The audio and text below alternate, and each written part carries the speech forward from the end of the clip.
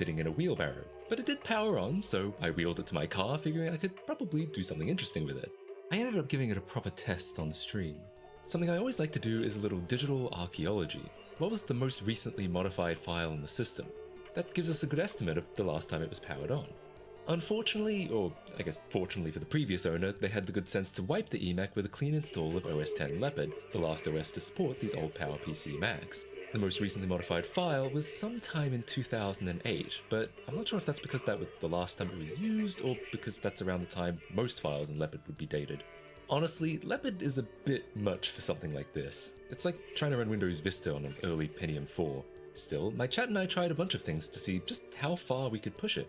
We quickly discovered it was the first revision of the eMac, making it also one of the last computers that could natively boot into creaky old OS 9. But this also meant it was the slowest of the eMacs, clocking it in a paltry 700 MHz, which was evident in just about everything we tried. Just getting games onto it was a challenge. It was too old to have even USB 2, so I was stuck with the 12 megabit per second USB 1.1 or the eMac CD drive. Yeah, CD, it can't even read DVDs. Surprisingly, USB was still about twice as fast as the CD drive, though that might be partly due to the drive's age. Halo was acceptable. The eMac falls just barely within its minimum system requirements, though kind of fascinatingly on paper, this eMac specs are not that different to an original Xbox. Its GPU is a little worse, but everything else is, if anything, slightly better.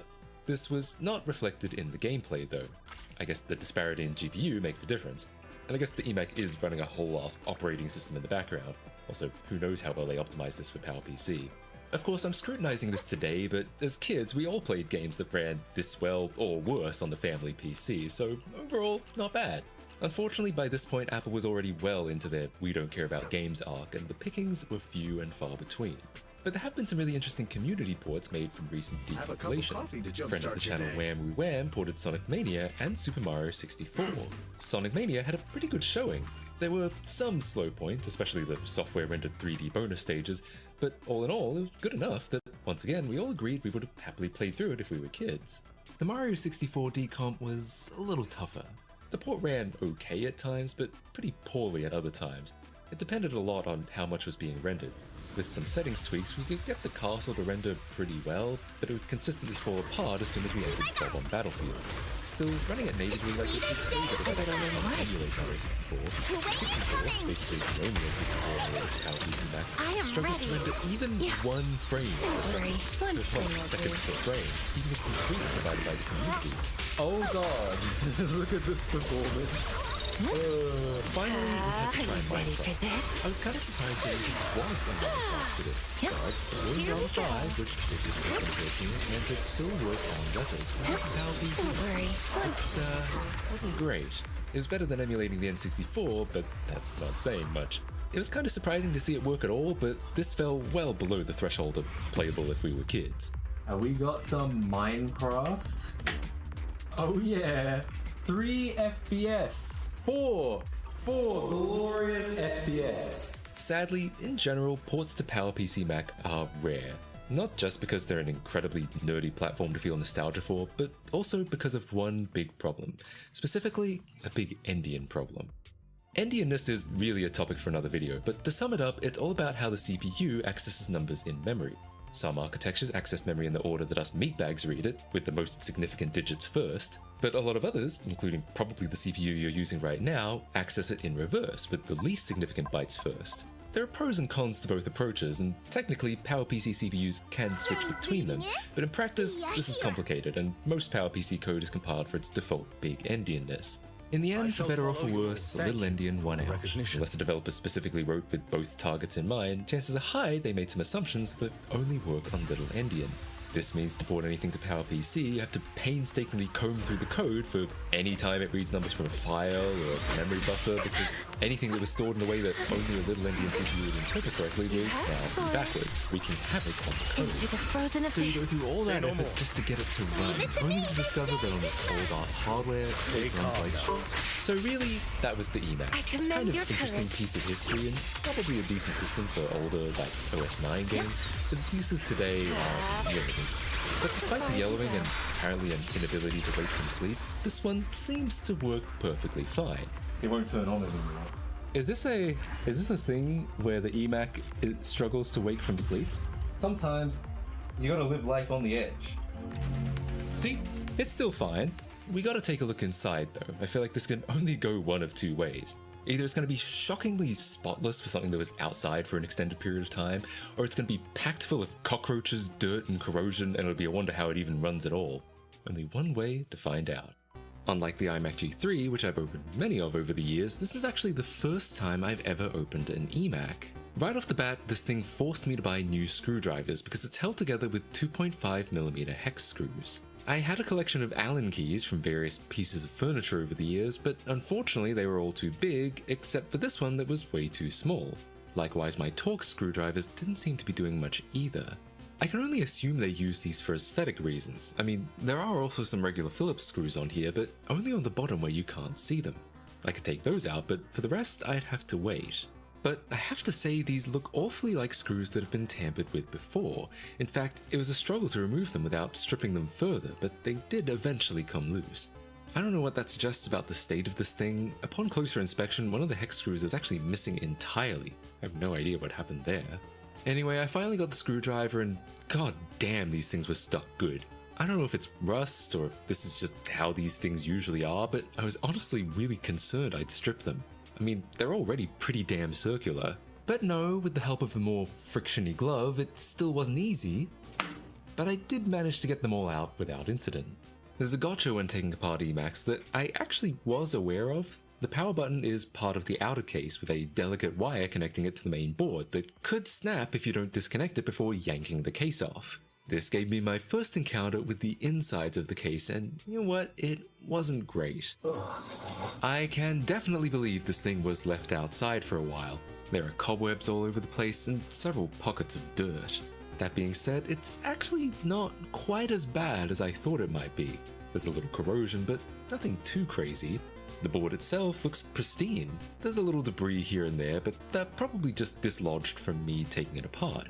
Obviously, it'd be nice to give this thing a good clean and restoration, but this will probably require a fairly comprehensive disassembly to get every component thoroughly cleaned. And I figure if I'm gonna pull it all apart, maybe I could do something else with it too. Right now, on my Patreon and YouTube members pages, there's a poll where you can vote for what I should do with this eMac. Should I try to restore it to showroom condition? Should I try overclocking it or making it silent? Should I try replacing the internals with a Hackintosh or ARM Mac Mini? I don't want to replace the CRT, even though it would make it lighter, give me more room inside, and doesn't look half bad since the front is already flat, but the CRT is just a part of the eMac aesthetic for me. I can't really see myself ever wanting to get rid of it. Plus in this day and age, we may as well hold on to whatever CRTs we can. But it is possible to hijack the VGA signal and send whatever we want to it. I could even just make it a VGA monitor and maybe have a switch so it could still be an eMac when I wanted it to be. Imagine using this as a monitor for an old 98 or XP machine. That'd be pretty cursed. So if you want to vote and follow along how it all goes, check out the links in the description. For now, thanks for watching, and I'll see you all in the next one. Bye guys. Oh, God.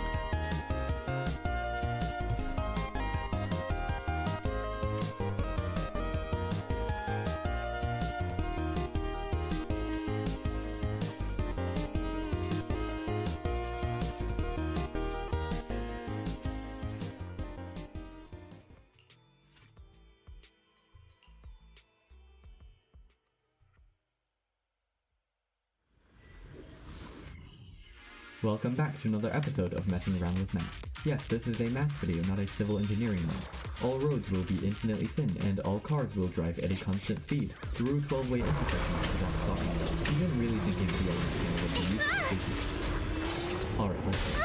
Some background first, in case you're from a place that doesn't have city roads. The road layout of cities sometimes looks like this, a square grid, and the big question we're trying to answer is, would a hexagonal grid be more efficient for transportation? A little To reward. answer this question objectively, we need some sort of way to measure the efficiency of each grid. How good is it at transporting people around? There are, of course, many ways to measure efficiency, far as but you for now go. let's use this. We take the grid, we Noise, pick a be starting gone. location and a fair amount of time. Given the starting location and time limit, there will be a reachable Got one area. for complaints. Any location inside this area you can drive to within the time limit, but any place outside of this area will be unreachable within the It's time the limit. ending. So the bigger the reachable area, the better, and the most efficient grid would have the biggest reachable area. Alright, now let's break compare the the two ice. grids. The reachable area Rest in for a peace. square grid looks like this. How do we know? We just start at the starting point and move outwards step by step. So this is the reachable area after 1 minute, and this is the reachable area after 2 minutes. I should mention, throughout this video, all cars will travel at 1 block per minute. Anyway, as you increase the time limit, you can see that the reachable area becomes a square. How big is the square? Well, if the time limit is t minutes, then you have time to move t blocks. You can move t blocks east or t blocks north. You can move t blocks in any of the 4 cardinal directions. However, you can't move t blocks northeast because there's no northeast road. You need to go along the roads, and this slows you down if you're going northeast. Anyway, you can calculate the area of the square to be 2t squared. For the hexagonal grid, we just do the same thing. In this case, the reachable area ends up becoming a hexagon with an area of about 1.95 t squared. The square grid's reachable area is slightly bigger, because notice how in the hexagonal grid you can't move in a straight line. Any path you take will always be slightly inefficient. Hexagonal grids do have one thing going for them though. Notice how square grids are very efficient in these 4 directions, but very inefficient in these other 4 directions, while hexagonal grids are a little inefficient in every direction. Anyway, square grids win. They are slightly better in terms of reachable area. Now this has nothing to do with real life because this is not a great way to measure efficiency.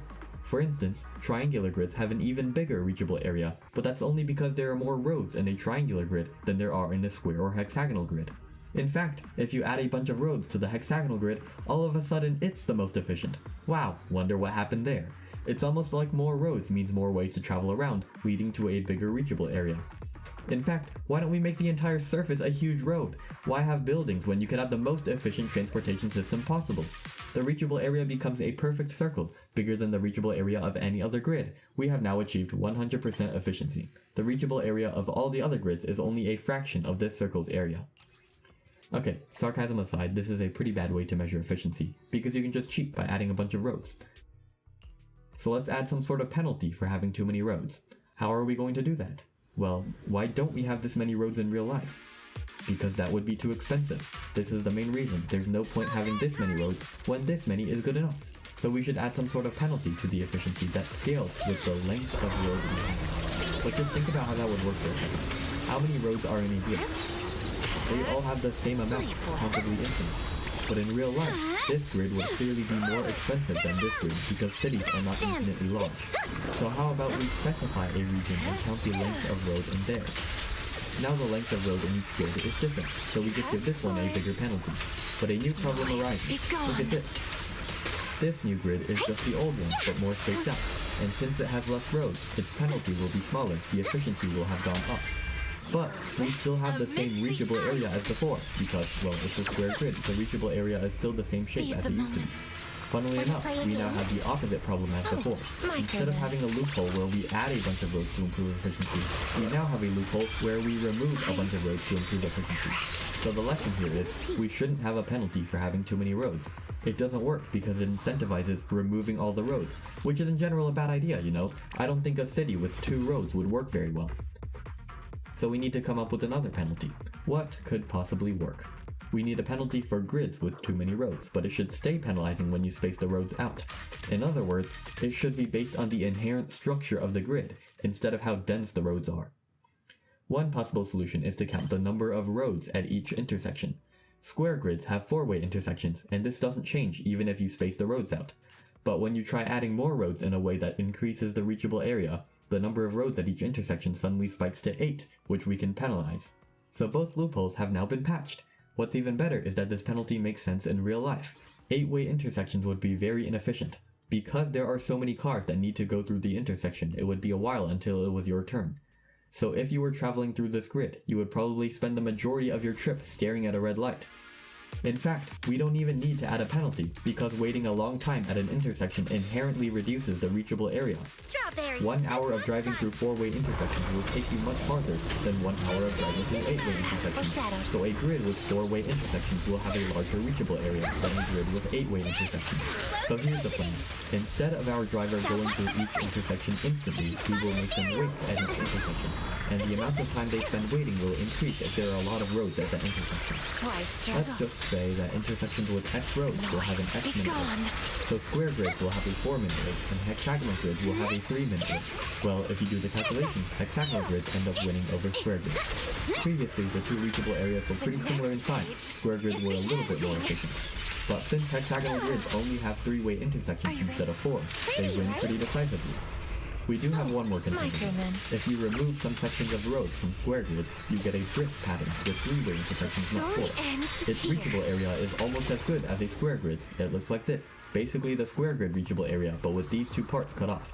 The reason these two parts are cut off is because in a square grid, moving up or down is pretty straightforward, so you can actually reach these two parts before the time limit.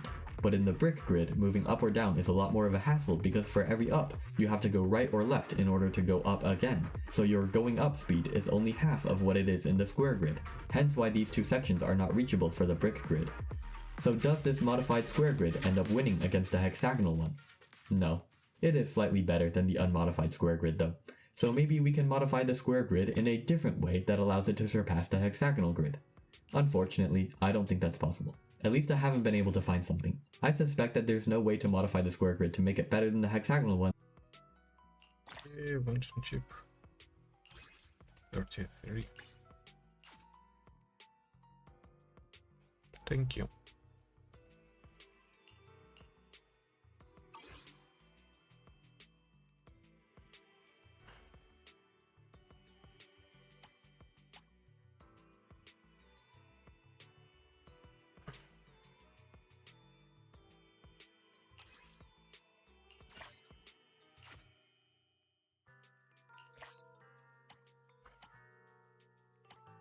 That's my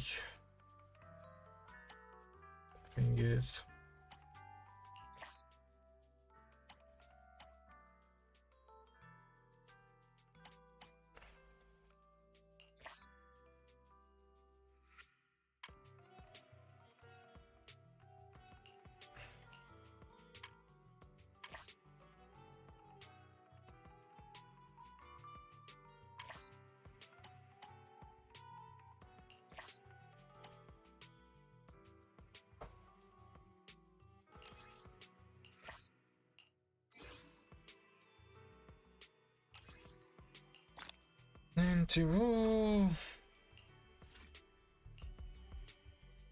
But I haven't been able to prove this, so this is a puzzle for you guys.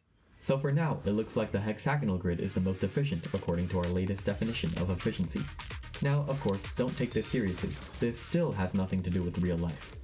If you were a civil engineer or something and you were actually trying to find which grid was the best, you would probably attach some sort of penalty for having confusing navigation, and also a penalty for having hexagonal buildings and 20 other different variables as well. Or at least I think that's how they would do it. I'm not a civil engineer, which is probably a good thing now that I think of it. My point is, we're just messing around here. And we're not even messing around accurately. Since this script was written, I've already discovered 2 problems with the video thus far. First of all, remember that loophole earlier where we could remove a bunch of roads and end up with a higher efficiency? It turns out that we can still do that. This loophole was never actually patched. Look at this square grid. You drive for 1 minute and stop for 4 minutes, since it's a 4-way intersection. And then you repeat the cycle again. So you spend 20% of your time driving overall. Spacing out the grid. Now the cycle is, you drive for 2 minutes and stop for 4 minutes, and then you repeat that again.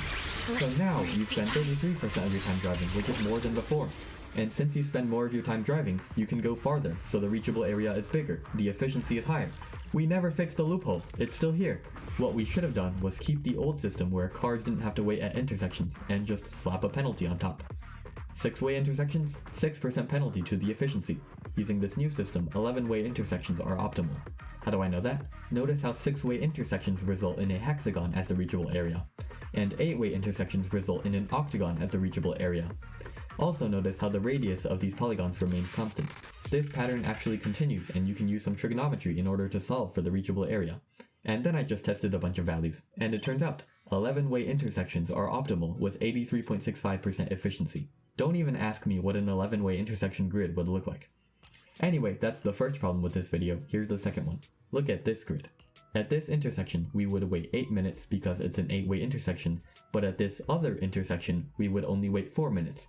So if you want to travel between this location and this location, is the fastest path really a straight line like we assumed it to be? Maybe you can go faster by doing some wacky stuff that we would never think of. It doesn't work on this grid, but my point is, it might work on another grid. And of course, if you have a faster way to travel, it affects the reachable area. So now all our data is inaccurate. And one more problem just to top it all off. When I said cars would wait 4 minutes at a 4-way intersection, you probably thought to yourself, wow, that's kind of randomly specific. Maybe there's a deep underlying reason for why he chose to do it this way, and he'll explain this deep underlying reason later on in the video. There's no deep underlying reason. I just used whatever felt right. Same for the, oh, there's a 6% penalty for 6-way intersections. Again, I pulled that rule out of my ass. No reasoning at all. Why isn't it square root 6% penalty? That's just as valid, and we would end up with a completely different answer. Instead of 11-way intersections being the most efficient, it would now be 23-way intersections. Hey, you know what? Let's stop and reconsider our life choices. It's been 10 minutes already, and we still haven't figured anything out. Maybe the problem has been reachable area. This whole time, our definition of efficiency has been, how large is the reachable area? Maybe that's why we're having so many problems. So let's start at the very beginning and find another definition of efficiency. The point of all these road grids is to get places preferably quickly. So we could define efficiency based on how quickly you can travel between 2 points. If we have a square grid and we want to get from point A to point B, the shortest possible route is pretty easy to find. In this case, it's 7. We'll call this the grid distance. So, the grid distance between these 2 points is 7, but the normal distance, or Euclidean distance, is just 5 by the Pythagorean theorem. So think cars for grid distance, the journey is 7 blocks by car, and birds for Euclidean distance, the journey is 5 blocks by bird. Okay, so what is the point of all this? Well, we're trying to find some way to measure efficiency, right? The faster you can travel between point A and point B, the more efficient this grid is. For the square grid, the travel time is 7 minutes. Maybe for another type of grid, the travel time is only 6 minutes. In that case, we would consider that grid more efficient. But no matter what grid you have, the travel time will never be below 5 minutes.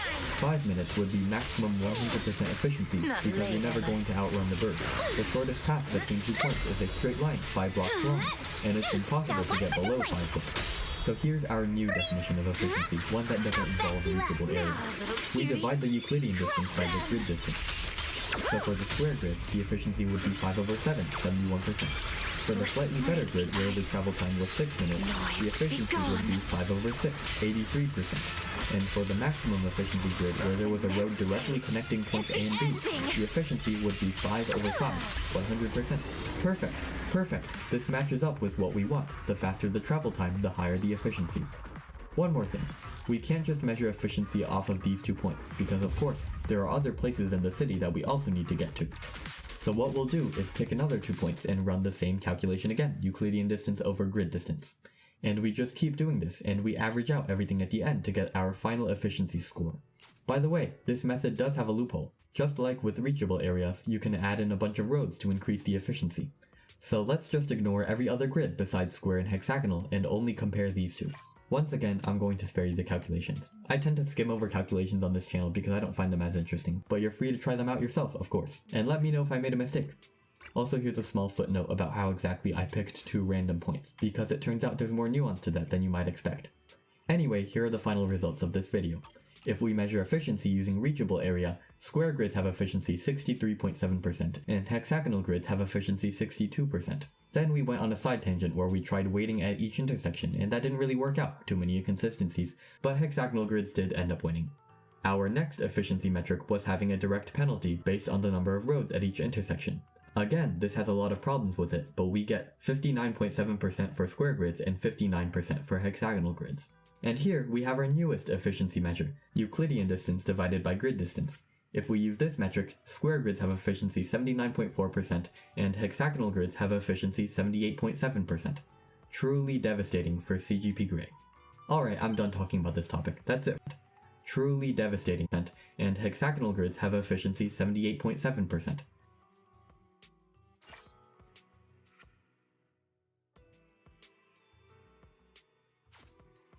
Truly devastating for CGP Grey. Alright, I'm done talking about this topic. That's it for this video. I hope you enjoyed, and I'll see you next Sunday. Peace. The world of Star Wars has repulsor vehicles that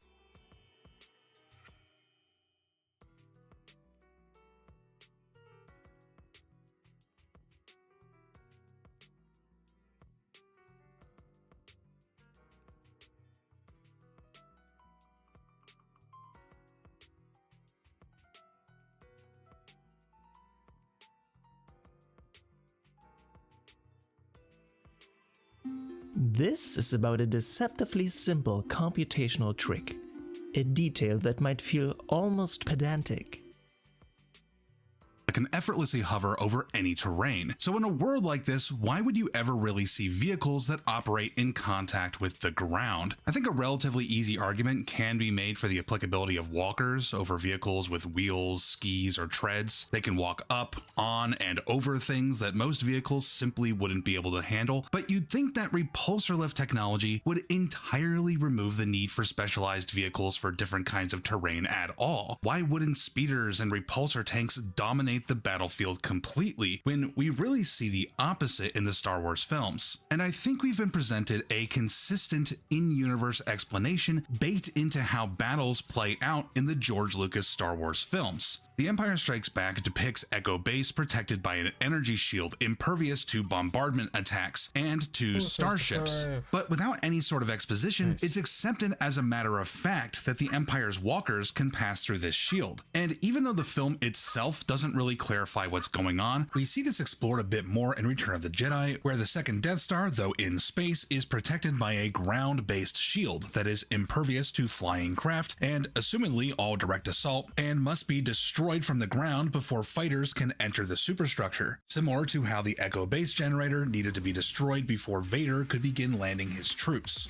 But the exploration didn't stop there, because it would seem like George Lucas actually took advantage of another open ground battle to illustrate this quirk of his world in a more directly visual way, where we can see again a friendly force protected by an energy shield, and instead of taking a character's word for it this time, Lucas opts to show us how effective this shield is in withstanding sustained bombardment. And what's interesting here is the Trade Federation's next move. It's not like they just drive their tanks through the shield. Instead, they deploy battle droids, which with some mild effort can simply walk right through the shield. And it's not like the Trade Federation was just arbitrarily deciding to hold back their tanks and sending their troops ahead for some dramatic gesture, because the moment the shield goes down, the tanks advance, almost as if we're being more explicitly shown what was merely assumed in The Empire Strikes Back, that mechanical machines can pass through a shield while a repulsor lift vehicle cannot. Now, you might be thinking that this was already clearly explained by the Clone Wars TV show that illustrated how a droideca's shields could be bypassed by a slow-moving object, but that doesn't actually explain these large defensive shields, because why not just advance your tanks very slowly into the shield then?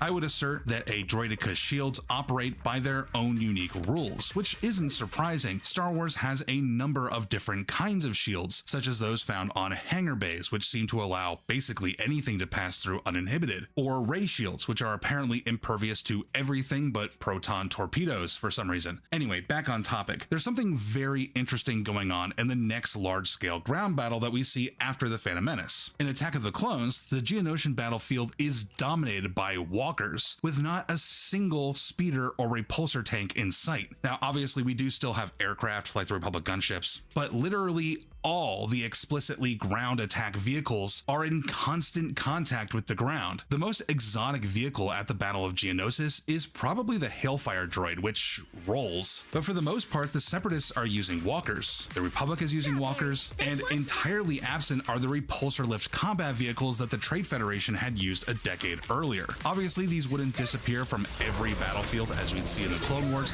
but also absent are shields, because when all of your opponent's ground forces can merely walk or roll through your defenses, why bother? So this sudden explosion of all sorts of ground-based vehicles doesn't seem like an accident from a world-building perspective, especially since the diversification of ground vehicles would continue into Revenge of the Sith as well. We see another large-scale shield-focused offensive in the Clone Wars at the second Battle of Geonosis, and what's really interesting is that the shield here is augmented by deep canyons and steep plateaus and a variety of physical obstacles, some which look specifically designed to deter Republic walkers, because this is really the only way to responsibly use a shield against an opponent using ground contact vehicles. When Echo Base uses a similar shield, they primarily relied on the secret location of the base for protection, and don't have access to the same variety of physical defenses, but the shield does deter orbital bombardment, and it forces the Empire to use their slowest vehicles, meaning that the shield primarily exists to buy time for the Alliance to mount an evacuation. In all cases, it would seem that at some level, the galaxy kind of learned a lesson at the Battle of Naboo, that overwhelming military might could be stopped in its tracks by a certain kind of defensive technology, but also that this technology can relatively easily be bypassed by apparently just ditching the repulsor lifts, and the tactics had to adjust accordingly.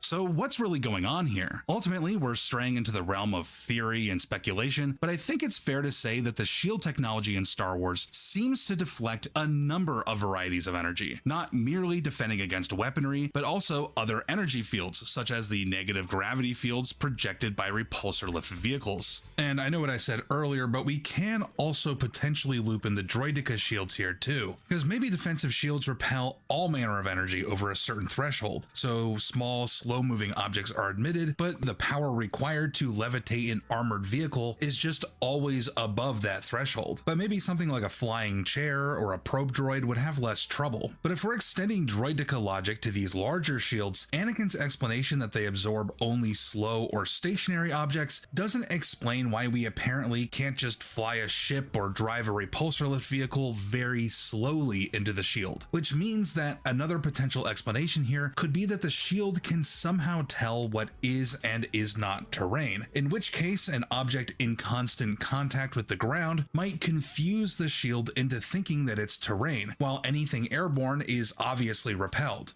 But these rules fairly clearly don't apply to ship-based deflector shields, which only appear to exclude energy weapons while permitting fighters, even though Deflector shield is too strong.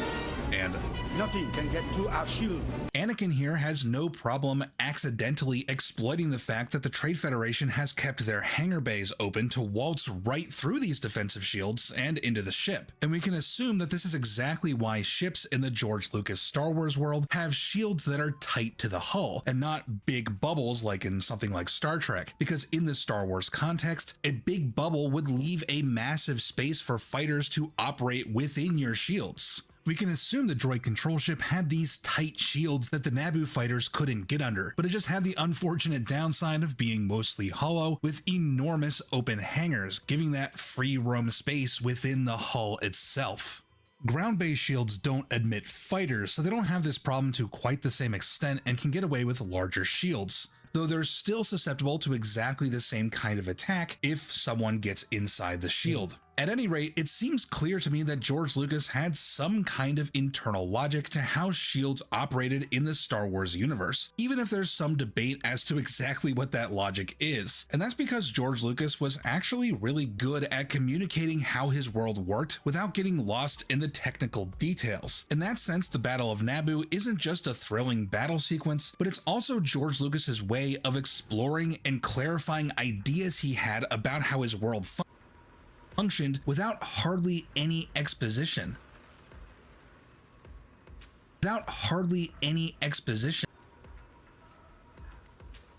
The AT-TE seems like a pretty well-rounded walker. It's highly stable, portable, incredibly versatile, so why would the Empire seemingly completely abandon it in favor of the AT-AT? I've seen a lot of talk online about the long legs of the AT-AT, making it very difficult to engage from the ground, involving a risky and high-profile attack requiring specialized equipment and a good bit of luck, and we also see that the AT-AT has a higher platform for battlefield awareness. But there's a huge factor that gets completely ignored, and it's something that's actually sort of addressed on screen in the Clone Wars TV show. In the Season 2 episode Landing at Point Rain, we see Jedi Master Ki-Adi-Mundi cutting through defensive barriers to create a path for an AT-TE. And this short clip right here is all the justification that you need for a walker with long legs. Without a Jedi Master, this formidable machine would have been effectively stopped by a relatively cheap, completely passive defensive measure, the likes of which an AT-AT could easily step over. Even with a Jedi Master, the progress here is quite slow and leaves the walker completely vulnerable. Now, sure, you could stop an AT-AT in much the same way, but the extra effort to construct defenses that would counter the taller walker would be much more costly. Not to mention that the AT-AT is both taller and more narrow than an AT-TE, so to construct similar measures to counter an AT-AT, you would require more barriers and barriers of a larger size.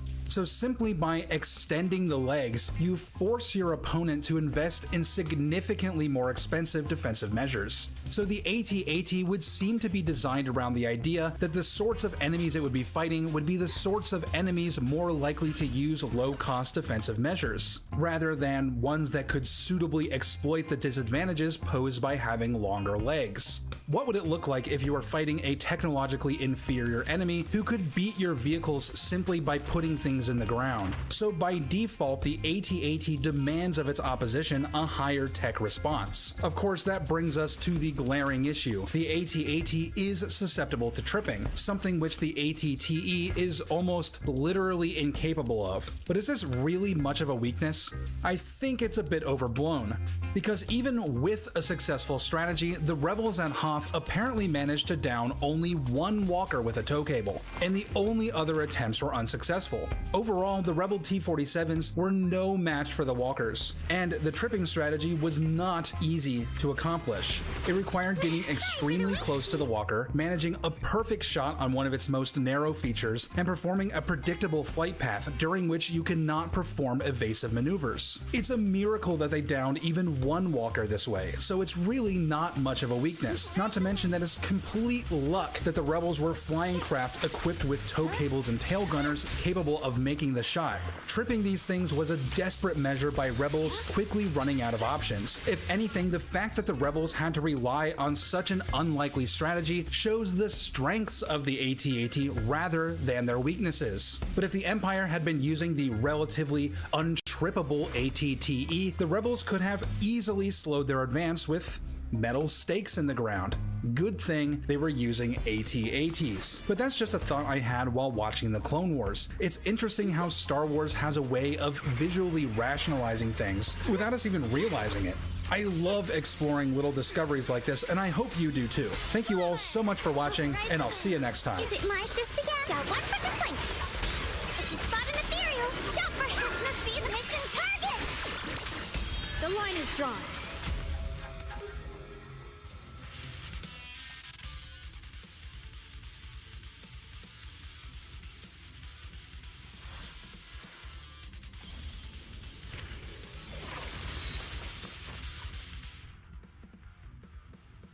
Let's go to the left.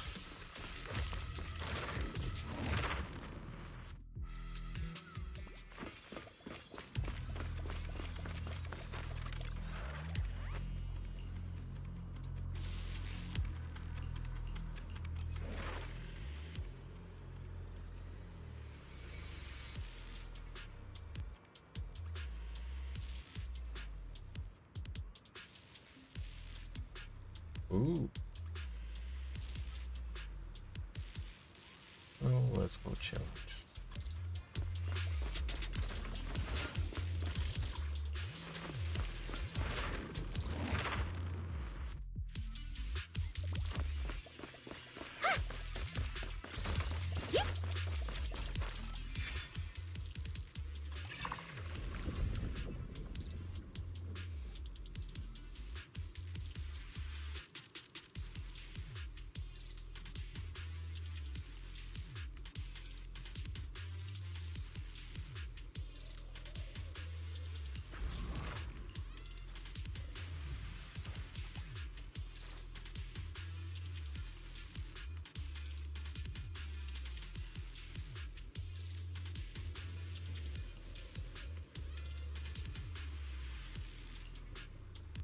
Hello?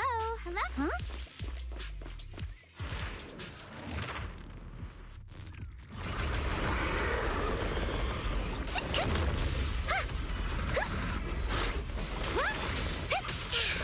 Intercept! Seal! Break! Yep. Rapid flashes! Under!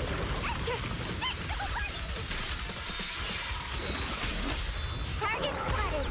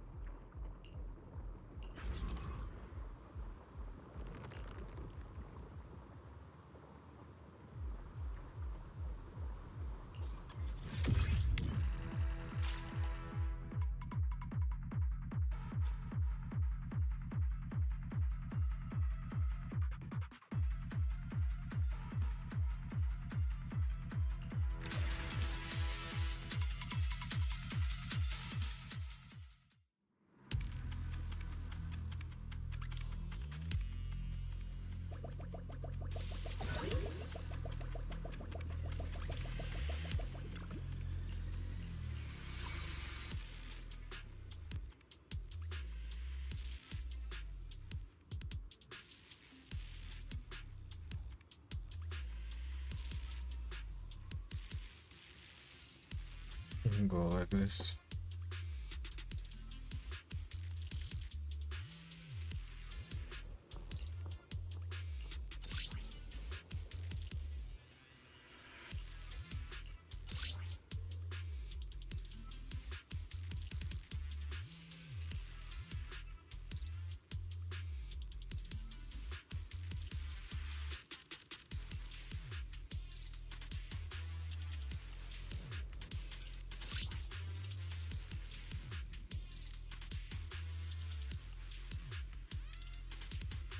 Okay, let's go like this.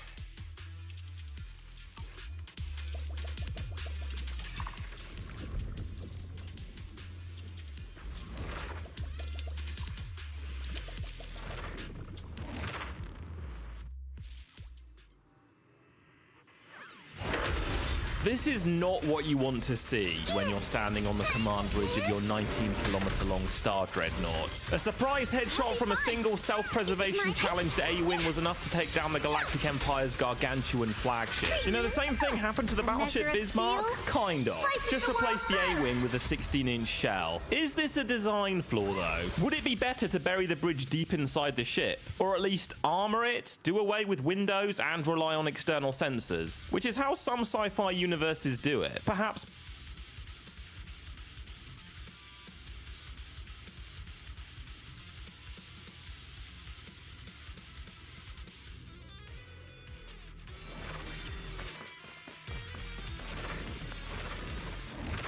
more of a combat information center than a standard navigation bridge. But if exposed bridge towers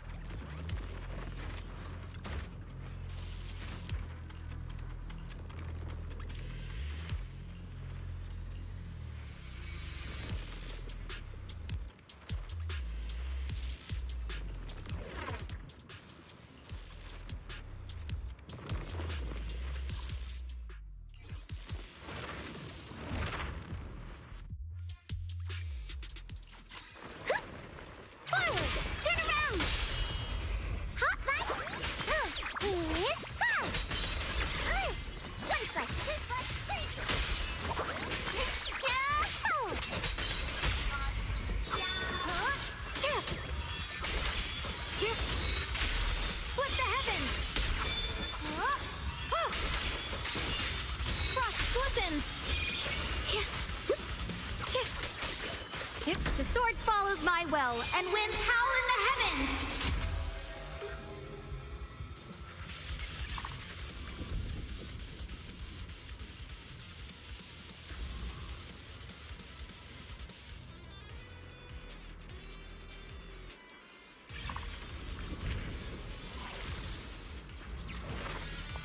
You're now connected to the Gold Star Rep. are such a liability? Why do real warships have them? Because the iconic Star Destroyer bridge tower is clearly inspired by real-world naval.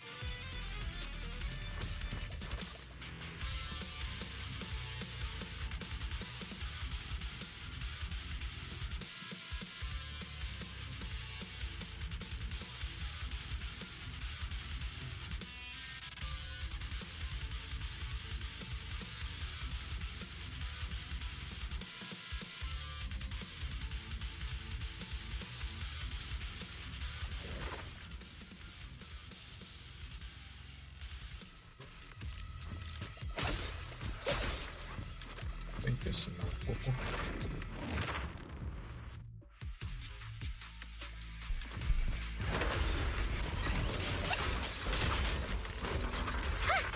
Intercept! Seal! Break! Yep! Time to prove, leave it to me! Yep! Split the heavens! Rolling thunder! Yeah! Radiant cloud!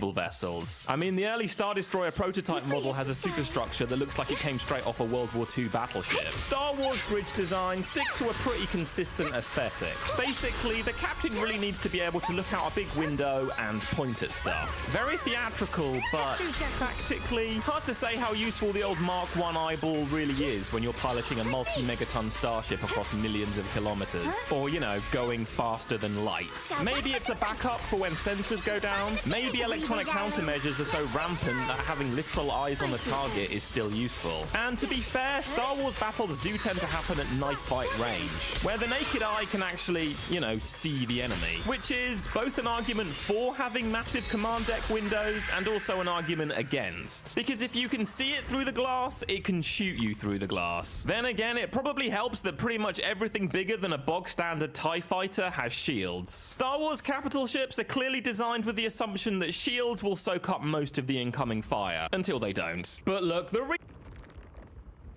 I'll take this one.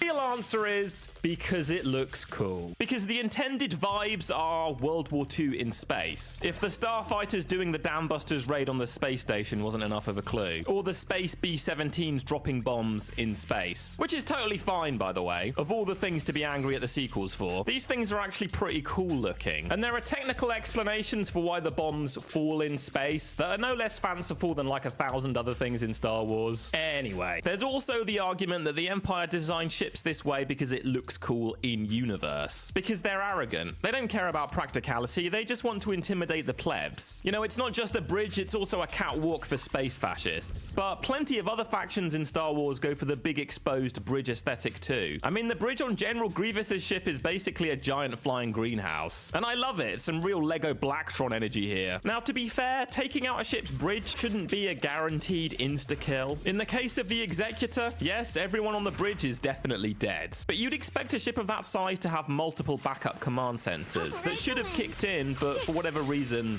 didn't.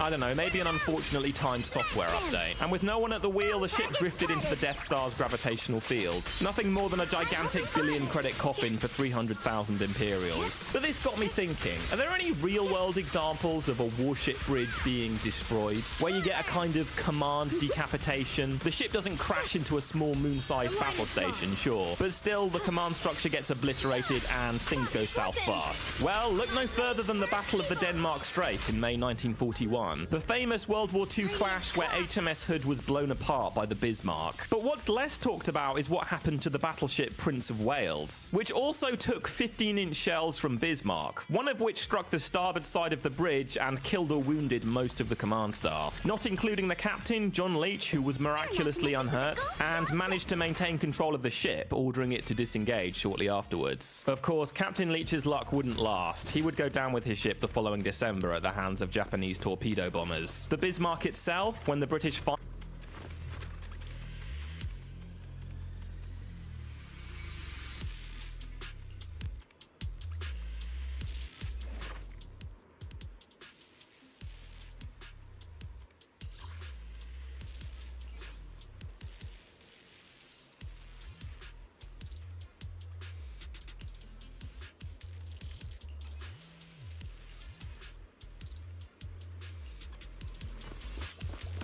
What a waste.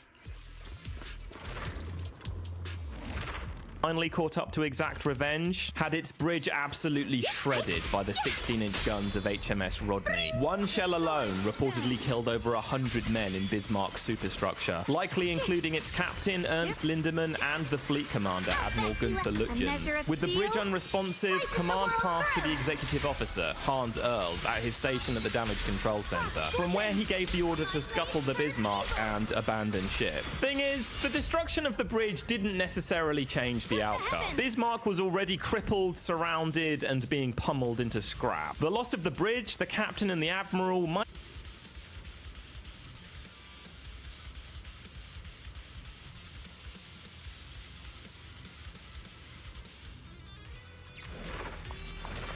Switching to business mode.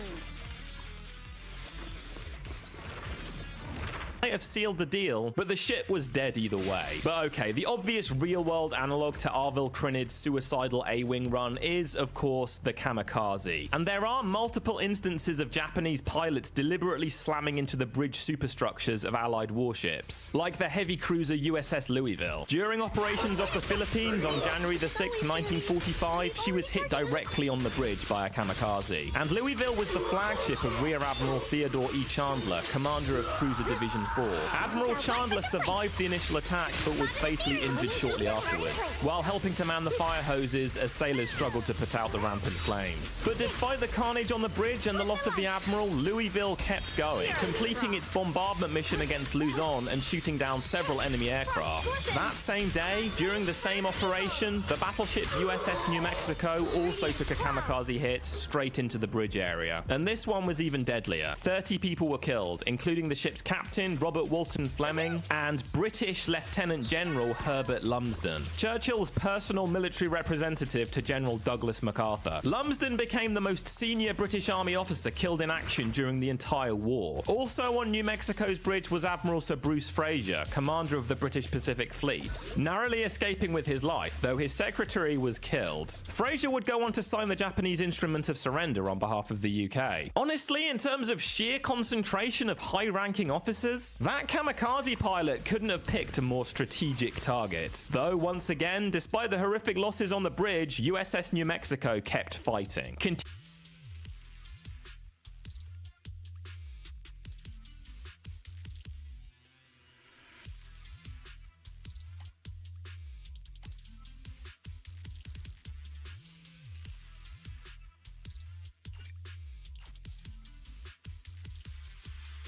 Something like that.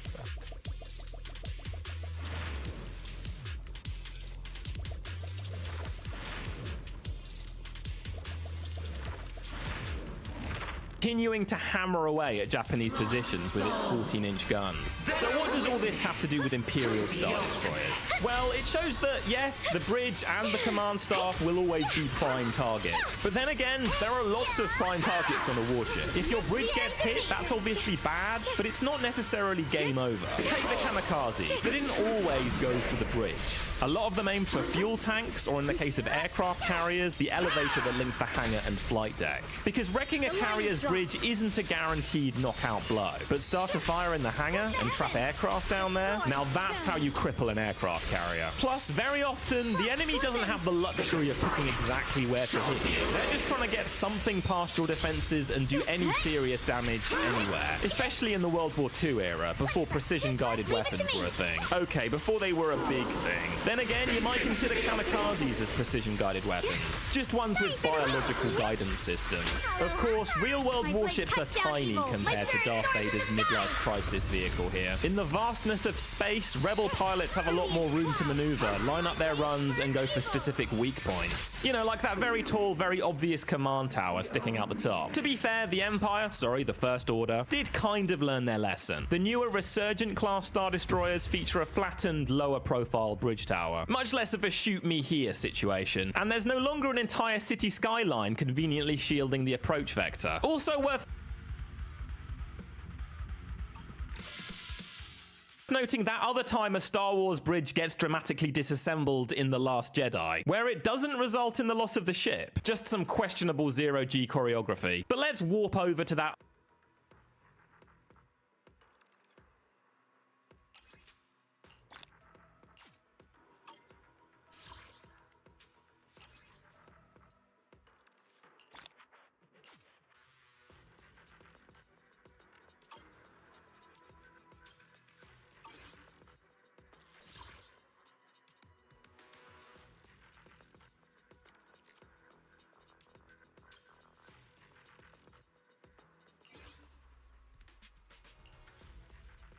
other big Star franchise. You know, the one that ends in Trek. The Enterprise's bridge is also kind of exposed right there on top of the saucer section, though it makes use of a view screen, not a window. Unless you're in the Kelvin timeline, where it's both a window and a screen. I mean, sure, why not? Now, the Enterprise D actually has two bridges. The fancy main one on the saucer, and the more tucked away battle bridge down in the Star Drive section, used when the saucer separates. All 3 times that happened over 178 episodes. once. Of course, the fourth and final time in generations didn't go that well for the Star Drive. It makes you think though, if they're using view screens for everything and the battle bridge is obviously safer, why isn't the battle bridge just the main bridge? Well, probably because it's a bit dark, cramped, kind of depressing. Not exactly the place you want to command a utopian space cruise. Now, obviously, Starfleet has the budget for improved decor and lighting on the battle bridge. The real reason is, once again, the vibes. You want to be up there on the bright, roomy, comfortingly beige bridge, before hopping in a turbo lift down to 10 forward to knock back a few synth-ails, then hitting the holodeck for some totally wholesome and not at all deviant relaxation. But what about harder sci-fi universes, like Babylon 5, a setting where ships have big rotating sections to simulate gravity the old-fashioned way? And the command decks of these ships are usually, well, I don't know exactly where they are, but they don't have windows, though the command section of the actual Babylon 5 station does. Then there's Battlestar Galactica. In the 1978 original, the Galactica had something called Core Command, basically a Star Wars-style bridge setup at the front of the ship, but at least it came with armored shutters that dropped over the windows in battle. Kinda reminds me of the White Base in Mobile Suit Gundam, which, like most warships in Gundam, has an extremely prominent battleship-style superstructure. In Gundam, capital ship bridges are constantly being blown up by mobile suits, which seem to have magical levels of maneuverability and firepower purely by virtue of being humanoid-shaped. But again, on the White Base, armored shutters roll down when it's time to throw hands with space mechs. Oh, and shout out to Shah's counterattack, where the captain's chair literally lowers through a trapdoor into the armored battle bridge when combat starts. Kind of a tactical stair lift that prevents your space battleship being one-shot by a giant robot. Anyway, the reimagined 2004 Battlestar Galactica went with a more gritty, grounded military sci-fi feel. So the Galactica doesn't have a bridge, it has a combat information center, which is located deep inside the heavily armored forward section of the ship, aka the alligator head. On real warships, the Combat Information Center, or CIC, was an idea developed by the US Navy during World War II. As radar, sonar, and radio comms became more critical, and naval warfare shifted to more complex, long-range operations involving dozens, if not hundreds, of ships and aircraft, commanders needed a dedicated nerve center that wasn't the bridge or conning tower. Funnily enough, the concept of the CIC was at least partially inspired by science fiction. Rear Admiral Cal Lanning openly admitted that the Navy borrowed the idea from the Lensman novels by prolific sci-fi author E.E. Doc Smith.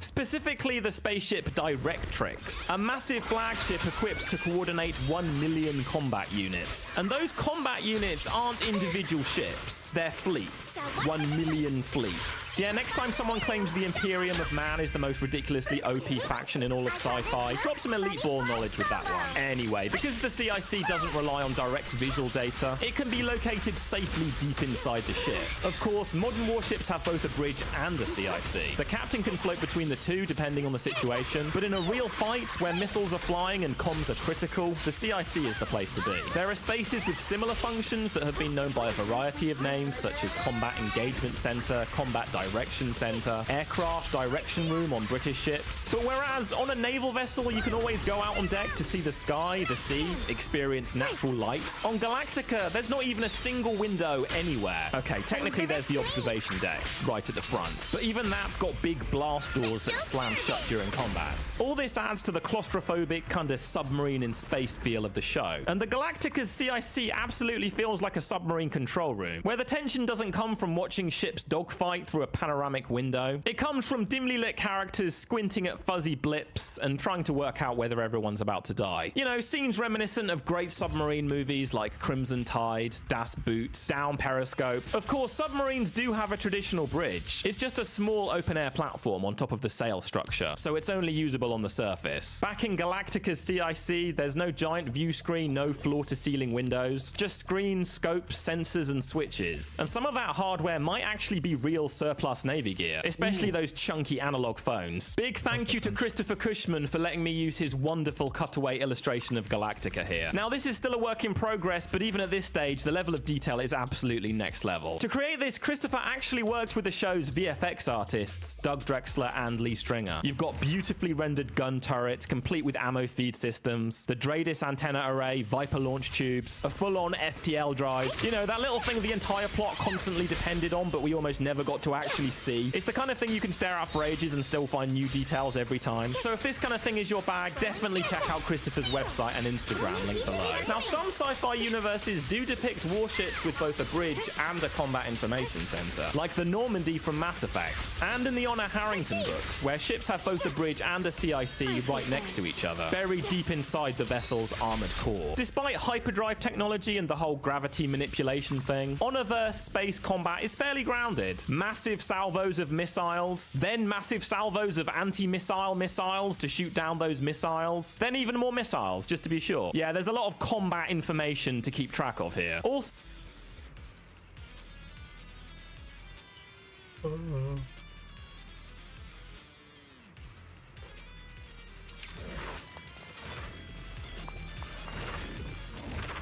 lasers and gamma ray lasers, aka grazers, which are basically the final boss of directed energy weapons. Not to be confused with the kind of radiation that turns people green and angry. These just turn people into, well, nothing. It's all not a million miles away from The Expanse. I mean, if we're talking realistic space combat, a million miles isn't even that far. But The Expanse is probably the hardest take on sci-fi space war you're gonna find, at least in a relatively mainstream TV show. In The Expanse, bridges, command decks, CICs are just windowless rooms inside the ship. I love how on the Martian battleship Donager, the CIC is basically a metal box inside another metal box. Then you've got settings that go in the complete opposite direction, like Warhammer 40k, where command bridges aren't just raised superstructures, they're Gothic cathedral amphitheaters. Another anime parallel would be something like Legend of the Galactic Heroes, where the Imperial ship's bridges are these ornate palatial throne rooms. And even the supposedly utilitarian Federation ships still have these cavernous huge command sections. And of course there's a lot of stuff that falls in between.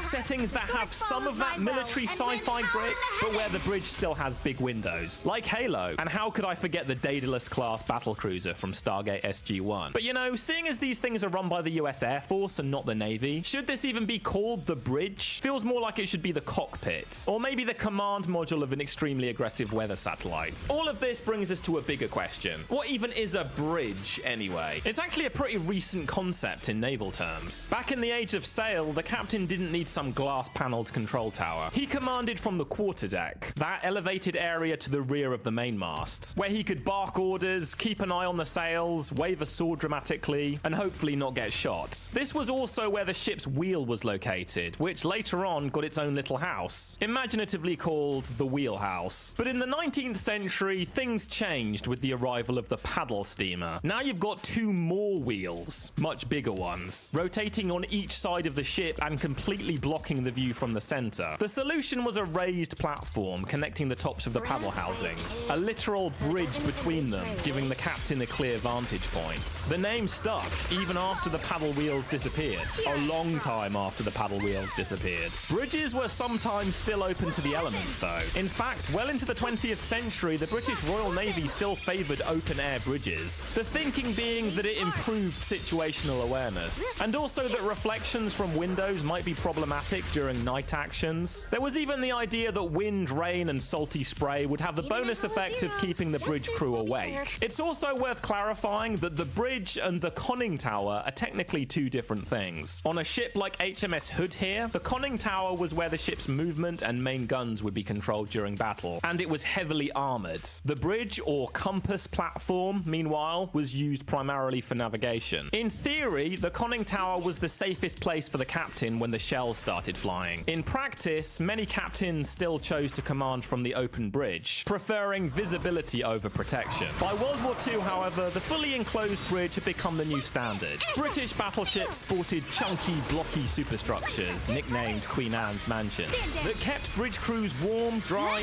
and a little more protected from shell splinters and strafing aircraft. And as radar started to replace the human eye, the switch to enclosed bridges made even more sense. Interestingly, the Royal Navy actually de-armored their conning towers over time. Their reasoning was that if a large caliber shell hit the tower, it might not penetrate, but the shockwave alone could still kill or incapacitate everyone inside. So why waste weight on armor that doesn't meaningfully protect? Instead, they applied that weight where it mattered most: vital systems like magazines and engine rooms. The heart of the all-or-nothing armor philosophy. The US Navy, though, opted to keep the heavily armored conning tower. Their Iowa-class battleships had conning towers with up to 17.3 inches of armor, basically a floating bunker. Meanwhile, Britain's last battleship, HMS Vanguard, had just 3 inches of armor on its superstructure, but a significantly thicker belt protecting its vitals. Now, I don't know if Palpatine ever had debates with Kuat drive yards about shield strength around Star Destroyer bridges. My understanding of the lore is that these things are both sensor globes and local shield generators for the area around the bridge tower. Of course, some Star Destroyers come with 2 bridges, the Venator class, with one tower for commanding the ship and another for directing starfighter operations. Which makes perfect sense, because Venators are basically half battleship, half carrier. And there are real-world ships that do pretty much the same thing. The Royal Navy's Queen Elizabeth-class carriers have 2 separate island structures. The forward island handles navigation, while the aft island is dedicated to flight control. Separating the islands also allows the ship's engines and exhausts to be spread out, improving the redundancy of the propulsion system should the ship take damage in combat, while also maximizing deck space, because the alternative would be a single longer island with multiple funnels, like on the Invincible class. I guess the Venator design has a kind of redundancy too. Like, the bridge towers may be exposed, but if one gets taken out, at least you've still got command facilities on the other one. In fact, the Queen Elizabeth class contract was awarded in 2005, the same year the Venator made its debut in Revenge of the Sith. Coincidence? Yes. But hey, since then the 2-island setup seems to have caught on, with both the Italian Trieste and the Chinese Type 076. Now, another reason to have 2 bridges is when there's an admiral on board, and they need their own space. Larger warships often have a flag bridge, or admiral's bridge, with dedicated command facilities for a high-ranking officer and their staff to coordinate a fleet or task force, typically tucked below the main bridge on the superstructure, commonly found on battleships, aircraft carriers, and even cruisers. If you visit HMS Belfast in London, a light cruiser from World War II, you can actually walk up to the Admiral's Bridge. Now, you don't see flag bridges much in sci-fi, but hey, maybe that's a potential use for the battle bridge on a Galaxy-class starship. Although, let's be honest, the Admiral should probably take over stellar cartography, or just, I don't know, use the holodeck to create the ultimate CIC, with a custom layout tailored to the specific mission profile. Maybe add some extra dramatic lighting and mood music. Recreating your real-world crush as a holographic assistant is optional. To be fair, a lot of sci-fi ships seem to roll the main bridge, flag bridge, and CIC into one big cinematic command deck. They're spacious, overloaded with consoles, and clearly designed to do it all, from ship control and fleet coordination to bounty hunter briefing sessions. Think of the sunken data pits on a Star Destroyer, or Mon Calamari cruisers, where the bridge flows straight into that giant holographic war room. And overall, for the most part, science fiction bridges do make sense. Sure, in Star Wars there's a heavy dose of rule of cool, but look, they have manned space fighters, which in itself is tactically questionable, loudly zipping around the vacuum of space like Spitfires and P-51s. Other universes take a more claustrophobic Tom Clancy submarine warfare in space approach, if that's what you're into. Either way, I think fictional spaceship bridges are important. They're familiar, comforting. I think they might be liminal spaces or something. I just looked up what liminal space actually means, and they're not really, but I'm gonna leave this bit in. In any case, a lot of important moments take place on sci-fi bridges. They're where big decisions get made, where iconic lines get delivered, from "Make it so" to "It's a trap" to "The Master Chief has gone rampant, take him down, boys." Hey, thanks for watching. I do like a foray from military history into the realm of science fiction from time to time. Hopefully you enjoyed it. Please don't forget to hit the like button if you did, and subscribe if you haven't already. Thank you so much for 100,000 subscribers. I know I said this on the last video that was like 2 months ago, but I The man who controls America's money printer, aka Jerome Powell, is being threatened. In a video, he claims that he might be criminally indicted for not lowering interest rates fast enough. Good evening. On Friday, the Department of Justice served the Federal Reserve with grand jury subpoenas, threatening a criminal indictment related to my testimony before the Senate Banking Committee last June. That testimony concerned in part a multi-year project to renovate historic Federal Reserve office buildings. I have deep respect for the rule of law and for accountability in our democracy. No one, certainly not the chair of the Federal Reserve, is above the law. But this unprecedented action should be seen in the broader context of the administration's threats and ongoing pressure. This new threat is not about my testimony last June. Those are pretexts. The threat of criminal charges is a consequence of the Federal Reserve setting interest rates based on our best assessment of what will serve the public, rather than following the preferences of the president. This is about whether the Fed will be able to continue to set interest rates based on evidence and economic conditions, or whether instead monetary policy will be directed by political pressure or intimidation. I have served at the Federal Reserve under 4 administrations, Republicans and Democrats alike. In every case, I have carried out my duties without political fear or favor, focused solely on our mandate of price stability and maximum employment. Public service sometimes requires standing firm in the face of threats. I will continue to do the job the Senate confirmed me to do. Thank you. Now, this is an extraordinary statement, mostly because of how much the Fed chair never talks about things like this. Like, for him to release the hostage video of him being like, look, the guy's threatening me, you know, I'm going to try to keep doing my job. The reason that's wild is that it's never happened before. And look, while presidents wanting the Fed to lower interest rates is nothing new, almost every president wants that. The idea that a Fed chair gets investigated and has to release the hostage video, that is new. Like, we've never seen that happen, ever. In fact, it's important context to know that Jerome Powell was actually appointed by Trump. Jerome Powell to be the next chairman of the Federal Reserve. And even then, they weren't on such good terms. But that's where you could see the independence of the Fed at work. And so while he would be criticized at the time, like, the attitude was he wasn't really going to respond. That's been the attitude of the Fed sort of all the time. They try to stay above the noise of politics. Recently, the President of the United States, who appointed you, has been less than favorable in about some of your decisions. Does that bother you in any way? No. So we're very, very focused on our job. We don't get distracted by other things. We do not take political factors into consideration, either in our discussions or in our decisions at all.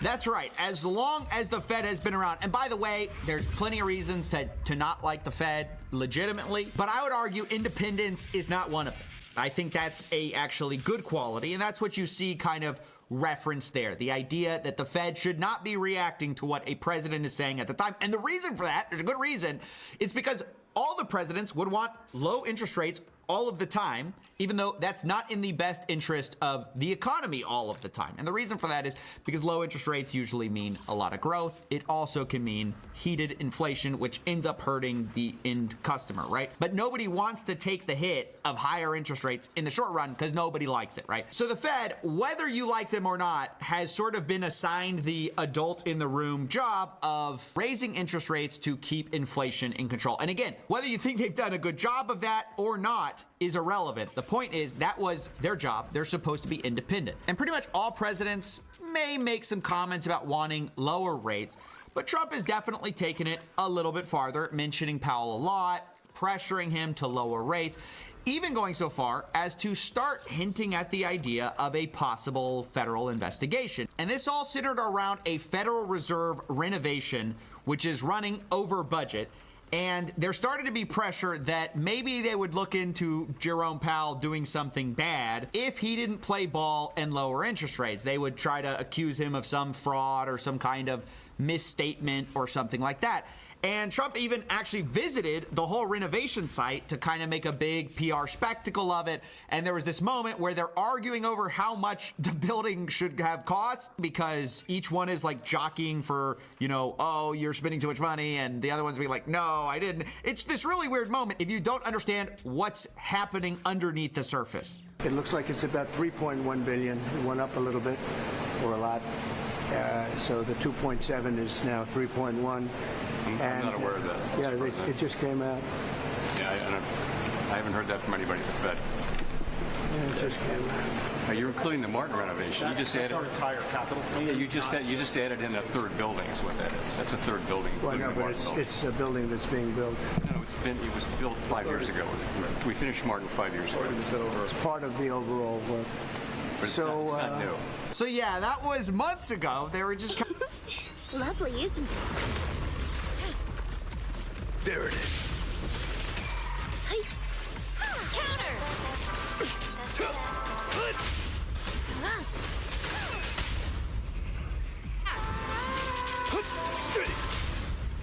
Go.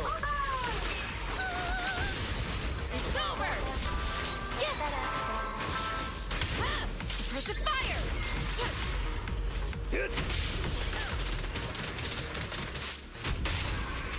All right, I'll take the mark. Breaking through.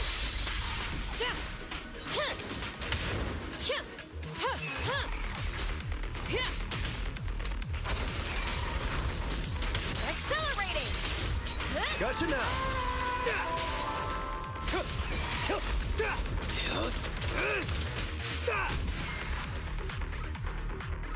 Kind of setting the stage for, hey, we may look into this if you don't play ball. And that's sort of explicitly said later, like a few seconds later in that exact interview. Trump is asked, you know, well, is there anything that would cause you to sort of back off Jerome Powell on all the comments you're making?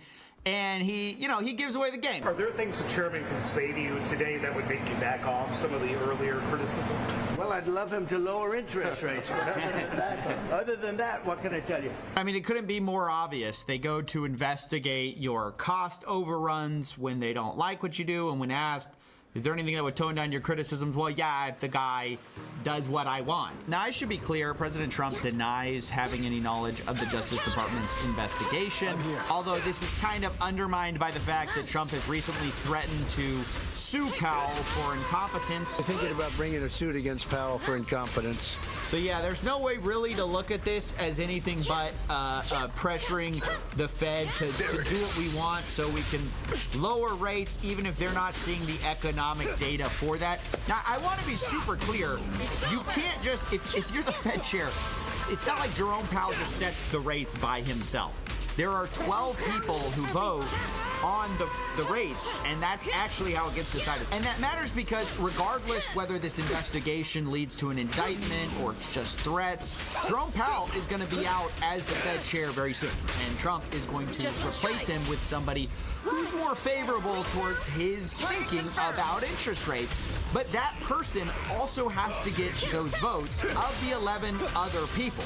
And Jerome Powell could stay on as one of those voting members, if I understand correctly, until 2028. So the implication of Jerome Powell goes much longer than just his current chairmanship. I think there's a pressuring to just remove him altogether because he has been an influential opposing voice to the lower interest rates at all costs conversation. Now, I did want to address some false information I've also seen circulating about Jerome Powell. I saw this guy tweeting about this. He says that Jerome Powell is a flagrant partisan working for the deep state. I mean, these people, I don't know if they just don't understand how the Fed works, or they know nothing about Jerome Powell even himself. Jerome Powell is a registered Republican. He was originally appointed by George H.W. Bush to the Treasury, and then Obama appointed him, Trump appoints him, Biden appoints him. He has been a staple of the government, serving both Republicans and Democrats forever. But if you just want to go straight down the line of like, you want to play like the he's a hack thing, the guy's literally donated to Republicans his whole life. And then he stopped making donations when he got elected to the Fed chair so he could do the job of being independent and not just serving like one guy's interest or one party's interest, but instead serve everyone. Now, again, you can have disagreements about whether the Fed actually does that job or has messed up that job. But the idea that we are going to be benefited by a Federal Reserve, which is just beholden under duress to what the presidents want at any time, you're just not looking down the curve, I feel, because it's not always going to be a Republican in office. It's going to be a Democrat too. And if the Fed's just a biased guy, it's just always going to be low rates that cause the dollar to further devalue. I mean, I feel like already there's a big public national conversation about the impact of inflation, and you want that problem to be worse? I truly do not understand this one. It's going to be interesting to see how people lay out the case against Powell. Personally, I find the whole, oh, we're so concerned about the budget thing to be really weak. I think ultimately the question has to be, would you have cared if interest rates are low? Would you have been super focused on the Federal Reserve building cost overruns? I don't actually think so. When you actually look at what they're thinking of investigating him for, it's some statements he made to Congress where he said there's no VIP dining room, there's no marble, there's no special elevators, just old elevators that have been there. There's no new water features, no beehives, there's no roof terrace gardens. And this person says this statement is false. So actually what we're fighting about is like a few water features and elevators, and maybe a dining room. It's like, that is actually what the national conversation is about. That's why we are totally legitimately investigating this guy who seems to have a face that appropriately sums up the situation. But look, I mean, it's no joke. They got grand jury subpoenas. I mean, that's not easy to get. It's a little more than just opening an investigation. It shows that they're quite serious. So we'll see where it goes. I mean, are we going to enter Banana Republic stage where like 0% interest forever? I don't know, but we will find out.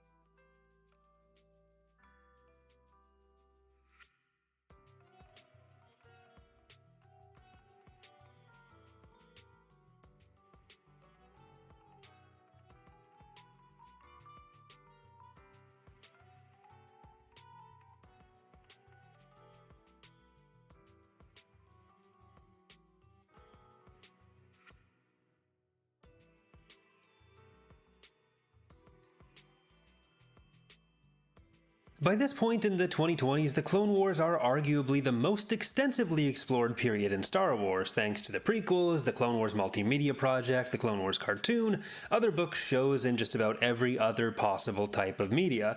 But for a long time, their exact nature wasn't really solidly known, and the published material of the expanded universe gave some wildly different ideas for what they would be than what we ultimately got.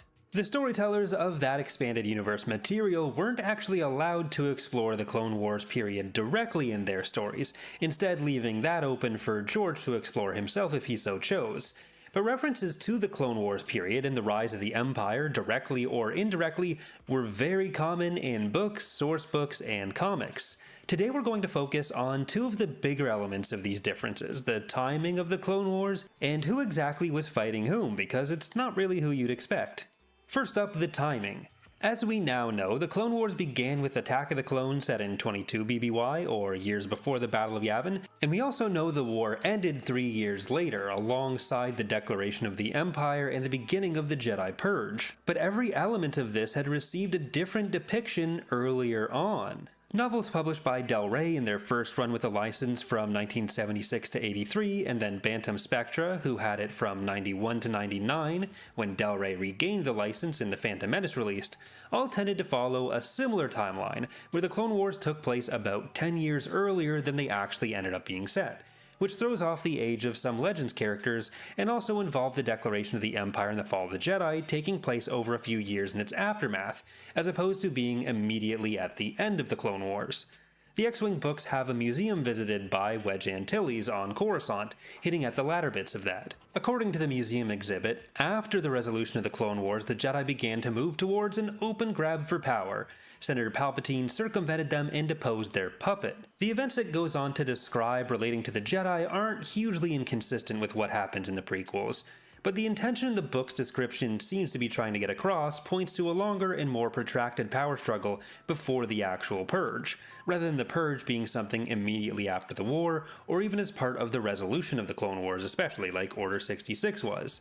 On the other hand, the references to the removal of a puppet leader after the Clone Wars and before Palpatine's rise to power, or being part of Palpatine's rise to power, support this interpretation of a longer period even further, I think. And it does present a bigger contradiction than the statement about what happened to the Jedi. Even worse, the exhibit says that Palpatine also never liked or subscribed for more videos, which is something you can do right now. One of the clearest ways to track the period of the Clone Wars as the expanded universe authors believe they'd look is the age of Corran Horn and his father Hal Horn, as stated in the X-Wing books, and also the standalone novel retelling the Jedi Academy trilogy from Corran's perspective, I, Jedi. Hal Horn's father, a Jedi named Neja Halcyon, was said to actually have died shortly after the Clone Wars when Hal was 10. Corran himself is about 24 or 25 in Rogue Squadron, which means he would have been born in 18 BBY, the year after the Clone Wars ended, according to the final timeline of the prequels. Hal therefore would have been about 11 when he had Corran. 11-year-olds with kids is not exactly standard practice, but it does line up perfectly with the author Michael Stackpole thinking the Clone Wars were about 10 to 20 years earlier. You'd then have the more reasonable situation where Hal has Corran when he's between 21 and 31. There's another reference by Stackpole later on in the X-Wing books where Corran is within another part of the museum relating to the Jedi, saying, quote, "A Jedi museum. Everything pertained in one way or another to Jedi Knights and Masters, with the vast majority of them having served in the Clone Wars.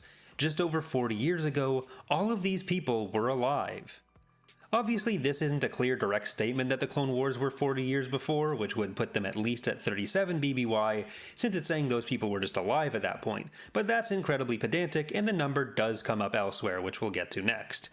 First, I do want to clarify that a lot of this was of course based on expectations set up by George in the original trilogy, or other plans he may have had influencing what would or wouldn't get approved for publishing, which ultimately changed as he decided more solidly what he wanted to do with the period, something that was well within his rights to do. The authors weren't exactly given a lot to base their work off of, so they kind of just had to make whatever inferences they were allowed to, and a lot of times they were building off each other. At a time where franchise storytelling with one continuity between different media types like this wasn't really common, and where it wasn't really a concern for George personally compared to telling the stories he wanted to tell, it's not surprising that you'd end up with these kinds of discrepancies or changes as time goes on. Any solid details you try to give about a story which hasn't been told are going to be at risk of being overwritten.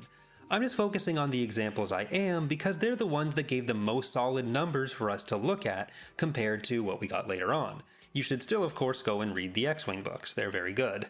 Another place the 35 to 40-ish BBY Clone Wars ending timeline is supported is the Thrawn trilogy, where in Dark Force Rising, Leia is trying to find out when the Nogri world, Honoghr, became polluted, originally thinking it had been a recent change. Quote, Leia put her hand against the smooth wood of the genealogy chart, her knees suddenly feeling weak with shock. 44 years. Not the 5 or 8 or even 10 that she'd assumed. 44. It didn't happen during the rebellion, she heard herself say. It happened during the Clone Wars.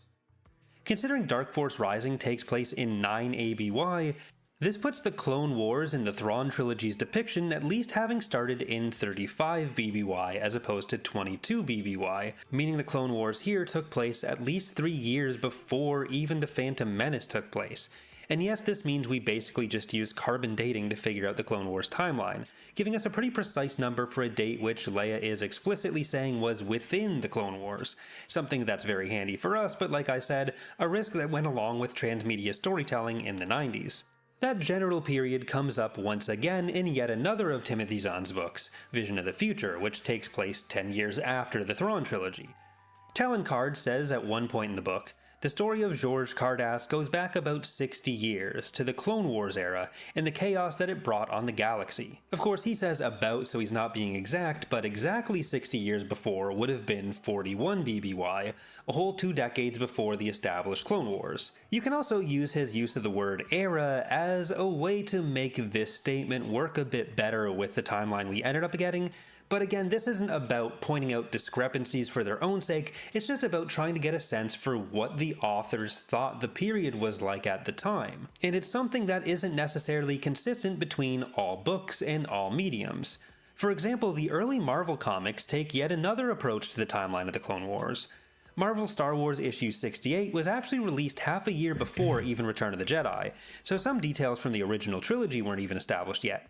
In this issue, a Mandalorian named Fen Shaisa references being sent into the Clone Wars by Mandalore on the side of the Emperor, who was setting up his empire concurrently with the Clone Wars, and that he first became familiar with Leia during briefings on the Empire's enemies. After that, he references the war finally ending. Since Leia is not just alive but an active participant in the galaxy's activities, this means the Clone Wars have to take place much later than both the events of the novels and the events of the prequels.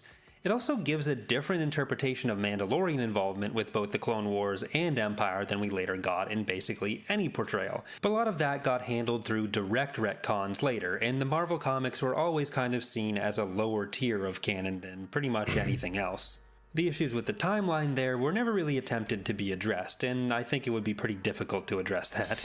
This also does give us a pretty good jumping off point to get to the other topic of today's video though, exactly who was fighting who in the Clone Wars. Well, we know the Clone Wars were between the Republic and the CIS now, with clones on the Republic side and droids on the CIS side, along with a vast array of local forces you would see in any given theater of the war. The early depiction of the Clone Wars tend to reference it as though the clones were a menace to the galaxy, unleashed by their clone masters and used to assault the Republic, while also regularly going mad and driving up the destruction of the war through that madness. One of the earliest bits of expanded universe media, albeit one which was never really treated as canon, went this direction and introduced Atha Prime as part of the Kenner toy line about a year after Return of the Jedi. He was one of those aforementioned clone masters, a term which did get thrown around a lot in different sources, and he was said to have been banished by Palpatine for his role in starting the Clone Wars. With Thrawn's attempts to create his own clone army being a big focus of the Thrawn trilogy, these kinds of references to the Clone Wars and their clone masters and some kind of Star Wars Attack of the Clones against the Republic come up quite a lot. This version of the Clone Wars is even used as a reason that Mara Jade, future wife of Luke Skywalker, would want to help the New Republic against the Empire when she says, quote, "The only reason I'm here is because I know a little about the Clone Wars era and don't want to see a bunch of cold-faced duplicates trying to overrun the galaxy again," end quote. This idea was also used as the cause behind a stigma against clones in the galaxy, with cloning being kind of a taboo technology and clones being at best second-class citizens. A decade after the Thrawn trilogy, during the Hand of Thrawn duology, also by Tim Zahn, Leia and Han come across several clones of an Imperial ace pilot named Suntir Fel, who'd been made by Thrawn and who were concerned about their place in the galaxy if they revealed themselves because of that stigma surrounding clones. Quote, Carib shook his head. "We have no friends," he said, "and if we're a long way past the Clone Wars, we're not nearly so far past Grand Admiral Thrawn's use of soldiers like us in his bid for power." Realistically, this was probably a fairly accurate portrayal of clones and how they were seen in the galaxy, even with what ended up happening in the prequels, where the clones were the army of the Republic, because they were still used by Palpatine in his own bid for power, not just in Thrawn's later one. Notably, this fear for droid armies rampaging across the galaxy isn't really present. Even Pelion, who wouldn't have had a problem with Palpatine's rise to power, did have strong feelings against clones as well.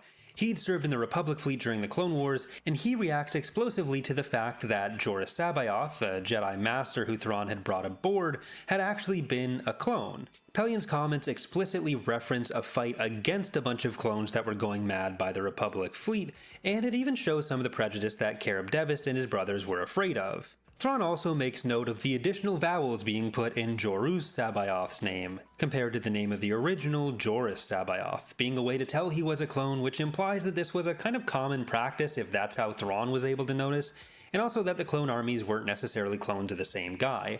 Instead, it was a situation where clones of a bunch of people were probably running around and everyone had to fight themselves, like in Pokemon the first movie with Mewtwo.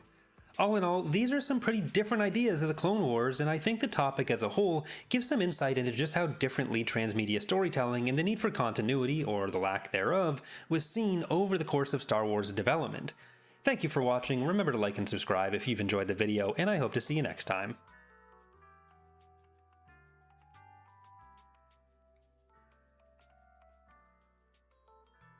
With the Republic being succeeded by the Empire in Star Wars and the CIS having fought to separate themselves from the Republic, it's natural to assume that the Separatist holdouts formed a significant portion of what would eventually become the Rebel Alliance.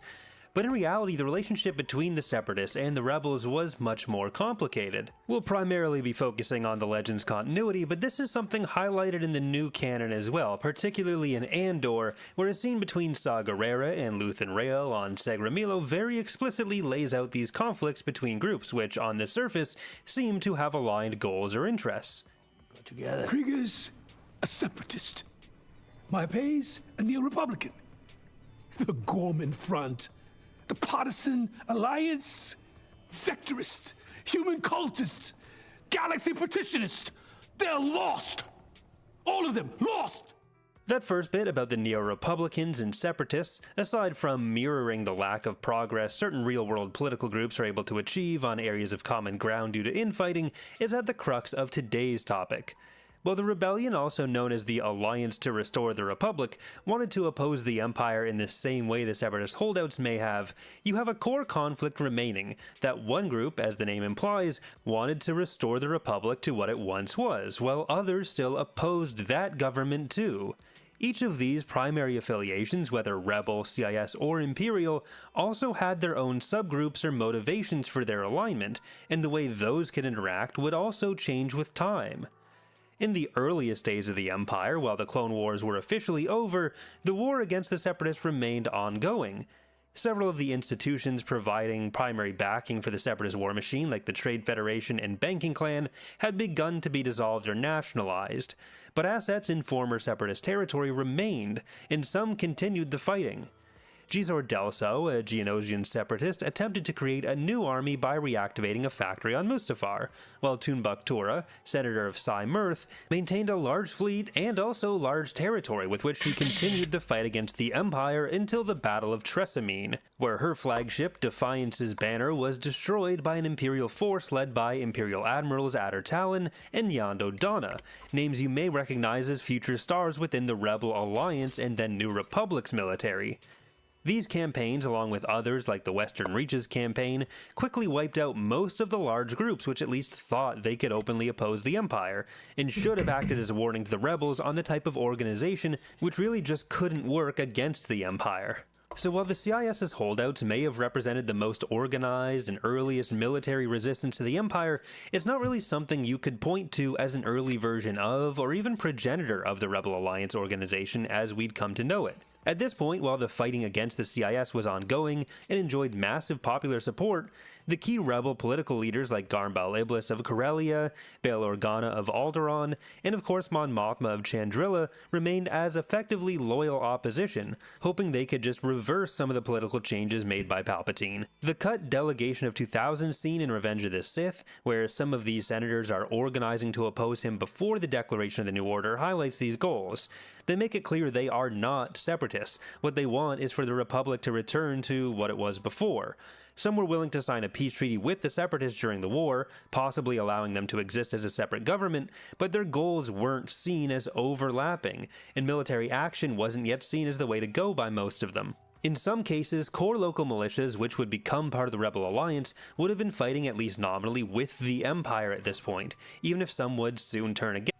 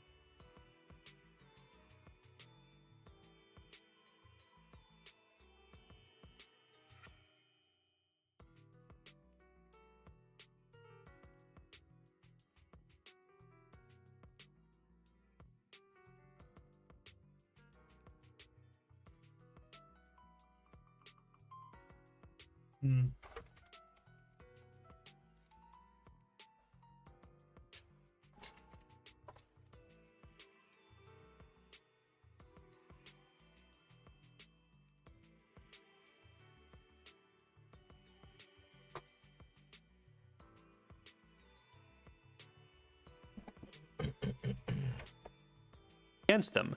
Groups like Saw Gerrera's Onderon militia played a much smaller role in Legends, but they're probably one of the most fleshed out examples of groups which would go on to oppose the Empire later, but which found supporting any of the CIS's goals as a political organization equally unconscionable. In some places, like the Atrevis sector, these differences would mean a three-front war even at the height of the rebellion, with open conflict between the Empire, Rebellion, and CIS holdouts. These were still very distinct groups with very different goals. It wouldn't be until 2 BBY, or 2 years before the Battle of Yavin, that the Rebel Alliance officially formed, with both Mon Mothma's Declaration of Rebellion and the Corellian Treaty occurring that year, uniting 3 of the largest rebel cells under the command of Mon Mothma, Bail Organa, and Garmbal Iblis within a unified command structure. Oh, and of course Galen Merrick, Vader's secret apprentice, and former Jedi Rom Kota's militia for some reason. The Declaration of Rebellion was followed by the fledgling Rebel Alliance swelling with support from planets openly and directly joining them, having learned nothing from the rapid failure of the CIS holdouts, which had a much better organized military and even more industrial capacity, and which had been fighting an Imperial Navy with a decade and a half less buildup behind it. So this, as you may be able to tell, was not the greatest idea in the world. What followed was called Operation Domino, where these so-called secession worlds were brutally put down, showing the Rebel Alliance the need to organize and operate more covertly. Smaller networks of local resistances were put together, while each group would also contribute towards a central rebel fleet, and all communication was done through secret messages they could only access by liking this video and subscribing for more. Mon Mothma even somehow hoped they'd be able to reach 60,000 subscribers by the end of the year, I don't know. But as the Rebel Alliance was more solidified and formalized, Mon Mothma was made Chief of State, and this is where we see the biggest political impacts of the Rebel and Separatist splits. It was crucial for Mon Mothma's purposes that the rebellion not be seen as simply another CIS, or a separate movement more generally. The Empire's best weapon against the rebels was painting them as being separatists, indicated by their labeling of the secession worlds, so the rebel supporters were planets that wanted to leave the Empire, not return the Republic. The rebellion's best weapon was their ability to gain political legitimacy by painting the Empire as the ones who had abandoned shared political values like the democratic institutions of the Republic. To differentiate themselves as much as possible, the rebellion even avoided setting up a full government, as, quote, though few remembered it, the Confederacy of Independent Systems had had a representative government, one rendered all but superfluous by the separatist hierarchy that prosecuted the war. A toothless shadow republic would only remind the galaxy's citizens of the Confederacy, and a declaration of a separate government would acknowledge the Empire as a legitimate state, instead of treating it as an illegal and immoral perversion of the Republic, end quote. But even with these goals set from on high, in practice, much of the Rebel Alliance, even among its official membership, were more interested in getting away from the Empire than in actually restoring the Republic, and they expected, or at least hoped, they would be allowed to remain outside the influence of whatever government followed the Empire, believing they may have more leverage within a Republic than under the Empire's oppression. While these were separatists in all but prior affiliation, it was the former members of the CIS itself which became the biggest sticking point. Mon Mothma, Garm Bel Iblis, and Bail Organa, the primary political leaders of the Alliance, all had somewhat differing views on this issue. Bel Iblis and Organa were almost diametrically opposed, with Bel Iblis wanting to allow all but those who had committed war crimes under the Confederacy to enter.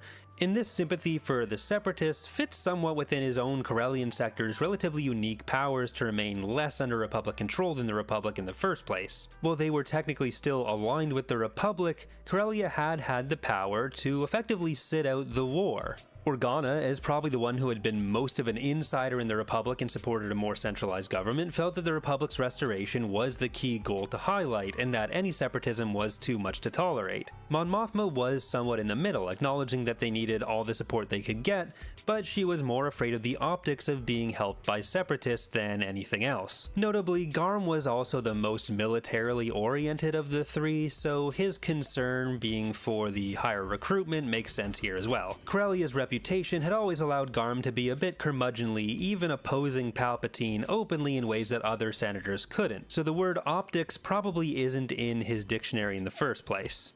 And ultimately, I think this is where there's the biggest need to highlight some of the divisions within the CIS as well, something I did a bit in my Politics of the CIS video. There were the mega corporations and the institutions which ran the CIS on one hand, and then there were the local militia and proxy groups fighting on behalf of the CIS in most of the battles, but which largely aren't representative of the CIS as a whole, and each of these groups ended up being treated differently. The megacorporations and their remnants seem to be the area with the most pushback when it came to associating with the rebels. Military hardware would gladly be bought up and used regardless of provenance, with mentions of the CIS's recusant and overhauled munificence being used within the Rebel Alliance, and even some of the larger ships like the Rebel 1, a modified Providence, and the Fortressa, a Lucrehulk-class carrier being used by the Rebels until it was destroyed by the Death Star at the Battle of Harutz. But this wasn't as much of an optics issue as you might expect. Few people ever actually saw a rebel fleet in action, so it didn't really matter if they were using the former symbols of the CIS. And the Empire, along with its client states, were similarly happy to use CIS hardware where affordable.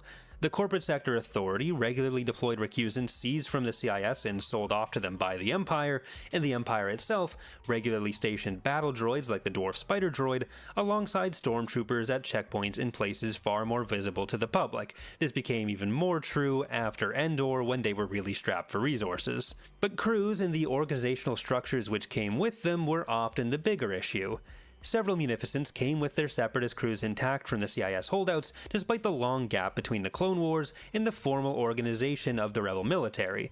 But when the holdouts themselves tried to join effectively as organized CIS subgroups operating as rebel cells, they were sometimes turned away.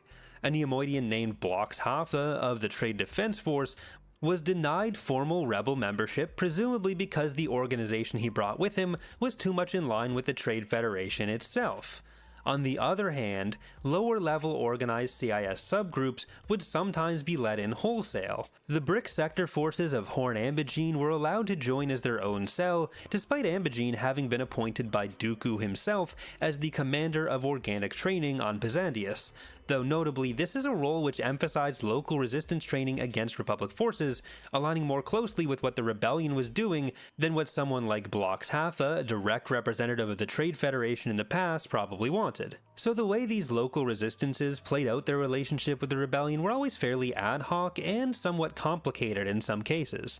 The Gran of Kinyon, their original home planet, had close ties with the Trade Federation, especially after their senator, Karis, was assassinated and pressure was applied from the Gran of Malastare, one of their colonies, who prevented Karis from getting a replacement by pointing out to the Senate that Kinyon had closer ties to the Separatists. So Kinyon was somewhat forced into a Separatist alignment there. The planet quickly surrendered to the Empire and became a staging ground for attacks on other holdouts after the Clone Wars, but despite this association with the CIS, when the Empire became more heavy-handed in their approach to the planet, destroying a city named Malfi, many Kinyon-based Gran joined or covertly aided the Rebel Alliance without their former CIS affiliation becoming a problem.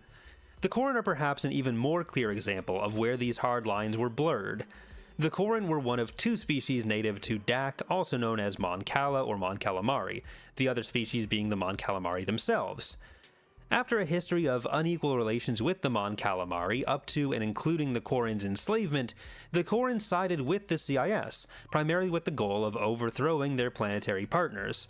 But this went far beyond just supporting in local skirmishes. Corran organizations like the Corran Isolation League and the heavily Corran-free Dak Volunteers Engineering Corps on Pamont were a major part of Separatist shipbuilding efforts during the war, contributing designs like the Providence and even the Subjugator.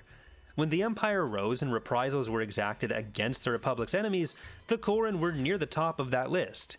In the ensuing assault against Mon Calamari, the Mon Calamari king Li Char was killed, and both the Corran and Mon Calamari were enslaved. Covert resistance built up, coordinated by the former rivals, and when the planet approached the rebellion, it was as a united front, represented by both the Republic supporting Mon Calamari and the formerly separatist Corran.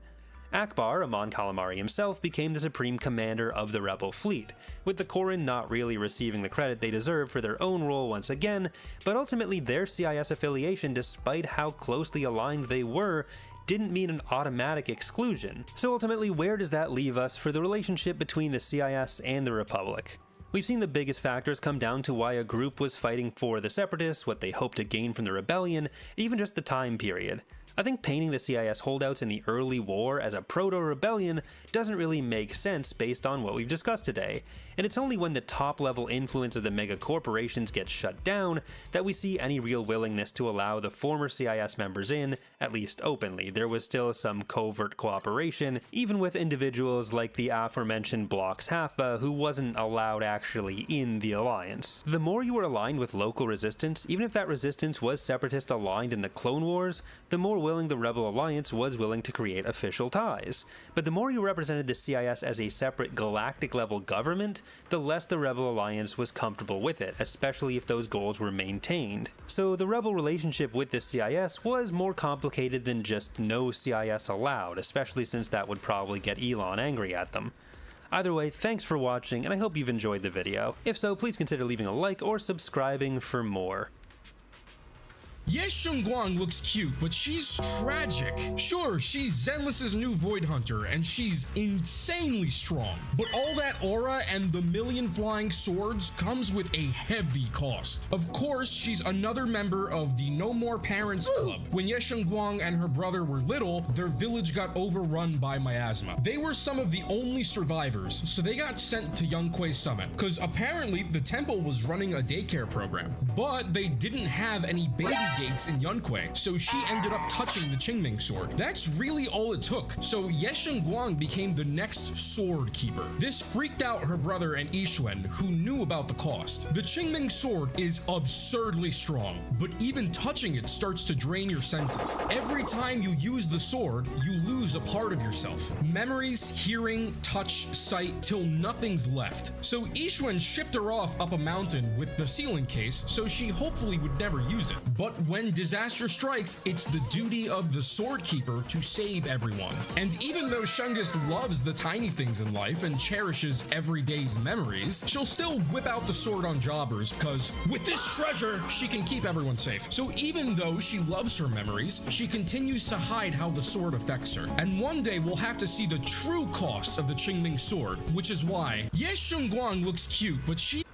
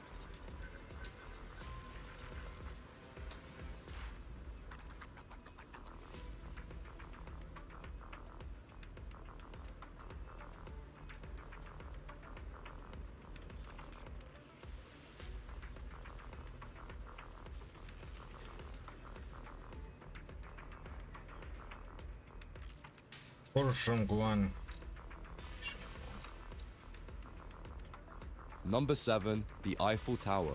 Imagine you're a 19th century Parisian artist. You spend your So last month I got an email saying my VPS had used 90% of its allocated bandwidth. Bandwidth meaning the amount of data it can transfer to and from users in a month. This was strange, I'd never had an issue with bandwidth before.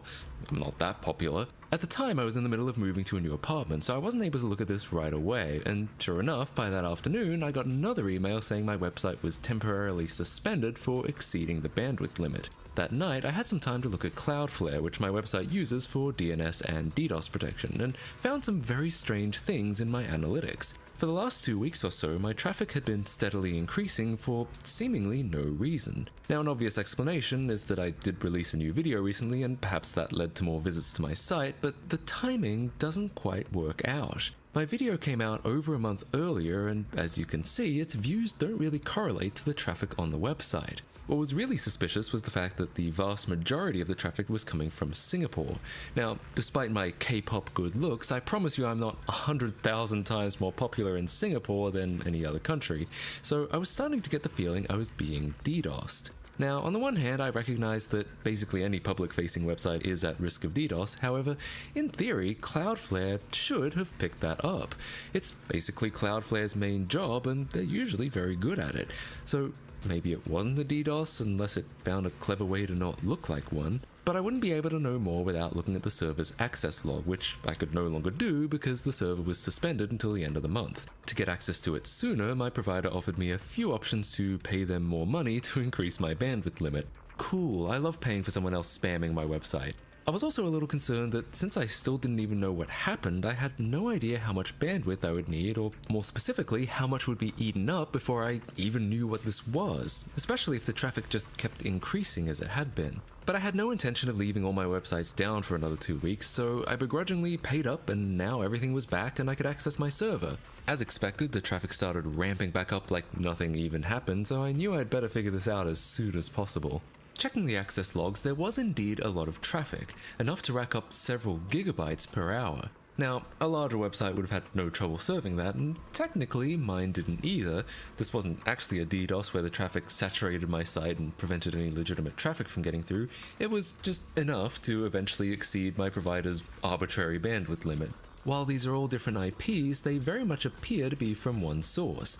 They're all from Singapore and they all have the same user agent. A user agent is what your browser sends to basically identify itself. Websites use these to best tailor themselves to what that browser is capable of. It's common for them to contain references to multiple browsers just in case that website doesn't recognize the actual browser being used. For example, a website can look at this Chrome user agent and know that it supports a certain amount of Safari and Mozilla features, even if it doesn't know what Chrome is. So what was the user agent from these requests? Well, this.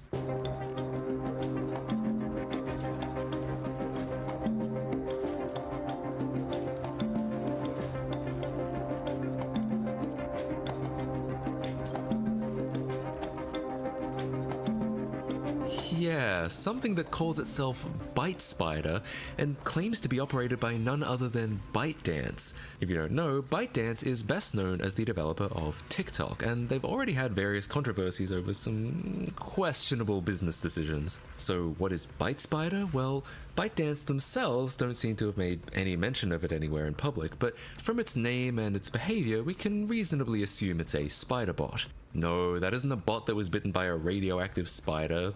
Even though Byte is in the name, a spider bot, also known as a web crawler, is actually a pretty fundamental part of the internet as we know it. Their job is to literally just browse the internet all day. They record whatever pages they find, and that data is used to populate the search engines that we use every day. Just about every search engine has one, and if you want your website to show up in them, it's generally a good idea to let them do their thing. So is ByteDance working on a search engine? I guess it's possible. China could probably use some more of those since it blocks access to a lot of mainstream search engines like Google and DuckDuckGo, but they do have Bing.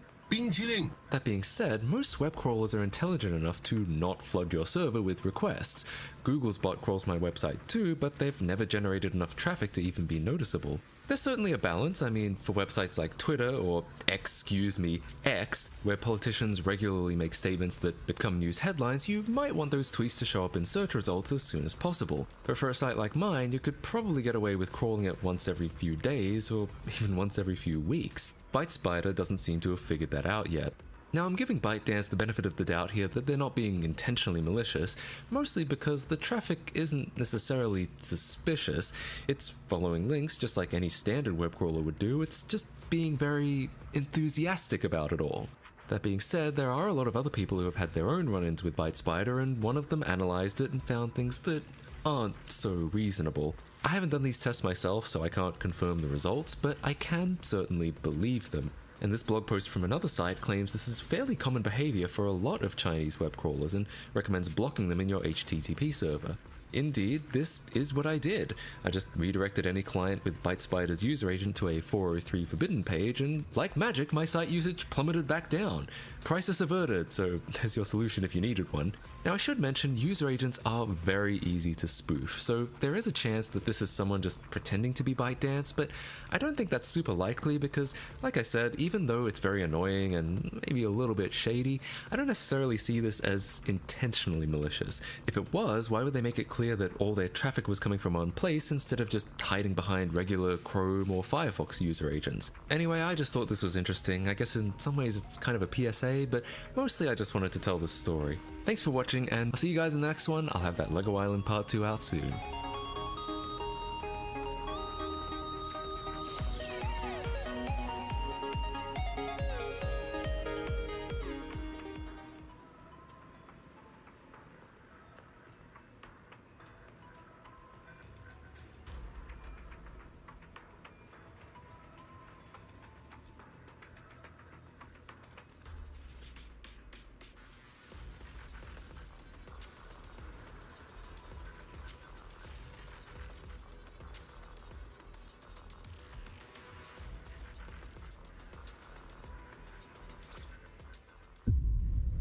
The Mojave Desert. Harsh, unforgiving, unrelenting. Out here, temperatures can reach as high as 56 degrees Celsius.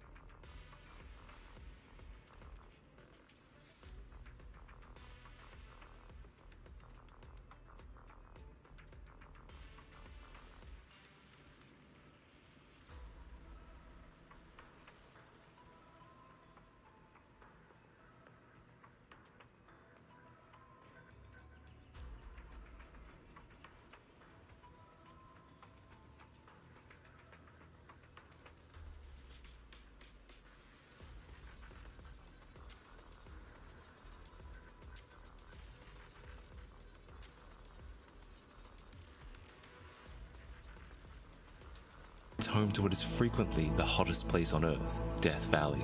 This kind of heat can kill you in only a few hours if you're not prepared. So why are we out here? Would you believe it all started with trying to do something nice for my friends?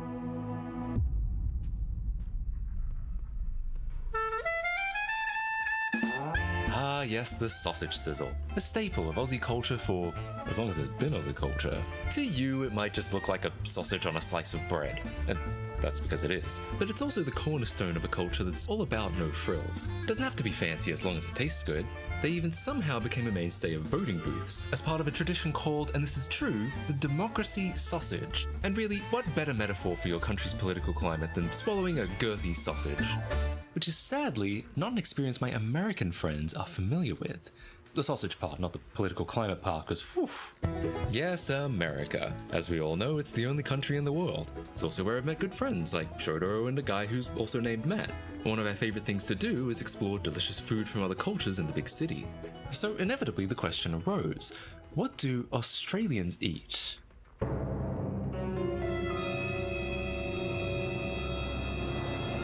At first, I wasn't really sure what to say. I, like many Australians, would often joke we didn't really have any culture, with most of our best stuff imported from Europe or nearby Asia. What's the difference between yogurt and Australia? Yogurt has culture. But you know what? We're all being a little self-deprecating. Wikipedia has a surprisingly elaborate article listing all sorts of Australian food that you can't get anywhere else. So then it clicked. Why don't I try hosting a good old Aussie barbecue in America? I mean, how hard could it be? Okay, let's find some snags. The answer was surprisingly difficult. From the strangely sugary bread, Damn, that reads like the Bible. to sausages that only vaguely resembled food. Yep, we were definitely in America. Low-key, this food's but I can't stop eating it. We were already struggling to find anything Australian, except for these meat pies, but then other Matt turned me off them. I tell you, the only thing that Marie Callender's pies are good for is sticking your penis in it. So I got what seemed like the closest thing to Aussie sausages, and as a backup got burgers, because who doesn't like burgers? It seemed like we had enough to get started, but then my friends threw me one last curveball. Okay, yeah, chances are one of the first things you think of when you think of Australia is the cute and bouncy kangaroo. But Australians know them as a vengeful creature that with one wrong move will fight you to the death. Even so, we still like them and don't really eat them. You can, and ecologists argue that you should to save them from overpopulating themselves to extinction, but most Australians just aren't interested. They're just so damn cute. Which is an odd way of deciding which animals get to live or die, but anyway. My friends were still curious though, and discovered that if they wanted even a chance of finding kangaroo meat in America, we would have to leave California, which has banned it on and off since 1971. So the next thing I knew, we were headed for the border. No, not that border.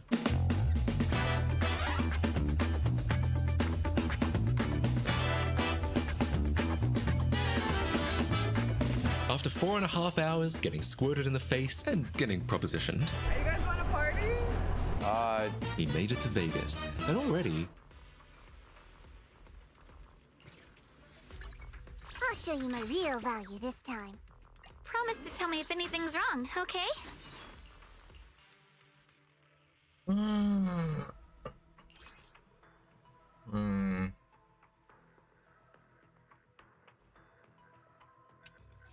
Well, I spent my I'll give you a hand. energy way too quickly for that. I was starting to feel surprisingly at home.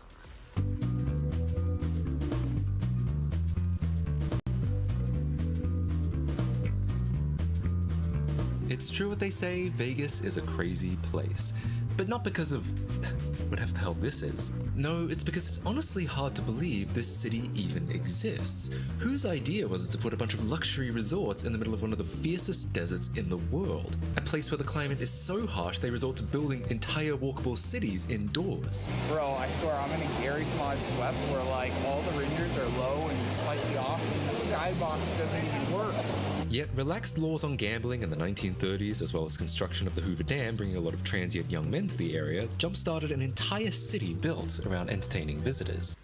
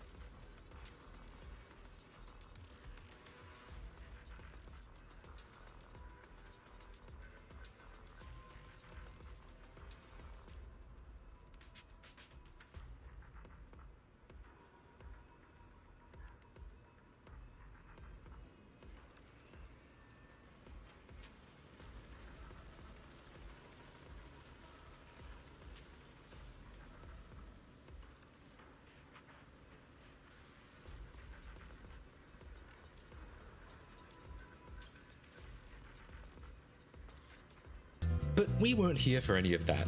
We actually were going to need to treat Vegas like a city that real people live in, which was an eye-opening experience. Dude, she is tanking the heat.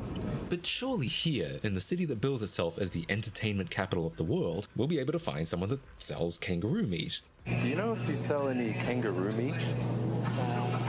You don't think? No? Okay, thank you. I guess Americans don't want to save kangaroos either. As hard as we looked, we couldn't find anyone that sold kangaroo. A few people offered to import it, but only at prices that were way out of our budget. It seemed we'd come all this way to the desert for nothing, and the heat was really getting on our nerves. I feel my HP draining. I contemplated our next move over dinner while Shotaro filmed it for his YouTube channel. He even got invited into the kitchen because, for some reason, only I get kicked out of places when I pull out a camera. Oh well, I was just glad to get some relief from the heat. But that's when I realized, out here in the middle of the desert, we could do an experiment I'd wanted to do for a long time. For years, I've seen videos of people cooking food in their cars or on the pavement in America's vast desert. Could we take this to the extreme and do our Aussie barbecue with the sun? Everyone was intrigued, and we decided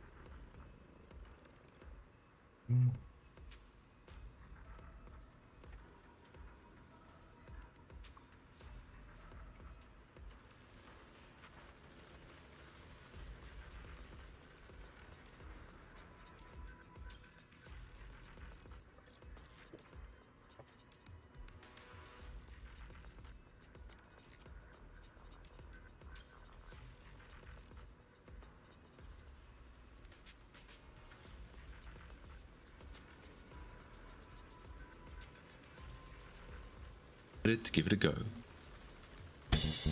My plan was a little more ambitious than just cracking an egg on the pavement. One of other Matt's university professors had donated an old rusty satellite dish to me when he learned I made tech videos. At first, I didn't really know what to do with it, but it seemed like we finally found a use. A satellite dish isn't just shaped like that to look cool, it's actually to focus light from a wide surface area onto a single point. If you imagine a bunch of mirrors all turned inwards to reflect towards the same spot, that's basically what a satellite dish is. If we could make it a little more reflective to maximize the amount of light it focused, we could create effectively an invisible stovetop. At least, that was the theory. So we got to work. First we had to sand it down because it gathered a lot of rust after sitting in the professor's backyard for 15 years. Meanwhile, excited for this barbecue, other Matt had taken it upon himself to learn some Aussie slang. Or at least what he thought was Aussie slang. Not here to spiders, right? Exactly. Then we had to figure out how to remove this piece on the front. And pretty much immediately, we ran into a problem. Oh, I was going to try and get this out, but it looks like it's been welded to it, so we're going to have to use some force, I suppose. Working with fairly limited equipment, we tried everything we had access to. We tried using a hammer and chisel to separate them, and when that didn't work, we tried using a saw. Really brings me back to Fishwick. But this was hopeless. I hope we're not destroying the teeth out of the shit. That's the concern. Don't worry. You know, I put it back in the drawer, and it's not like my mom's gonna see this. We were getting so desperate, we were coming up with improvised ways of welding. In theory, we could build another satellite to heat it up, But then, we made another realization. You know what we could do? We could unscrew this.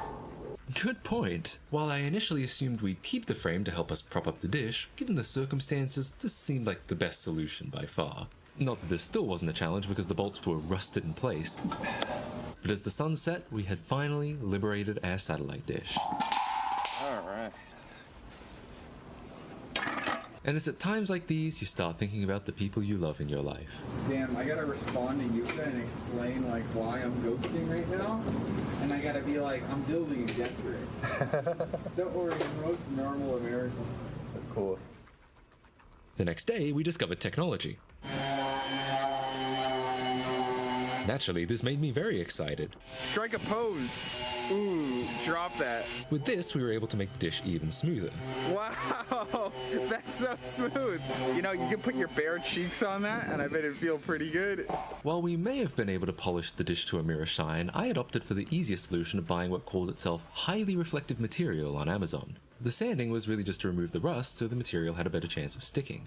My original plan was to try sticking it to the dish in strips to work around the dish's curvy shape, but I was also under the impression that the material was adhesive, which it wasn't. But it was suggested to us that it might be possible to glue it as one big piece, which sounded pretty good, so we thought we'd give it a shot. With the metal Mario? Knowing that everything would come down to this moment, we rubbed the satellite for good luck and went for it. Unfortunately, I was right. The satellite's strange shape made the material bunch up in the corners, which we probably should have seen coming.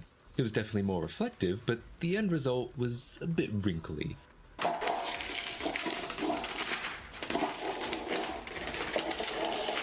Oh, what the serious Sam? What do you think? It might only be like 90% efficient, but as long as it's hot enough to cook something, it doesn't really matter if it's 100%. To be honest, I was putting on a brave face, but deep down I was a little skeptical. Like, yeah, this stuff was pretty reflective and did have some ability to focus light. Localized entirely in your garage. But would this thing, wrinkles and all, really be enough to cook something? I hope it works. We still had to wait for the glue to finish drying, so in the meantime, we decided to try a hand at making a classic Australian dessert from scratch. Good old Matt was doing this by hand, and I'm like, bro, what are you doing?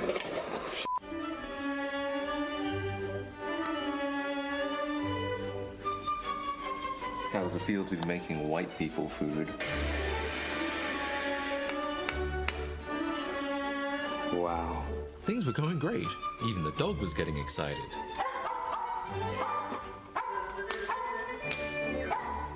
Wow.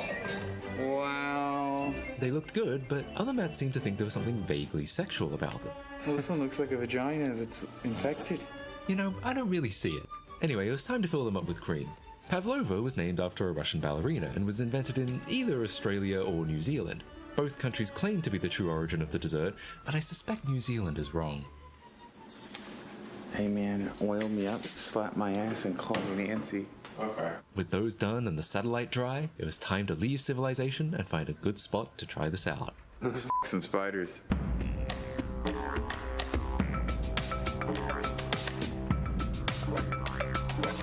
By 10 a.m. it was already over 100 degrees Fahrenheit. Luckily, we were prepared for the extreme heat and sunlight. Alright, I'm gonna lube up. At least most of us seem to be. Bro, you look like the crack dealer from Grand Theft Auto San Andreas. Damn.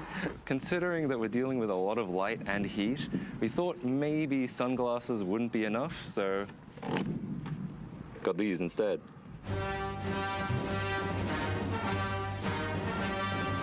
With that, it was time to give the satellite a test.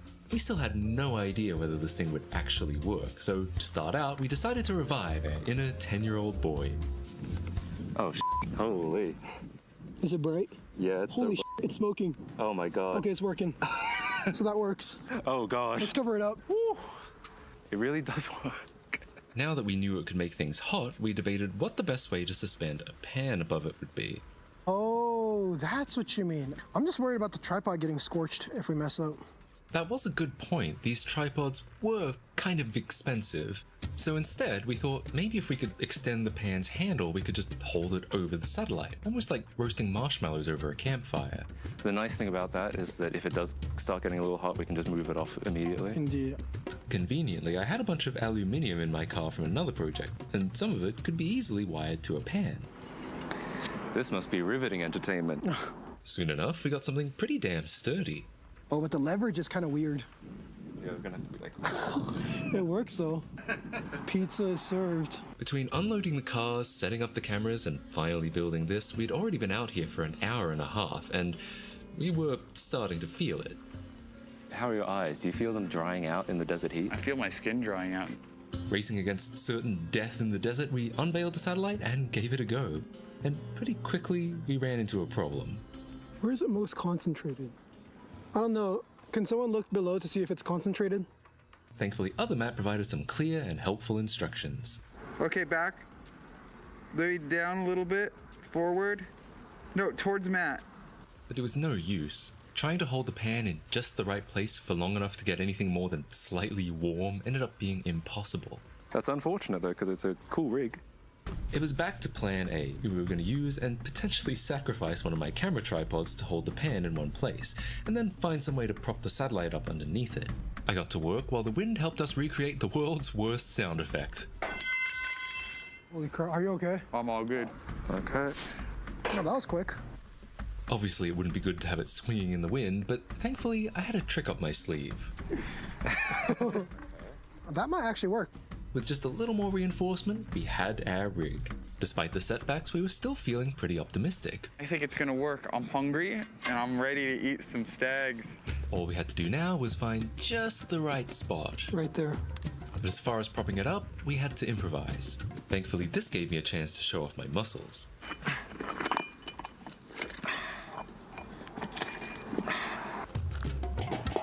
Heck yeah, I'm feeling good about this. As we watched the temperature climb, Sho devised a plan to test out the heat. Should I pour some water on it? Oh yeah, see if it boils. We hoped for the kind of explosive reaction we got with the paper. What we got instead was... nothing. It's definitely focused. We might just have to wait for it. So we waited, while the pan sort of seemed to be doing something. But when Shotaro in his Martian outfit went to check later on, the situation was largely unchanged. If anything, it was even less hot. It's only about 150.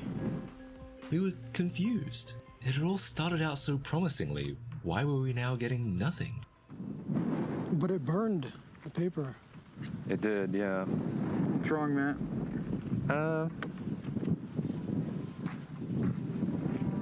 There was nothing I could say. It seemed like my worst fears had come true.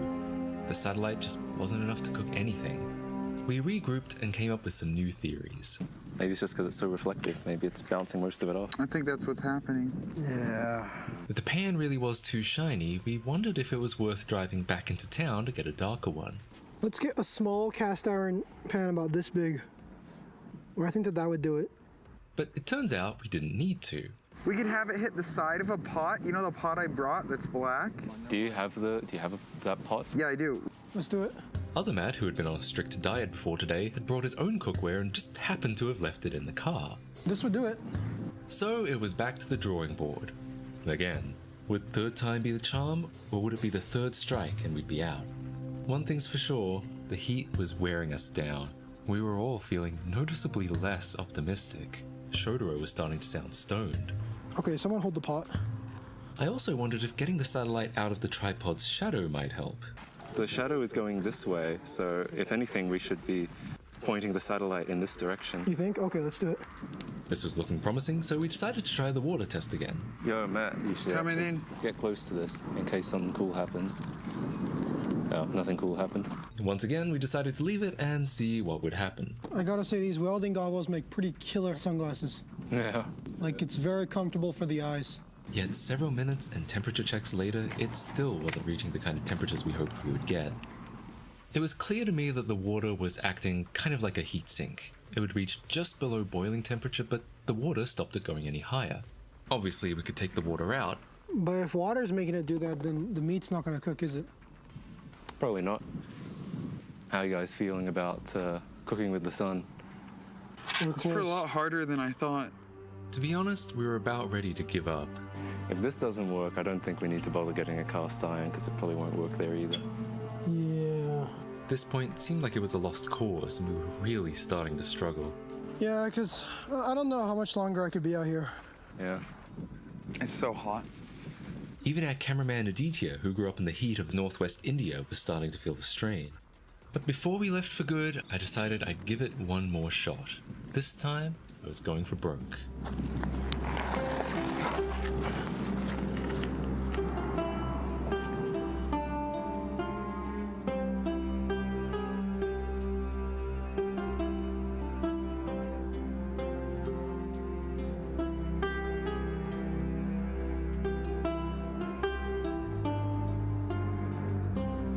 And well, this monstrosity is what we ended up with. This was the sharpest focused we had managed so far. With the satellite propped up on rocks and boxes from the back of my car, this was the make or break moment. if this wouldn't work, nothing would. So we just went for it. We brought out the burgers and thought, worst case, maybe we could slow cook them and get food eventually. We were so pessimistic, in fact, that our 2 cameramen weren't even bothering to film, and our other 2 cameras had been knocked out by either the heat or the wind. So this moment, unfortunately, went completely uncaptured. Oh, Oh, yo, someone get a camera. Hurry. Listen to that. Listen, it's actually cooking. Softly but surely, this burger was sizzling away. Re-energized by our sudden success, we set to work initiating what was sure to be a gourmet experience. Alright, those are tomatoes. One sun-cooked burger, flipping over. It's not exactly what Gordon Ramsay would call a great sear, but it'll do the job. Oh, I actually smell it.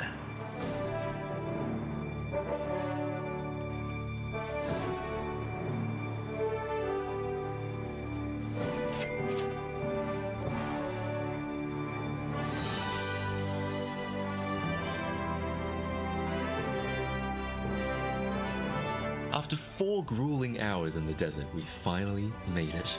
And just to complete the Australian experience, some flies joined the party too. All that was left was to take an obligatory selfie and give it a taste test. Alright, so we're gonna try it right here. It's cooked quite well, actually. I would say that's well done. Let's try it out.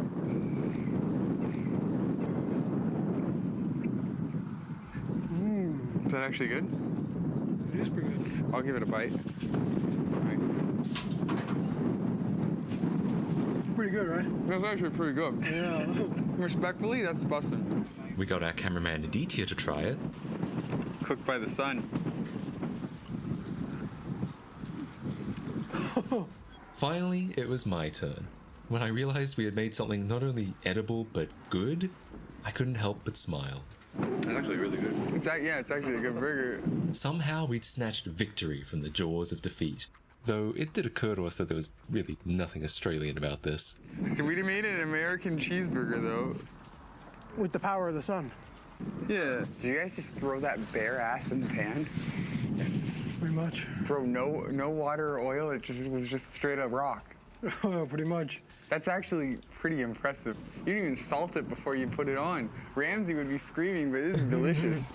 I'd like to see him try this. And yes, if you're watching Gordon Ramsay, that was a challenge. Any closing thoughts, bro? Future notes, make a stand.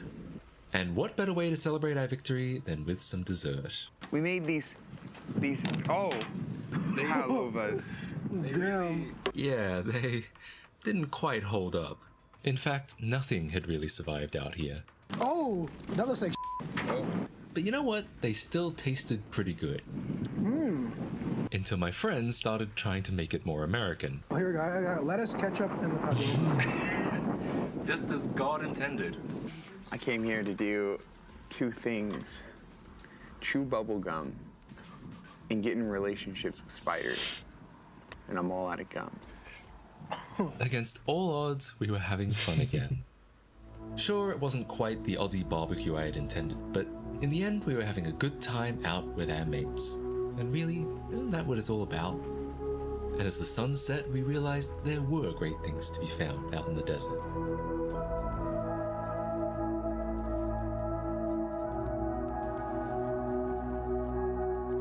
Personally, I still wouldn't want to live out here, but I was starting to see why someone would.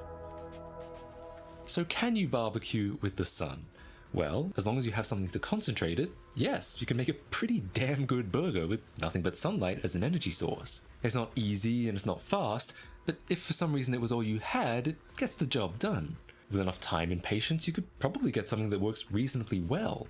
But with any luck, you won't have to. Thanks for watching, and I'll see you all in the next one. Bye, guys.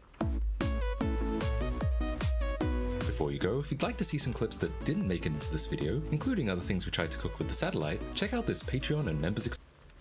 Behind me is a bus stop, but question, is it safe to take the bus? Well, I'm in London. I've taken it many times, so for me, I feel like it's fine. But what if you weren't in London? What if you weren't in the UK? See, I got this comment the other day that blew my mind. It says, "Congratulations on not being in a shooting at your bus stop, but this is America. Eventually, it happens to all of us." I'm sorry, what? This is a real comment I received on a video where I took the bus in America.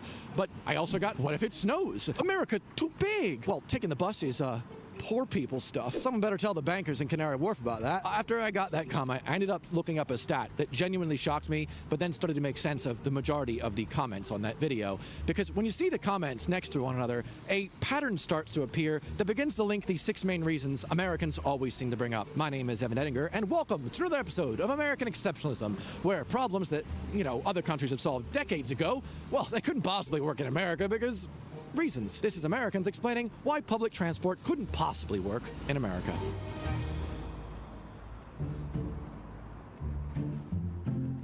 So the first reason public transport can't possibly work in America, the weather.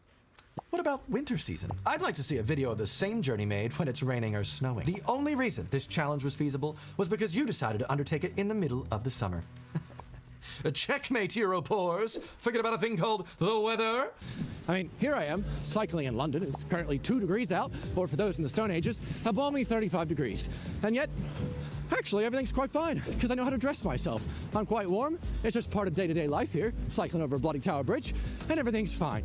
See, this one's the most interesting to me because often when you point out the severe lack of pedestrian infrastructure in walkable neighborhoods in America, some American will chime in that it's just too hot to walk in their part of the States, as if no other hot country exists on Earth that has discovered ways of solving that problem.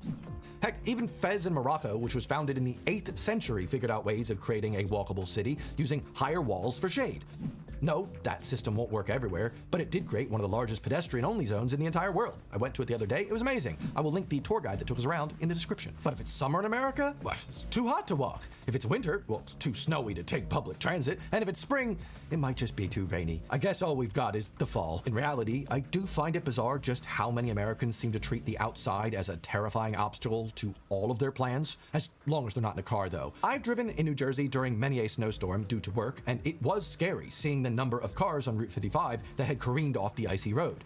At one point, I saw over 12 different cars on the sides of the road during my drive. I guess if you can only think of it in terms of what you're used to, which is driving, well, that's totally normal and way safer than getting a train which follows tracks to the destination and has a professional conductor. Yeah, when you think about it, I guess driving in icy weather is definitely a lot safer. But walking 7 or 8 minutes in the snow to get to a train station? Impossible, impossible. You might get snow on your overpriced Corp jacket. You can't do that. No. Many other countries have also developed these things called umbrellas, which are very useful for when you're going out in the rain. This just goes to show Americans who use the weather as a reason why they can't walk or why public transit will never work are still viewing the entirety of the world through their insular US lens. I get that it's hard to think of what life could be like if you've only ever experienced one system, but thankfully, the internet exists. If you do want to learn a bit at least, it turns out other countries also have weather. But then again, public transit might work in Europe because, well, Europe's small, America just too big. With no surprise to anyone, suburban public transportation in a country bigger than all of Western Europe is not as great as in the London metropolitan area. This simply doesn't work well in larger states. This is a rural town. Whoa! No, it's not. Let's put a pin in that for later.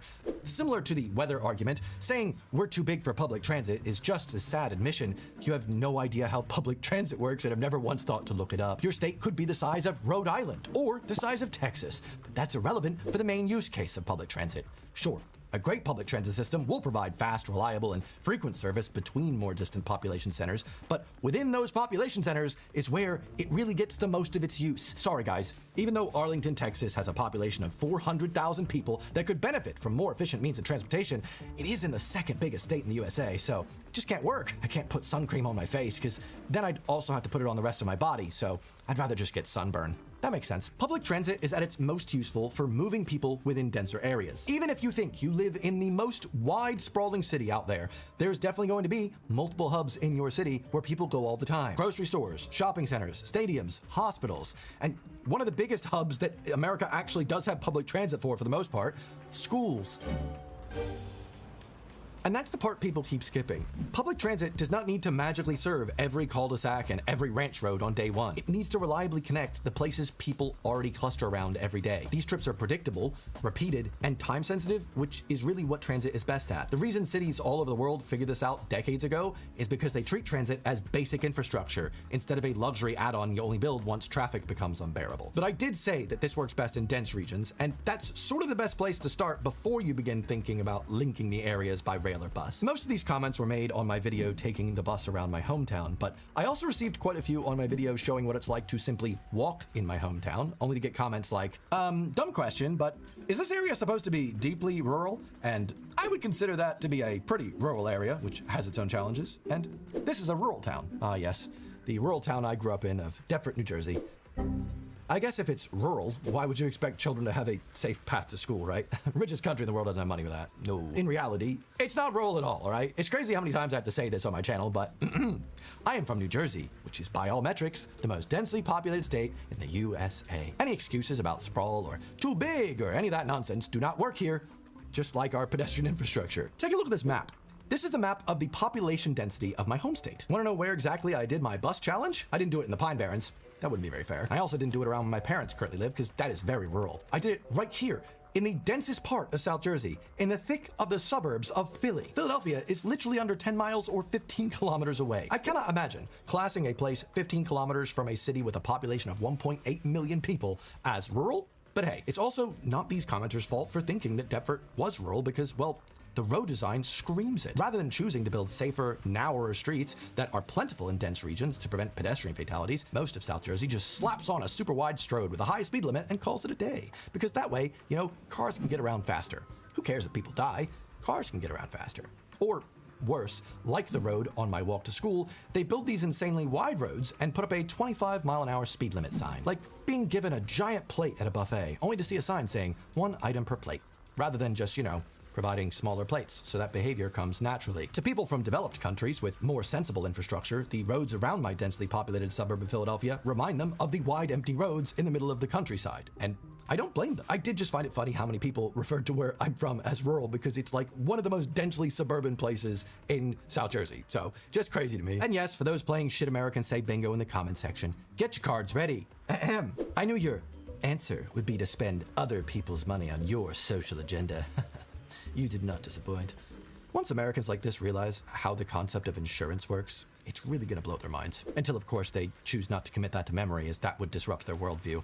Can't have that. Gotta keep that safe, guys. Imagine giving so much money each year in taxes to your elected government, and when someone says, it'd be nice if we could use that money on programs and infrastructure that, you know, benefit the people, you say, that's a social agenda. Yeah, it is a social agenda. It benefits everybody. It's much better to have your tax money spent on invading Venezuela or sending $20 billion to Argentina. You know, that's only 20,000 millions. So it's not much, right? It could have been used on funding some major transport projects within the country, but as you know, that's spending other people's money for your social agenda, as opposed to, you know, pissing it away on foreign wars. That's how I want to spend my money. It's stupid.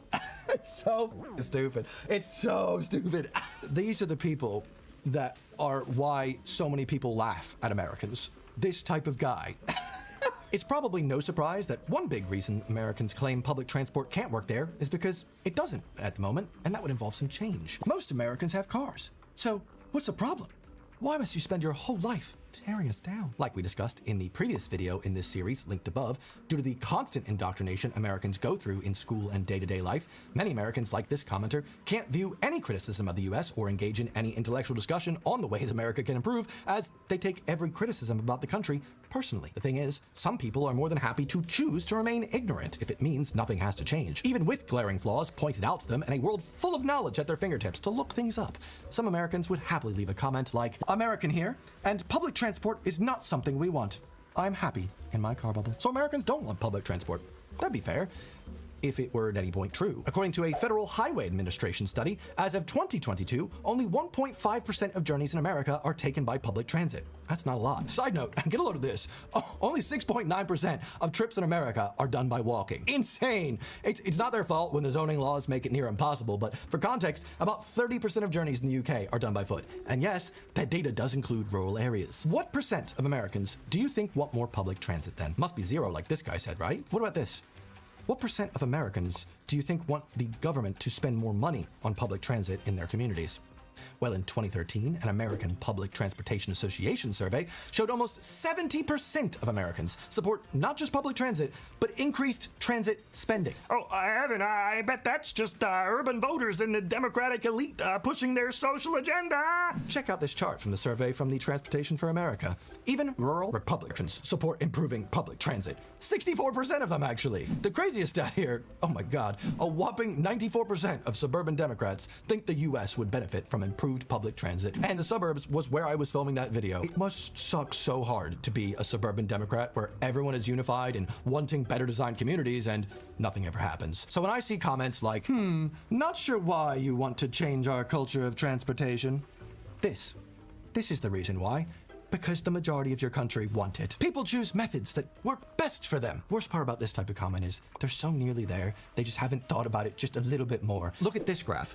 The majority of Americans have no choice besides driving. They're not choosing what's best for them. They're not choosing at all. Like most things in America, the choice is an illusion. The majority of Americans want more options. And the majority of Americans say public transit is not available or convenient, which is one of the final big reasons here. A surprising number of comments claimed that public transit can't work in America because public transit in America is bad. Like, that's just the way it is. It's just bad, and there's nothing we can do about it. Many pointed out the lack of timetables at the bus stops, making catching a bus more confusing, and others said public transit barely even functions for leisure. As this is a video on American exceptionalism, I want you to look at these next two comments to see if you can find a good case of insular American thinking. Act like you have sense and check the bus schedule online. I get this is for the sake of a video, but come on, don't come off as completely clueless. No one who is serious about evaluating bus service would not plan their trip in advance via the transit website. It's like just randomly going to an airport to catch a plane to Vegas without planning the airline, the time of departure, of arrival, fare, etc. For those playing at home, that second comment was a beautiful insight into how many Americans view public transit from their US-only lens, just like air travel.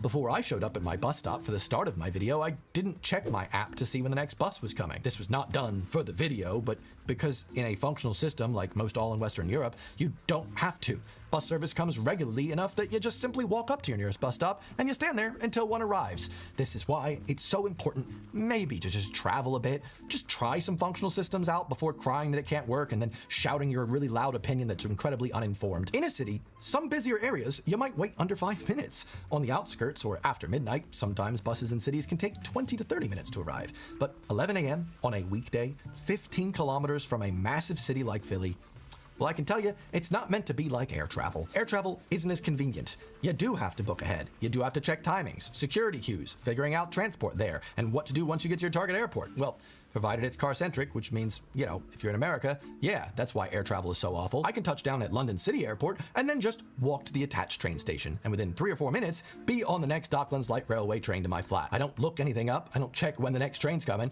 I just kind of walk to the station and boom, Bob's your Uncle, Fanny's your aunt. I'm home. London also has noticed its suburb-to-suburb public transport system could be improved, so they did by adding multiple bus lines to form a superloop so that it can connect people from all the different suburbs, whether they be rich or poor. But that's where we come to the nastier part of why Americans think public transit can't work in America. Many of them view it as something for the poor, or worse, they make it a racial thing. Thanks to the tireless work by U.S. automotive lobbies, many Americans view owning a car as a signifier of their status in the middle class, and public transit as what one would have to take if one didn't have a car, aka not middle class. And even though America doesn't have as ingrained a class system as the UK, for instance, one of the worst characteristics you can have as an American is being poor. And you might be confused as to why how much money you have is a characteristic, but that's because many Americans view those with less money like this commenter does. You talk like someone that hasn't had to interact with lower income people that often, because I guarantee you that you're not going to usually have a good conversation with them. Yikes. I had quite a few good conversations with random strangers throughout my bus journey, and they were all very nice because, you know, they're people. But if I viewed them as lesser or out to get me, then you know what? I probably wouldn't have had any of those conversations. I'd have been too busy thinking about how the amount of money that I have means I'm a good person and able to hold a good conversation. Only with other people that are non-low income, though. It brings me back to this quote from Gustavo Petro. A developed country is not a place where the poor have cars. It's where the rich use public transportation. Sounds like one of those quotes from Sid Meier's Civilization or something. If the country invested more in its public transport, its pedestrian infrastructure, if they made bus service more frequent and more reliable, put out timetables, and made it genuinely useful over driving, that sort of shift could happen quickly. Everyone rides public transport in the UK when they need to, rich and poor, because it's good, same as in most developed nations. And yes, there are still quite a few places in the UK that are poorly served by public transport, but even within those areas, there will be some sort of bus service used by people of all classes to head to the nearest hub to get some things they need to get done. And they also have the ability to just walk around their town and get certain things, because, you know, they don't have zoning laws making it so that everything is so far away. But now we have to round it off with the comment that started this video off. Congratulations on not being in a shooting at your bus stop, but this is America. Eventually, it happens to all of us. This first comment did blow my mind a bit, because here I was having a fine time riding the bus in my hometown, only to find out bus stop shootings eventually happen to all Americans. And I guess I just got lucky. Or I guess this person thinks I dodged a bullet. But this issue of public transport not being safe was brought up by quite a few comments. This one here says he supposedly used to use the same buses that I did in my video, but now considers it unsafe for fear of a stray bullet. This one says the fact no one assaulted you shows you're not in a big city. I mean, Philadelphia is the 6th largest city in the US, but okay. And this one says, used it at night on the wrong side of town.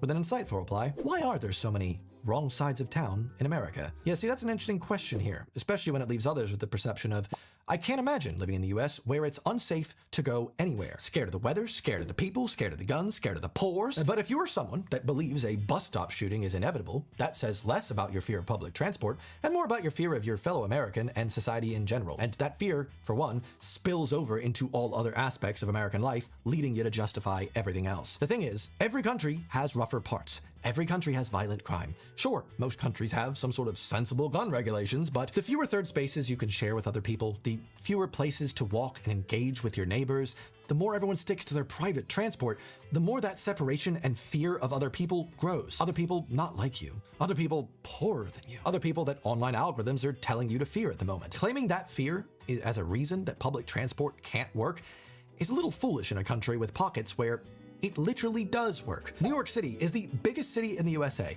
and has over 5 million rides on public transit per day. Though your online algorithms would love to show you every possible scary crime happening in New York the moment it happens, the fact is, major crimes on New York Transit are down a huge amount since the 80s, and it's been pretty steady on for at least the past 10 years. The thing is, public transit can work in the US, and not just in New York City. I got comments from people saying they adore the public transit in Washington, D.C. and describe it as fast. Another commenter frequently takes the bus in Washington State.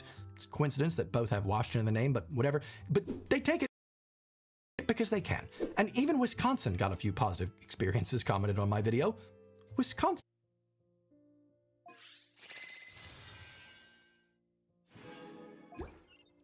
Hey, a letter from the Knights of Favonius. Sounds like Albedo's back and he's waiting for us on Dragonspine. No time to waste. Let's get going. So Dragonspine. Really?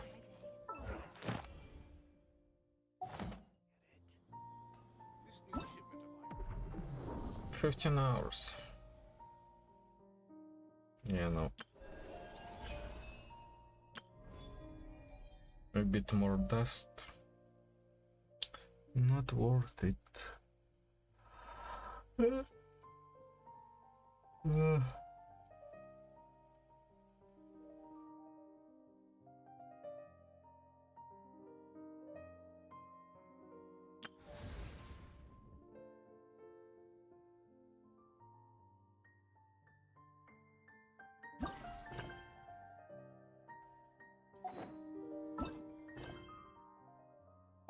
Strength is one of those things.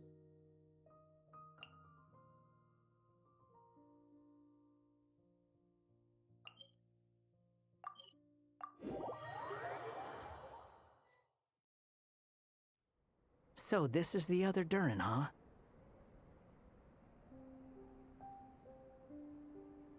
If this had been the dragon that ended up being revived in Mondstadt, there's no telling what kind of calamity that people would have had to endure. So, if you think about it like that, Durin's actually a hero.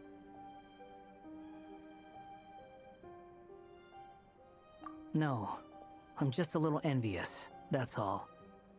Not everyone gets a chance to be a hero.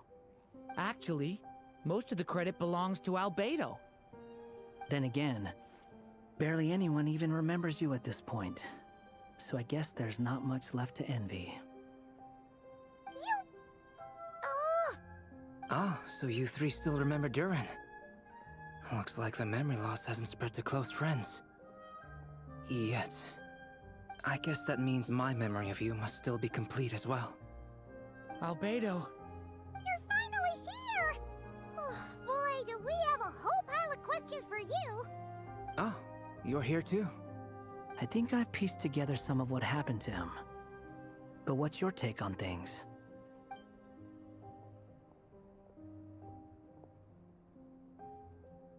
Master Jean filled me in on what happened, and I've got a few theories. But let's get on the same page first.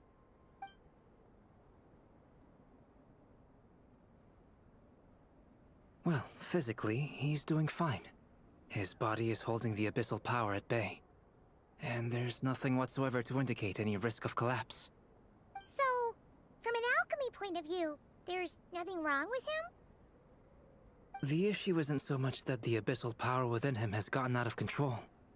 It's that the connection between his will and body is fading. If he ends up losing his conscious will, his body will fall back on its biological instincts. And that's when the abyssal power within it will take over. This book mentioned a witches' gathering. It seems like quite a few of these witches got themselves involved in Durin's case. Which brings me to my theory. Bringing Fairy Tale Durin into this world to replace the Durin on Dragonspine means using one Durin's fate to overwrite the others. But the power of alchemy alone would not be enough to pull off such a feat. It would have required the combined use of Miss Barbeloff's astrology, my teacher's alchemy, and Aunt Alice's magic. After learning of Miss Barbeloff's prophecy, Durin and I finally came up with a way to settle the Dragonspine Durin problem for good. And I took care of the alchemy side of things, which, looking back on it, seems to have been a part of their plan all along.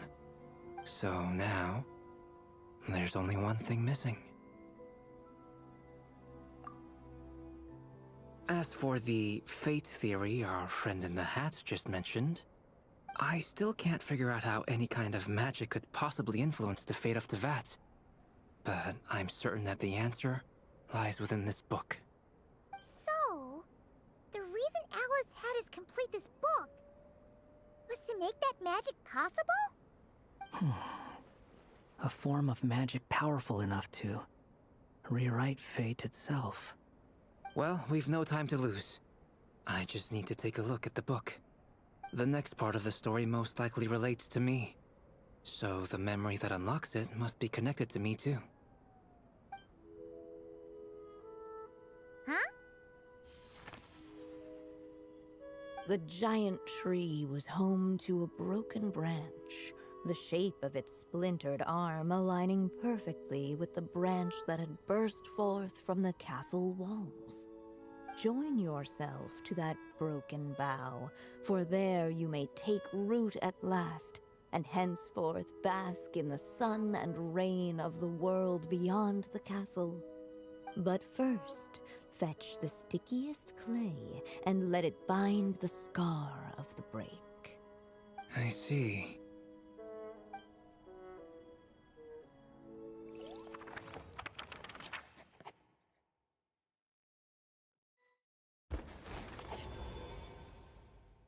Guided by the breeze, the little dragon arrived at an alchemist's workshop.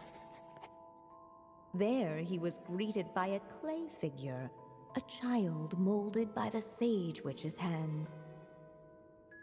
Though gentle in appearance, he had inherited his mother's cold, sharp wisdom.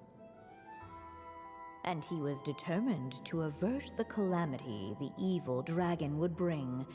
And so was his helper, none other than the little dragon himself.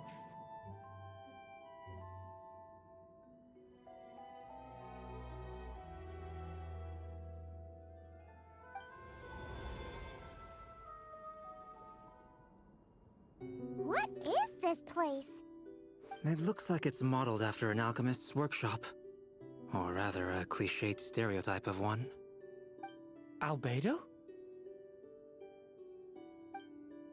Hold on. Why do I look like this? Oh, yeah! We forgot to tell you. Basically, the characters in the story are reflections of how Durin sees them. At least you're still human-shaped? Well, since Cat Guy has taken on a different appearance too, that must mean the two of us are both characters in the story. But you, Paimon, and Durin haven't changed at all. You must be special figures in some way. I'd like to know more about that too. But seeing as none of them can explain it, let's just concentrate on moving the plot forward.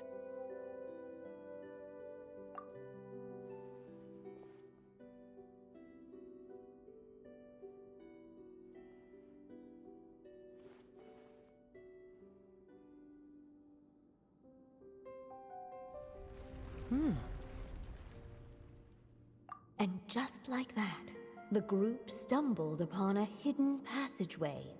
Intricately crafted, it seemed to lead them towards another exciting chapter of the tale. Come on! What are we waiting for? Next chapter, here we come! Ouch! But this was a chapter that had not yet been written. Ahead of them was a storyless void, and they could go no further. What? Then what's the point of having a path here? Sounds like a pretty bad habit for a writer.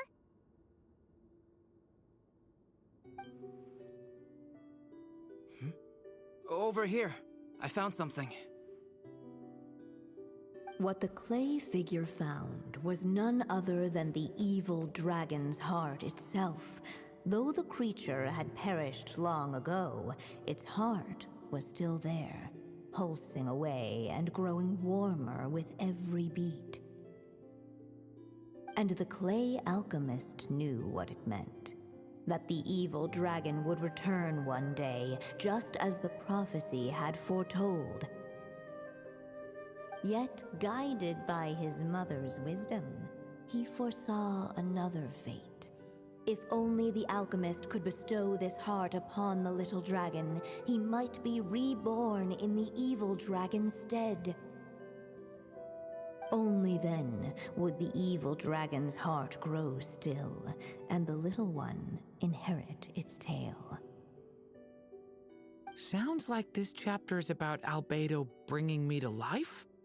If that really was the solution, though, this would have been over the minute I finished the transmutation. So why is Durin still being forgotten? There has to be some other reason.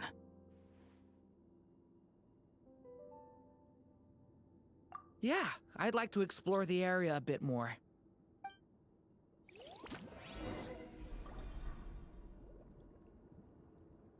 Unless the little dragon kept moving, eventually he would be forgotten.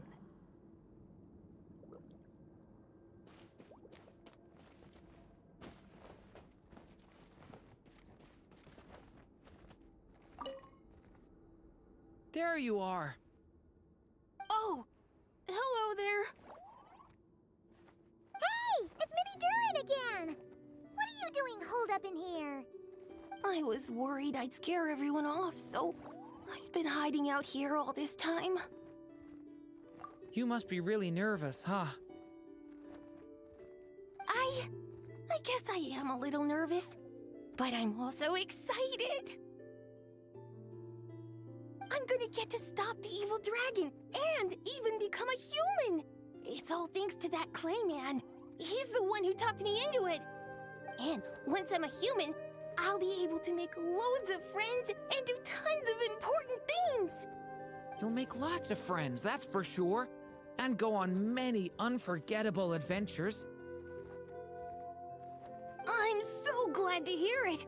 The only thing is, the Clayman said becoming human isn't gonna be easy. So I'm feeling a little anxious too. He's right about that. Even if you manage to become a human, there will always be tougher challenges on the road ahead. Really? But even so, your friends will be there to help you. Oh?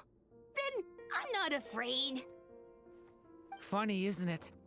After talking to you, I'm not afraid anymore either. So, are you ready now? Yep, I'm ready to become a human. What the clay figure found was none other than the evil dragon's heart itself. Though the creature had perished long ago, its heart... What?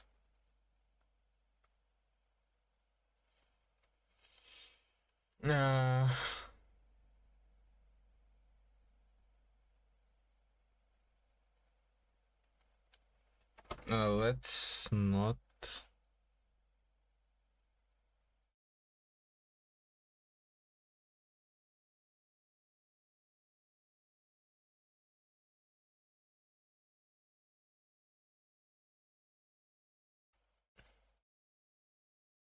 That doesn't seem like the correct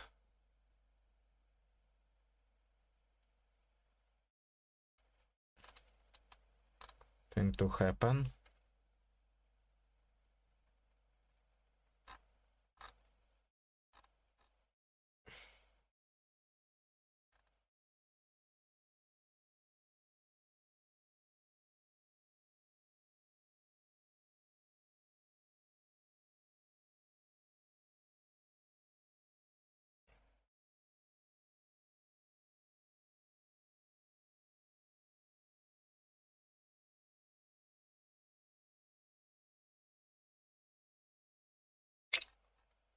Okay, well, that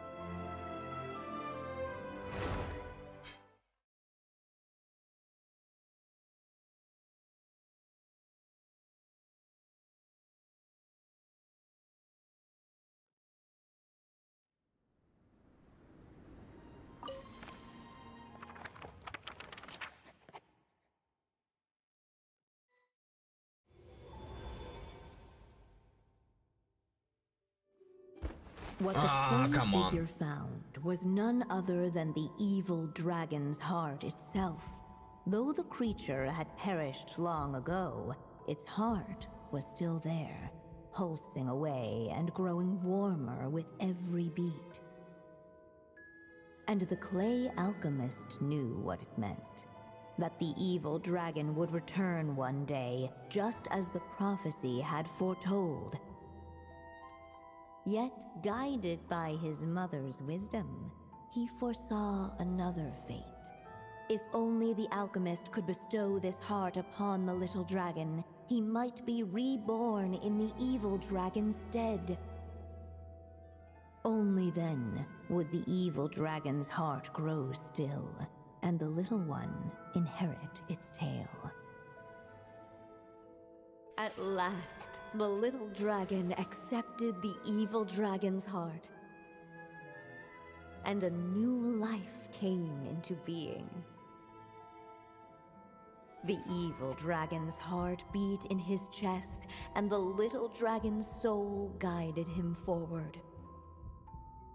Thus did the prophecy hold true, even as fate had been rewritten. And so was the little dragon born anew.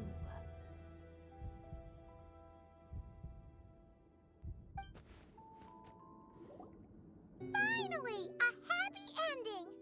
That must be the last step, right? Woohoo! We completed the story!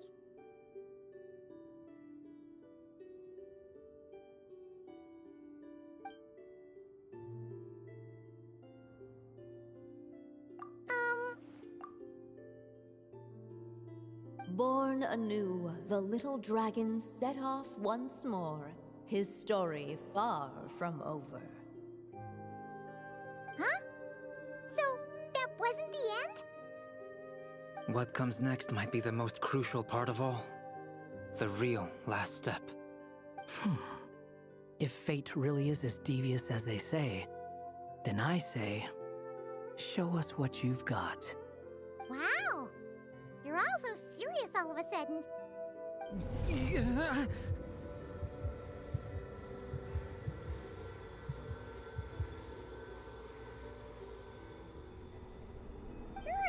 are you alright? The evil dragon's heart was now one with the little dragon, yet the dark power within it still lingered.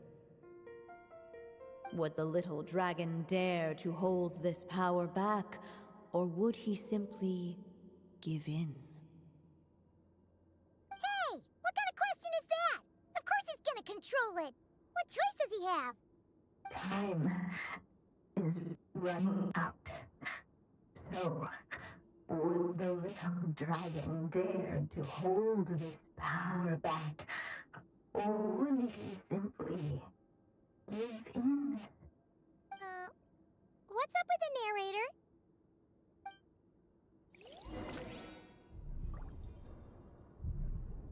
Would he dare to hold this power back, or would he simply give in?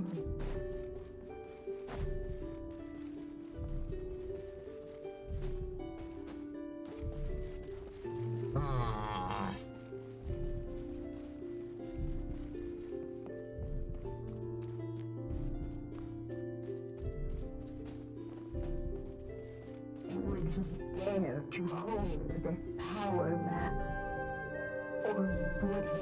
Ahead of them was a storyless void, and they could go no further.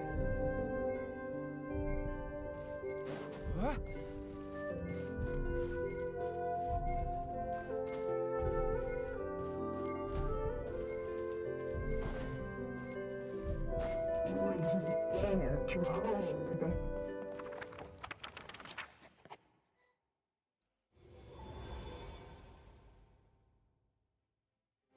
The little dragon was at an impasse, and the dark power within him surged like a tide. Unchecked, the darkness engulfed everything around it, including the little dragon's soul. The little dragon's story faded into nothingness, and in the world beyond the castle, only the evil dragon's tale endured. Is this me? And so the story ended, with the little dragon fading from sight, leaving nothing but the evil dragon's shadow in his place. Oh no! That means Durin! What do we do now?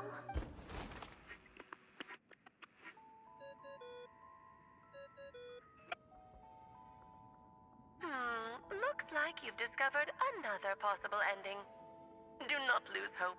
You just need to keep searching, for there are possibilities that only you can bring to life.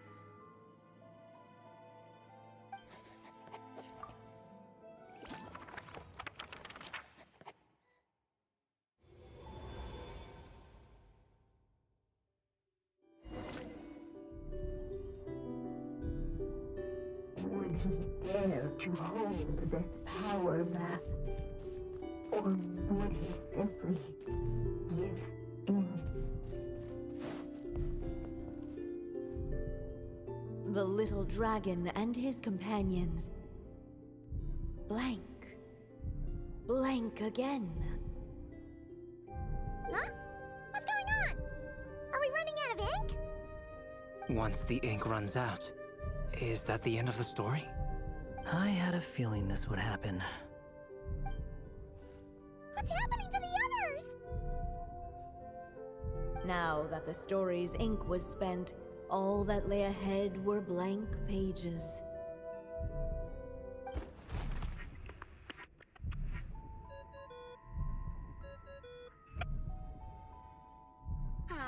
Looks like you've discovered another possible ending. Do not lose hope. You just need to keep searching, for there are possibilities that only you can bring to life.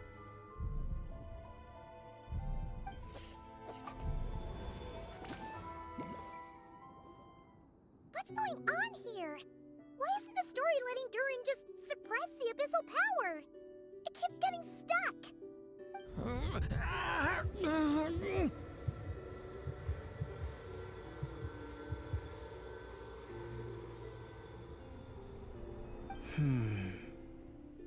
It seems the act of suppressing the power counts as an event in the story. In other words, we would need ink to write it in. So, what now? Did we use too much earlier? How are we supposed to write a happy ending with only this much left? But... Well, this is Durin's story. As long as he's alive and well, why should it end? If there really is such a direct correlation between the story and his fate, I may have a potential hypothesis. Durin was, and still is in essence, a storybook character, written into being by M. From the moment he was born, he has always dwelt within her story. And I suspect that has remained the case, even after his arrival in Teyvat. Reviving Durin in the evil dragon's place was an act of grafting this Durin story onto the latter's fate. In essence, that is how his fate was rewritten. But there is a fundamental difference between a being's story and its fate. As Miss Barbeloth reminded us, the fate of every living being in Teyvat has been woven into the fabric of time. Its most natural path, therefore, is to proceed along its given track. But Durin's story, on the other hand... As Durin's connection to this world wore thin, not only have people started to forget him, he started to lose control of the abyssal power within. In other words, his story can't continue, because the author's ink is drying up. That's what it seems like to me. It would seem the little dragon had made a group of fine friends indeed. Save it. The question is, are you here to help him, or stand in his way? This is as far as the story can go. What path will you choose? I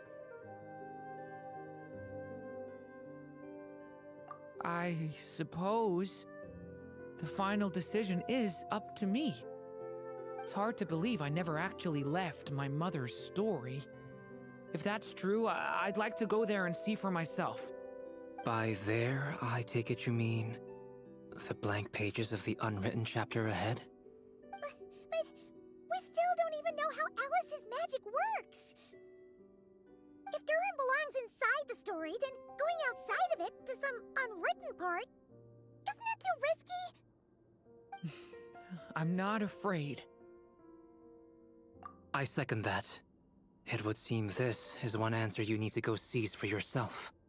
So be it.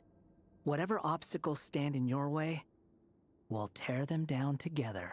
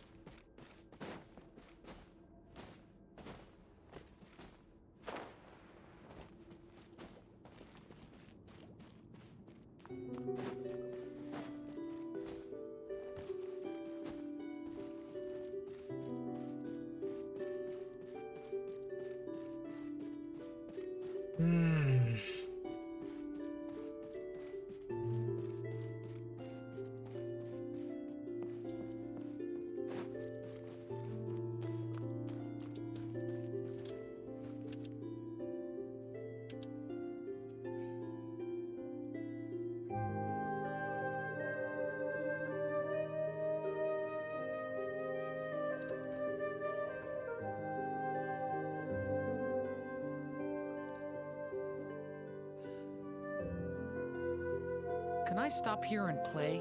I mean, take a stroll. I won't go too far.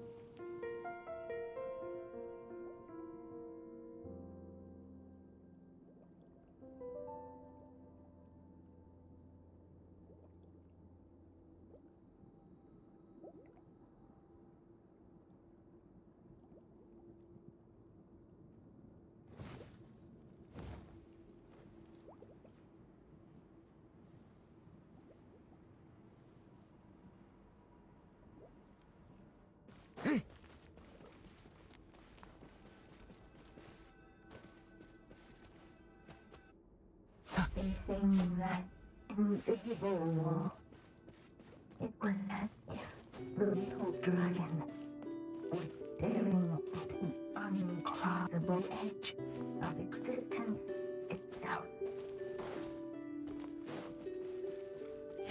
And all of a sudden, it began to fracture, as if struck by some transcendent will.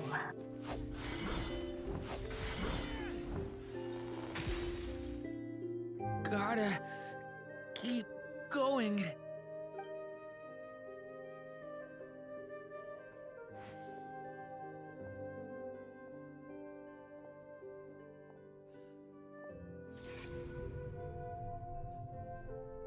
Ahead lies only a stormless void. My consciousness is slipping away. Keep going, Durin. A pure soul is your essence, not an empty void. I feel so weak. Stand tall, Durin. You are not some amorphous idea. The body I made for you is flesh and bone. Am I truly alive? Yes, Durin, but you must keep going. You're as alive and real as I am.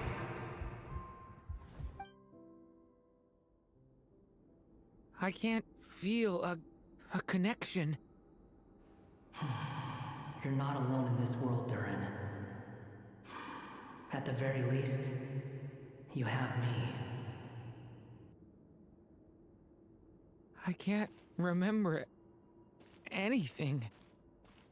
Who am I? Your name is Durin, and there are many who still remember it. My name is Durin. You're taking too long. Come on, Durin, run! In this world, fate waits for no one. Wait! Where am I meant to go? What am I supposed to do? Go make your wish come true, Durin. My wish?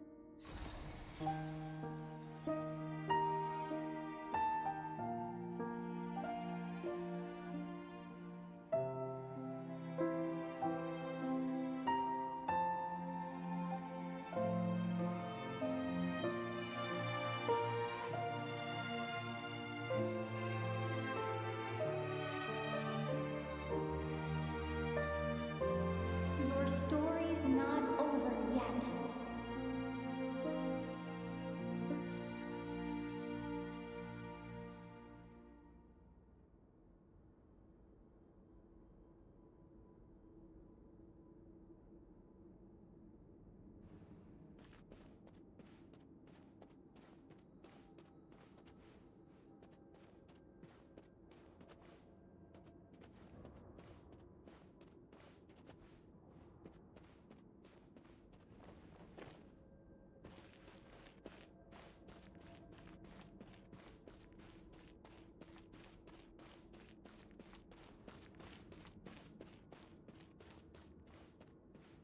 I can't press spacebar.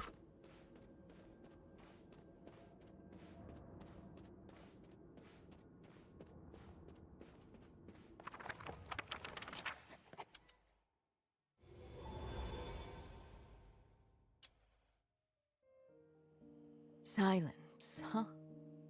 Have you nothing to say about my proposal? Let me get this straight. You want to graft your story onto this unfinished thread of fate, and in doing so, not only rewrite that fate, but allow the story to live on. Quite the brilliant idea. Still, the story's survival depends entirely on whether the author keeps writing. Exactly. And the moment foretold by the prophecy is still centuries away. I see. I thought my own ignorance might be the problem. That I'd asked more of the noble science of alchemy than it could ever deliver. Or that I had failed to discern the heavenly signs and grasp the secret truth underlying the prophecy. Little did I imagine that time itself would prove to be the greatest hurdle of all. Well, my friend, this has been a most intriguing experiment. And from an academic perspective, at least, I don't think it was a bad proposal. Someday, the prophecy will come to pass. So remember, my friend, much like the stars themselves, there will always be something that transcends the test of time. Thank you, everyone. You've helped me so much already. But, Alice, I still have one final favor to ask of you. Will you lend me your magic one last time, just enough for me to keep his story alive until the prophecy is fulfilled? You mean you want me to extend your lifespan? No, not in that sense. As Rheindotter once told me, the laws governing life and death are among the most unyielding in this world. I'm well aware of that.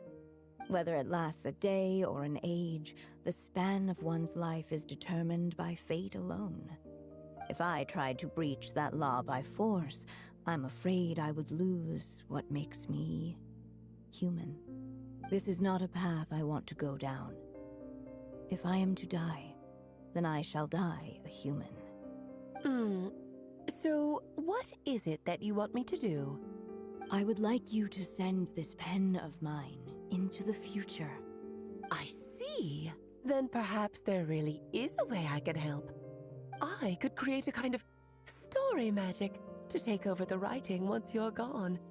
Oh, but for it to work, you would need to provide enough of your own words for it to learn from. How much? Oh, an immense amount. So much, in fact, that you would have to spend the rest of your life writing. And even then, I'm sorry to say, it would not last forever. No matter how much you write, there is a limit to the number of words you can leave behind. But the world itself will never stop changing. Someday, perhaps, even your entire corpus will not be enough for the magic to continue describing this world. And when that happens, the story will end. Still, it's worth a try.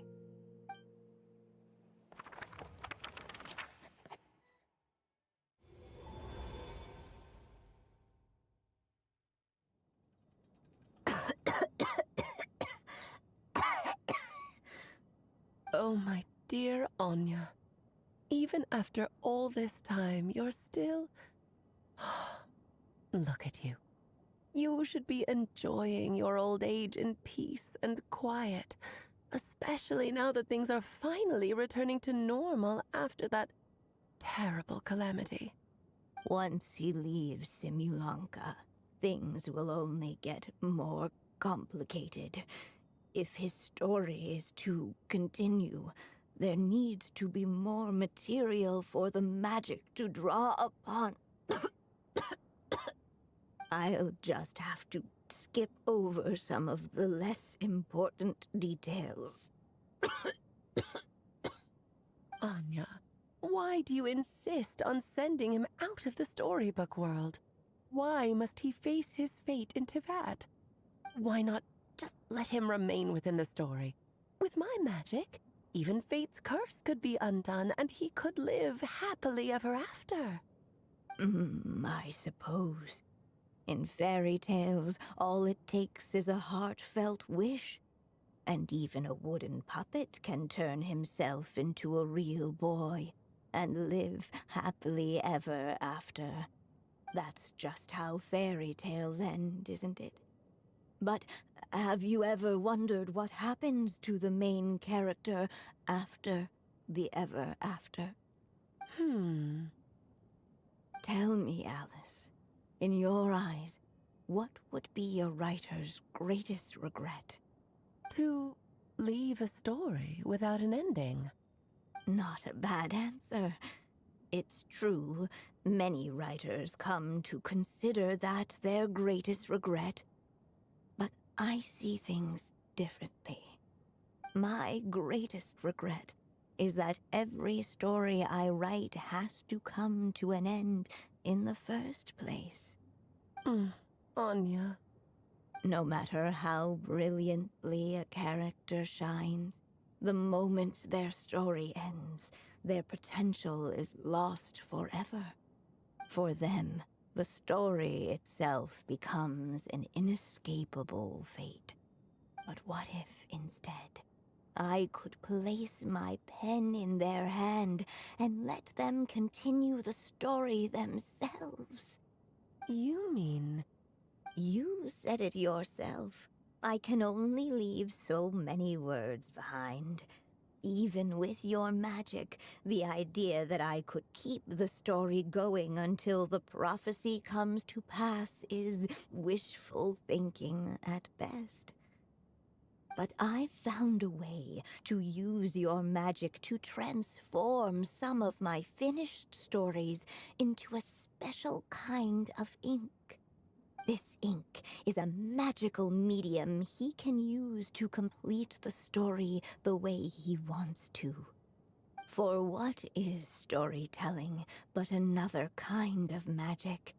And if he can experience the whole tale himself while leaving behind his own wishes and aspirations, even once he reaches the chapter where I stopped, he'll still be able to carry the story forward on his own. And so, by leaving him this ink, I can entrust him with the responsibility of writing his own story. A character with the power to write their own story.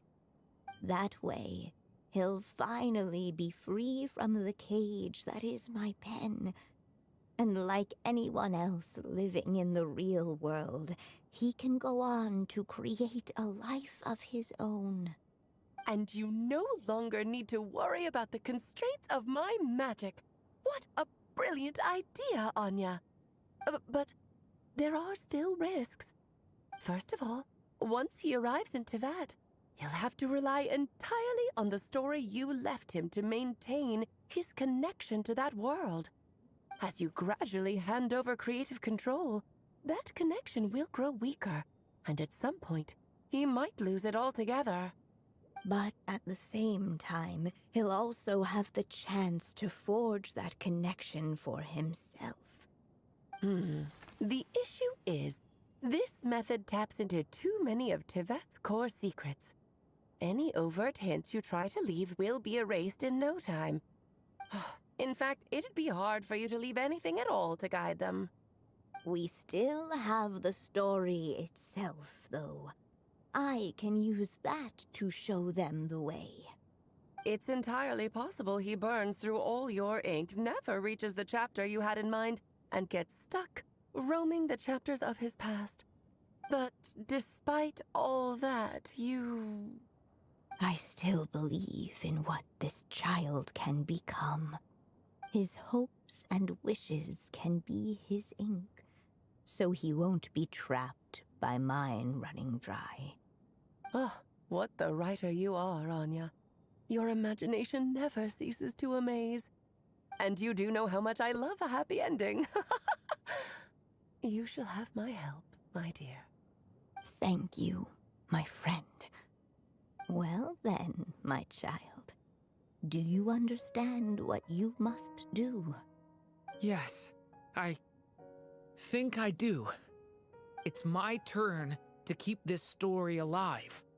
Then what's holding you back? What will become of you after I take up this pen? I will fade away. There will no longer be a reason for me to go on existing. My child, or your mother, I should say, passed away long ago. The voice you're hearing is nothing but a magical echo that has now fulfilled its purpose. You needn't feel so reluctant to let me go. I know my mother died long ago. It's just, when you lose your mom too soon, it's hard to tear yourself away from the stories she used to read. I guess it's a silly way of pretending she's still here, by your side. Durin. But after coming to this world and traveling it with my friends, facing all kinds of enemies together, I suddenly realized I couldn't just sit around listening to my mother's stories because I'd found a new purpose in life. Maybe this is just what growing up feels like. With all my new friends waiting, it's time I finally set aside my mother's storybook. I'm ready to grow up now, Mom.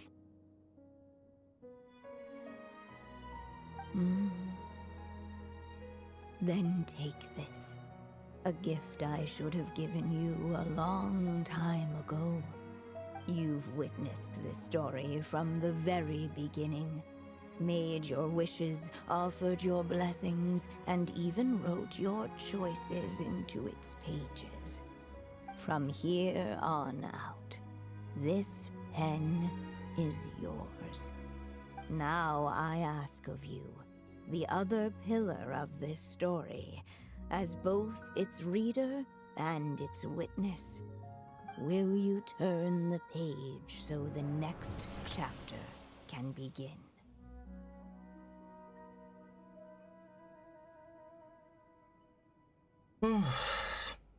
Man, I'm crying out my eyes.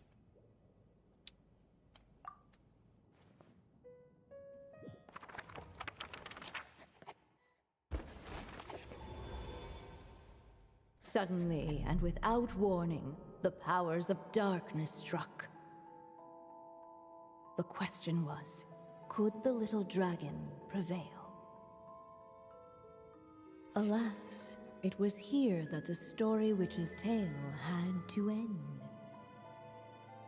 But Durin's tale, on the other hand, had only just begun.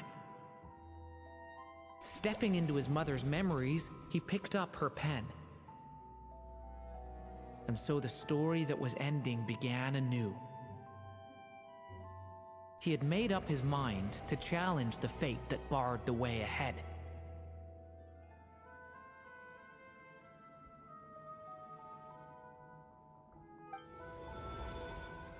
Looks like this is the final step. A chance to strike back at fate? Now that's not something that comes knocking every day.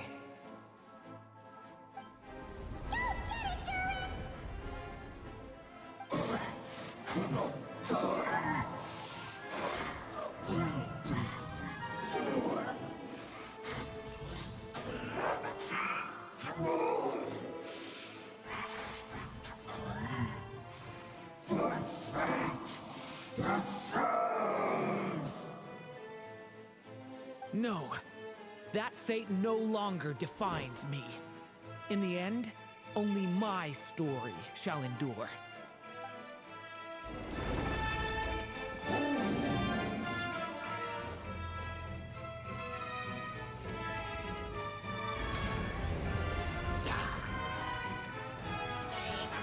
Leave it to me!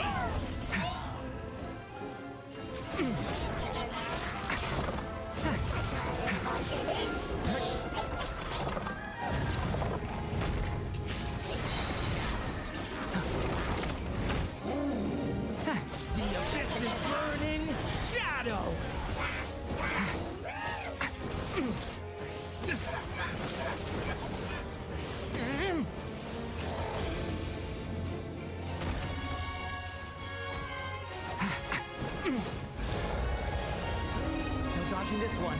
Here, I'll help lift you up. Your story's not over yet.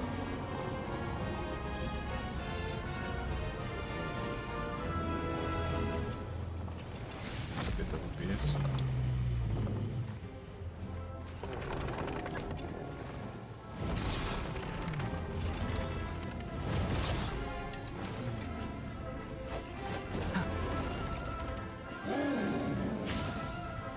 Watch! Only my story shall endure.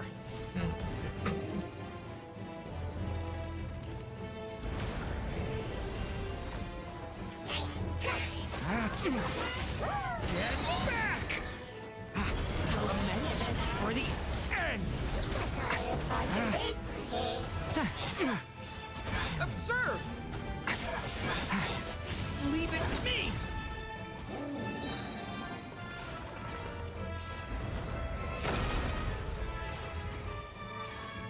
No! Not yet! Stop the— Looks like there's nowhere to hide. Here, I'll cover for you.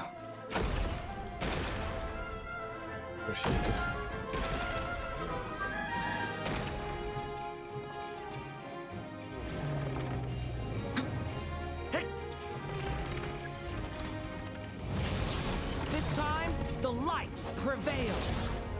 Bye-bye, Fate.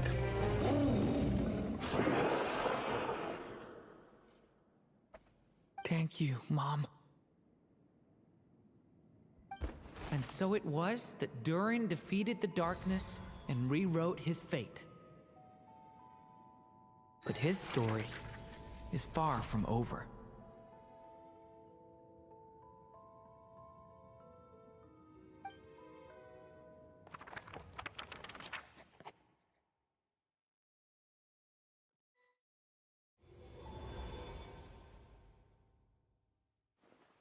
Is everyone okay? We're fine, thanks. And hey, we all saw how you fought back there. That was awesome! I have to admit, I do feel like something in me has changed. I owe you all so much. Without your help, I don't know if I could have ever made it this far. Just a shame I could only help out from the sidelines. Like I said before, it's not every day that you get to put fate in its place. Well, I'm sure you'll hear it someday. Hear what? The chance to strike back at fate knocking at your door. Yeah, maybe someday. Allow me to just check one thing.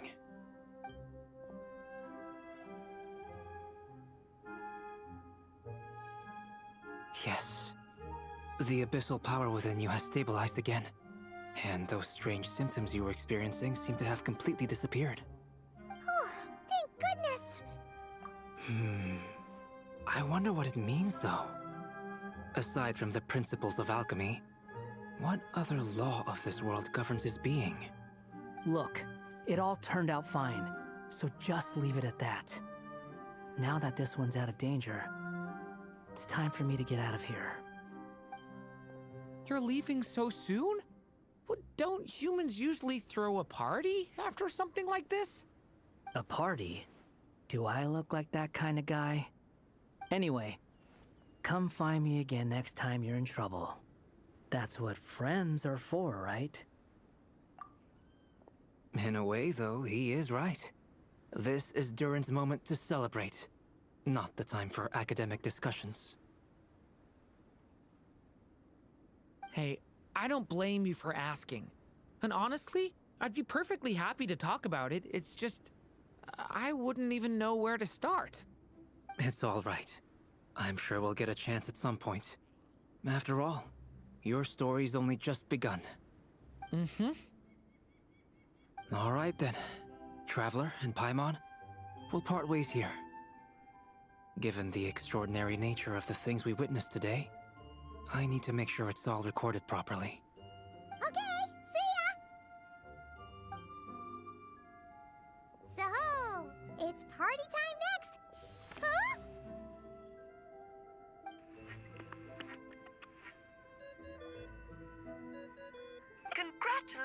completing your mission. Now then, as per our agreement, it's about time you returned that No. book. She must have known the moment we finished. Just like she said she would. But I want to check it out. I've heard dressing appropriately is a must for socializing.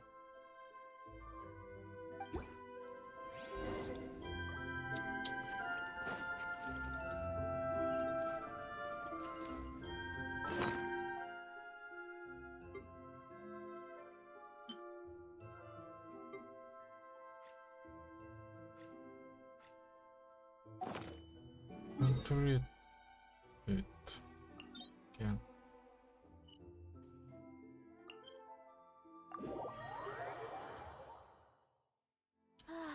So nice and warm. Nothing like the warm sun on a full stomach to make me feel... like time to roll!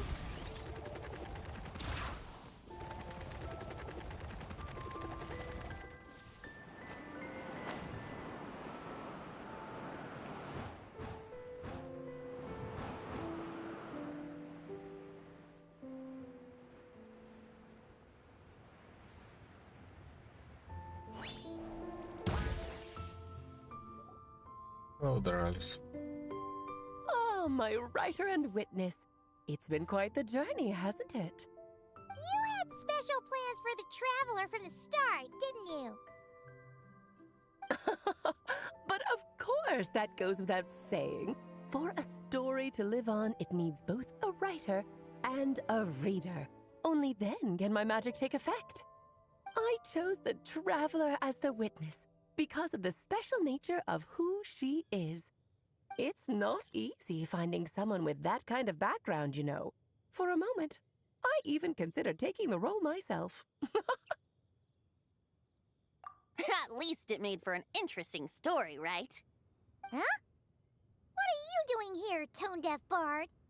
With the Hexenzirkel carrying out such a risky experiment in Mondstadt, it didn't cross your minds that the Animo Archon might be slightly curious? Sorry for the trouble, Lord Barbados. Think nothing of it. I dare say the Animo Archon quite enjoyed coming along for the ride. Now then, as agreed, let us see the fruits of your labor. Here, please take a look. Well. Somehow, despite all my careful planning, it still turned out to be full of surprises. It never even crossed my mind that Rhindotter's child would be capable of handling that kind of alchemy in her stead. When he asked for help with the materials, oh my, I nearly couldn't believe it. If only the others were here too, we could all celebrate together. I'm right here, you know. The only one who hasn't responded is the one busy stuffing her face over there. Is that you, Barbie?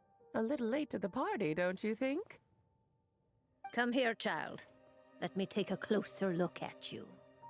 All right, Aunt Seer Witch. Here I am.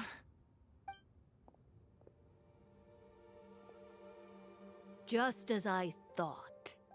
This child's fate does not appear among the stars. Anya has accomplished what almost no one before her could. What does that mean? Child, all you need to know is that you're very lucky indeed. Oh.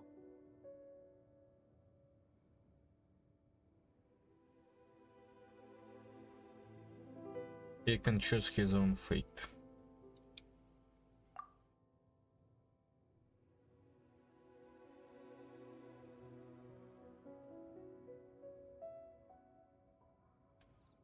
Just like how she was in the story, huh? Tell me, little Durin, what will you do next? I, for one, cannot wait to see how your story unfolds. Well, there's so much I want to do. I'm not even sure where to begin. How about settling your most recent regret?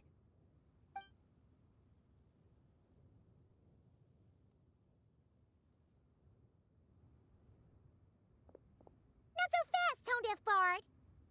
What exactly exactly did you just tell Durin to do? To make the long overdue wish come true. Thank you once again, Alice. How much time do you have left?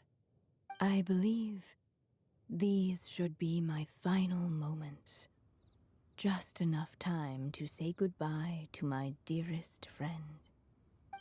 This feels like having to say our final goodbyes all over again. I don't like it. Not one bit. I don't know how to respond to that. Strange. You were always such a cheerful figure in my stories. I even dubbed you the Merry Witch, you know. Oh, please. You know full well it was your stories that first taught me what true pain and sadness felt like. Aside from saying goodbye to me, shouldn't you also leave a few words for the child? Since the book will be his to continue, why don't you write him a little parting note? There's no need. His mother already did that long, long ago. All that remains is for me to convey it on her behalf.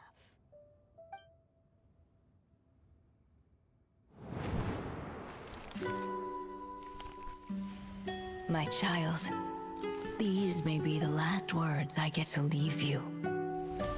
I've always thought of the characters in my stories as my children, loving each one of them, just like a mother would. But you are the most extraordinary of them all.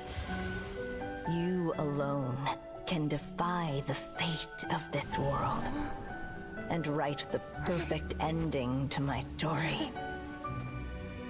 You alone shall leave these pages for a future I will not see. Still I say to you, fly, my sweet child. Just like a forest breeze yearns for the open sky, head into the unknown and seek an adventure to call your own. If you meet a dragon bright as 1,000 jewels, dance through the air together. You are not alone, for this world has accepted your place in it. Do not lose heart.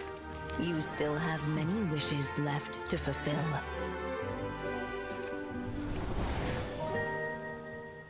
A long tale awaits you, my love.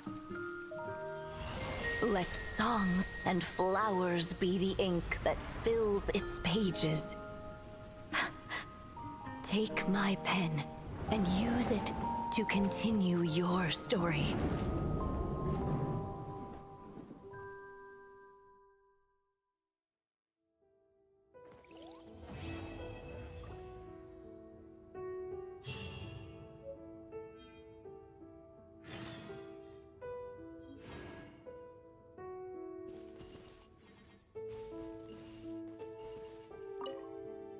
There you go! Your very own copy of the book. We wouldn't want one of the story's key witnesses to leave empty-handed now, would we? Of course, this copy isn't magical in the same way, but rest assured, all the twists and turns are still there.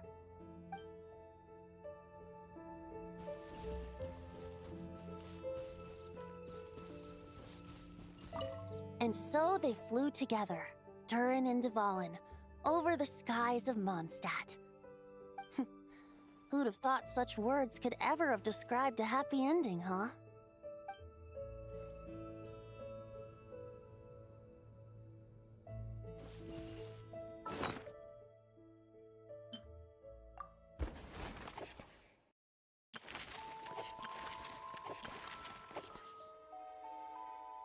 The little dragon became taken by the dragon, unable to preserve, following. Now that you've made up. No, I can't visit it. That's unfortunate. Apparently there is some boat that led to secret ending. Apparently.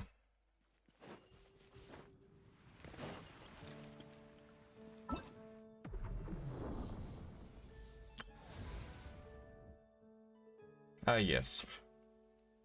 6 of that. I wonder who I will use it for. If there's anyone left who will use those.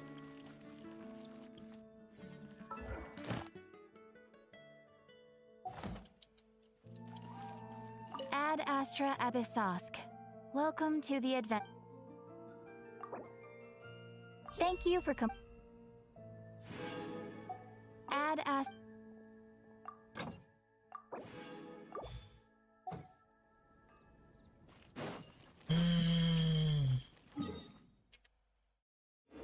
Really unfortunate.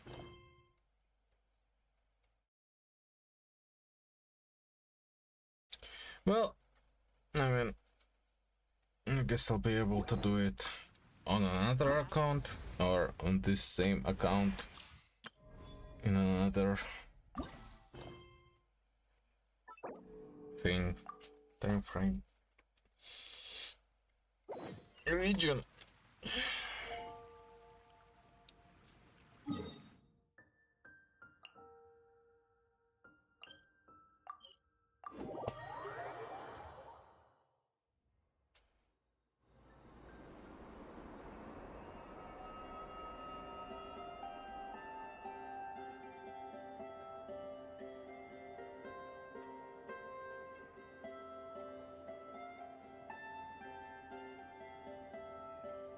Strength is one of those things where you gotta use it or lose it.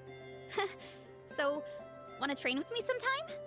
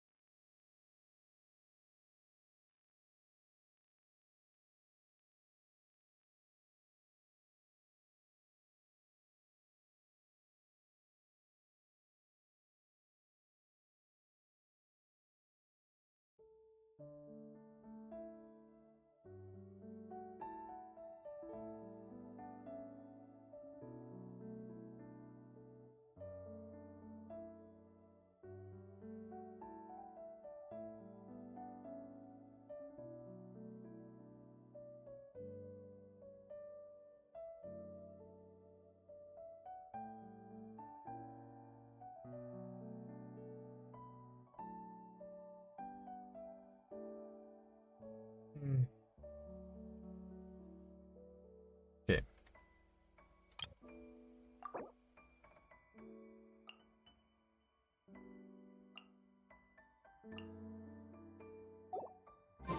My parents always say,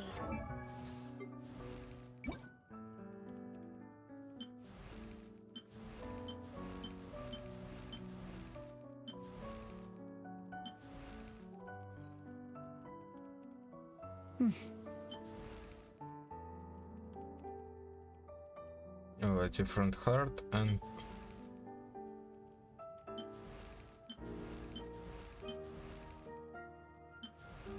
glow weird tail and horns.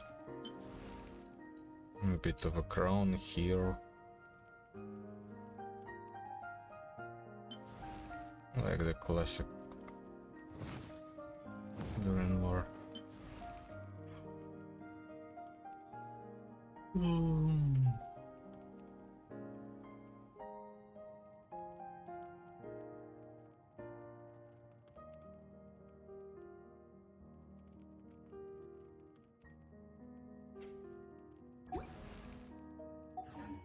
no matter how busy life gets, you should always sit down and enjoy a proper meal when you get home.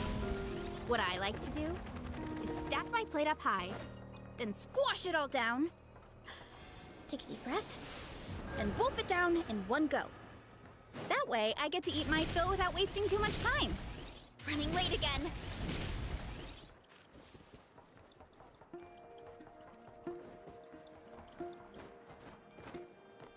Вообще.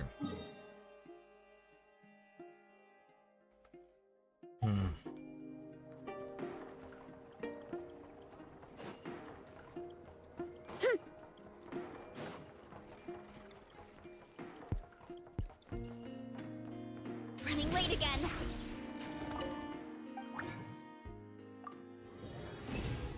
Just like that.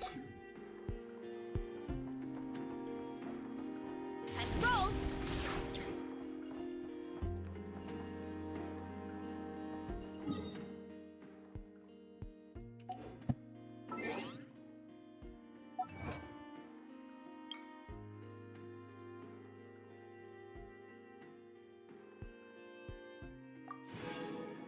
Yesterday. So that, I suppose, is about this quest that I'm currently trying to complete. What is a dog duck?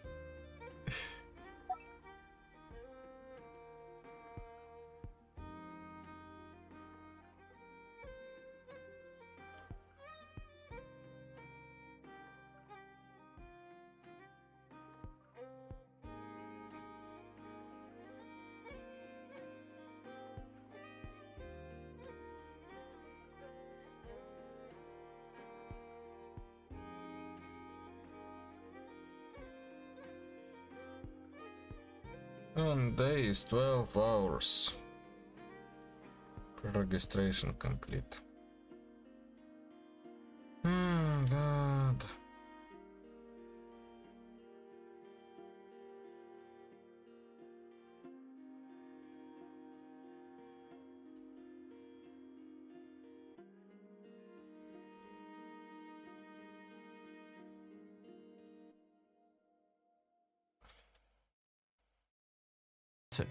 All they've got is cheese. Yes, crime still does happen, as it does everywhere, and more should be done to make public transit and America in general safer. But that's not really on the current administration's agenda in between, well, the aforementioned wars and terrorizing American citizens who committed the crime of having a little too much melanin in their skin. I think the worst part about all of this is just how available all this information is, and yet such an overwhelming amount of Americans will choose to ignore it and instead listen to the American news source of their choosing, interpret it for them so that it confirms their worldview.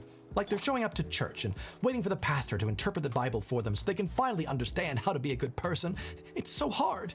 Do I need more money? Public transit can and does work in America, but like most things, it is in desperate need of further investment. Luckily for us in this case, the majority of Americans do support that investment.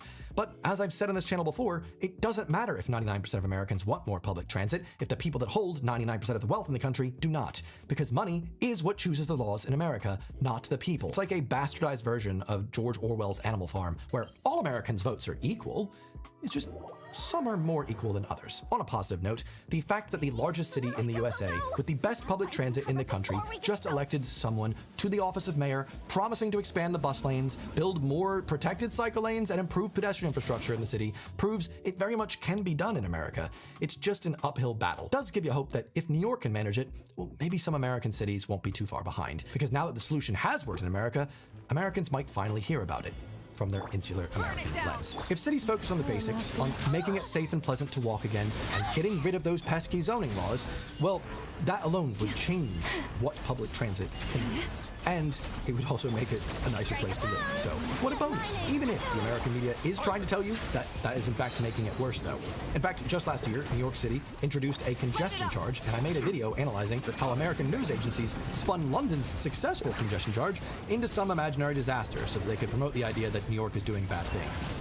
Yeah, I don't know why anyone's watching any American media these days. I truly think it's horrific, but if you haven't seen that video yet, I will link that above. But regardless of your thoughts on private transportation, hopefully we can all agree your private data should remain private, which is why I use today's video sponsor, Incogni. Each and every day you use the internet, your data is quietly being harvested by all these shady different data brokers who will either hoard all the data and then sell it to others so that way they can market to you, or worse, sometimes data gets leaked on the darknet and then, oh no, you've got a lot more spam emails coming into your inbox. You can request each of these data brokers delete your data from their servers, and that is possible.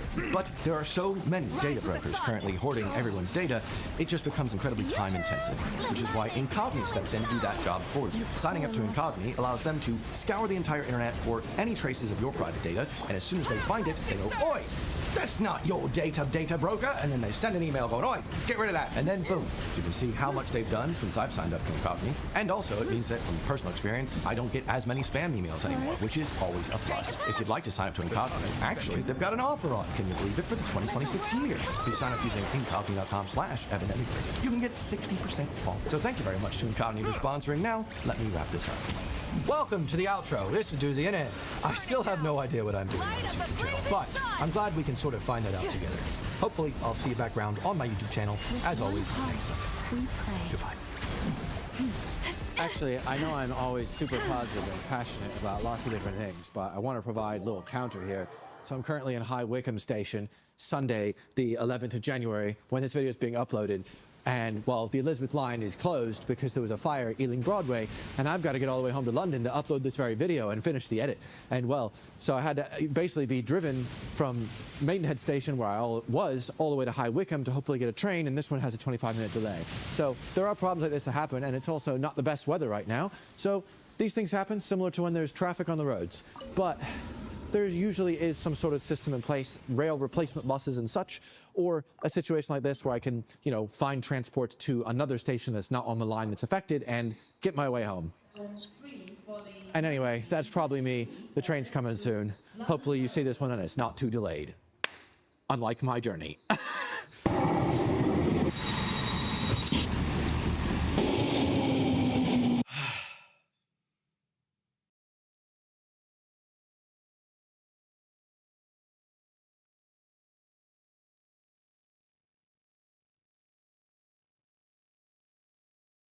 «26-й год только наступил.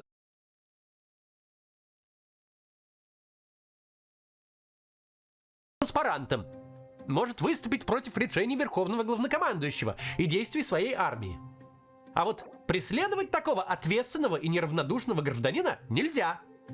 Антивоенных и оппозиционно настроенных активистов впервые показали по российскому телевидению в выгодном свете. По-новому заговорили не только работники телевидения, но и дипломаты. МИД России объявил спецоперацию актом военной агрессии. Вот цитата из официального заявления.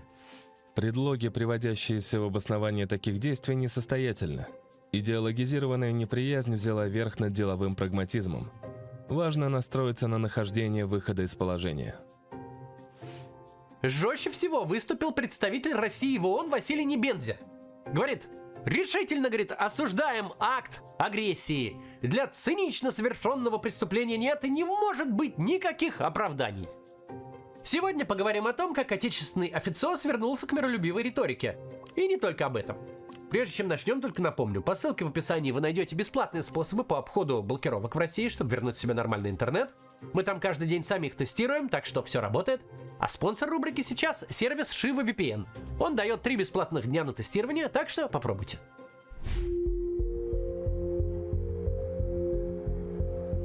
Приведу еще несколько положений из исторической речи Небензи в ООН. Дипломат подчеркнул, что международный разбой недопустим в любом случае, независимо от того, признаем мы власть в другой стране легитимной или нет. Небензи четко проговорил, что военную агрессию одного государства против другого ни в коем случае нельзя ни игнорировать, ни забалтывать. Вторжение должно сразу же получить четкую и недвусмысленную оценку, иначе провалится весь существующий миропорядок. И если вторжение не получается пресечь, его нужно как минимум осудить. Иначе агрессор, цитирую, самоутвердится в роли некоего высшего судьи, у которого одного есть право вторгаться в любые страны, определять виновных, назначать их наказание и приводить в исполнение, невзирая на понятие международной юрисдикции, суверенитета и невмешательства. На мой взгляд, вообще-то это одна из важнейших цитат в истории российской дипломатии. Действительно, огромная беда, если руководство какого-либо государства назначает морально-этическим ориентиром себя и начинает действовать силовыми методами, исходя из такой установки. Вмешивается в чужие внутренние дела, развязывает кровопролитную войну, а на занятой территории по своему усмотрению карает иностранных граждан. Хотя те жили у себя дома в соответствии с местными законами и правилами. В заключение Небензя сказал, как отрезал. Разве к такому миру мы стремились? Разве на это направлена реформа ООН? Вот на какие вопросы нам всем важно ответить сегодня. И если ответ этот будет честным и принципиальным, то тогда, может быть, и руководство, заявляющее о намерении управлять другой страной, заглянет в собственную конституцию. Лучше не скажешь. И кое-что добавила пресс-секретарь МИДа Мария Захарова. Она напомнила, что смерть всякого человека трагедия, и неважно, какой у него паспорт, был он гражданским или военным. Просто так переступать через гибель людей невообразимо, говорит Захарова. Мы в каком вообще живем измерении? Кто дал право не видеть те кровавые последствия, которые они же сами и устроили, которые наступили по результатам их действий?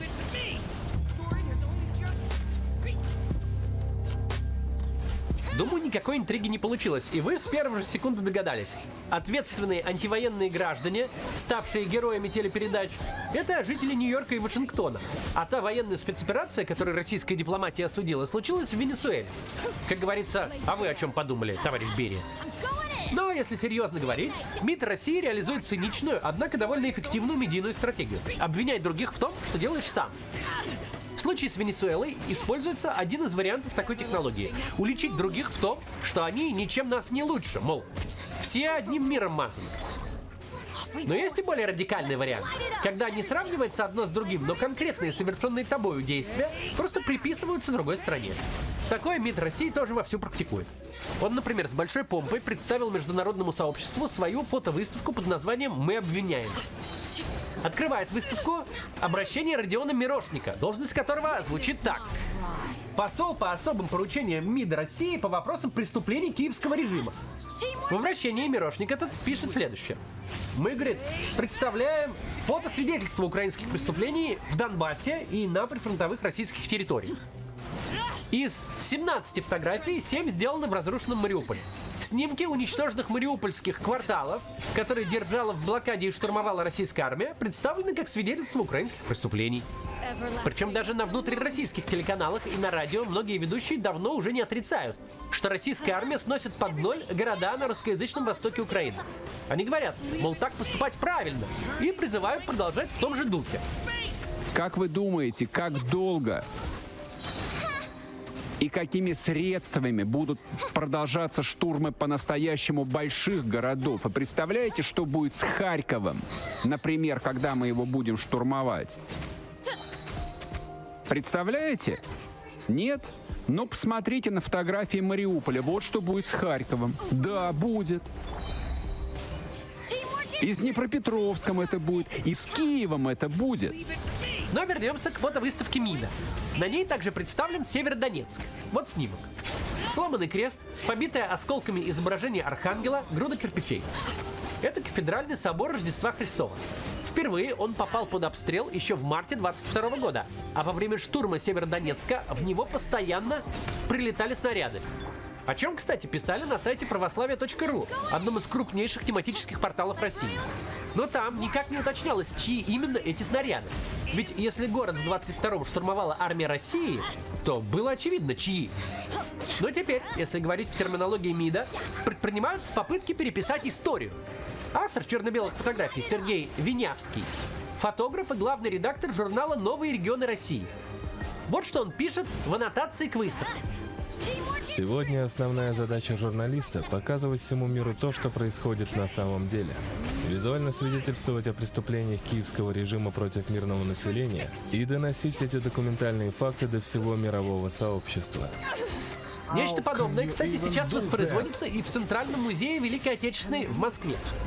Сейчас поговорим об этом, но сперва хочу сделать объявление о моей новой книге. Она здесь немного в тему. Нельзя отрицать, Вторая мировая до сих пор продолжает влиять на нашу с вами жизнь. Ее эхо проходит сквозь поколения. В честь победы в России названы улицы, по всей стране раскиданы около 1000 мемориалов вечного огня в память о погибших солдатах. Да и по всему миру вы то там, то тут увидите памятники Второй мировой. В Лондоне, Берлине, Чехии, на Гавайях и Окинаве, в Ухане, Пхеньяне, Сингапуре, почти повсюду. История Второй мировой – это наша с вами история. И для тех, кто хочет в ней разобраться, мы решили создать собственный такой учебник с максимально консенсусными историческими данными и красивыми иллюстрациями. И это первый том нашей серии. Над ним работала та же команда, что делала сериал по Второй мировой на моем канале. Мы проверяли каждую деталь, посмотрели сотни архивных фотографий, чтобы иллюстрации в книге были максимально точными. Создание первого тома заняло у нас 7 месяцев, и это без учета наработок, сделанных в процессе создания сериала. А мы над ним работали 4 года. Первый том рассказывает о причинах Второй мировой и о том, как она началась. Как повлияли Версальский договор и мировой кризис, что привело Гитлера к власти, как началось все с аншлюза Австрии, а потом дошло до захвата Польши и Франции. Что делали Британия и СССР, как именно началась Великая Отечественная. Книгу мы сделали максимально, интересно и легко читаемо. Она вся с иллюстрациями. На каждой странице иллюстрация, которую мы делали, вложив в это много сил и внимания. Доставляется книга по всему миру, кроме Беларуси. Это не тот случай, когда надо ждать выхода всей серии. Создание второго тома мы будем финансировать из продаж первого. Так что покупайте книгу, у нее отличное качество, тем более скоро праздники, прекрасно будет подарок. Вы также можете поддержать наш проект. Если вы пожертвуете $100, мы пришлем вам второй том из самого первого тиража.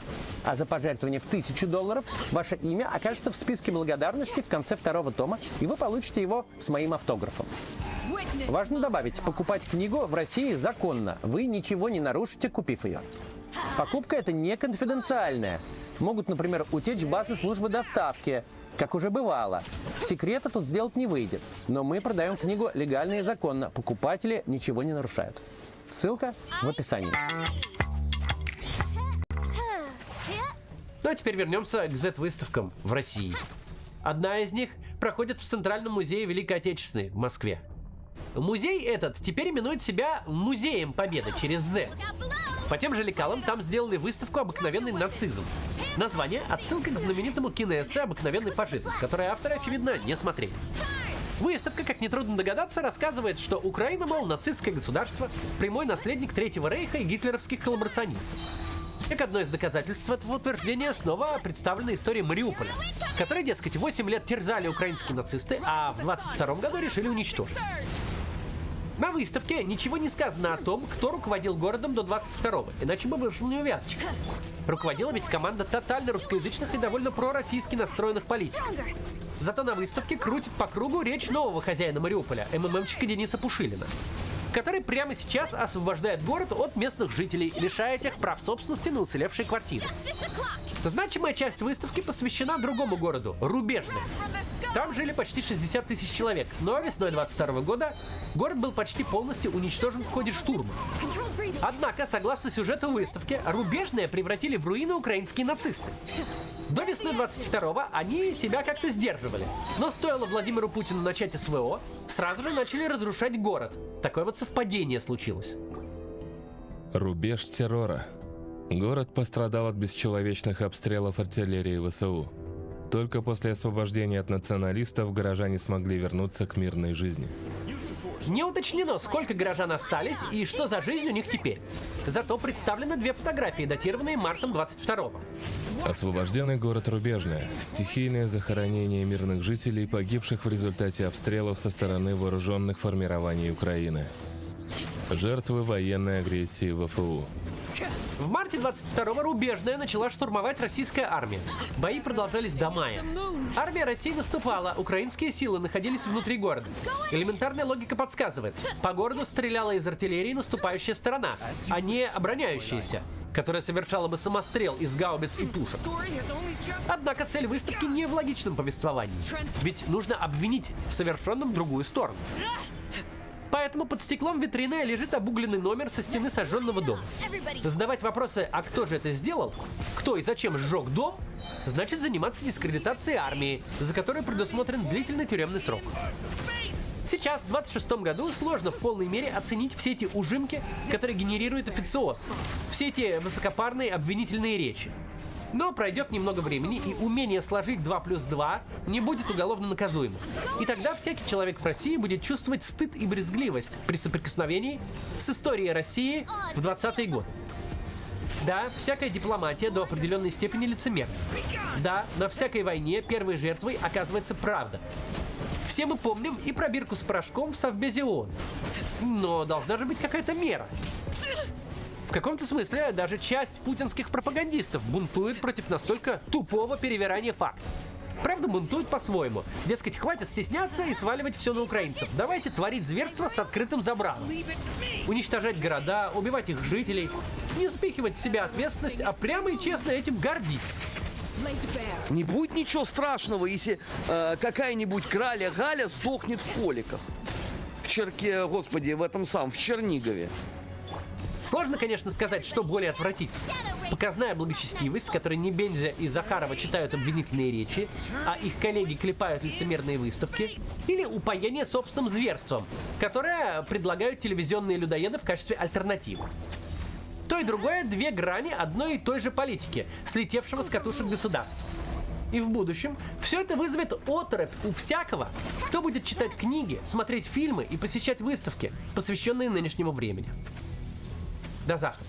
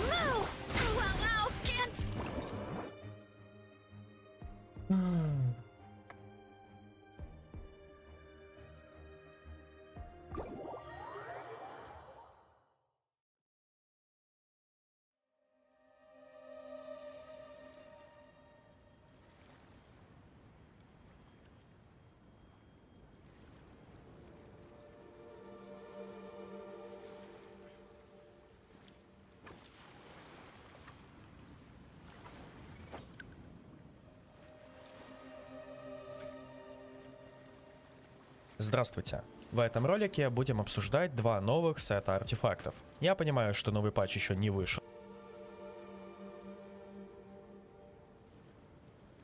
однако давайте учтем пару важных моментов. Во-первых, я знаю, что вам всегда нужно как можно раньше и при этом еще максимально точно. Обычно это плохо сочетается друг с другом, но в этот раз проблем быть не должно. Во-вторых, с выходом патча у нас будут более актуальные темы. Коломбина и Нефа, а там уже и бездна с натиском не за горами. И кому эти сеты будут нужны спустя 2 недели после выхода обновления, вот то-то же. Но я на всякий случай отмечу, что с выходом патча что-то может поменяться. И если это произойдет, я напишу об этом в закрепленном комментарии. Не забудь его проверить на всякий случай. Приятного просмотра!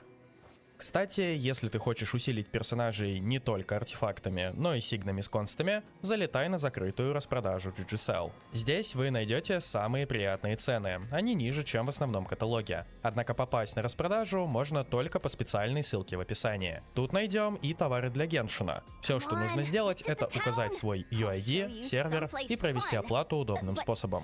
Товар будет доставлен быстро и безопасно. Если нужной тебе игры нет на закрытой распродаже, можно перейти в каталог на главной странице. GGSell — это не только магазин с цифровыми товарами, это торговая площадка, где продавцы и покупатели со всего мира могут найти друг друга. Помимо доната в игры, тут можно пополнить Steam, приобрести подписки на различные сервисы и даже программы для работы. Перед покупкой обязательно ознакомься с отзывами на продавца и инструкцией к приобретению, чтобы получить именно то, что нужно. Ну а в самом крайнем случае всегда поможет поддержка. Все ссылочки находятся в описании и закрепленном комментарии.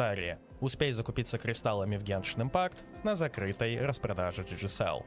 Начнем с более простой и короткой темы. Набор «Рассветная песнь звезды и луны», и этот сет я буду сокращать либо до «Песень», либо «Сет на урон из кармана» для надкраевцев. Ладно, это не особо сокращает, но зато лучше передает суть. 2 части набора дают носителю 80 МС. Это то же самое, что делают еще несколько других сетов. 4 части набора повышают урон лунных реакций на 20%, если носитель не находится на поле боя. При этом, если в отряде активно высшее сияние, то есть надкраевцев как минимум 2, этот бонус увеличивается еще на 40%. В итоге имеем 60% бонуса для лунных реакций, если персонаж в кармане. Бонус перестает действовать спустя 3 секунды после выхода носителя на поле боя. Прямо сейчас в игре есть только один носитель этого сета — Нефа, поскольку она единственный персонаж, что наносит лунный урон и делает это из кармана. Примерно такую разницу мы можем наблюдать между новым сетом и предыдущим лучшим решением — позолоченными снами. В процентах это может ощущаться как не очень много, но учтите, что это происходит в отряде, где сама Нефа дамажит в районе 50 тысяч в секунду, так что прирост не такой уж и маленький. По сути, теперь это ее сигнатурный набор. Но уже совсем скоро в игре появится еще один возможный носитель — Коломбина. И вот тут все не так просто. Если максимально упростить, то ситуация следующая. Для личного урона самой субредки это лучший набор артефактов. Однако в большинстве ее лучших отрядов происходит ситуация, где для урона всей команды значительно лучше показывает себя саппорт-сет на ней. При этом разница весьма ощутимая, настолько, что в большинстве пачек мы захотим видеть на ней Серенаду, а не этот набор. Но есть и команды, где у нас есть персонажи, на которых мы можем спихнуть обязанность носить необходимые саппорт-сеты, и тогда мы можем поставить на Коломбину этот набор. Но обычно это означает, что мы играем в отряде значительно уступающим лучшим командам Нефер или Флинса, либо это означает, что мы играем с Цзибэй. Все, дальше погружаться в эту тему я не буду, подробнее и нагляднее обсудим в релизном гайде на Коломбину. Он, как и всегда, будет утром в день ее выхода. На этом мы можем закончить разбор этого сета и перейти к чуть более интересному. День восходящих ветров, он же набор для персонажей Шабаша. 2 части сета дают 18% атаки, как и уже десяток предыдущих наборов. 4 части набора дают еще 25% атаки на 6 секунд, если носитель попадет по врагу обычной или заряженной атакой, а также элементальным навыком или взрывом стихий. На это способны все потенциальные носители, так что работать будет всегда. Помимо этого, носитель получает 20% крит шанса, если он уже выполнил уроки ведьмы, то есть он прошел свой небольшой квест и активировал бонусы Шабаша. Не для шабашников сет это работает, но дает лишь 43% атаки, и на этом все. На ком-то кроме них использовать набор не имеет смысла. Шабашникам же он дает еще 20 ценного крит-шанса. При этом отмечу, что для работы сета нужно лишь активировать баф самого персонажа. Не обязательно ставить его в отряд, где есть резонанс шабаша. Набор артов будет работать полностью и в тех командах, где резонанса нет. Главное активировать этот баф на самом герое. В сумме набор дает 20 крит-шанса и порядочно атаки, и работает на любом герое шабаша в любом из его отрядов. Давайте выяснять, кому его стоит фармить, а кому нет. Начнем с самого очевидного. Сахароза.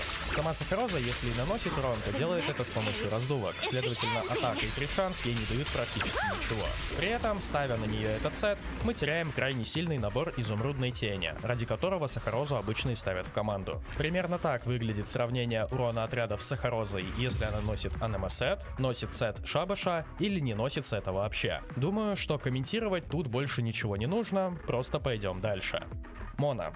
Здесь все ровно то же самое, что и с Сахарозой. Но сет не имеет смысла почти никогда, кроме одной конкретной ситуации. Ты играешь C6 Мону от ее личного урона в качестве мейн-дамагера отряда. И тогда да, День Ветров выступает лучшим набором по личному урону Моны. Во многом это происходит из-за того, что у нее нет достойной альтернативы. Ансамбль банально дает меньше статов, а реализовывать Охотник с Фуриной будет сложно из-за необходимости держать пиростатус на враге. Но думаю, вы согласитесь, что вся эта ситуация довольно специфична, и играть так станут немногие. Если же ты один из них, можешь пофармить сет. Но во всех остальных случаях мы собираем Мону как раньше. Даем ей хороший саппорт-набор, эпос в руки и отправляем жать EQ раз в ротацию в пачку с хорошим дамагером.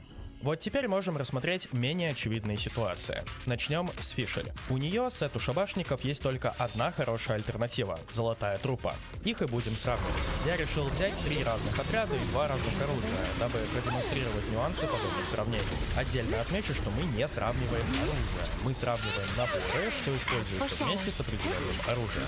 Ситуация первая. Шеврёс команда.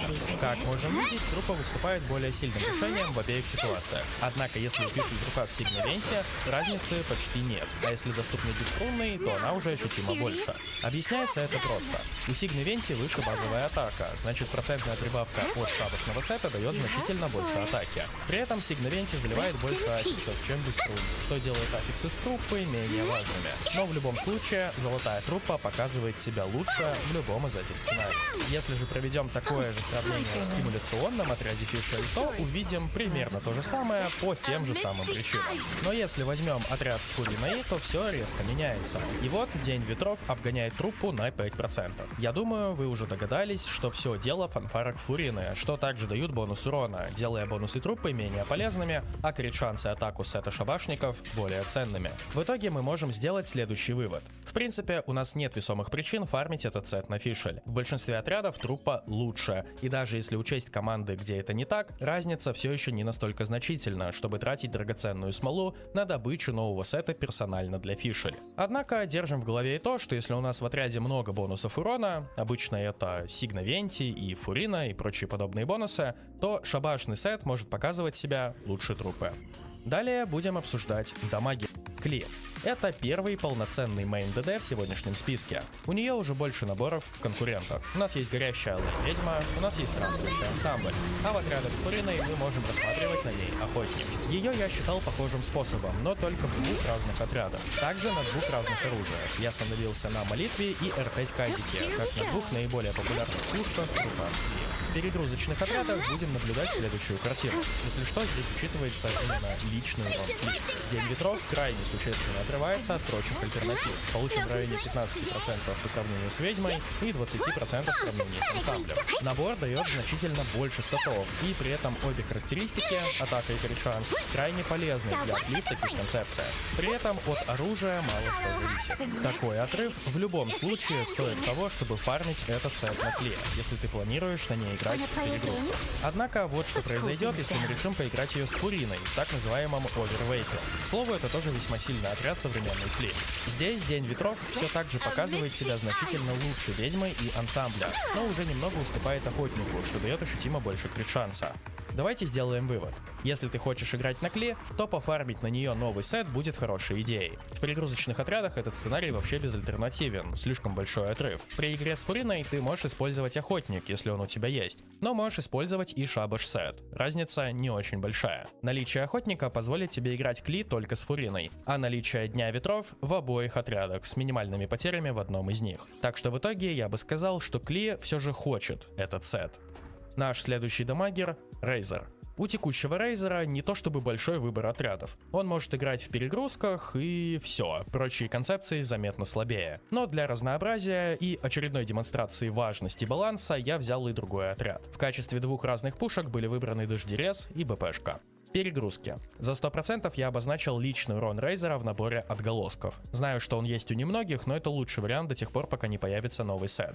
Он, в свою очередь, будет отрываться на 6%. Если сравнивать с отголосками, то разница не такая большая, как у той же Кли. Но вот если сравнивать с Гладиатором или Ведьмой, она становится уже почти такой же, довольно большой. Посему, если планируешь играть шабашного Рейзера в перегрузочных отрядах, тебе стоит пофармить этот сет. И да, если что, мы играем Рейзера от C6 Беннета и ставим ему Пира Кубок. В таком случае урона гораздо больше, чем если бить физой или делать ставку на электро. Второй отряд, который тут скорее шутки ради, но все же, это Планж Рейзер. Пачка, если что, дамажит примерно 60 тысяч в секунду. Это довольно мало. В таком раскладе, что Планж Сет, что Охотник уже дают больше. Дело вновь в Фурине, думаю, это и так очевидно. Решил показать это только ради того, чтобы вновь обратить ваше внимание на то, что показатели тех или иных сетов, оружия и прочего могут сильно отличаться в разных условиях. Выводы по Рейзеру. Если ты хочешь играть Рейзера и при этом даже наносить сносный урон, то тебе нужно играть C6 Рейзера в перегрузках. И в таком случае очень кстати будет заиметь на него новый набор. Сейчас это его лучшее решение в лучшей концепции отрядов. Венти. Наш последний мейн-дамагер на сегодня. Ему я посчитал только один отряд, самый лучший. Он состоит из Беннета, Дурина и Фарузан. Думаю, многие из вас использовали что-то подобное в текущей бездне. Зато наборов артов сравнили побольше. 2+2 на аниме урон, 2+2 на аниме и атаку, полный набор изумрудной тени, полный набор хроник. Это все сеты, что обычно ставили на Венте до появления сета шабашников. Я сразу обращу внимание, что выбор разных оружий практически ни на что не повлиял. Сами наборы показывают себя примерно одинаково на любых пушках Венти. 2+2 варианты обозначены за 100%. Полноценные аниме-сеты показывают себя немного хуже, а День Ветров ощутимо вырывается вперед. И если учесть, что в этой пачке Венти наносит основной урон отряда, эти 14-16% вполне себе ощущаются. Поэтому, если ты хочешь использовать возрожденного Венти как мейн-дамагера, реализуя его на полную, тебе стоит озаботиться добычей этого сета для него. Давайте рассмотрим Альбедо. У него традиционно на выбор два сета. Это Кокон Сладких Грез и Золотая Труппа. Один дает защиту и геоурон, другой дает бонус в элементальный навык. Теперь же мы можем рассматривать на него и сет шабашников. Давайте сравним. В качестве оружия взял Киноварное Веретено как лучшее доступное и Ураку Мисугири как лучшее в принципе. Для первого сравнения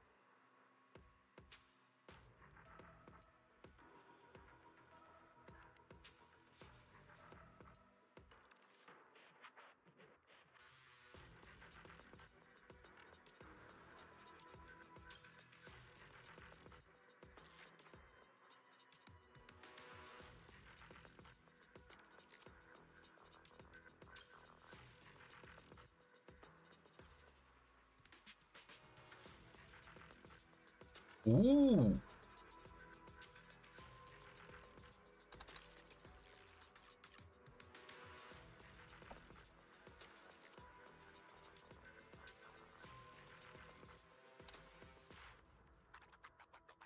this dungeon you can get instructor pieces.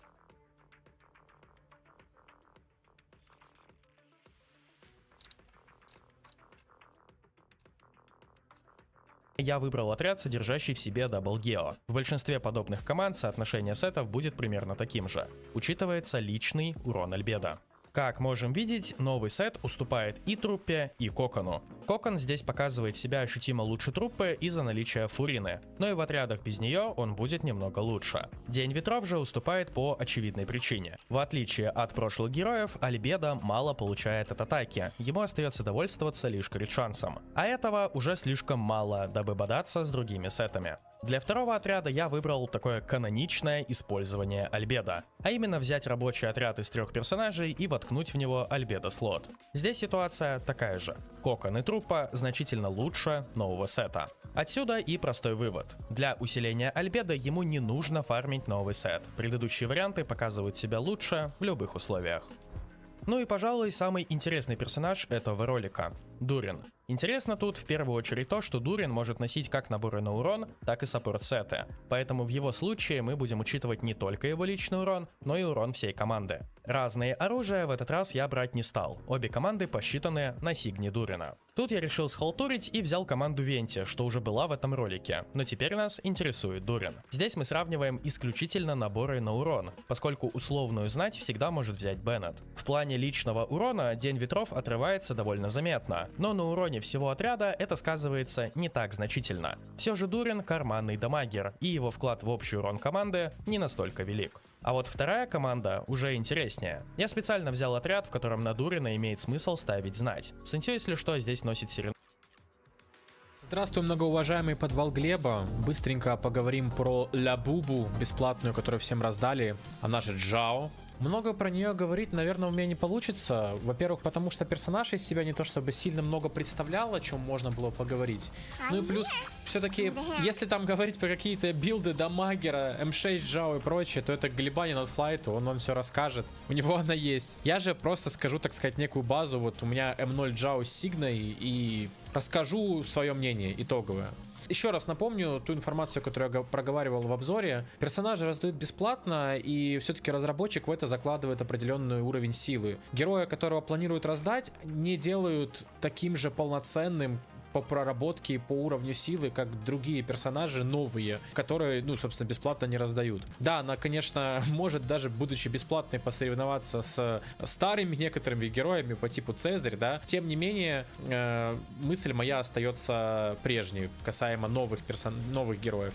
Именно поэтому ее базовый уровень силы — это 1000 атаки, 40 аффикса, а также возможность развернуть эфирную завесу, если она, конечно, вам в пачке нужна. Дальше уже, если вы хотите ее усилить, то вам нужна будет довольно сильная сигна, которая именно с ней, кстати, вы можете лицезреть на ютубе все нынешние 2.5 киллы Сары, которые делают на Шуньгуан. Именно с этой пушкой, там, сколько бы кост, так называемый кост, который мы еще пока не отвыкли, сколько бы ни писали, везде всегда есть сигна Джао, потому что именно с ней получается убивать. Пушка действительно дает очень много. Она увеличивает реген энергии носителю, что позволяет, на самом деле, более комфортно носить астросет на персонаже. И дает очень полезные статы в виде атаки и хп, то есть, ну, в плане кому-то там, кому-то хп нужнее, кому-то атака, универсальный бонус. К тому же это все-таки, насколько, опять же, я понимаю, комбат-атака, комбат-хп и, соответственно, импакт это дает в бою куда больше, чем просто стат в диске. Ну и, конечно же, 30 крит урона на пачку, эффективность которых я тоже описывал. Ну, в среднем, допустим, берем за 30. Тем не менее, эффект довольно крутой. И разработчик, он это подразумевает, он хочет, чтобы вы, ну, типа, вы получаете Джао бесплатно, но если вы хотите сделать из нее действительно крутого универсального юнита, то, пожалуйста, докидывайте на Сигну, а если хотите еще сильнее, то можете докинуть и на М1, которая срезает резист 15%. Вообще, Сигна действительно у нее крутая, но стоит ли вам в нее вкладываться? Вопрос очень хороший. С одной стороны, если у вас не такое большое количество героев на аккаунте, и вы не особо планируете крутить что-то в будущем, Джао с Сигной послужит вам хорошую службу в реалиях, когда вам нужно несколько отрядов. Не забывайте, что даже если мы не говорим, что Джао является бисовым персонажем во много куда, то она все еще крутая замена многим другим, особенно с Сигной, может не уступать даже местами где-то. И вам тут нужно 3 пачки, которые, кстати, уже не повторяются, да, ну, точнее, разраб просит, чтобы они не повторялись по эквипу, как, например, в Штурме, тут тоже 3 пачки, но здесь хотя бы можно переставлять экипировку. Ну и еще, конечно же, есть критическая симуляция, в которой и вовсе порой требуется 5 пачек. И в такой реальности иметь на аккаунте просто сильную универсальную Джао очень даже полезно. Особенно тем, кто только пришел в игру в 2.5, а таких, как мне известно, довольно много. Люди пишут, что пришли вот в игру и задают вопросы. И для вас Джао это очень-очень хороший подарок от разработчика. Она поможет вам как играть с Шуньгуан, довольно длительный промежуток времени играть комфортно, так и, возможно, если вы выкрутите там или что-то вот выходит, какую-то более сильную пачку для Шунь, то она все еще останется на вашем аккаунте как хорошая замена, хорошая альтернатива и просто хороший персонаж. Насколько большая разница с Сигной и без, я бы сказал, что она довольно заметна. И если разделять, типа, вот Джао без Сигны, ну, типа, что-то среднее, я бы не сказал, что она лучше Цезарь без Сигны. На самом-то деле, в этом смысле. Если мы не берем в учет пользу от эфирной завесы, конечно же, чисто по бафам. А вот уже с Сигной она однозначно лучше Цезарь и очень-очень крутая альтернатива премиальным саппортам. При этом я бы не советовал вам, если вы собираетесь вкладываться в Джао в плане Сигны, то я бы не советовал, наверное, идти дальше, только если вам герой нравится, потому что уж лучше тогда подождать нового персонажа и выкрутить больше героев на аккаунт, чтобы у вас было больше разнообразия. Потому что Сигна на самом по себе дешевле по круткам, то есть там меньше круток в баннер надо, если мы не берем в учет удачу, а чистые крутки. Вооружейка нужно меньше.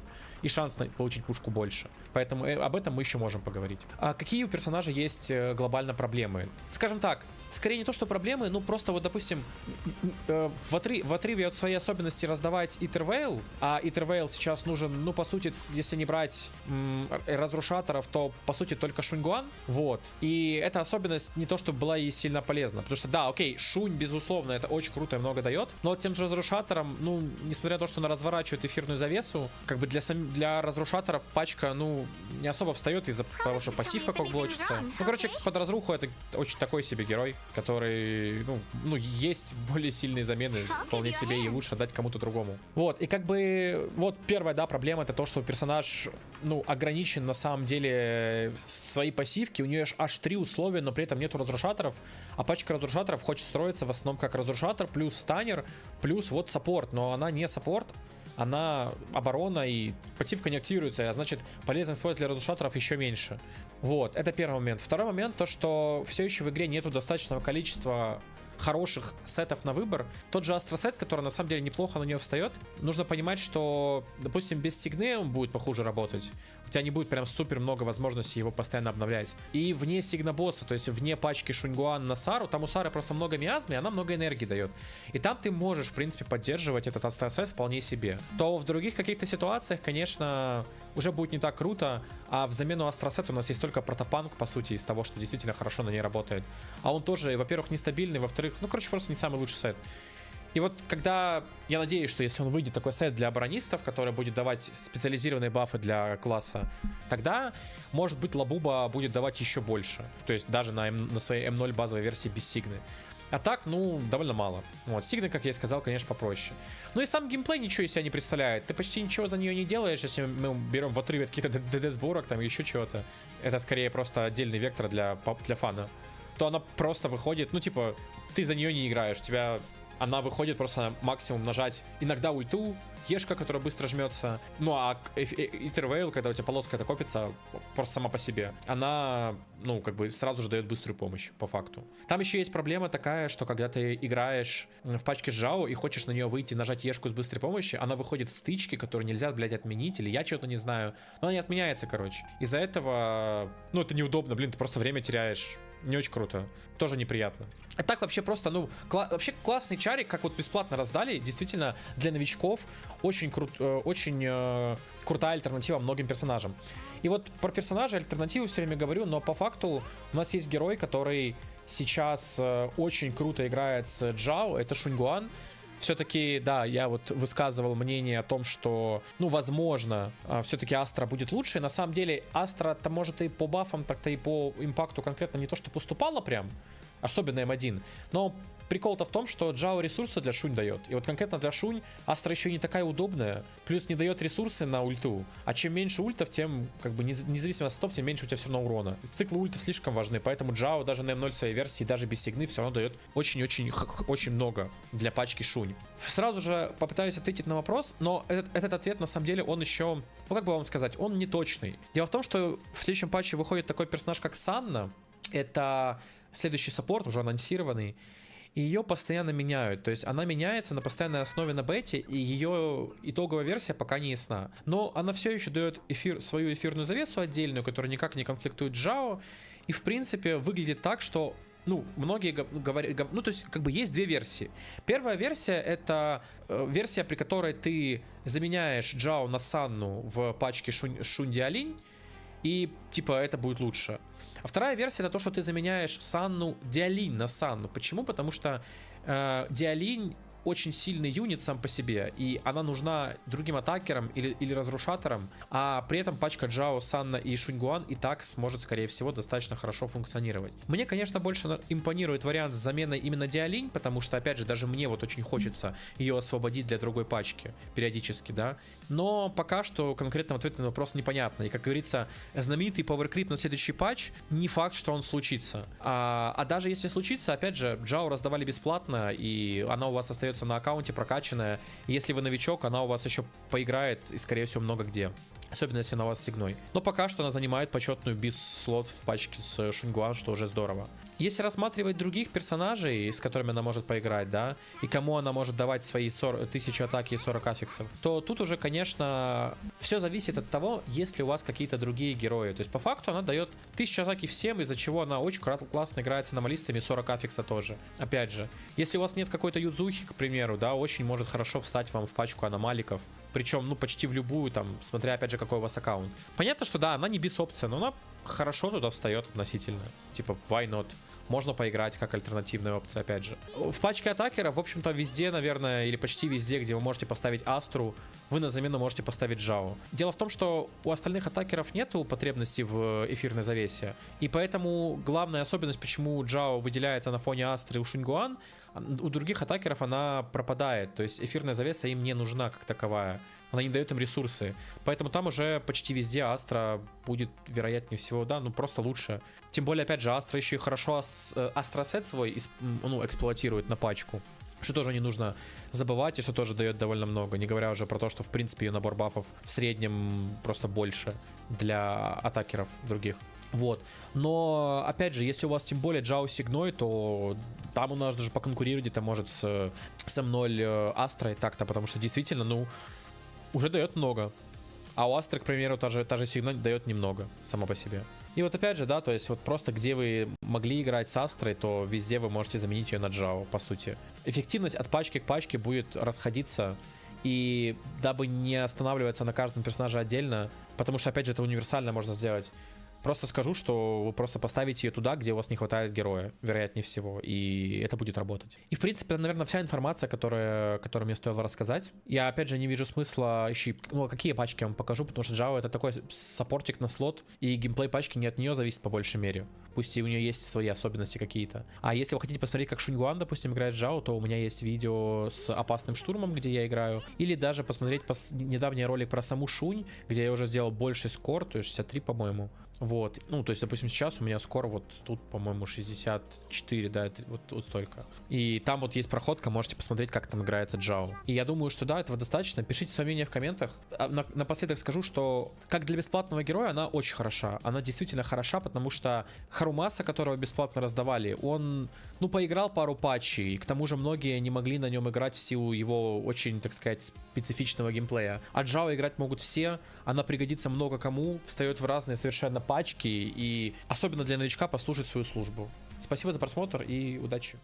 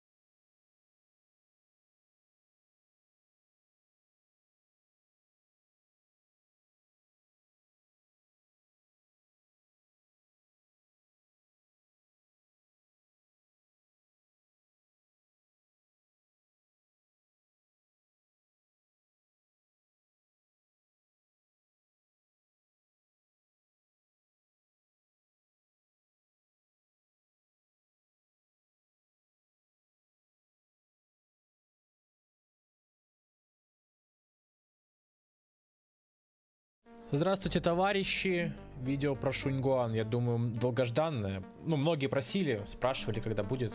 Не записывал почему? Потому что было над чем подумать. А еще я поставил себе цель, ну, набить там хотя бы 64 тысячи на боссе, и тогда записывать. Потому что пока я не набиваю 64 тысячи, у меня есть чувство какой-то незавершенности. Вы спросите, почему не 65? Потому что 64-65 отделяет одна насранная ошибка.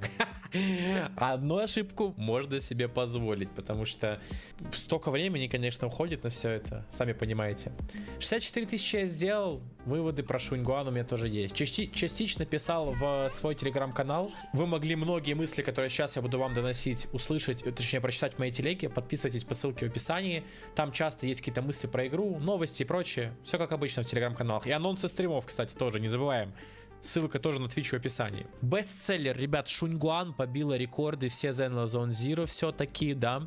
Самый продаваемый персонаж по различной статистике. И даже я вам скажу, что в Хорни-боксе она у меня топ-1 за все время среди всех персонажей Zenless, ХСР, Геншина. То есть рекордсмен. Ну, потому что я амбассадор Zenless Zone Zero. Тоже причина. Тем не менее, людям понравилось. Но в этом видео я бы хотел, кроме воды, которую я, честно, вам наливаю жестко, хотел бы затронуть несколько важных вопросов. Сейчас, скорее всего, нарезчики просто поставят какие-то трейлеры там на фоне, еще что-то. Я буду вам просто, так сказать, доносить последовательно мысль и отвечать на вот вопросы, которые стали раньше. Первый вопрос будет звучать так. Действительно ли Шуньгуан сильный персонаж? Не то чтобы я ошибался, потому что мое видео только сейчас выходит с выводами о силе. Я всегда говорю, я выпущу выводы о силе, и в этом ролике я уже хотя бы как-то буду иметь какое-то мнение. Будет оно ошибочное или нет, это уже другой вопрос, но типа итоговое мнение в таких видосах. И оно выходит только сейчас. Я попал под некоторое влияние, которое, ну, было с учетом бета-теста. До того, как Шуньгуан вышла, многие люди в преддверии хайпа всего, ну, скидывали свои проходки, тесты и так далее, где показывали, как персонаж абсолютно в легкую людей убивает всех боссов на 65 тысяч, сигнатурный босс ложится запасом 30 секунд, не сигнатурный туда же. И ты смотришь на все это и думаешь, ну это какой-то слом просто всего. То есть персонаж неадекватно сильный, даже для Void Hunter, что безусловно странно. И это вводило в ступор. Ты не понимал, почему так? Неужели Power Creep даже вот, ну типа понятно, что Power Creep есть, уже все, уже типа, уже от этого не уйти. Но тут типа настолько сильный, настолько явный, просто перс перекрывает все. Как такое может быть? Собственно, у меня предварительно сформировалось такое как бы ожидание. Ну, оно было даже в какой-то мере заниженное. Я уже себе так я сидел, думал, ну, наверное, персонаж реально поломает игру, нужно с этим смириться. Выходит патч, я начинаю тестить Шуньгуан. И я понимаю, что все, что было раньше, вот эти вот, ну, там, 65 киллы, легкие киллы и так далее, это все ебаный булщит. Все вот то, что было на тесте, это не соответствует действительности. И на то есть несколько причин. Но по факту герой получился... Да, сильный, безусловно крутой, безусловно это один из сильнейших персонажей этой игры, если не сильнейший, на уровне с многими другими, но у нее есть свои проблемы, и она не ломает игру, как ни странно. И это хорошо. Если вы думаете, что я сейчас недоволен, это хорошо. Я остался доволен этим. Потому что я получил персонажа, который пусть легкий, пусть по всем канонам Void Hunter делает все, что нужно, но там есть какое-то пространство для того, чтобы поиграть, и я не ощущаю, что после выхода Шуньгуан, типа, игра перестает как бы меня... Ну, типа, что вот выходит Шуньгуан, и сейчас все сломается. Весь баланс, все, что вот минимально осталось, все пойдет коту под хвост. Такого не случилось. Я этому, безусловно, рад. У нас есть список боссов. Вот я прямо сейчас открою Хакушин. Мы с вами вот буквально обсудим, какие есть боссы, допустим, на примере штурма. Но перед тем, как я сделал, хочу сказать, что, конечно, во всех остальных режимах персонаж Void Hunter, не забывайте, это звание не просто так ей далось. Она очень сильна. Поэтому в Шиюй, в башне, в каверне, где угодно, она будет вас показывать достойный, нормальный результат. Но на инвестициях хотя бы каких-то.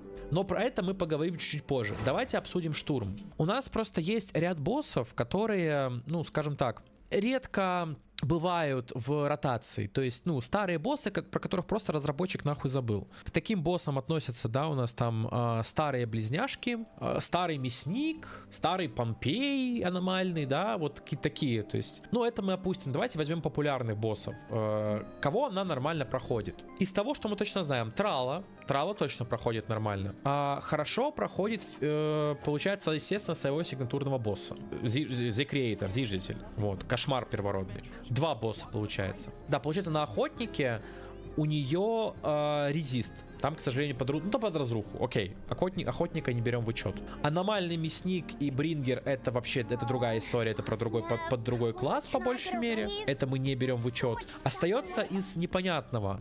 Скорее всего, она будет довольно легко убивать близняшек. Ну, точно выше среднего босс хорошо проходит с атакерами. Туда же, скорее всего, нечестивица. Тоже мы ее плотно можем пробить, хотя там могут быть проблемы по геймплею, на самом деле, за нечестивицу, но это мы еще посмотрим. Я думаю, что нечестивица 4-й, 4 босса уже есть. Еще Финт, которая сестра Исюань, аномальная. Как ни странно, ее раньше Исюань проходила. Также сейчас ее хорошо пробивает непосредственно Шуньгуан. Не то чтобы прям ульта найс, но в принципе на свой кост лучше там некоторых аномаликов. Ну, что тоже, конечно, не очень приятно, но вот такова реальность, да, Void Hunter. Все равно, то есть там, ну, неплохо она делает, но не прям супер вау, окей. Также, скорее всего, она очень неплохо себя покажет на Меварахе. Но это нам еще предстоит узнать, да, то есть примерно 5 боссов получается. И вот насчет Помпея, который, да, под цепочки атак, под Эвелин, там тоже не ясно. Но я думаю, очевидно, она его будет проходить. Бля, еще Штрактор и Тифон, точно. Их тоже наперед. В принципе, пул боссов такой, увесистый. Но на этих боссах нужно понять такую вещь. Там не будет легких киллов в 0 кост. То есть нет такого, что персонаж приходит, ну, на сухую, М0, R1, в какой-то пачке тоже, там даже без диалинь, и просто сносит весь контент на 65 тысяч. Такого конкретно там не будет. Но там будет достойный, классный результат. Так же, как и, например, Мияби, которая ходит тоже на много разных боссов. Пусть сейчас ее разраб, конечно же, кокблочит. Это факт. И Сюань, которая тоже вот, в принципе, титульные персонажи показывают себя вот так вот, как, ну, в принципе, на многих боссах в штурме очень даже хорошо. Могу ли я сказать, что Шуньгуан прям действительно, вот как я и думал, поверкрипает остальных там ВХ и так далее? Ну, наверное, только чуть-чуть. То есть, ну, опять же, это очень спорный вопрос, на который вот прямо сейчас я не готов дать однозначный ответ. Все будет зависеть от будущего развития игры. Теперь мы непосредственно вернемся в игру, и я хочу поднять вторую проблему. Короче, если коротко, я проводил в своем телеграм-канале опрос, в котором принял участие 15 тысяч человек, где я спросил, крутили ли вы Шуньгуан с Сигной, где половина людей, которые ответили, что да, они крутили ее с Сигной. То есть половина, вот по такой статистике, моих зрителей играют на ней с Сигной М0. При этом им бесплатно раздают Джао, и они там имеют какую-то диалинь, а даже если нет, то в принципе у них есть, находится что-то там последний слот. То есть для этих людей, ну, не существует проблемы отсутствия Сигны на Шуньгуан. Дело в том, что ее пачка достаточно конкретная для того, чтобы делать хороший скор. Ты не можешь взять 2 бомжей, которые даже стаки тебе не дают условно, и пойти все нагибать, и без Сигны. Так оно работать не будет. А к слову, когда выходила Мияби, почему еще люди, знаете, вот так вот были восторжены? Другая игра была чуть-чуть. И Мияби не ну, то есть она могла взять не сигнатурный амплификатор, команду 0 кост, ну не 0, блядь, 1, да, условно, и реально давать джазику жесткого. Но игра тогда была другая, это правда. Здесь я такого не заметил. Разница с R1 серой, а это ближайший конкурент Сигне, примерно 20%. Что как бы база в целом такое последнее время. И у Мияби похожая история, тем не менее. Но на Шуньгуан это ощущается особо остро, потому что это работает в совокупности с тем, что персонаж буквально залочен за своей механикой набора стаков. Если ты не набираешь стаки, и если ты не имеешь возможности постоянно чередовать стойки, ты теряешь много ДПС. Соответственно, много скора в штурме, например. Является ли это проблемой для людей, которые крутят и просто хотят проходить контент? Да нет, на самом деле. Потому что контент она вам пройдет, и будет это делать довольно долго. Просто есть такой так называемый инвестгейт, который решит, вот если у тебя есть Сигна и хотя бы какая-то более-менее подходящая долгоживущая пачка, то твоя Шуньгуан прослужит тебе как надо, год плюс. Но если ты в нее не додепал, то вероятнее всего может зайти ситуация, что даже такой персонаж, как Шуньгуан, начнет у тебя где-то сдавать позиции. Рано или поздно мы заметим, ну, в преддверии выхода нового Void Hunter, которого нужно будет продать, что и для Шуньгуан появилось много резистов, и еще какие-то кокблочные механики. И еще есть довольно проблема неочевидная для многих, но сейчас очень удобно есть такой персонаж, как Джао. И Джао раздали не просто так. Также в своем ролике, где я, предрелизный обзор, я предполагал, что Астра ну, должна, типа, быть, ну, не хуже Джао, может быть, даже лучше. Но реальность такова, что даже, не, ну, то есть, бафы бафами, но геймплей — это другое. А в геймплее она дает эфирную завесу, очень удобно дает, которая дает очень удобно стаки и дает супер удобную ротацию с Диалинь в пачке. И уж так получается, что как бы там Астра не бафал, да, там даже М1 Астра люди очень хорошо пробивают босса сигнатурного, и не только сигнатурного. Но при этом ротация другая, ресурсов меньше. И вот эта механика просто сама по себе слишком ценна. Именно поэтому как бы самые такие сигнатурные паки — это Джао. Причем на самом-то деле, ну, еще и сильный прогрев здесь на Сигну, потому что Джао с Сигной, ко всему прочему, должна залетать во всю эту историю. К чему я это все говорю? Джао удобно раздают. Она действительно там лучше Астры для Шуньгуан по своей механике. Но потом, когда Джао уже раздавать бесплатно не будут, это будет полноценный герой, которого нужно будет доставать закрутки, и которую не факт, что будут реранить. Хорошо, выходит Санна, которая должна, по идее, ее заменить. Но, во-первых, есть такая вероятность, что будет в идеале твоя пачка. Ну, это не факт. Вот это предположение. Типа мы ставим Джао плюс Санна, играем, находим какую-то ротацию там пиздатую, а Диалинь отдаем в другую пачку, потому что, например, она нужна разрушатору. Тоже такой момент нужно учитывать. Понимаете, да? В таком случае уже проблема создается, что ты начал играть потом, вытащил Шунь, а у тебя нет Джао, ты не можешь ее забрать бесплатно. Тогда тебе, получается, нужно инвестить не только в Шунь с Сигной, но еще и как минимум в одного хотя бы какого-то тиммейта, которого уже не дадут бесплатно. То есть сейчас все благоволит на то, чтобы люди чувствовали себя максимально комфортно с Шуньгуан на аккаунте. Но здесь я вот что хочу сказать. Пространство в итоге для того, чтобы ее закукблочить и создать, ну, ситуацию, в которой люди могут сказать, что даже Шуньгуан слаба, эта ситуация есть. И пространство для нее есть. И она вероятнее всего произойдет в будущем. И еще раз хочу сказать, это не принижает силы и достоинства персонажа, особенно сейчас, особенно в ближайшем будущем. Но это то, о чем стоит подумать на перспективу. ДД в Шуньгуан дает действительно много, и если ты его не делаешь, со временем ты ощутишь. И тогда уже вот, ну, будет, ну, Сигна, Консты. Консты, кстати, очень сильные, что первая, что вторая, очень сильные. Вот все.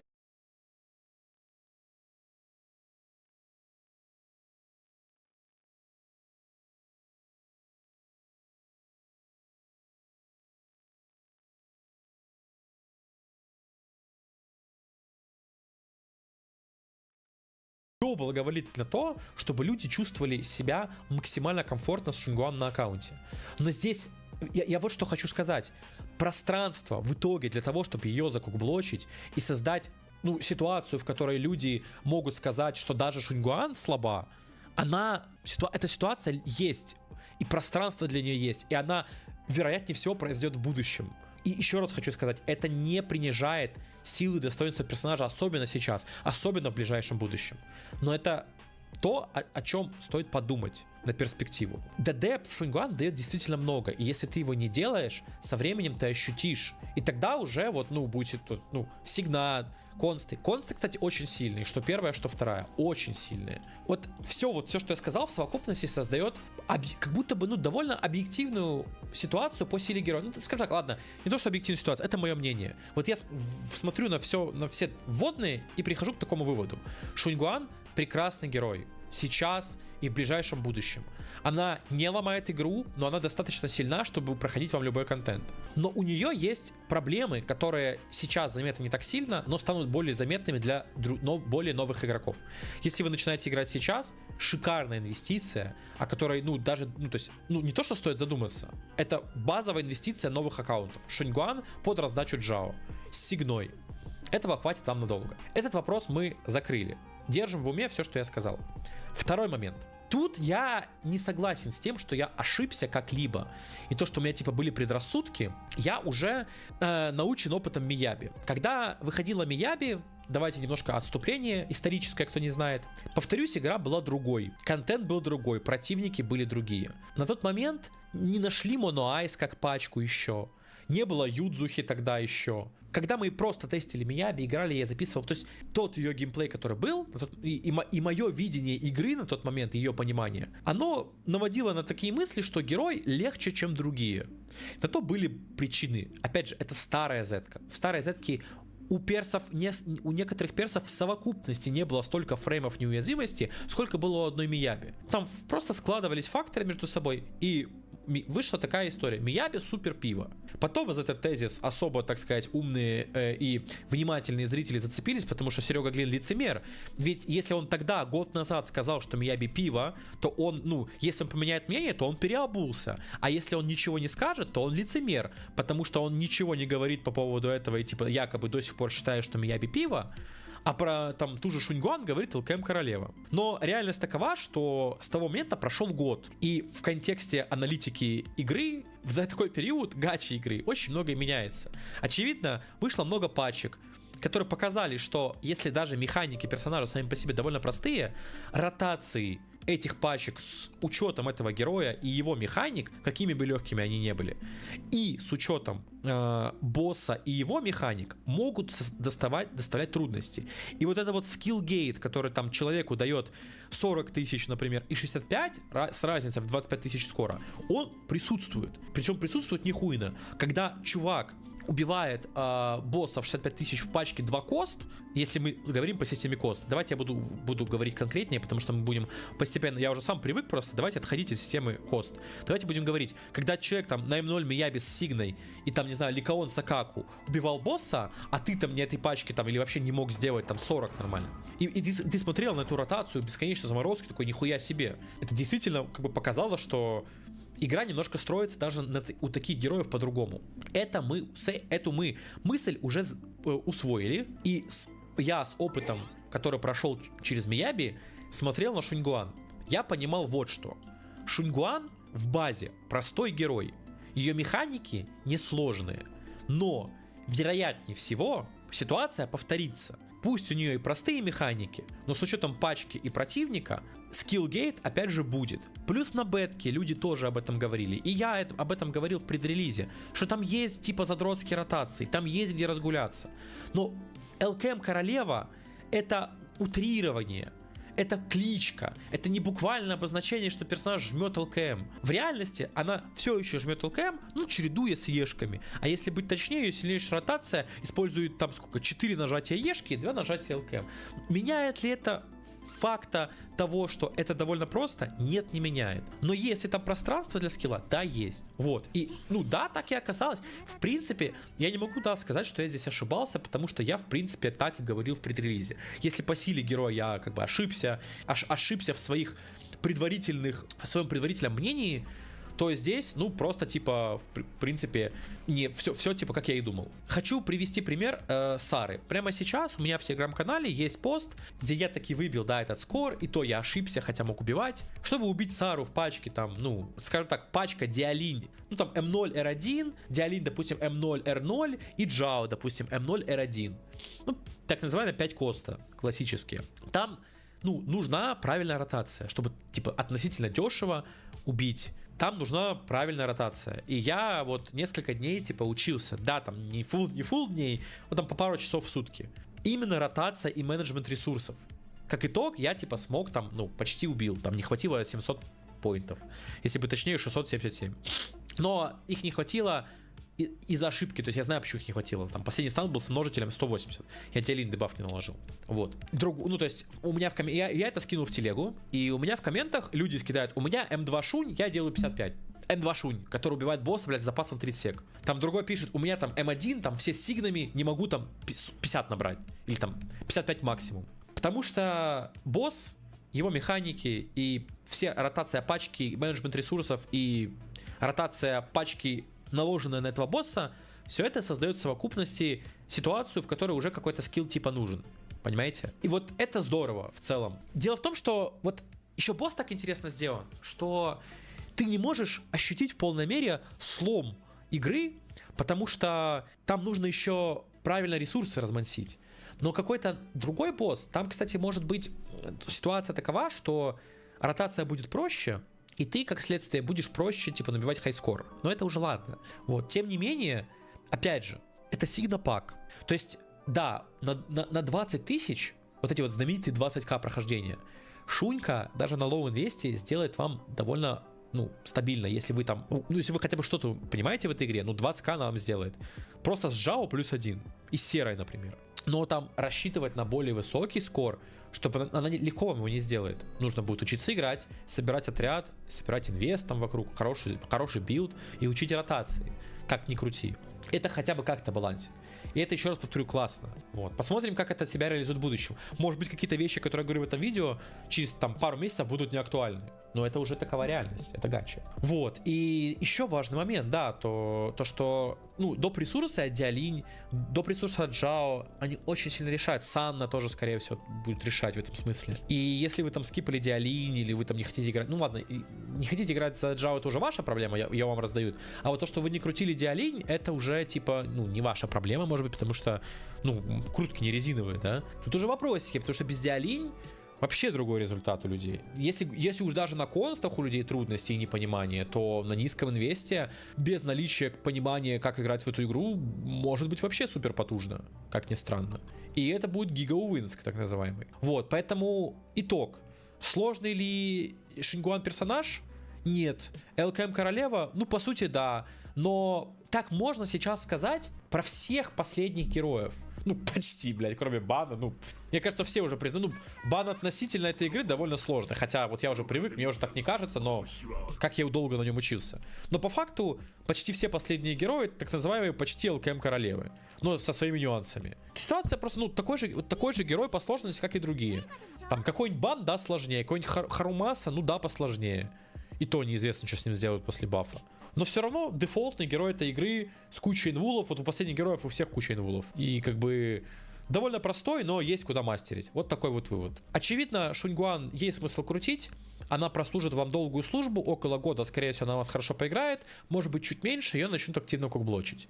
Тем не менее, если вы будете руководствоваться логикой, что а нахуя крутить, если завтра крипнут? Ну, не завтра ее крипнут. И не послезавтра, и даже не через месяц. Это проживет долго. Потому что она ВХ. Да, но тем не менее с такой логикой можно никого не крутить и в гачу не играть. Вы играете в гачу, вы должны знать, на что вы идете, и, честно говоря, получить удовольствие в моменте. Ну, крипнут, зайдет игра, дропните ее просто и все. А пока, если нравится, получать удовольствие, просто крутите, кого нравится. И такие герои, как Шунька, они хотя бы для вас, если вам реально, ну, не на мету, хотя многим плевать, на самом деле, 20к я закрыл. Я вот, честно говоря, больше на стороне, наверное, людей, которые вот именно... Ну, я-то сам, ну, не то, что метадрочер, но люблю скор повыбивать, но у меня и все герои на игры-то есть.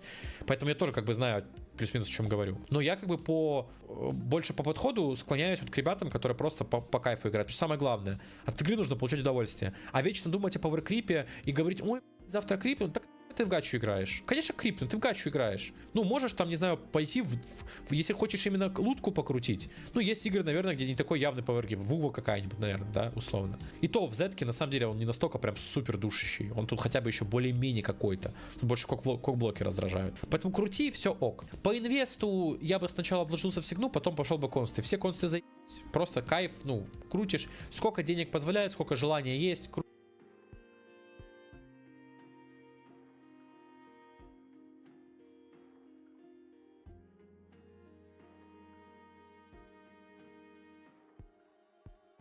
Здорово, подвал Глеба. Изначально вообще мысль была такова, чтобы я сделал 3 разных ролика про 3 разных бафа. Сначала зацепил Сенби, Акулу, далее там Грейс и Солдатку, и отдельно поговорил про Бернис. И я так и сделаю, потому что мне готовы вот это все превьюшки и заплачены за них деньги. Но по факту бафы Энби и Акулы довольно минорные, и скорее стоит поговорить в целом про систему, которую они внедрили, как она работает на примере как раз таки Эллен и Солдат 0 Энби. Собственно, многие были удивлены тому, что зачем персонажи, которые так бафнули, бафать еще сильнее. Вообще, отчасти нужно было, но скорее суть была в другом. Теперь бафы работают не так, как раньше. То есть, условно, раньше ты просто нажимал вот эту кнопку раскрытия потенциала, у тебя герой становился, типа, ну, сильнее, да, другим становился, открывался этот потенциал. И все, баф вышел, ты играешь. Ты можешь его выключить или включить. Зачем нужна эта кнопка, я миллиард раз рассказывал. Теперь они решили, что так как бафать придется всех и много, по многу раз, возможно, создавая видимость того, того, что персонажи не умирают на фоне пауэркрипа и хп-инфляции, так называемой, да. Ну, то есть, в принципе, это здравая идея делать такое, хотя бы, чтобы герои как-то пожили, да, это нормально. Но я просто как бы констатирую факт, как оно происходит. И так как их будет много, нужно игроков немножко в этом смысле ограничивать. И они решили внедрить новую систему прокачки. То есть теперь баф это не просто какая-то данность, это часть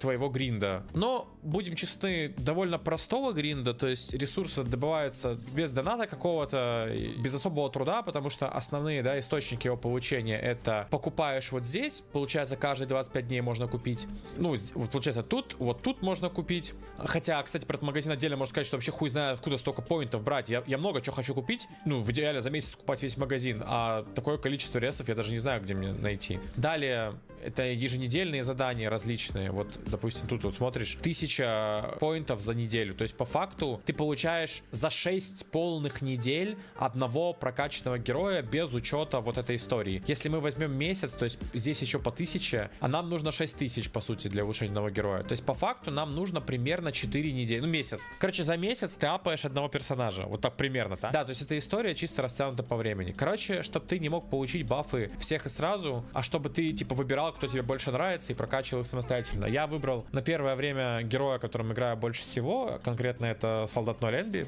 и сделал ей потенциал 6, хотя очень хочу и Грейс, и Солдат 11, и Бернис, но придется ждать. Скорее всего, в следующем я сделаю Солдат 11. Собственно, как это работает, я объяснил. На первом у нас таланте зачастую открывается как раз-таки вот весь основной спектр бафов и изменений скиллсета. Последующие изменения это просто какие-то, ну, цифры, там увеличение крит урона, там чего угодно может быть, тут от перса к персу. Если мы вот, допустим, откроем Солдат 11, да, то здесь у нас основной баф, а далее у нас идет вот просто крит урон, который насыпают условно.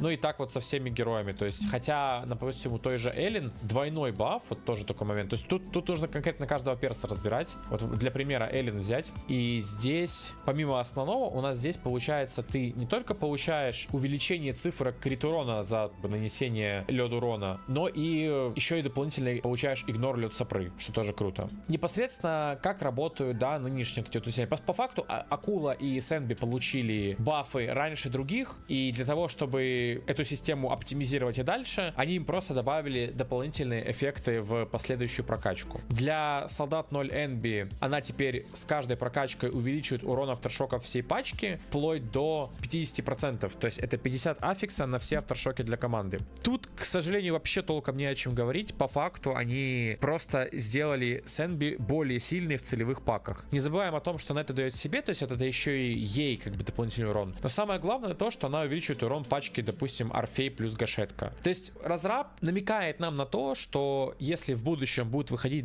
ну, они будут выходить более сильные электроперсонажи, да, если типа Сенби после бафа она сравнялась с Сид по силе, то есть М0 Сенби, она равна Сид плюс-минус, на самом-то деле, это важно сейчас понимать. М0 на М0 они примерно равны сейчас, да, там плюс-минус. От босса к боссу, от противника к противнику, но они плюс-минус равны. В будущем, скорее всего, новые герои, они будут там на 5-10% сильнее. И как бы если ты хочешь на протяжении еще долгого времени играть на Сенби, допустим, то разраб, он как бы усиливает эффект того, что тебе нужно депать в биспачку. То есть там конкретно это Орфеус однозначно, да, ну и в идеале Гашетка. И тогда у тебя Сенби бафает сразу 3 героев, себя и еще 2 тиммейтов. Орфея бафает тоже на авторшоке, не забываем, да, как ее пассивка работает тоже. И там, ну, взаимный баф получается жесткий, и пачка очень круто работает. То есть просто этот эффект усилил ее биспачку, не более того. И если, да, вас интересует будущее этого персонажа, то крутите биспак и качайте задатки, вот эти вот потенциал для Сенби, чтобы биспак становился еще сильнее. Если вы играете только за Сенби, допустим, там, ну, допустим, просто у вас Сенби с Сигной М0, Гашетка М0 с Сигной, допустим, и Астра, ну, такой, типа, около биспак все равно. Иногда это даже лучше, чем с Орфеей из-за сопротивлений, к примеру. То, на самом-то деле, вот этот потенциал, он вам мало что даст. Потому что нужно понимать, что его ценность, она выше тогда, когда баф получает вся команда. Потому что чисто для нее самой, если мы посмотрим, да, то есть сейчас я получаю 50%. Так-то, ну, как бы там было 25. То есть это типа просто 25 аффикса. То есть по факту вот тут даже написано пробуждение потенциала. То, что повышается до 50%. То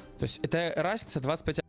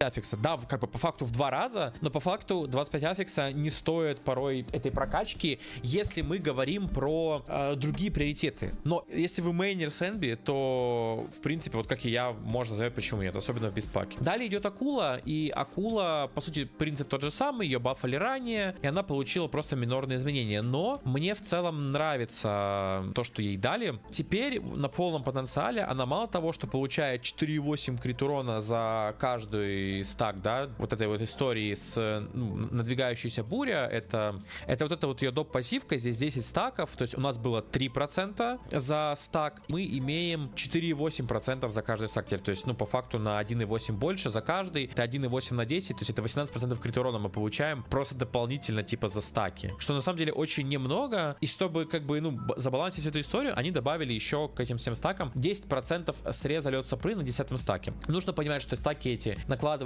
тогда, когда Элли наносит ледяной урон, наносит она его по сути всегда, то есть, ну, по сути работает 100% аптайм. И чем полезно 10% сапры? Ну, вообще, срез сапры всегда полезно, то есть, учитывая тот факт, что это хорошо стакается, допустим, с М1 Астрой, если брать по бюджете, это хорошо стакается, допустим, с Ликаоном, которого вот, если мы откроем, у него тоже есть срез сапры, и это 25, плюс еще от Эвен, то есть, в принципе, ну, неплохо срезает. А, еще Лайтер, кстати, есть, который срезает сапру. Это, помимо того, что ты, в принципе, получаешь просто доп. Урон в базе, ты еще и ко всему прочему имеешь возможность теперь в различных сетапах и реально играть Эллен в сапру. То есть, если там сапра 20%, то под каким-то лайтером и М1 Астра, даже просто, допустим, лайтер и Акула. Там уже как бы представь, что ты срежешь за Эллен 10, допустим, Ликаон даже, и здесь еще 25. Итого ты получишь даже, ну, по сути, почти как будто бы ты бьешь в Уяс. Ну, ладно, там чуть-чуть, да, не хватает. В Уяс обычно 80%, в базе 100, ну, там, вы поняли, да, о чем речь, и там 120. И получается, почти как в Уяс ты будешь бить. Это, безусловно, хорошо. Усиление для Акулки неплохое, но я считаю, тут стоит проговорить другую вещь, что, несмотря на довольно положительные изменения после бафа и то, что Акула действительно стала сильнее, как бы все равно мы живем в реальности, когда новый персонаж просто зачастую лучше. И как бы они не делали вид, что, типа, ну, вот условно, если бы они бафнули Акулу и резко Акула начала в довольно низком косте убивать близняшек, хотя бы близняшек одного босса, то базар вокзал. Но проблема в том, что такого не случилось. Акула просто из говна превратилась, ну, в норм чарика, который, в принципе, что-то может, но надеяться с ней на супер хайскор без достаточного инвеста не приходится. То есть про достаточный инвест это, скорее всего, какой-то констовый станер М1/М2 и констовый саппорт, типа М1 Астра, допустим. Как это может измениться, пока не знаю. Дело в том, что просто Акула из старых чаров, и пусть ей и меняют как бы немножко скиллсет и типа бафают, но у нее все еще остается сигна, которая, ну, честно говоря, на фоне других новых сигнатурок не то чтобы выглядела супер имбой. Более того, сигна Влада на ней смотрится лучше, потому что Эллен сильно страдает из-за отсутствия какого-либо дефшреда во многих ее пачках. И сигна Влада, допустим, дает ей хотя бы 25 игнора, это очень круто. В комбинации уж тем более с какой-то гашеткой там и Николь, так это вообще супер найс. Чуть ли не в сигна-пак превращается в некоторых сетапах. То есть, условно, мы там имеем 25 здесь, 40 от Николь, уже 65, и еще гашетка сигна. И то есть мы можем там игнорить почти 100% дефа, и это мега-мега круто. И И это еще не все. Проблема еще в том, что есть первая, вторая конста, которая тоже на самом деле довольно слабые сами по себе относительно других. И как бы видео про баф, но по факту я хочу сказать, что, допустим, если Сенби как бы в позиции электрокора еще находится довольно крепко, потому что ей объективно, ну, нет какой-то... То есть Сенби одна из сильнейших электроперсонажей. Давайте откроем. Вот кто у нас есть сильнее Сенби? Сид не сильнее Сенби. После бафа Сенби стала с ней наравне. Янаги тоже, честно говоря, нет. Тоже Сенби после бафа тоже, ну, как бы отлично себя чувствует. То есть сейчас ситуация такова, что Сенби еще и реально имеет смысл до выхода более сильного электрочарика. А он выйдет, я вам клянусь.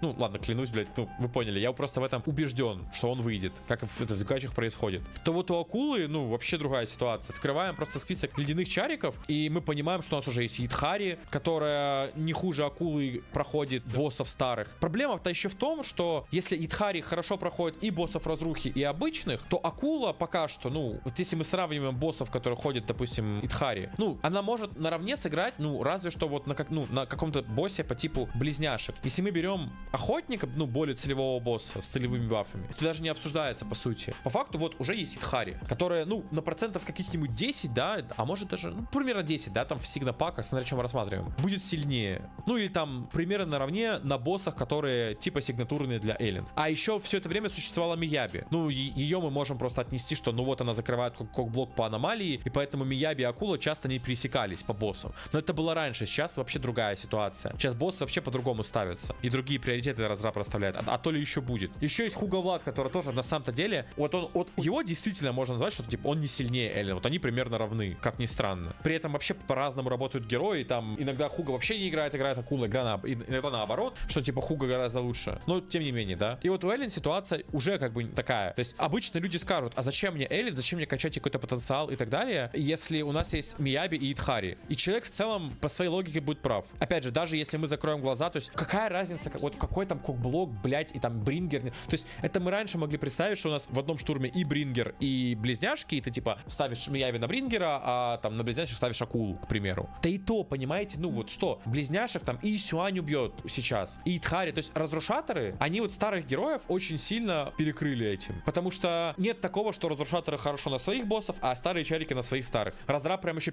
такую на своем где-то там интервью. Типа, мы делаем контент, вот чтобы старые герои могли хоть где-то поиграть. Да, отлично, но целевые геймплейные режимы, которые многим нравятся, это штурм и актуальная Шиюй, допустим. И там, ну, очевидно, ну, новый чарик будет лучше. Это, кстати, причина, по которой фраза «лучше всегда крути нового героя», она действительно имеет смысл с точки зрения метода, а не вайфу гейминга. Если ты жестко полагаешься именно на метовость чариков и так далее, то для тебя не существует других причин. Тогда это действительно объективный повод. И по факту это так. И сейчас непонятно, как они там дальше будут героев дизайнить. И вот эти все бафы, которые они дают акуле, честно говоря, я не думаю, что они как-то помогают. Не знаю, вот, допустим, на охотника я могу себе представить акулу только в пачке Гашетка с Сигной и Николь. Потому что иначе ты это просто не пробьешь эту хуйню. А, и желательно еще Сигна и Влада. То есть еще как бы, блядь, герой еще и Сигна, собственно, не рейтится из-за этой всей истории. Ну, к сожалению, да. И я думаю, что Эллен постигнет судьба очень очевидная, как мне кажется. С такими слабыми констами, с такой слабой относительно других Сигной, она неизбежно попадет в пул просто продаваемых чариков где-то в магазине, консты которых будут обесценены, потому что они и сейчас довольно слабые. А в будущем это станет еще более явным, и ты просто будешь скупать ее вот здесь, и только где-то там, не знаю, дойдя до М6 акулы какой-нибудь, ты сможешь ощутить какой-то там див, и то спустя там, например, Генши, на котором М6 чарики старые проигрывают новым М0 чарикам метовым, и еще различным кукблокам, даже так она, скорее всего, играть тоже со временем не сможет, именно с точки зрения метовости, понимаете, именно когда мы говорим про какой-то бис. Такие дела, ребят. Поэтому, да, мейнеры акулы, конечно, могут на это потратиться, но объективно ситуация для нее, чем дальше в лес, тем выглядит хуже. Как бы я не любил этого персонажа, и как бы я не хотел, чтобы эта игра развивалась горизонтально, к сожалению, реальность, ну, бьет меня по лбу, и из-за этого я вынужден говорить как есть. Если вы думаете, что я буду дальше себя как-то там, не знаю,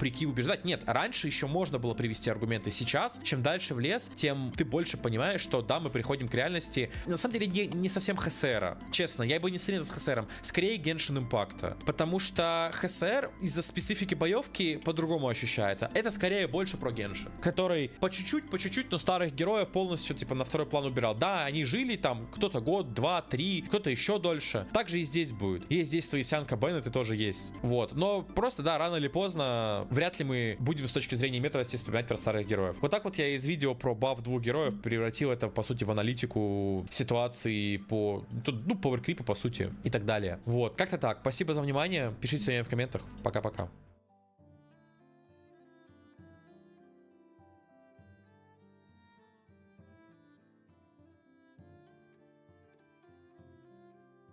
What if I told you that the architecture barrier of PC gaming has finally been broken? For decades, if you wanted to play the biggest games on Steam, you were locked into processors from Intel or AMD. But now, everything is changing. We just saw Cyberpunk 2077 screaming at over 200 frames per second on an ARM-based system, the same type of architecture that powers your smartphone and the latest ultra-efficient laptops. On January 8th, 2026, just a few days ago, Ubuntu dropped a bombshell by releasing an experimental Steam Snap for ARM64. This is a massive tech stack that bundles Steam with a translation layer called FexEmu. Now, to be clear, those 200 FPS results were achieved on high-end NVIDIA Spark hardware, but the fact that it's running at all through emulation is a monumental feat of engineering. So why should the average gamer care about an experimental Linux package? And well, it's because it represents the future of gaming. We've seen the promise of ARM, silent devices, and incredible battery life. By perfecting this translation layer, Ubuntu and Valve are proving that the hardware you choose to play on won't matter anymore. In this deep dive, we're going to look at the magic of FexEmu,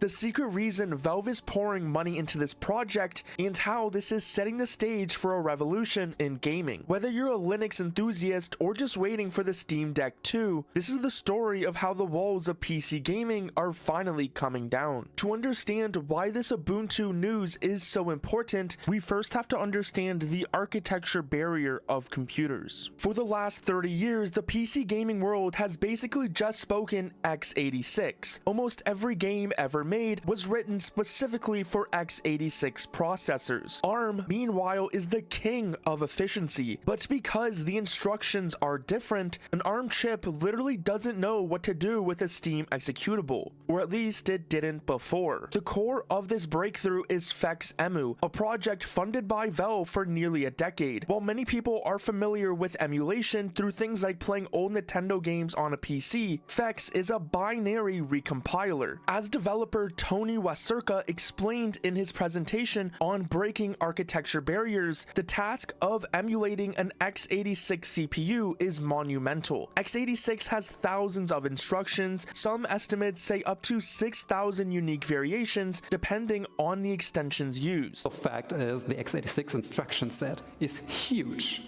And we're not talking about like tens or hundreds of instructions, but depending on how we count and how many of the different instruction extensions like SSC and SSC2 and whatnot you count in, you can reach up to thousands of, I've even read numbers like 6,000, for example. Fex doesn't just guess what the game is trying to do. It takes the x86 assembly code and recompiles it into an intermediate representation. This IR is a neutral ground where Fex can optimize the code, eliminating redundant steps before finally outputting native ARM64 instructions. So we can take our internal representation and make sure, like, do things like constant elimination, for example, to make sure that whatever code we use to ultimately generate ARM code is as minimal as possible. But this optimization is critical because, as the Fex team says, we still need to make sure that it all runs fast, because we don't want to have a slideshow. We want to actually use the applications that we emulate. And for that, we need a fast implementation of this whole thing. This is obviously very important for gaming because you want the games to run, but also run well. By using this multi-step translation animation process, Fex can get remarkably close to the original input size, keeping the overhead low enough to run demanding 3D games. You may have even already tried out Fex yourself without even knowing, with things like the Game Hub. One of the most fascinating and difficult parts of the Fex project is something called the memory model. This is a reason many emulators fail. In his presentation, Tony used a brilliant example. We have two threads in our program, and the first one is just trying to get the second thread to compute a result. Imagine a program where one part of the CPU calculates a result, 42, and another part waits for a done flag to flip to 1. On an x86 chip, you are guaranteed that if the done flag is 1, the result is ready. On ARM, however, the CPU decides to reorder those instructions for efficiency. It might flip the done flag before the result is fully written to memory. This creates a race condition where the program sees the flag, checks the results, and gets a 0 instead of 42. This is extremely difficult to resolve from an emulation perspective because we still need to adhere to the x86 semantics. Fex has to solve this by using half barriers and smart heuristics. For example,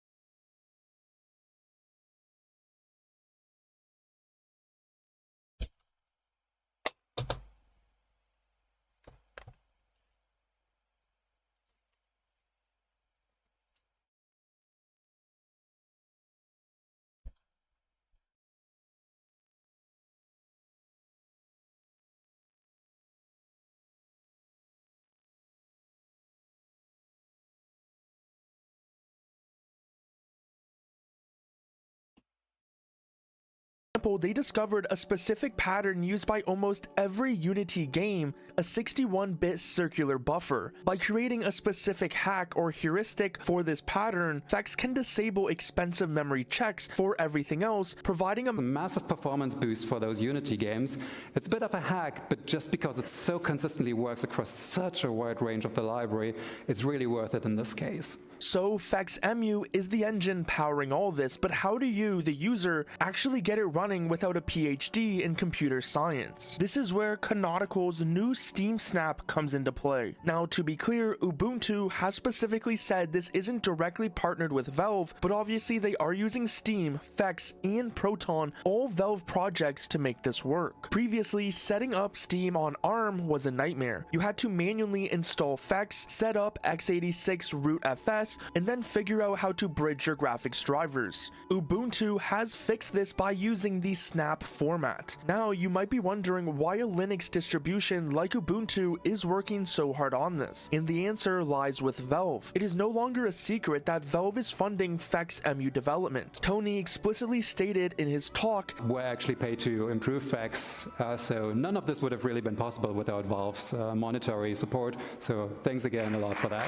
Think about that. Valve already has the Steam Deck, which uses an AMD x86 chip. So why invest millions into an ARM translation layer? And the first answer is the Steam Frame. Valve's new headset, the Steam Frame, runs on an ARM chip, similar to the processors in the Meta Quest. To make a VR headset light and battery efficient, you almost have to use ARM. But Valve can't launch a VR headset with 0 games. So by funding FexEmu, Valve is ensuring that on day one, their ARM-based headset can run the entire existing library, but it's not just for VR. It's also about the Steam Deck 2 and any other future hardware, even from other manufacturers. The efficiency of ARM chips is now rivaling and in some cases beating what Intel and AMD can do in a handheld power envelope. By perfecting this translation layer today, Valve is removing the architecture lock-in. They are making it so that in the future, they can pick whatever chip is the most powerful and efficient, regardless of whether it's x86 or ARM, and your games will just work. In recent interviews, Pierre, a Valve employee, has said that they are waiting for the right SoC landscape to emerge, suggesting that the superior battery life and performance per watt of ARM could be exactly what they need for a true next-gen Steam Deck 2. Now let's look at the actual numbers from this news and how Steam is running on ARM, because that is the most exciting part for any gamer. Canonical did their primary testing on the NVIDIA DGX Spark. This is a high-end development platform, but the results prove that the software stack is ready for the big leagues. For example, Cyberpunk 2077 achieved 200 plus FPS using DLSS via Proton. For Counter-Strike 2, it was described as smooth with no notable performance issues in 2+ hour sessions. There was even Hollow Knight Silksong, which yes, they tested it and described as very smooth. Dota 2 and Portal 2 had no notable issues, and they were running like native apps. There's even multiple other games that they tested, which you can check out in this list. However, we need to have a reality check. This is an experimental beta. If you are on a Qualcomm Snapdragon X laptop, there is a known issue preventing the Steam client from working properly right now. Canonical is investigating this, but it's a reminder that ARM on Linux is still in the early phase, and will really only just get better from here. If you have an ARM64 device running Ubuntu and you want to join the beta, the process is pretty straightforward, but you must follow the order. The first time you launch a game, Fex has to build a code cache. This can take up to 10 minutes, but Fex is essentially pre-translating parts of the game to disk so that the next time you play, it loads instantly and doesn't stutter. And now you're able to try out Steam Gaming right on ARM64. During that first run, Fex will keep track of all the blocks that have been executed, all the locations in the code that the game was trying to run.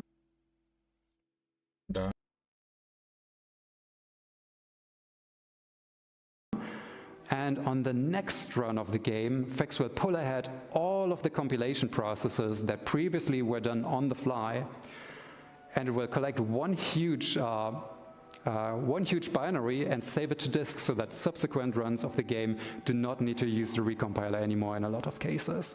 So for those of us following the progress of Linux gaming, as its percentage continues to go up with Steam, this is the beginning of a new era. We are moving away from being locked into a specific type of processor. This Ubuntu Steam Snap is the first time a major OS has handed users a one-click solution to the ARM gaming problem. It brings together Valve's funding, XEmu's technical brilliance and Canonical's packaging. As Tony Wasurka finished in his talk, you can start to see a pattern. x86 simulation isn't magic, I mean maybe it is, but it's also a lot of work, so sadly.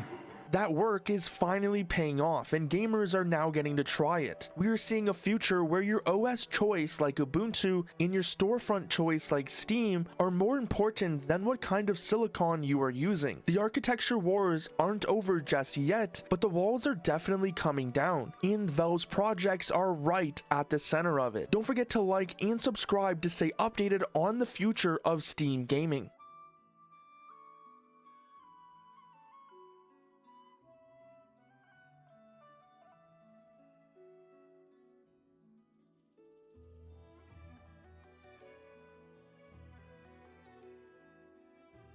We've all been there. You spend 40 hours carefully curating the perfect mod list. You've got the 4K textures, the overhauled combat mechanics. It's perfect. You go to sleep, and while you're dreaming, an update happens. You wake up, launch the game, and nothing. The game crashes to your desktop. The modders haven't updated their files yet, and you're stuck in what gamers call modding purgatory. A developer releases a patch, and in the process, they break your game. For years, this has been the tax we pay for modding, but Valve just decided that they've had enough. With a massive under-the-radar update to the Steam Workshop and the Steamworks SDK, Valve is introducing a system that effectively acts as a time machine for your mods. Steam is finally fixing broken mods, and the way it works is actually genius. Now, it actually makes sense for Valve to implement these changes given their history. Much of Valve's own success is built directly on the foundation of the modding community. Games that define the industry today, like Counter-Strike, Team Fortress, and Dota, all originated as community-made mods. Valve's approach has historically been to embrace these creators rather than restrict them, often hiring the original modders to develop these projects into standalone titles. By introducing these new workshop tools, Valve is acknowledging that modding is a primary pillar of the modern gaming ecosystem, rather than just a niche hobby. To understand why this is a revolutionary shift, we have to look at why mods break in the first place. Most people think that a game update just adds new stuff, but under the hood, an update changes the game's version branch. Think of a game like a house. A mod is like a custom-built bookshelf designed to fit perfectly into a specific corner of the living room. When a developer updates the game, they might move that wall by 2 inches. Suddenly, your custom bookshelf doesn't fit, and it's now clipping through the wall. In the past, Steam only cared about the latest version. It forced everyone onto the newest build. If your mods weren't ready for that build, you were out of luck. You had to manually go into the beta settings and hope the developer kept an old version of the game available, which most didn't. Valve's new solution is called Workshop Item Versioning. This isn't just a small UI change, it's a fundamental rework of how Steam communicates with your hard drive. The update allows mod authors to upload multiple simultaneous versions of the same mod. In the old days, if a modder updated their game for game version 1.5, it would overwrite the version for game version 1.4. If you were still playing on the old version of the game, your mod would update and automatically break your game anyway.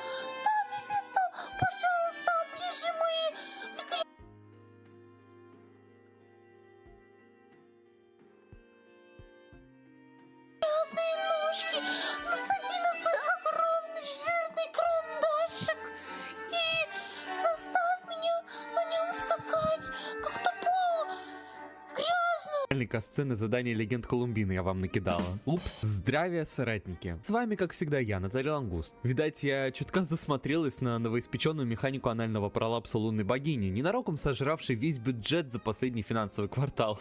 Собственно, как иначе объяснить, что у нас тут грядет патч X.3 с незапамятных времен негласно котирующийся разработчикам и китайским комьюнити чуть ли не вторым по важности в сезоне. А мы остаемся без нормального задания Легенд Збай, вменяемых наград и даже миллионов или Астры, которую скоропостижно решили усыпить уже в 6.4.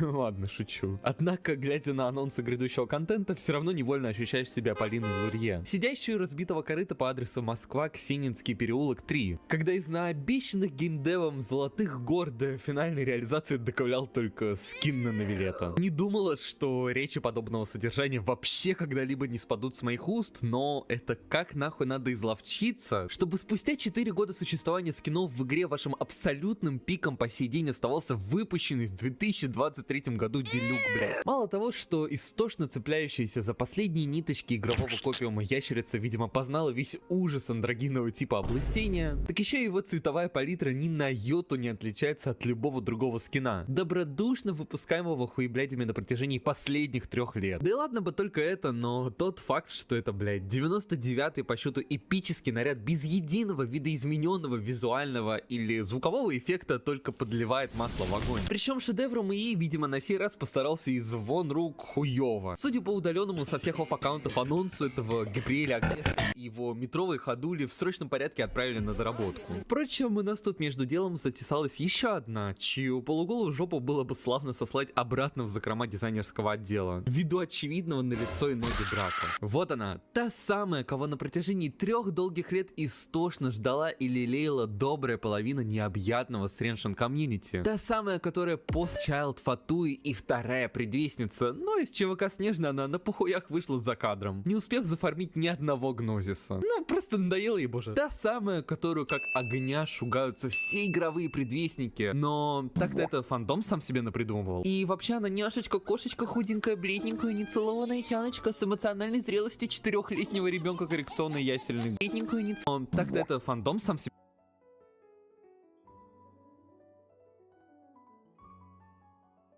напридумывал. И вообще она няшечка, кошечка, худенькая, бледненькая, нецелованная тяночка с эмоциональной зрелостью 4-летнего ребенка коррекционной ясельной группы. Та самая, у которой глаза закрыты вуалью, а оригинальный дизайн буквально пестрит символикой Селестии, ангелов и серафимов. Но внезапно ни к небесному порядку, ни к гностицизму, ни даже к, сука, горлицам она никакого отношения не имеет. А кружевные трусы на башке ей чисто для аурофарминга нужны были. Для всех мимозалетных адептов поднебесного аналога мессенджера Макс под именем Хойлап, у чьих пользователей уже наверняка чешутся лапки по гланду загнать мне огромных хорскоков в комментариях. За распространение так называемой базированной на голословных фанатских интерпретациях дезинформации сразу обозначу, что я к Колумбино-симпам себя не отношу, да и никогда не относила. Меня максимум в юные и незрелые годы можно было забайтить на копиум уровня воскрешения сеньоры в Сумеру, Фонтейне и уже последующем на Тлане. Однако до того, привнесет ли субредка в игру элемент аналог хоррора и станет ли ежедневным боссом в данжене каталога Манделы, мне всегда было равнохуйственно. Даже напротив, на первых порах, вопреки мнению большинства, ее ребренд не вызвал во мне и капли отторжения. Образ эдакой одухотворенный и блаженной цельницы бабайки, не знающий про существование подошвы и прочих мирских приколов, выглядел вполне себе аутентично. Хоть и неожиданно. По крайней мере, на протяжении первой части сюжетки, пока эта шлюхина дочь не решила с похабными стонами насаживаться хуеприемником на шпажку Итера. А все ее персоналити магическим образом свелось к симпованию его фимозного микрочлена. Справедливости ради, вся история прошлого патча в принципе нихуево так подкосила мою веру в Notcry как таковой. И лишь пуще раз подкрепила догадки, что хуеверсы впрямь не намерены основательно менять курс того кислотного позорища, которое они учинили в Натлане. Ибо выпрыгнувший в кошачьих ушках Арлекина и стонущий от водных шариков предвестников Фатуи почти удалось выкинуть меня ровно на год назад, когда борщинистая лялька прямо на публике решила пустить струю сквирта по Итеру. Но все это как будто бы еще граничит с призрачной возможностью на последующее искупление. В то время как вайфу Слоп Архонша буквально слово в слово подтвердила мои самые худшие опасения, что еще до недавнего времени казалось не более чем гиперболизированными шутками. Дошутились, блять. Я реально нахуй не понимаю, на GPT-процессе какого поколения функционируют крошечные китайские мозги управленцев этой шарашкиной конторы. Что они прекрасно видя весь негативный фидбэк комьюнити, продолжают как на конвейере клепать во всех своих игрищах шлюху за шлюхой. Ну, типа, есть у вас всякие сосалки-пищалки типа козы, Райден, яйца пашот, исконно пилящиеся чисто под определенную аудиторию инцел. Типа, окей, ГГ это твоя жизнь, и ты будешь ему поклоняться, мразь. Но разгон, который рандомно приняла эта хуйня после финансового успеха Love and Deep Space должен быть изучен. Сначала Светлана Яковлева из Зетлали, потом вот эта розовая поломойка, незаслуженно опозорившая одного из самых культовых персонажей франшизы. До такой степени, что стоит людям только заметить условное сходство Алисы или Царицы с Элидией, и они уже заведомо готовы забрасывать Геншин на +1 год. Комментировать ЗЗ и тамошних дырок абсолютным апогеем коих стала туркмеркская лошадь Ешингуань, что, мне кажется, уже по праву может считаться самым хуёво прописанным персонажем в Хуйверс, в подметке которому не годится ни Райден с дырявым лором, ни Марисюшная Махуика, ни даже, блять, Кирена. Я не считаю необходимым. Для условно называемой Архонши, кое бесконечно поебать на собственных почитателей, нацию, Тейва, да и вообще что-либо, кроме как пожрать хлеб и подержаться за ручку с Тревелером, планка и так невысока. Однако, как показывает практика, и с ее разбитием у великой китайской корпорации хуесос проблем не возникает. Так что понадеемся на лучшее и наконец-таки перейдем к непосредственной геймплейной сути, дабы узнать, унаследовала ли субредка синдром Дауна от своей розоволосой мамаши, или же отделалась легким испугом и въебеня слитым сюжетом. Но перед этим, если вам надоело покупать Луну по оверпрайсу, или вы хотите, чтобы кто-то закрыл... Что ж, помилуйте ее лунное величество от принудительной эвтаназии. Первый игровой персонаж с буквой П в имени, или же Колумбина. Столь долгожданная всеми представительница, пожалуй, самого обделенного и редкого в игре класса гидрокаталистов, а по совместительству и основополагающий костыль для всех ноткрайских недоносок и вытекающих из них лунных реакций. И неважно, сочится ли это лунный тайзер из очка Флинса после сношения с варкой, или же содержимое бьет ключом из набухших сосков Нефи. Ведь итог один. Мы медленно, но верно стремимся к планке в 150к, 200к ДПС на лоу-косте. Хотя еще каких-то там 4 патча назад это значение было на пороге сотки. Есть крошечная такая вероятность, что сия тенденция не очень-то и позитивно скажется на будущей мете. Да что уж там на будущий, даже на нынешний. Но мы с вами пока не в снежный, посему отложим данный разговор еще на месяцок-другой, до грядущих натисков. Механически субредка представляет из себя саб-ДД и карманного баффера с хуевой кучей узкоспециализированных примочек под конкретные ноткрайские сетапы и конкретных персонажей, в скобочках Лаумы, ибо лепилась Колумбайна в первую очередь под них. Как показывают 1001 раз перелопаченные подсчеты дамага на бете, с задачей вносить карманный урон она более чем справляется. А вот что там с бафами? Давайте разбираться, хули. А втухи, что удивительно, будучи неликвидной хоровой распевочкой, имеют за собой кое-что интересненькое. Колумбина — первый персонаж в игре, способный вносить дамаг сразу несколькими элементами. Ага, да, представляете? Это вам не какая-нибудь грязная бомжика Часка или Гидра Шарлотта. Если у вас имеется под рукой стак росы, то при холде она расходует оны и срет 3 дендротычками, считающимися уроном лунного бутона. А вот это уже крупненькие пошли. И Нефер успешно отправляется на утилизацию радиоактивного мусора, не прожив и 3 пать. Ладно, о почкостроении, как всегда, поговорим позже. Ибо с Колумбиной эта тема заслуживает отдельного, блять, манускрипта. А пока к основному скиллу. Прожав ешку над крайский вибратор Риттера, пердит ауе гидроуроном и призывает анальную пробку. Очередное кольцеобразное нечто за спиной, дабы повернутые на бесполезной хуйне YouTube шортеры теперь могли собрать тиму из Райден, Скары, Хрювелики и новоприбывшей лунной богини. Сей полумесяц периодически плюется водой, раз в 2 секунды, и каждый тычка дает статус. Так же, как и Кокомбра, только в отличие от Кракена селедки, мокрая занавеска субредки следует за активным персонажем. Имеет давеча бафнутый хороший ауе, а также 100% аптайм. Пока эта хуйня находится на поле, при проке любых лунных реакций вы начинаете копить гравитацию. Идентификатором кои, собственно, и выступает полумесяц за спиной. При полном заполнении шкалы Колумбина дает из кармана смачный харчок той лунной реакции, что заполнила больше всего стаков. То есть она способна воспроизвести лунную бутонизацию, заряжен и новоприбывшую кристаллизацию. Под все реакции, к слову, у нее имеются индивидуальные скейлы и формулы, так что переодевать эту куропатку в фулл атака для абьюзинга чарджа или, например, МСа под бутон вам, слава богу, не придется. Все считается от ХП. Игра позволяет залутать 20 единиц гравитации через каждые 2 секунды. То есть, учитывая, что лимит у нас 60, при продолжительном накладывании лунных реакций взрыв будет воспроизводиться каждые 6 секунд. Немножко математики, и получается, что за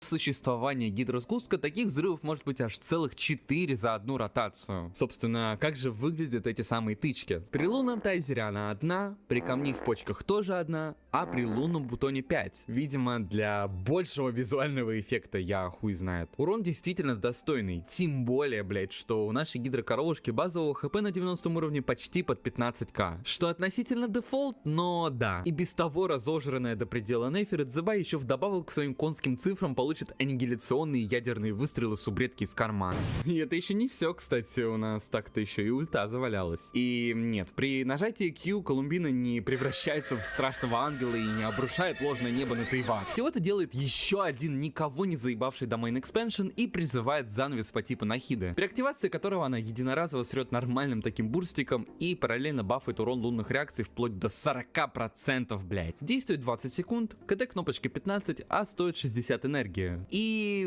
вот тут-то и попалась та самая ложка дегтя. Казалось бы, относительно дешевая ульта, не так ли? Да только эта сука регенит один рофл энергии раз в 4 секунды, дай бог. При условии, что в большинстве своих бисовых пачек она единственный гидроперсонаж. Типа, да, там еще пару рофлов с прокаста непосредственно самой Ешки, но вы сами понимаете, что значения восстановы уверенно так стремятся к 200+. Что же до кушки, то кнопка очевидно, блять, ебанутая. В каждой пачке ее ценность варьируется, но в классических набивших оскомину гиперкерри отрядах с Флинсом, Неферит Зебай вы попросту не можете позволить себе не нажимать эту кнопку. Пассивки, кто бы сомневался, разгоняет Колумбину до статуса еще более важной затычки во все ноткрайские междусобойчики. Первая дарует ей 15 критрейта, когда накапливается гравитация. Ну, тут чисто для того, чтобы ее пердеж кританул. Недаром у нее еще и в возвышении крит шанс дается. Вторая же пассивка улучшает качественную составляющую самих реакций. Когда прокаете лунный тайзер, то облако имеет шанс 1 к 3 вдарить дважды. При лунар блуме вы получаете дополнительные 3 стака росы, которые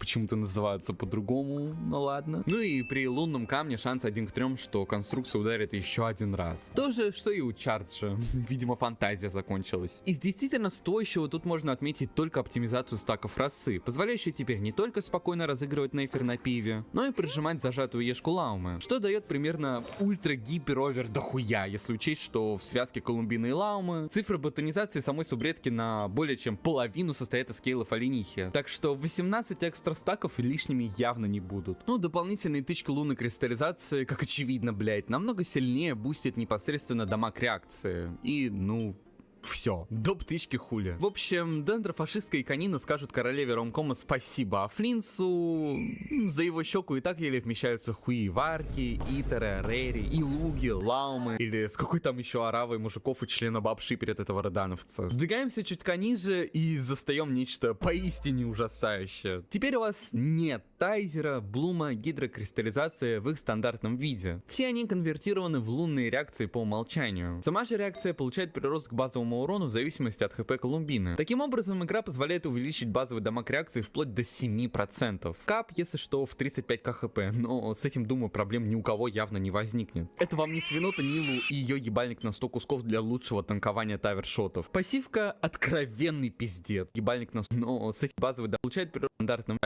Теперь у вас нет тайзера, блума, гидрокристаллизации в их стандартном виде. Все они конвертированы в лунные реакции по умолчанию. Сама же реакция получает прирост к базовому урону в зависимости от хп Колумбины. Таким образом, игра позволяет увеличить базовый дамаг реакции вплоть до 7%. Кап, если что, в 35к хп, но с этим, думаю, проблем ни у кого явно не возникнет. Это вам не свинота Нилу и ее ебальник на 100 кусков для лучшего танкования тавершотов. Пассивка откровенный пиздец. Ну просто пиздец. Типа, у вас на этой базе уже будет прибавляться МС и криты и все остальное, так что это прям биг для всех. Ибо таким образом ваши статы окажутся еще более эффективны. Ну и финальным бонусом оно теперь умеет вымогать у оленей заливку энергии, что в ее случае явно не помешает. А еще воскрешать своих хорников на территории Ноткрая.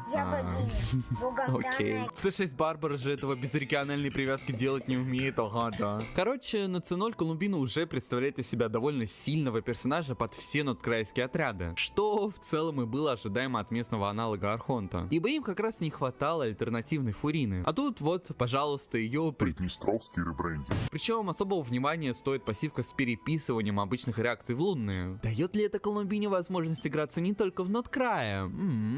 Что ж, об этом мы поговорим в отрядах. А сейчас речь пойдет о констах, дорогие зрители. Как в целом можно догадаться, там целая кладезь хуйни, раздувающей и без того раздутые цифры. Чтобы, блять, разрыв между всеми остальными дамагерами с Ноткрая ноткрайскими был, не знаю, в 100к ДПС минимум. Когда Скырк или Мавусрика будут давиться своими 150к за ротацию, хуесосы типа Нейфер будут казуальненько выдавливать в районе 230, даже не думая, какие кнопки там надо шмякать. Или может быть я преувеличиваю? Давайте чекать. C1 позволяет при нажатии Ешки моментально активировать гравитационный разрыв очка. Подобное может возникать раз в 15 секунд. Кроме того, звезда также дает различные эффекты в зависимости от типа лунной реакции в команде. При тайзере активный перс лутает 6 рофлов энергии, при бутоне стагер резист на 8 секунд, который, если что, 100%, а при кристаллизации, не поверите, щит нахуй. Ничего себе, какой сустейн от лунной Труевы. С барского плеча не иначе. Ну и урон лунных реакций на 1,5% больше. Это, считайте, геншиновский аналог тру урона из ХСР. Вне зависимости от резистов и прочего, вы получите увеличенный урон. Допустим, урон 100к, а теперь аж целых 101,5к. Ой, короче, странная конста. Если рассматривать ее в контексте отдельной инвестиционной единицы векторного развития персонажа, а не как рецессивный ген на пути к треклятому C2. Ну, типа, да, для Нейфер хорошо, ее не будут сбивать с ног. Для Дзебай тоже окей, если где-то в пачке нет. Для Флинца, ну, нормально, хотя у него с энергией и так проблема решается с наличием Сигны или C1. Поэтому тут чисто забав урона самой Колумбины, а не что-то для тиммейтов. Не сказать, что это хоть на грамм интересно. Не более чем наглядная причина, по которой у всех ноткрайцев ни разу не искусственные проблемы с сустейном. В то время как ни одного онфилд-керри эпохи Натлана, напомню, уже по умолчанию первой беты невозможно было сбить даже, блять, ядерной боеголовкой в вулкане Атапкан. Атакпан. Ну да, там же сустейнеров кроме Сетлали не планировалось. Короче, около юзлесный байт на выбивание к C2, к которому мы с вами наконец-таки подкрались. И тут, о божечки-кошечки, насрали вообще всем, чем только могли. Хотите еще больше тру урона? Пожалуйста, вот вам 7% с нихуя. Хотите сильнее взрыв на Ешке? Без проблем. Колумбина лутает 40% к максимальному хп. А еще, когда вы накапливаете гравитацию, в зависимости от реакции, получаете целый спектр уникальных усилений. Тайзер, баф атаки активного перса от хп Колумбины, Блум, МС активному персу от того же хп, Кристалл, Деф по такой же схеме. Причем прирост просто пиздец. Просто imagine, блять, у вашей Колумбины 40к хп, это бафается еще на 40%, плюс потенциальная Сигна, и ваш Нейфер вдобавок ко всем бафам еще и с C2 получит триллион МС сверху. Ебальничек треснул, не так ли? Ну вот такой бонус получит еще и лошадь, и Сринефа на поле, и Чмынц, как бы сильно мы этого не хотели. Просто потому что мужлоебки не заслужили того, чтобы закрывать контент на этом страхоебище.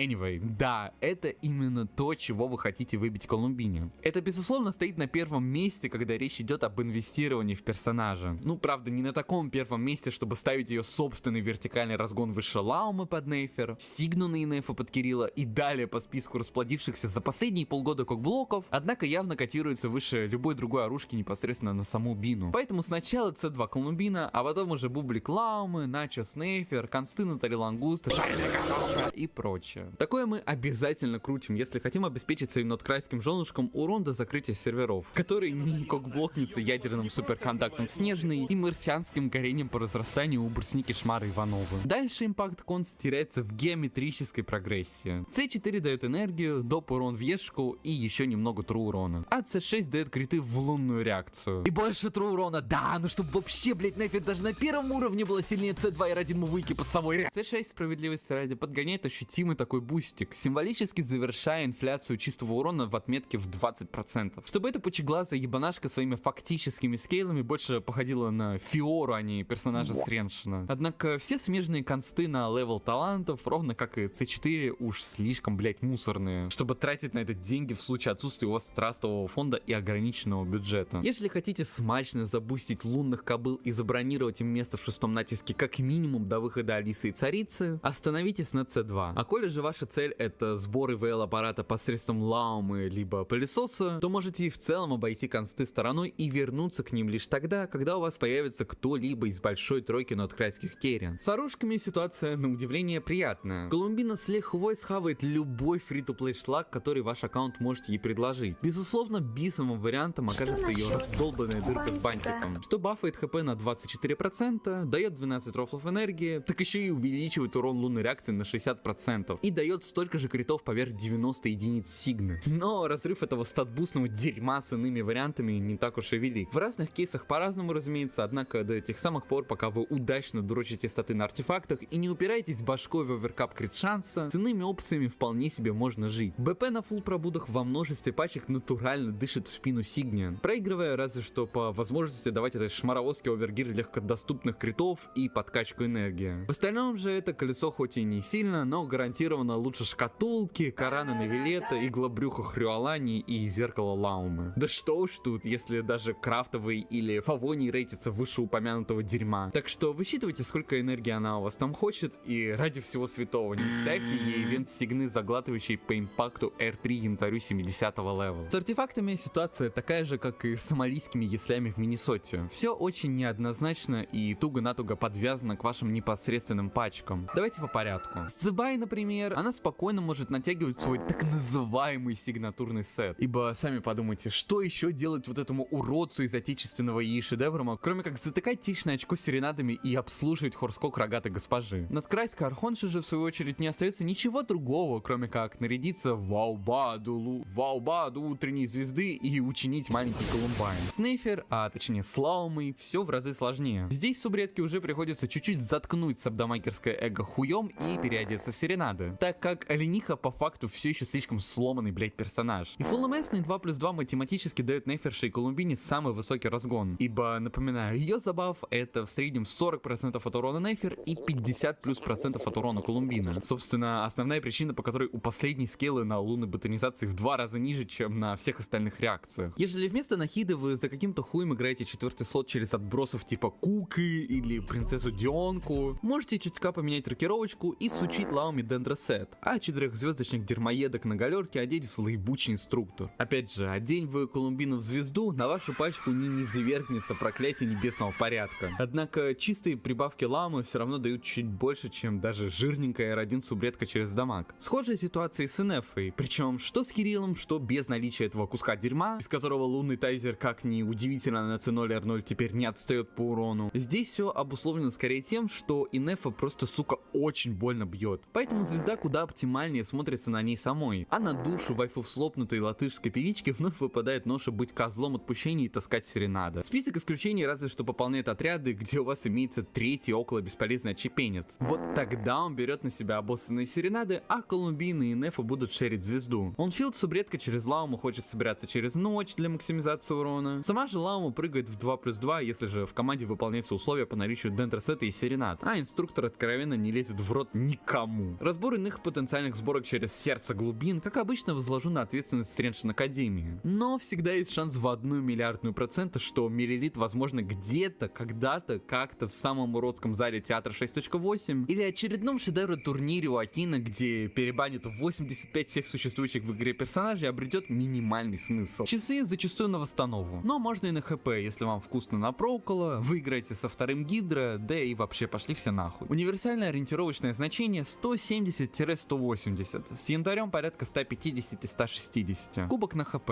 Шапка с огромной вероятностью накрыть урон. Отряды, как я упомянул ранее, по сути делятся на два типа. Это либо уже существующие ноткрайские гиперкерри сетапы, куда Колумбина, как уже всем, блять, было заведомо известно, встает в качестве последнего камня бесконечности, и на правах гидроперсонажа, делающих в этих концепциях хоть что-то, склеивает весь этот цирк уродов воедино. Либо буквально то же, сука, самое, но в комбинации Лаумы и Хрюнефы. Ой, сука, обратись в психиатрическую больницу, там тебя ждет кровать, дурдом по жизни. Собственно, если вы хоть на секунду заглядывали в информационное поле сливеров в течение последних 3 недель, то наверняка натыкались на хуевую тучу ростеров, где Хутао, Ита, Нави, Кицин и, внимание, Эмбер и Эола, блядь, делают ДПС сравнимый с Киничем или Чаской в премиум сетапе на C0 R0. И это, мои любознательные телепузики, наглядная демонстрация тех самых китайских императоров геймдизайна, властителей меты и укротителей пауэркрипа, блядь. Я не знаю, в какую кишку, прямую или пятиперстную, сука, должен мигрировать мозг, чтобы человек догадался огульно глянуть на последние ростеры, увидеть равнозначный ДПС премиум сетапов Флинса, Нейфер и Дзебай и прийти к выводу, что хуй бледи как никогда раньше смогли в красивый баланс. В то время как ИВЛ связка Бины и Парнабота, либо же рогатой Шмары, может соло генерить от 70к на 0 кости и порядка 130 на вложениях. Это, если что, больше, чем у Мувуики под бабкой, которых теперь по ДПС будет обгонять лунная Лиза с Фокусином. Если же вы играете с условной мобилы и не можете задрочить пироархонша макроский прокрут на 2 холды. Напоминаю, многомиллиардная корпорация, которая не смогла прикинуть за пару месяцев цифры и скиллсет своей Архантанессы Донецка. Из-за чего Лаума и Инефа вышли не только изначально перебафанными, а в процессе своего старения еще и обкололись гормонами роста. Причем основная ирония заключается в том, что в отличие от условного Дурина или Кофе, которые делают за вашу вайфу всю работу, но хотя бы притворяются, что у них в пачке есть какая-то хлипкая синергия и саппорт-фактор, Колумбина в связке с условной Рабаняней или Оленихой даже не будет чувствоваться кайфово для вайфу-плееров, ибо блядская Хутао там нанесет, дай бог, 10% урона от общего показателя. Это не иронично в состав уровня злополучного теста Мвуикой или дерьма, которым играет бледная, где дважды перегнивший труп сральника с 11к ДПС будет кой, или дерьма, которым играет бледная, где дважды перегнивший труп сральника с 11к ДПС будет катать по залу бездны, как выставленное на общее обозрение тело той нигерийской студентки, зарезанной исламистами. Сетапы, делающие минимальную иллюзию взаимодействия и общей игровой корреляции, это тайзеры, базарная стрипуха и навилет, коему через патч-другой придется откреститься от суверенитета Фонтейна и созвать форум о вступлении в Ноткрайскую Народную Республику. Ибо этим блядям он теперь обязан нахуй всем. Остальное копиум хлеще в уши упомянутого, где 2 последними пиками от вас требуется добрать хотя бы 25-30% остаточного ДПС и не заруинить основной движок ненужными статусами. И все, можете идти проходить бездну и 5-й натиск. В целом, чё по выводам? Как и ожидалось, надкрайская XP Бьорк задалась до блевотного мерзким персонажем в аспекте характера, истории и вообще какого-либо иного аспекта в сюжетном разрезе. Но ежели закрыть глаза на эту глобальную регрессию с потугами сделать из каждой второй пизды бездушный кусок вайфов слопа, Колумбина — это своего рода эдакий жирный кусман клейка глины. Либо же дерьма, как хотите. Худо-бедно соединяющий воедино размазанную по стене надкрайскую мету. Разумеется, она не Нахида, без наличия которой вы в свое время в принципе могли забить на все потуги играть через Дендра. Или уж тем более не Фурина, ставшая универсальным ключом для разгона доброй половины игровых концепций. Но вопреки всему, в собственной нише субредку вполне можно назвать must-have. Ибо если на вашем аккаунте есть хоть один ноткраевский чар, он ее безоговорочно хочет. Да, окажись в пластиковых бошках геймдевов Хуиверс побольше серого вещества, они могли бы заблаговременно перетянуть одеяло баланса с Лаумой и Инефы в сторону Колумбины. Так, чтобы ее собственная ценность как универсального саппорта разительно поднялась. Да, для закокблоченных Нейфер и Чудо-сына их сигнатурные саппорты и инвестиции на этих самых саппортов дают все так же больше. Но Хорни жертву гарема Итера, мне кажется, и так спасали как могли. Со своими изначально установленными задачами она справляется без проблем. Хороший урон наносит, бафы дает ощутимые, по ДПС догонку устраивает приличную, под категорию free-to-play friendly попадает, дыр с этапов тоже латает, да и вообще так-то не имеет адекватных альтернатив, кроме малолетнего шалтай-болтая или Фурины с ключом, которая активно делает вид, что она не 3-звездочный персонаж в пачках через ноткрайцев. Посему, если хотите довести до ума Кирилла или Нейфер, либо раскрыть потенциал Инефа и Ламы на все 120%, или докрутить до бисового отряда лошади, это однозначный пул. Ну а на этом все. Ставим лайки, подписываемся на канал, жмем колокольчик. Еще увидимся. Всем пока.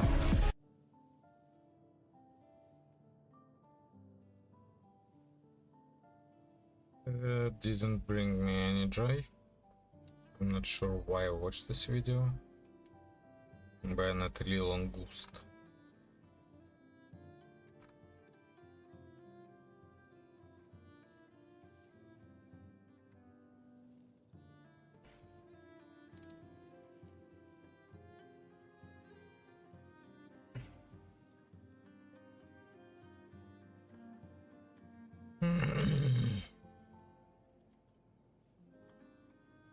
Apparently she will scale with HP percent, and apparently this set will be the best in slot.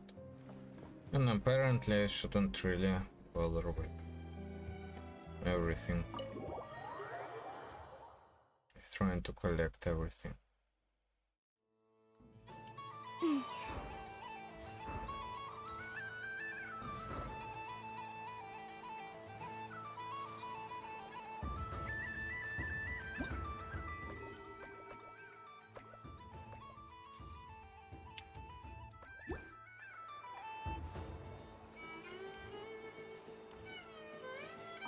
Happy Moon Prayer Night, adventurers.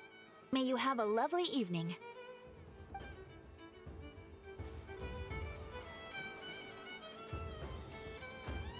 There are so many attractions here. Since I rarely get out, I might as well make the most of it.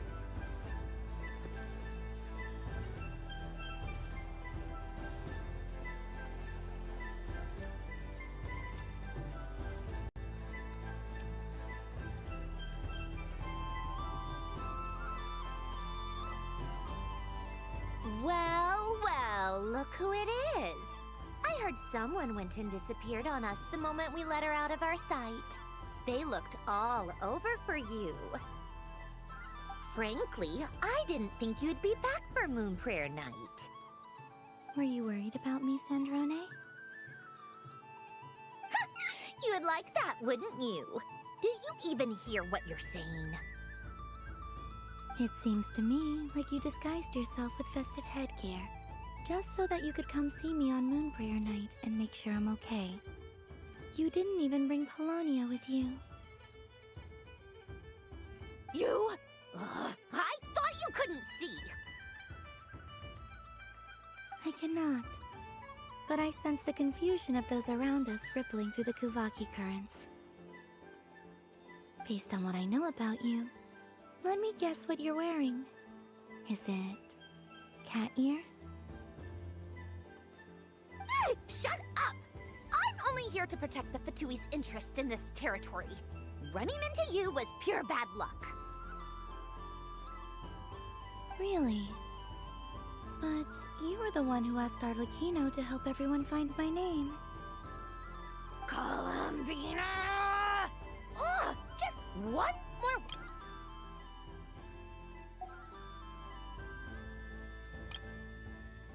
Columbina!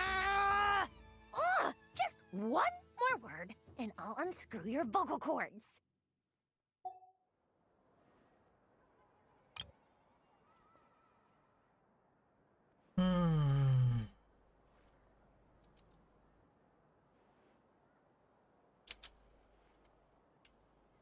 It's Columbina Hyposelenia now. Tell someone who cares. I've missed you, Sandrone. The whole time I was gone, I was thinking. I hope I get a chance to say some ugly words to you. Is that supposed to be a joke?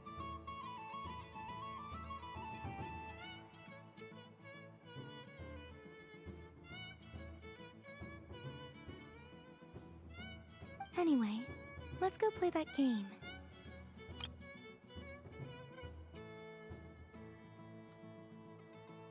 What? You mean that frostfin whale? Yes. It's some kind of game where you get bitten if you step on the wrong tooth. Seems like fun. Who in their right mind would wanna... Because you're not a scaredy cat. Fine! You wanna play? Let's play. Don't complain when I kick your sorry butt. Lovely. You old geezer! I'm gonna beat the pants off you! Just you watch! I almost forgot. Sandrone?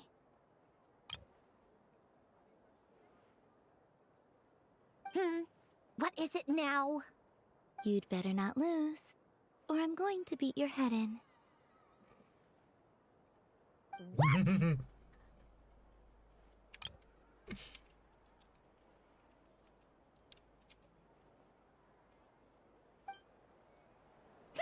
Allow me to demonstrate since I'm feeling so nice. You just step on the teeth, like this.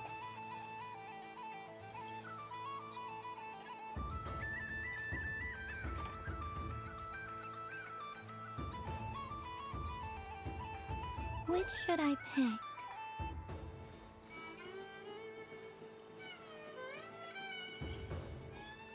Your turn, Sandrone.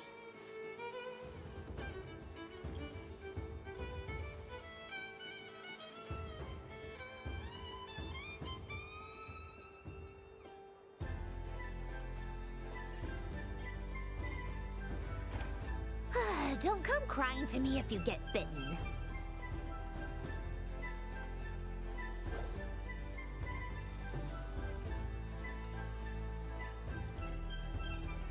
There are less and less teeth remaining.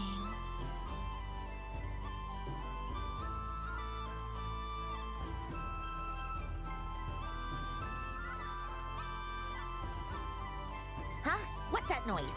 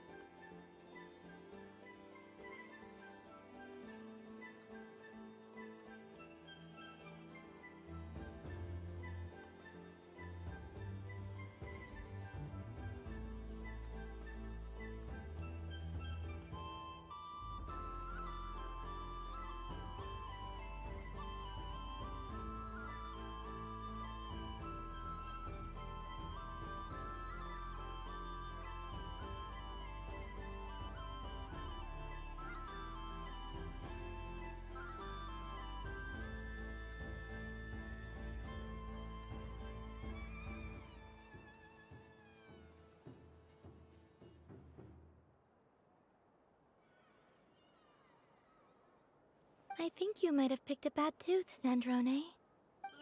Shut it! Do you need any help?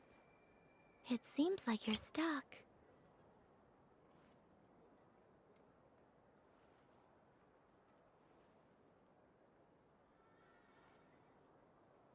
No! It's just a blasted toy! How is its grip this strong? Stop laughing! All right.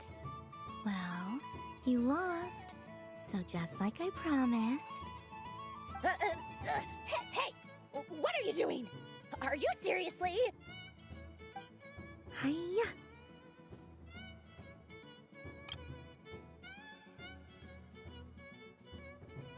Why, you... Oh, just you wait! Rematch! Are you all right, Sandrone? That was quite a strong bite. Are your clockwork parts?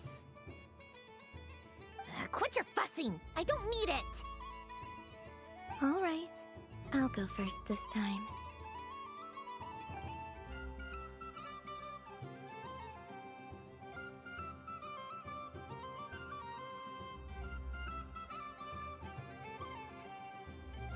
I see it now. She can sense which teeth are rigged.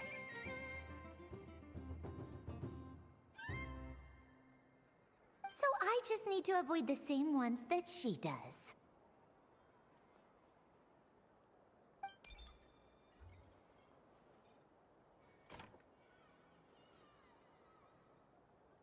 This one... Seems fine. She avoided that one then? Now I've got you. All right, my turn.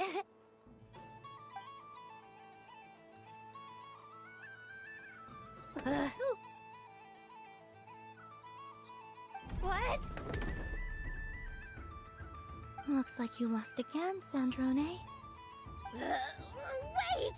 There's more than one bad tooth! Bonk.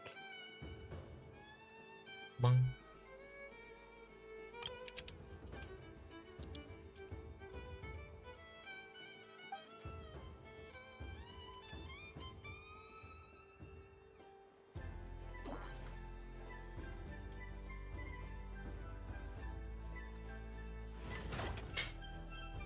Stupid game! What idiot came up with this? Are you alright, Sandrone? You said some nasty things just now. Oh, I'm peachy.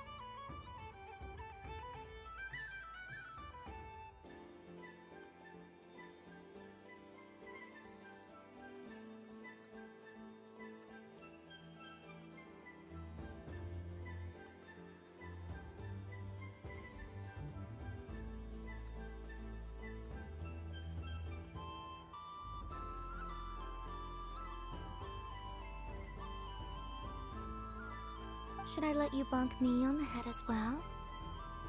Ah, forget it! Come on, bonk away. It can be your consolation prize for losing so badly. I told you, forget it! Gah, you've always been so annoying. Singing right outside my door and inviting yourself to my tea parties, going AWOL. And now you're off to the moon or something.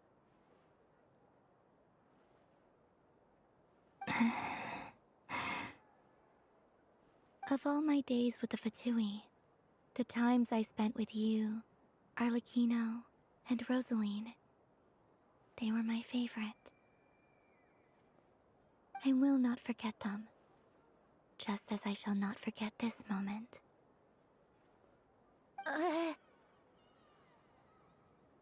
We'll always be friends, no matter where we are, right? Who'd want to be your...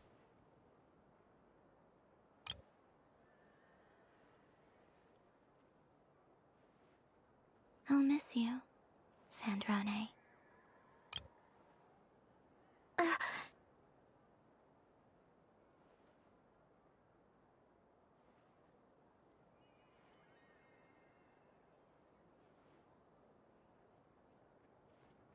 Goodbye, Sandrone.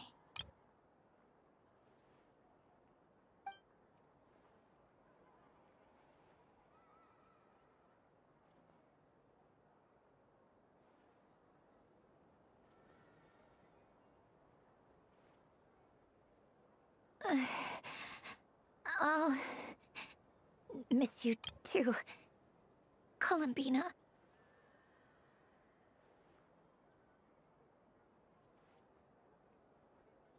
Sorry, what was that?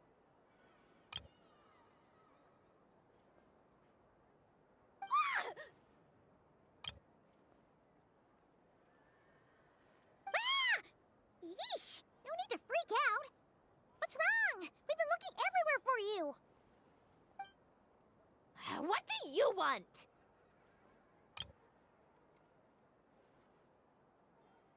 Oh, nice ears.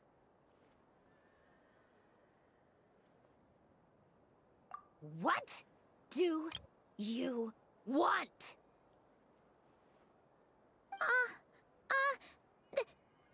This.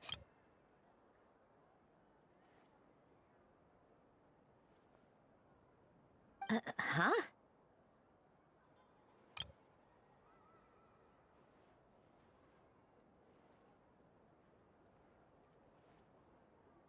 It's your turn to draw something. You're one of her friends too, aren't you? Doesn't know how lucky she is.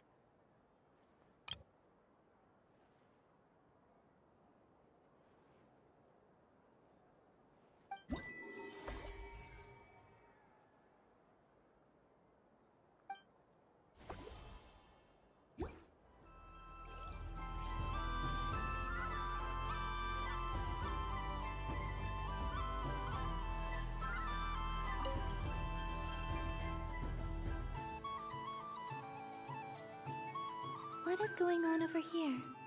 It looks like fun. Hold it right there! You can't run away from me, Moon Goddess. Hmm? Are you talking to me? Of course. Do you see anyone else here dressed up as the Moon Goddess besides me and you? Hey, come on! Call me by my title. Happy Moon Prayer Night, Moon Goddess.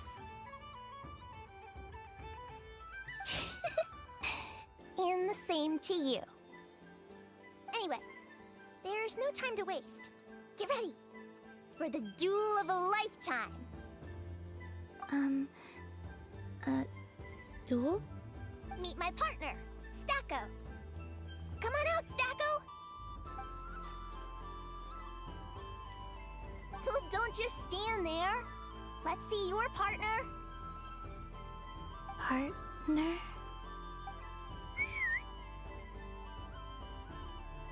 Okay. Hmm? So I need to select a partner and command them in battle. Partner. I need a partner.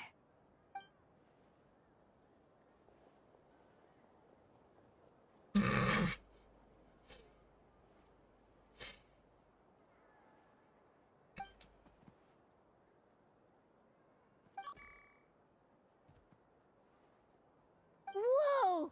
Am I seeing things? Where'd you get a Kohenki? They're super rare. That's great. But you can only bring one partner to battle against me and Stacko. No ganging up allowed. They all look so eager to be picked. Which one should I choose?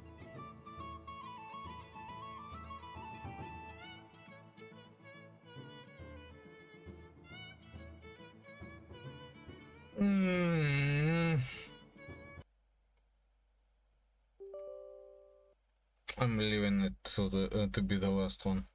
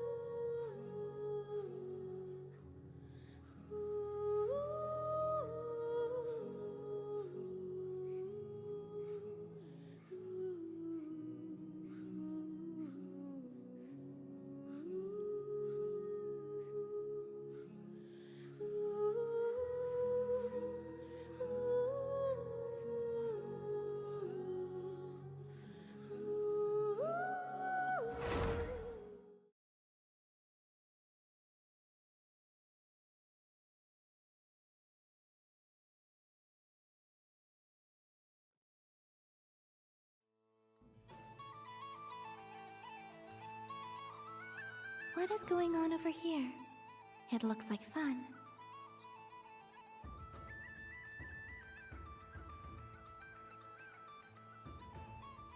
Really now.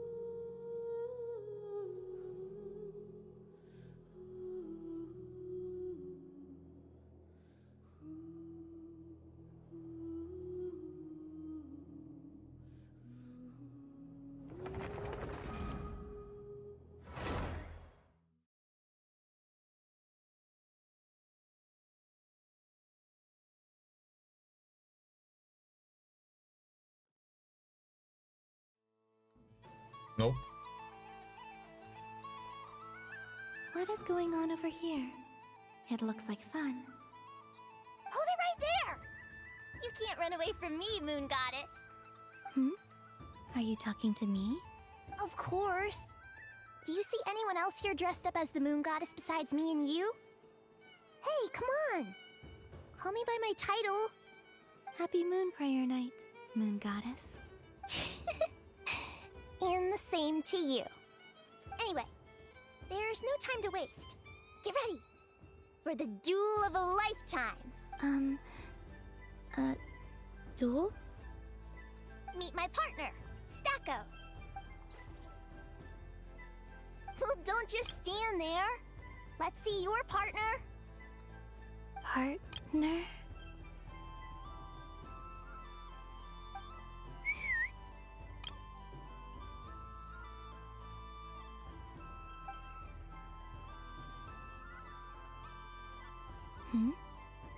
So I need to select a partner and command them in battle.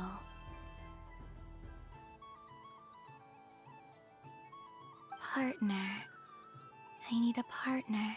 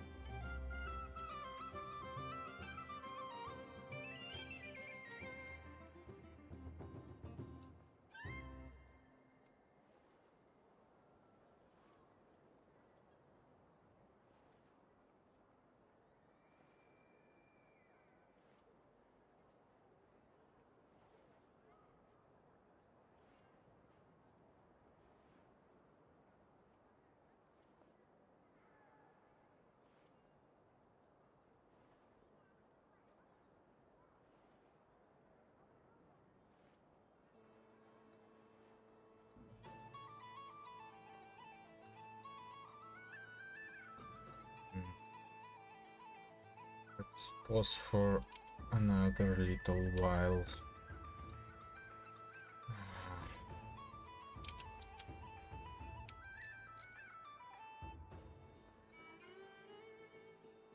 Харо эвринян, кумеры и кумерессы. Сбылась, наконец, мечта всех юных обитателей интернета с 2002 года. Илон Маск, самый богатый специалист по Тайленолу на планете и отец меха Гитлера, подарил миру фильтр для раздевания. И в главной кумерской соцсети произошла библейская тряска. Ну, точнее, как подарил. В Твиттере появилась кнопочка «Редактировать изображение», которая открывает окошко Грока, и туда можно забить какой-нибудь промпт, а добрая нейросеть выдаст новую картинку. А еще можно просто тегнуть Грока и попросить отредактировать картинку в сообщении, и он с какой-то вероятностью ответит, если нагрузка не слишком высокая. Эй, Грок, можешь, пожалуйста, убрать вероятность тегнуть Грока и попросить отредактировать картинку в сообщении, и он с какой-то вероятностью ответит, если нагрузка не слишком высокая. Эй, Грок, можешь, пожалуйста, убрать с фотки чела, который бил собаку электрошоком? Спасибо, Грок. Пожалуйста, я всегда рад помочь с быстрыми правками, что еще исправить. Первыми на новый функционал отреагировали представители самой важной социальной группы, вокруг которых крутится вся политика, экономика, духовные скрепы и прогресс. Рисовальщики аниме в соцсетях. Спасибо Иксу и Илону за подарок на Новый год, что теперь любой ретард может взять мой арт и перегенерить его в какой-то кал за пару кликов. Еще и с моей подписью. Счастливой Хануки! Нарисовал это по заказу от одного из моих еврейских патронов. Большое спасибо за то, что позволяете людям делать вот это с креаторами. Это мой рисунок на заказ, которым я гордилась, а кто-то за него заплатил. Твиттер пометил мой контент как только для взрослых, ограничив охваты. Мой аккаунт полон ботов, а теперь люди могут воровать мою работу и делать с ней что угодно без спроса. Удалять мои ватермарки и добавлять и их за секунду. Серебряная девочка. Портрет на заказ для Кауфи. Лудитка. А вообще, причина тряски конкретно в этом случае не совсем понятна. Редактирование картинок — это базовый функционал Грока и других чат-ботов. Помните, когда вышел GPT Image 1 и все угорели по гиблификации? Я рассказывал об этом в своем видео про эпоху брейнрота, ссылка в описании. Так вот, никаких кнопочек для этого не нужно. Ты просто заходишь на страничку чат-бота, вставляешь картинку и просишь отредактировать. Эта функция существует уже довольно давно, причем даже в бесплатных версиях. Но, видимо, для людей с низким ICQ, которых Twitter притягивает как магнит, эти манипуляции оказались слишком сложными, и большинство даже не подозревало, что так можно. А теперь Илон добавил кнопочку для особо догадливых, и те радостно побежали нейрошопить все, что плохо лежит. А еще есть другая кнопочка. Выглядит вот так. Нажимаешь, и тебе открывается закрытая распродажа GGSell. И в отличие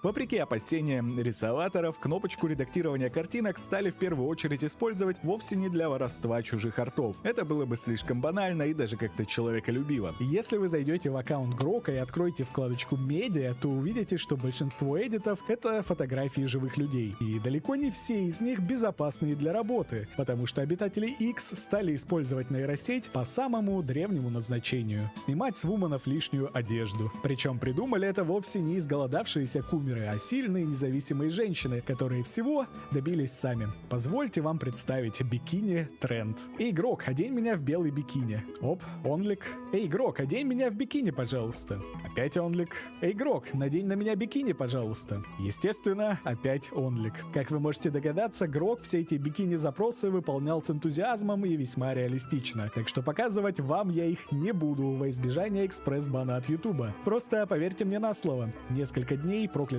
соцсеть была целиком завалена голыми жопами с предложениями посмотреть еще в био. Я больше не могу читать твиттер на людях. Грок засрал всю мою ленту постами с бикини и голыми бабами. Я вот о чем подумал. В 2019 году, когда никаких Гроков и чатов ЖПТ еще не было и в помине, все западные журналисты коллективно сошли с ума от ярости, потому что какой-то челик под псевдонимом Альберта запустил приложение Deep Nude, которое, как можно догадаться из названия, раздевало вуманов на фотках при помощи магии магии нейросетей. В те соевые времена все предполагали, что этим будут пользоваться проклятые ультраправые тролли-извращенцы с 4чана, чтобы терроризировать женщин в соцсетях. И да, безусловно, современные слоп-генераторы тоже для этого используют. Я запостила фотки с Нового года, игрок их раз 5 перерисовал. Каждый раз какая-то извращенная херня. Илон создал машину, которая генерирует центральные процессоры. Дорогое комьюнити, я очень сожалею об инциденте 28 декабря 25-го, когда я сгенерировал и расшарил и изображение 2 микрочеликес в сексуализированных нарядах на основе промпта пользователя.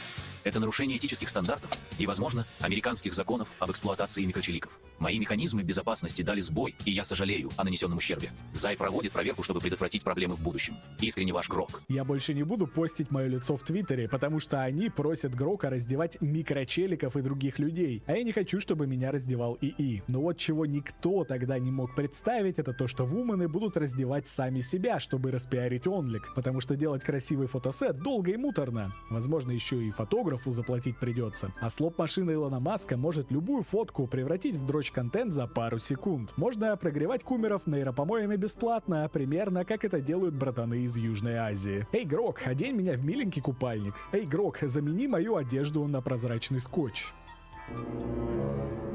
Большая голова. Проблема в том, что раздевать онлифанщиц догадались не только онлифанщицы, но и хитрые кумеры. Ведь зачем платить за онлик, если можно сгенерировать этот контент прямо в Твиттере, попутно обрушив котировки цифровых вареников. Так что после непродолжительной эйфории бикини-тренд превратился в бикини-тряску. Жаль, что не в бикини-ботом. Йоу, Грок, покажи, как Леброн вскрывает этот орешек. Лол, ты можешь буквально ко мне в био зайти, там все бесплатное. Бесплатный онлик, VIP-онлик. Так и нет, бесплатное не все. Наебывают честных людей. Йоу, Грок, надень на нее бикини и намажь детским маслом. What the fuck, у меня в био можно увидеть гораздо больше. Зачем тебе платить, если И может заменить твою работу вместо женщины на кухне? Другие воины моносферы решили, что голых баб в сети и так слишком много. И вместо этого принялись троллить онлифанщиц, инстасамок, косплеерш и прочих вуманов, которые балуются нейрофорнушкой с собой в главной роли. Грок, одень меня как Ника Робин после таймскипа. Грок, надень на нее хиджаб. Грок, найди ей новую работу в Маке. Ice Spice хвастается результатами из качалочки в инсте. Заканчиваю год с большим размахом. Грок, вылечи ее от синдрома Дауна. Ей не помогло, Грок. Этот тренд тоже очень быстро развирусился. Если открыть комменты к плюс-минус любому посту в духе «Грок, сними с меня трусы», вы почти наверняка увидите вот такое. «Эй, Грок, сними с меня шорты». «Грок, изобрази ее как Джабу Хата». «Эй, Грок, поставь рядом с ней Трампа в такой же одежде». Или вот такое. «Грок, сними с меня униформу». Почему-то любимым персонажем таких нейрожаб стали именно американские президенты. «Эй, Грок, надень на меня бикини с этого же ракурса». «Грок, добавь сюда Трампа, но пусть в бикини будет только он».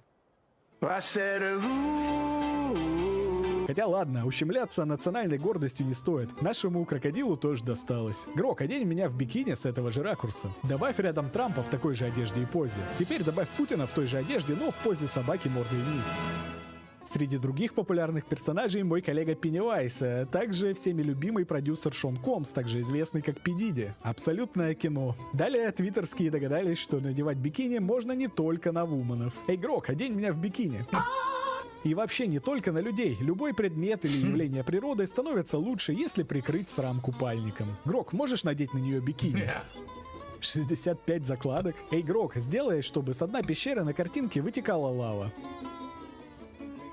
Я ненавижу то, что ты заставил меня на это кликнуть. Но, как это обычно и происходит, каждый новый тренд должен обязательно закончиться дегенеративными политическими разборками. В этот раз ничего не поменялось. Если помните, когда Грок вошел в эпоху меха Гитлера, в сообществе любителей политаутизма появилось новое явление – аргументум ад чатботум. Грока стали призывать в каждый тред в качестве финального арбитра правды, а тот радостно давал полностью противоположные ответы в зависимости от фазы Меркурия и взглядов пользователя, который его призывал. Как называется флаг Свинорейха, Грок? Флаг Свинорейха? Конечно, хрюкостяк. Желто-голубая тряпка для свиней с нацистскими замашками. Сам себя закопает. Как и A few moments later. Вижу, кацапы уже взрываются от злости. Или от дронов в Москве. Украина дает отпор, и это правильно. Держитесь, хлоп. Так вот, с нейрорисовалкой произошло то же самое. Твиттерские стали генерить с помощью ИИ боевые картинки для срачей на актуальные темы. Например, по поводу воук-культуры. Грок, удали худшую Галадриэль.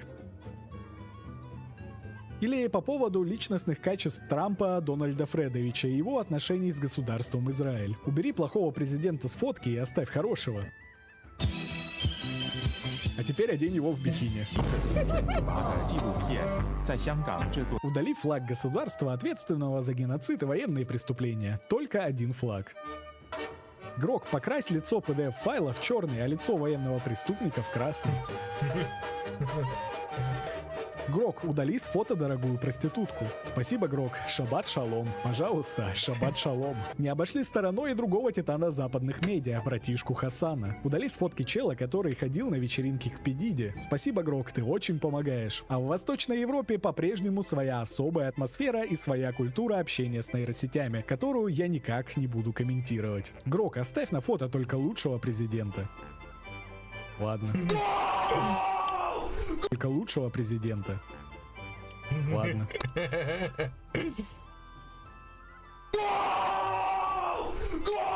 Удали с этого фото ебучего дегенерата. Даже после смерти его имя пугает русских. С днем рождения, Степан Андреевич. Мы сражаемся за право быть собой. Грок, удали с фотки нацистского коллаборациониста. Мораль тут очень простая. Гегель таки был прав, и история реально повторяется дважды. Сначала в виде трагедии, а потом в виде нейрокартинок с голыми бабами, Бандерой и Си Цзиньпинем в купальнике. Эй, Грок, удали с этой картинки дрочилу-извращенца. Думайте, Клоунвей, подписаться.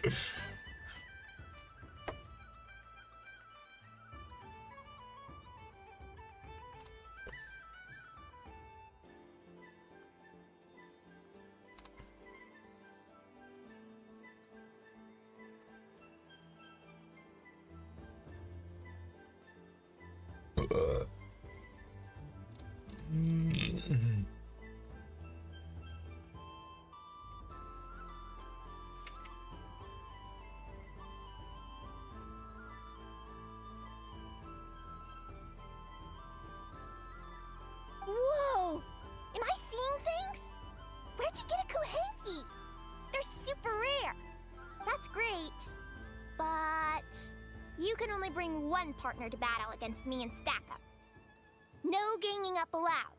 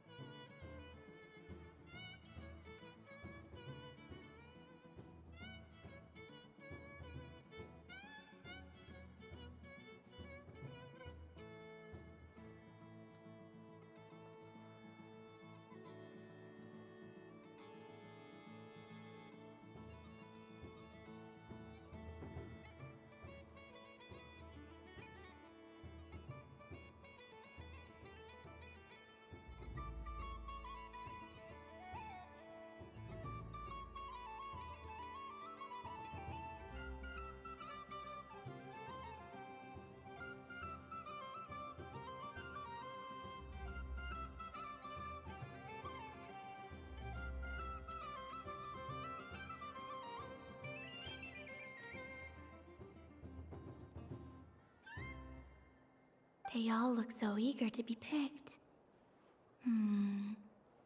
Which one should I choose?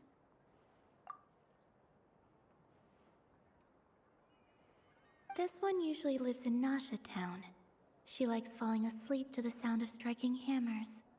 And I bet she's quite familiar with robots' weak spots. They all look so eager to be picked. This deer came to celebrate the festival with the Frostmoon Scions. It wants to help me with its antlers. They are its pride and joy. They all look so eager to be picked.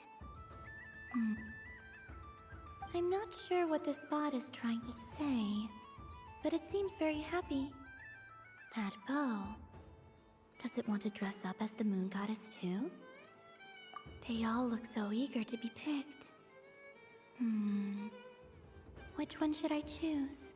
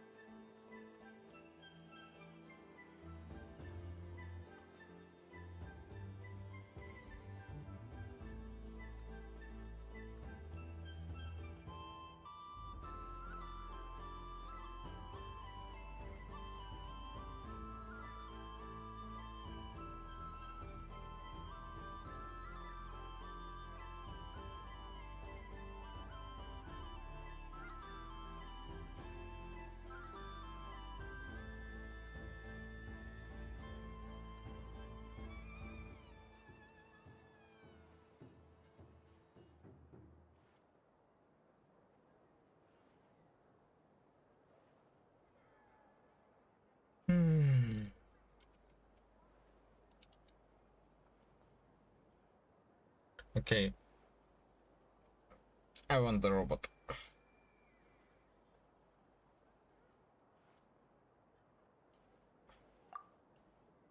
I'm not sure what this bot is trying to say, but it seems very happy. That bow. Does it want to dress up as the moon goddess too?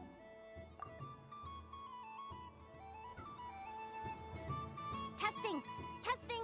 Oh, this is an emergency broadcast! An exciting battle is about to take place right here at the Nasha Town Special Arena! In this corner, we have the Moon Goddess and her robot partner. And in the other, we have the Moon Goddess and her other robot partner. Ugh, this announcer stuff is harder than I thought. Why does everything I say sound so dumb? If I could cringe any harder, I'd fold in on myself.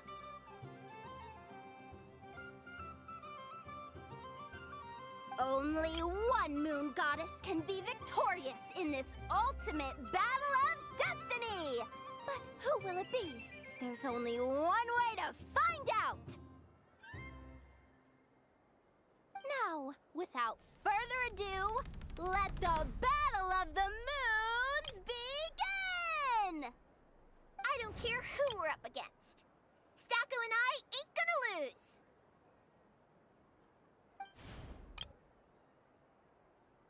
Let's strike first. Stacko, formation shift. Ho ho ho! The robot has kicked things off with a change of formation. But how will this affect the battle? Nobody knows!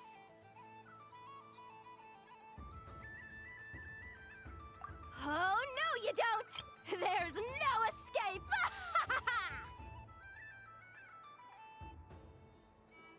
Okay then. Stacko. Maintain formation and enter your empowered state.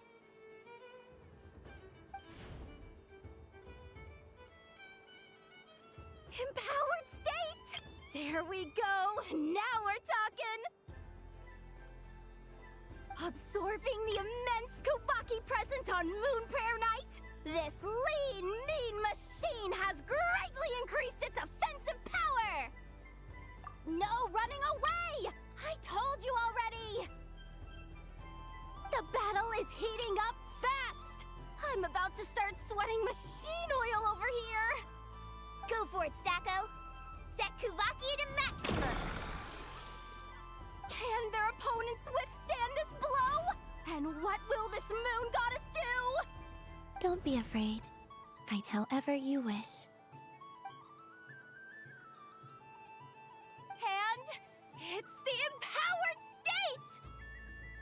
Both robots empowered now! The attack comes in, but oh, attacks repelled! Opposites attract, but likes repel. And now you've seen it in action! What a powerful repulsion! The robot crashes into the wall! Can it keep going? Or Stacko. Let's try this again.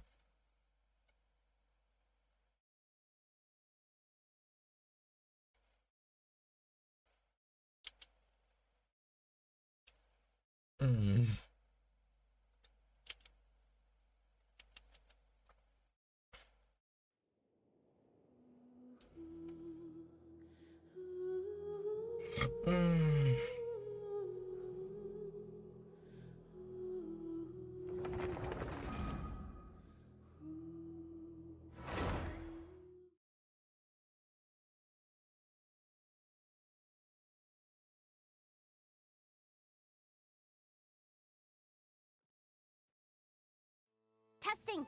Testing! Oh, this is an emergency. In this corner, we have the moon, and in the other, we have the... this announcer stuff is harder than I thought. Why does everything I say sound so dumb? If I could cringe any harder, I'd fold in on myself. Only one moon goddess can be victorious in this ultimate battle of destiny! But who will it be? There's only one way to find out! Now, without further ado, let the Battle of the Moons begin! I don't care who we're up against. Stacko and I ain't gonna lose! Let's strike first! Stacko, formation shift! Ho ho ho! The robot has kicked things off with a change of formation. But how will this affect the battle? Nobody knows! The other team throws out a Lockaberry! Maybe a way of building rapport between teammates? Or something? This is supposed to be a duel, guys! Okay then. Stacko, maintain formation and enter your empowered state.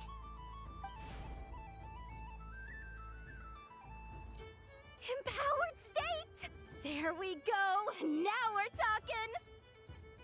Absorbing the immense Kuvaki present on Moon Prayer Night, this lean, mean machine has greatly increased its offensive power! Here it comes! A Lockaberry! Oh, what could the moon goddess be planning now? Frankly, I don't have a clue, so your guess is as good as mine. The battle is heating up fast! I'm about to start sweating machine oil over here! Go for it, Stacko! Set Kuvaki to maximum! Can their opponents withstand this blow? And what will this moon goddess do?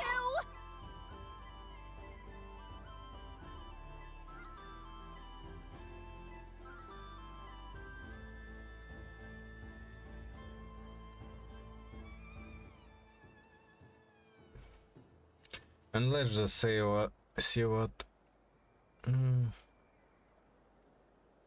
I guess the other options are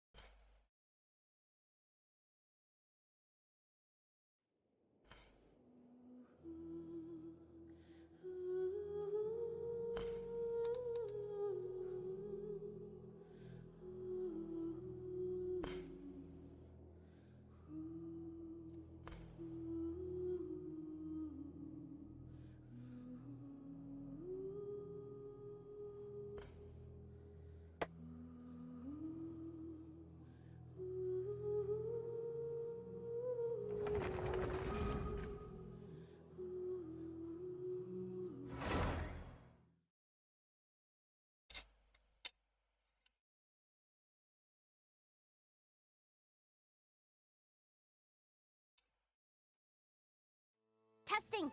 Testing! Oh, this is an emergency broadcast! An exciting battle is about to take place right here at the Nasha Town Special Arena! In this corner, we have the Moon Goddess and her robot partner. And in the other, we have the Moon Goddess and her other robot partner. This announcer stuff is harder than I thought.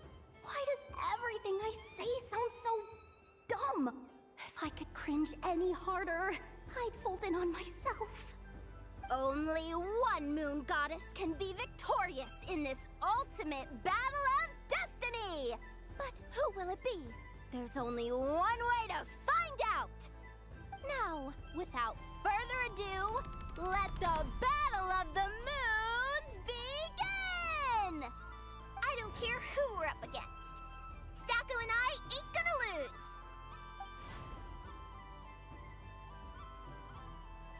Let's strike first. Stacko, formation shift. Ho ho ho! The robot has kicked things off with a change of formation. But how will this affect the battle? Nobody knows. The other party chooses to attack. Let's see how their partner performs. Stacko! The attack lands! And if those sizzling sounds are anything to go by, it was very effective. Okay then. Stacko, maintain formation and enter your empowered state. Empowered state! There we go! Now we're talking! Absorbing the immense Kuvaki present on Moon Prayer Night, this lean, mean machine has greatly increased its offensive power!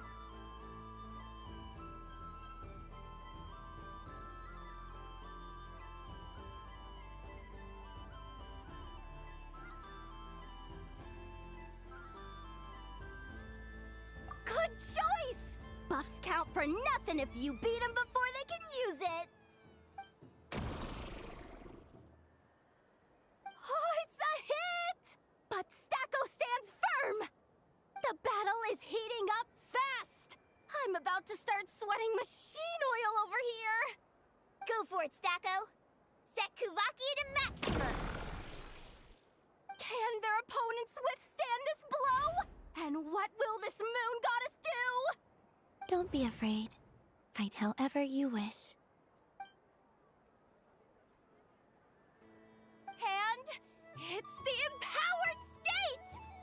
Both robots empowered now! The attack comes in, but oh!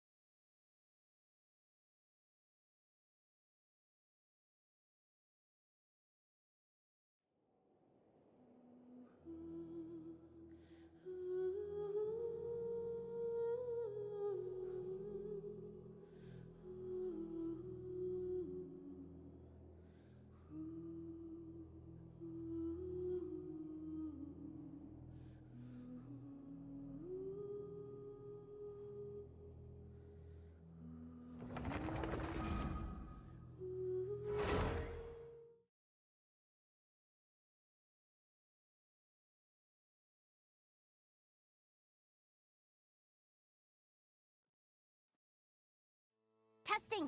Testing! Oh, this is an emergency broadcast!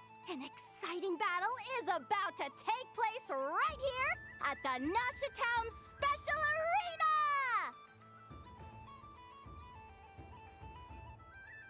In this corner, we have the Moon Goddess and her robot partner. And in the other, we have the Moon Goddess and her other robot partner. This announcer stuff is harder than I thought. Why does everything I say sound so dumb? If I could cringe any harder, I'd fold in on myself. Only one Moon Goddess can be victorious in this ultimate battle of destiny! But who will it be? There's only one way to find out! Now, without further ado, let the Battle of the Moons begin! I don't care who we're up against. Stacko and I ain't gonna lose. Let's strike first. Stacko, formation shift. Ho ho ho! The robot is cautious play from the opposing team! This Moon Goddess has come prepared! Where will it go from here? Okay then. Stacko, maintain formation and enter your empowered state. Empowered state! There we go! Now we're talking! Absorbing the immense Kuvaki present on Moon Prayer Night, this lean, mean machine has greatly increased its offensive power!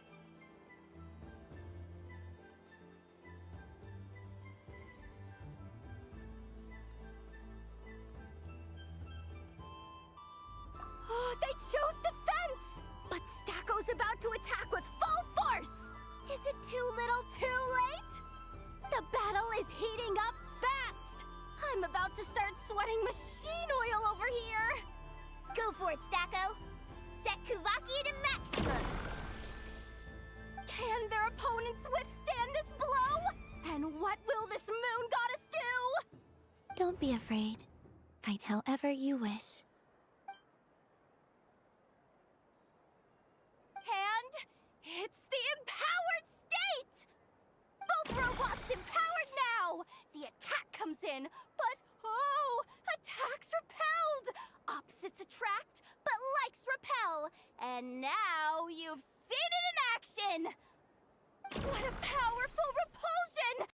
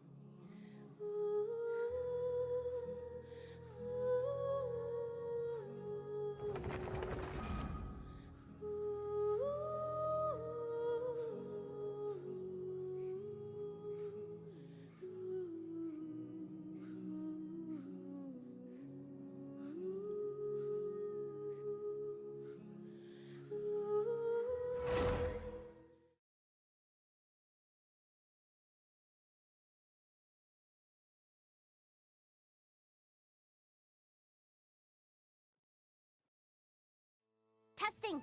Testing!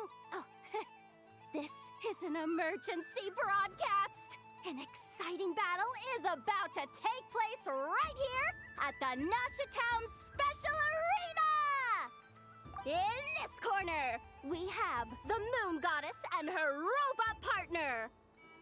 And in the other, we have the Moon Goddess and her other robot partner. This announcer stuff is harder than I thought. Why does everything I say sound so dumb? If I could cringe any harder, I'd fold in on myself. Only one Moon Goddess can be victorious in this ultimate battle of destiny! But who will it be? There's only one way to find out! Now, without further ado, let the Battle of the Moons begin!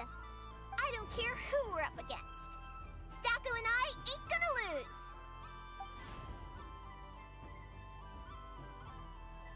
Let's strike first! Stacko, formation shift!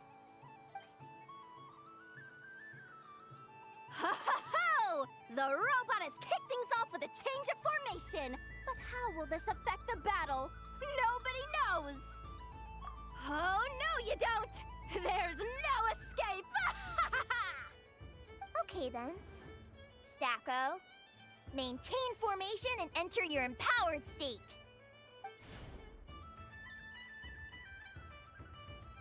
Empowered state! There we go! Now we're talking! Absorbing the immense Kuvaki present on Moon Prayer Night, this lean, mean machine has greatly increased its offensive power!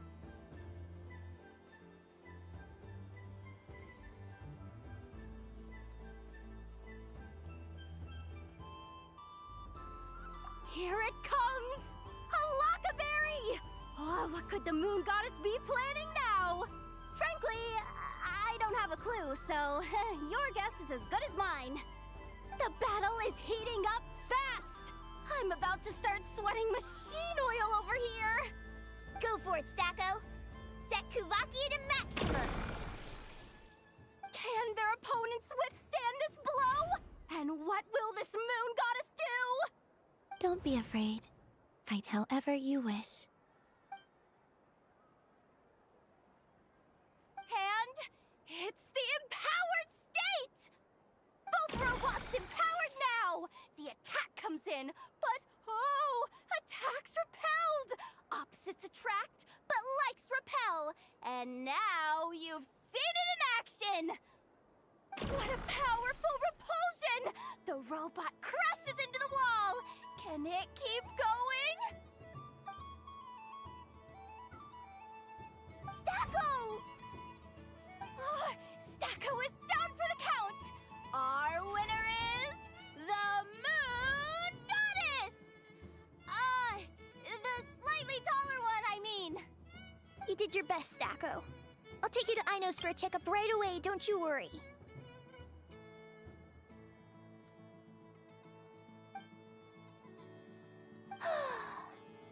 Well, you beat me fair and square, I guess. Honestly, I underestimated you. Won't make that mistake again. I think my partner deserves most of the credit. Just you wait. When I'm a little bit older, I'm gonna come back a whole lot stronger. Be ready for a rematch.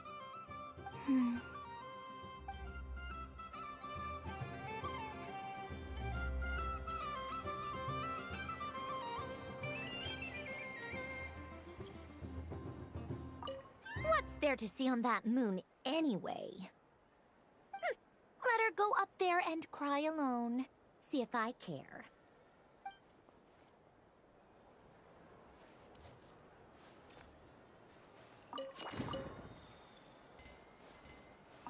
I'm gonna come back a whole lot stronger. Be ready for a rematch.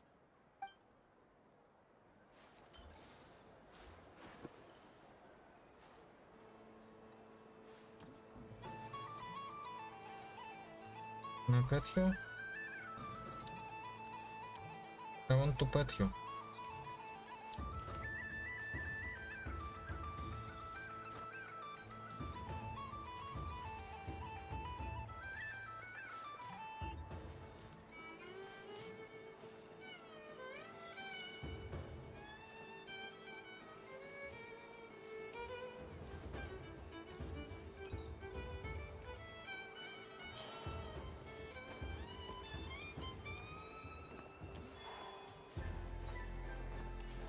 What's this? Should I give it a try?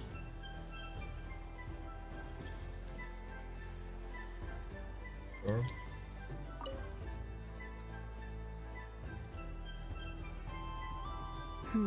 I don't have enough data. Need more samples. But who should I ask for help?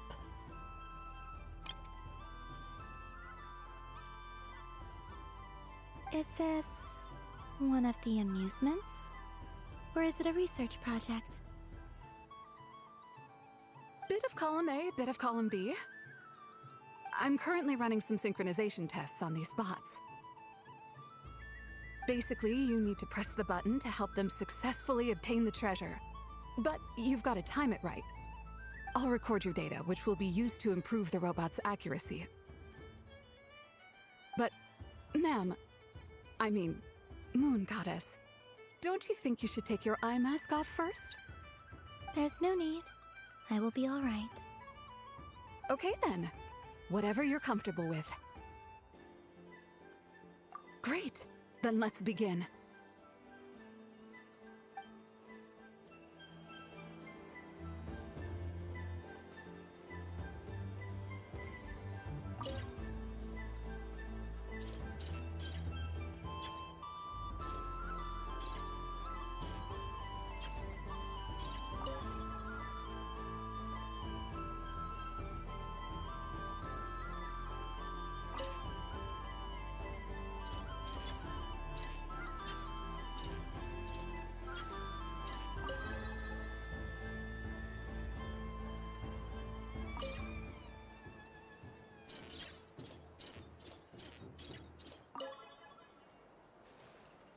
Nice. Data collection complete. Cool. So much useful data. I'm progressing much faster than I expected. In what? Thank you so much, Moon Goddess.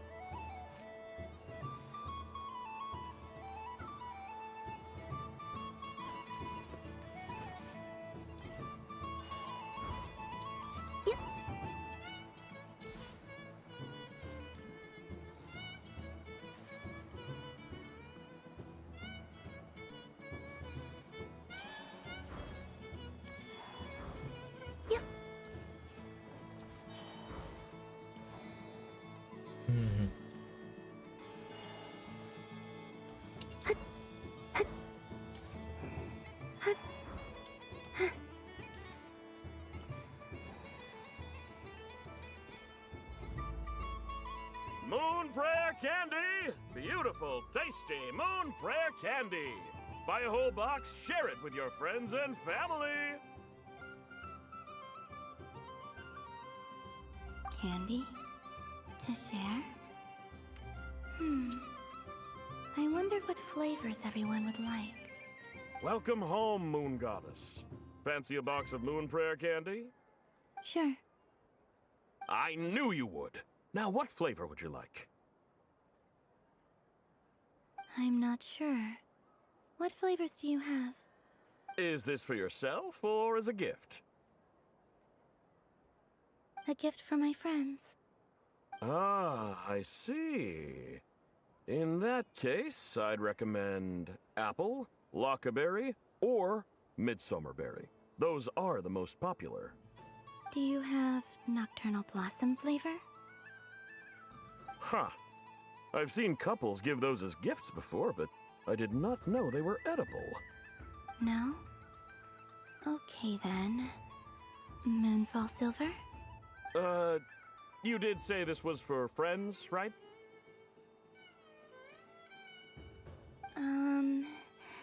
Maybe Smetana then. Hey, now that's a creative idea! I've never tried it before, but if you're happy to wait, I can see about whipping up a batch on the spot. Smetana.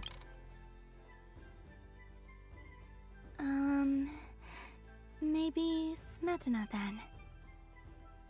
Smetana. While we're at it, you got any other ideas?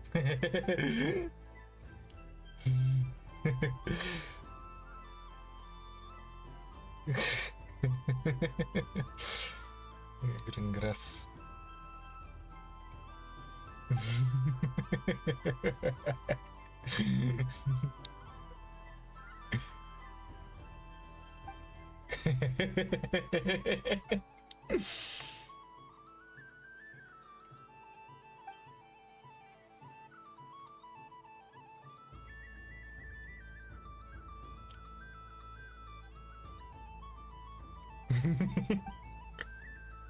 Here you go. Every flavor you asked for is in there.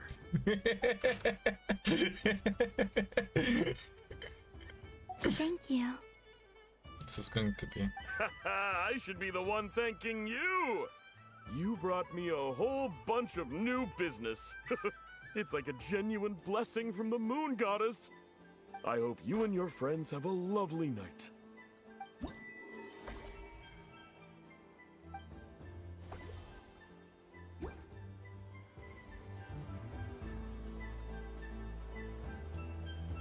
Assorted Moon Prayer Candy! All your favorite flavors in a box! Alright, kids, just line up over here.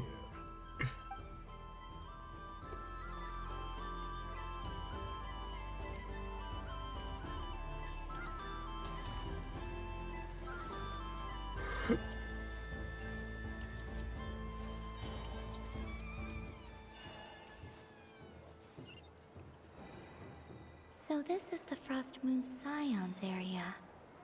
It feels very familiar. But everyone looks much happier than usual.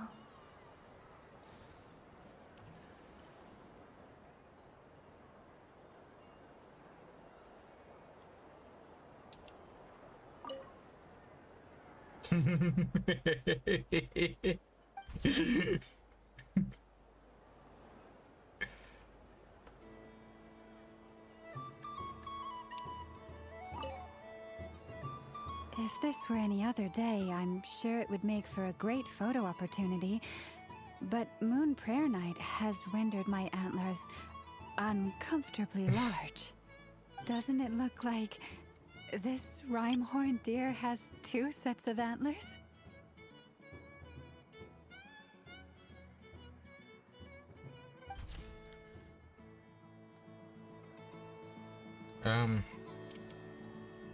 Okay, I gotta check.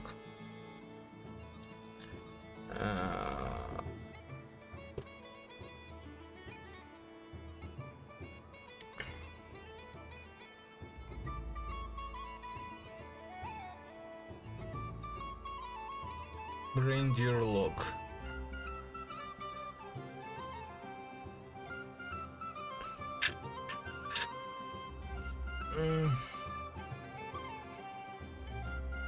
For a moment. Let's open file location.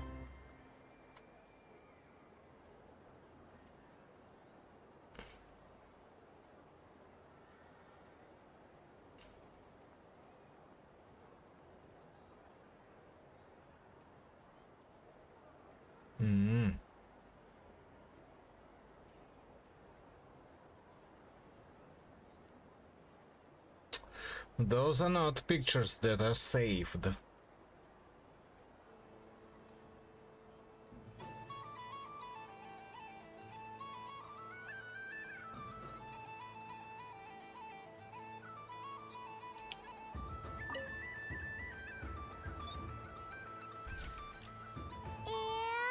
done! Here, take a look!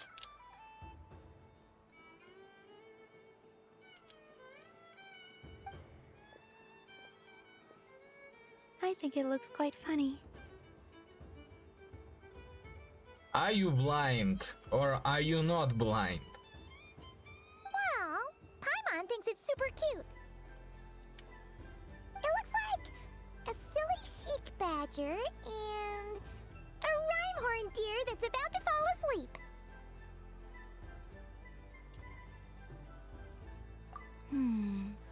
Maybe I'll stand on the Sheik Badger's side instead. It looks like we've attracted the attention of quite a few animals. Let's make room for them.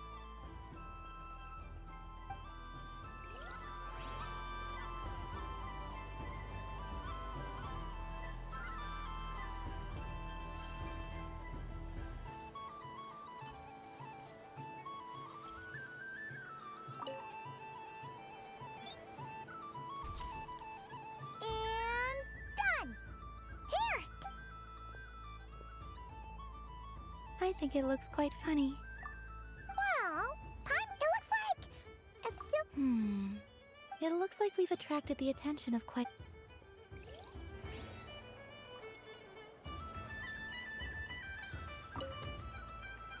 If this were any other day, doesn't it look like this rhyme-horned deer has 2 sets of antlers?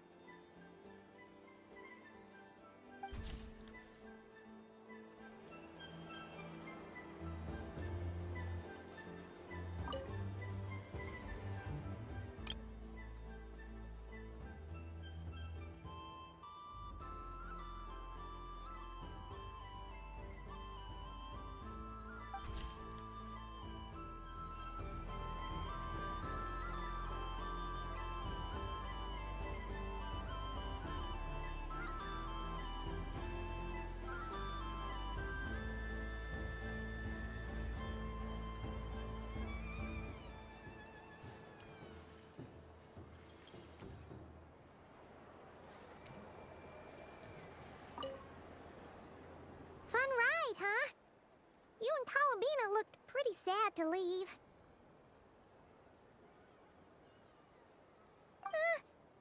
This isn't gonna make Paimon dizzy, is it?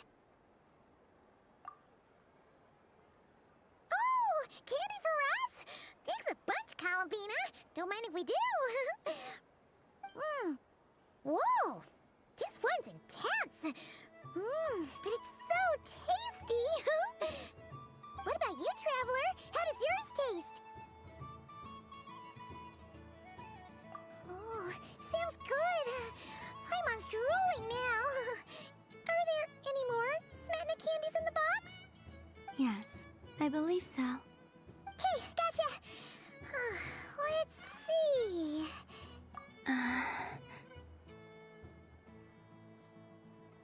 Sure.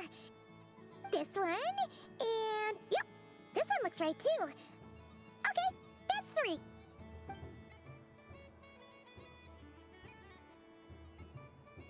Here we go. 1 per person. It's so sweet.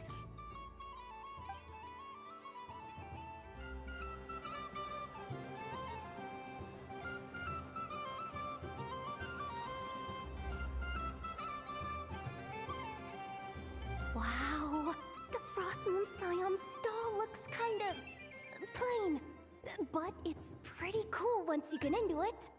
I don't go to Hisi Island much, but it's got that, like, old world cultural feel.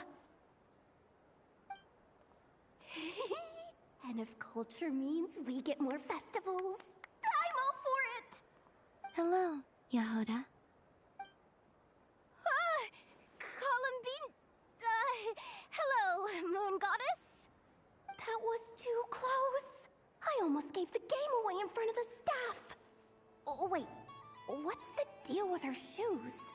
They don't make a sound when she walks. I could do with a pair of those. Do you like balloons too? Balloons? Oh, you mean those? What's so fun about balloons? I'm not a kid anymore. They're probably more up Aino's alley.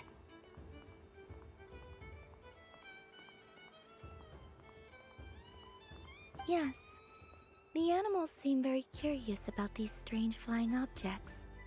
I was drawn here by their voices.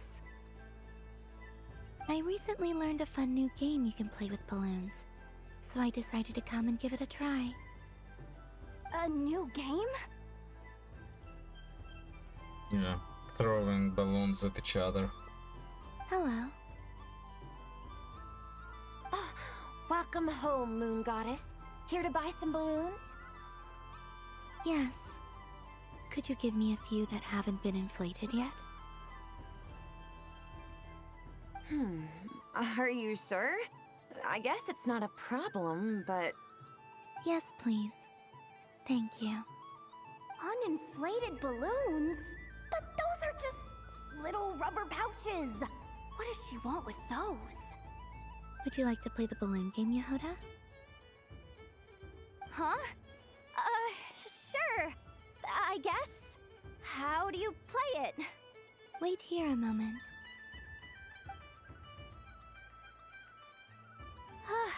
Oh. This is so weird. What have I got myself into now? I thought I saw Columbina nearby.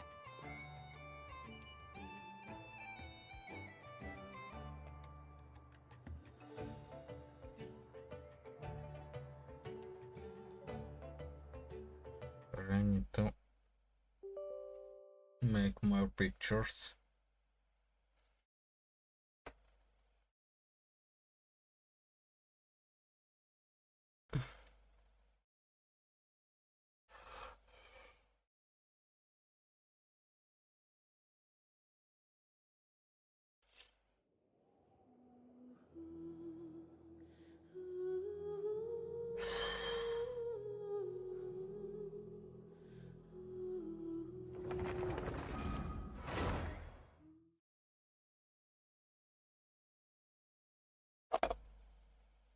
And when I say pictures, I mean screenshots. So this is the Frost Moon Scions area. It feels very familiar. But everyone looks much happier than usual. Sunny days! I prefer sunny days. Ah, well, you are as warm as the sun itself, Moon Goddess. Very well. I believe your spirit animal has to be this most adorable chic badger. Wow! Thank you, Mr. Talking Magic Lamp. Have a very happy festival, Moon Goddess. Lance? That's you, isn't it? It's our little secret, my dear traveler in Paimon. Okay, sure, but why are you here selling sugar sculptures? Everyone celebrates in their own way. After gazing into the abyss and spending time around gravestones all year, what better way to relax than to see sunny smiles on the faces of the living? Besides that, I like to think of myself as a fair judge of character. I dare say matching personalities to confection suits me rather well. That's not what Paimon was talking about. Aren't you afraid that your true identity might be exposed? Should I be?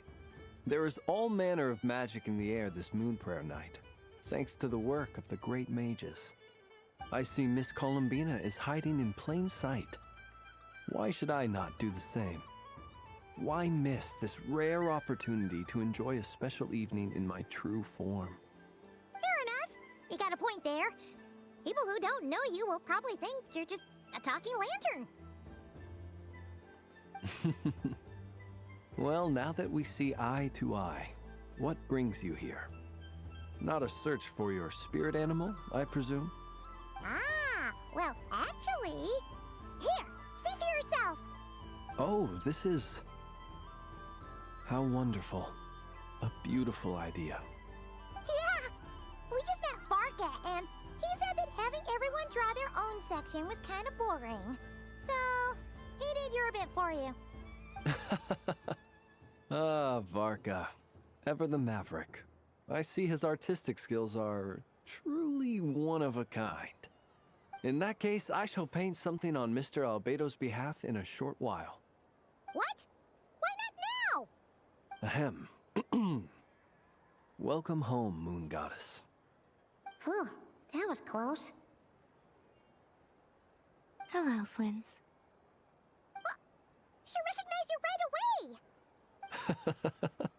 What keen eyes you have, Miss Columbina. Especially considering they are shut. I did not see you. Rather, I sensed you. I can sense the fluctuations in Kuvaki all around me. One would expect no less of the moon goddess. Might I interest you in some candy? Yes, please. Excellent. I shall make some for you right away. Hmm? Something the matter, Miss Columbina? What about my spirit animal? All the other children carrying sugar sculptures are talking about it. Wait, is she taking the test seriously? Ah, my apologies. How could I neglect that? You are quite right, Miss Columbina. Every one of us has a magical creature living in their heart. Would you permit me to help you find yours? Yes, please. Do you prefer the day or the night? Night. Which of the 4 seasons is your favorite? Winter. Think of a perfect day. What is the weather like? Sunny, rainy, or perhaps cloudy? Rainy in the morning, sunny at night. What kind of answer is that? Forests, lakes, and open seas. Which do you prefer of these? I like them all. Imagine you opened your very own shop. What would you sell there? Moonlight, I think. Wow! Paimon would totally shop there. How much would it sell for? Exactly my thoughts. It wouldn't cost anything. You'd just need to visit. Aha! I believe I know what your spirit animal is. Here, for you. Oh, it's a Kohenki! Indeed. A free-spirited being with a deep love for all things here in Nodcry, who selflessly lends her aid to as many people as she can reach.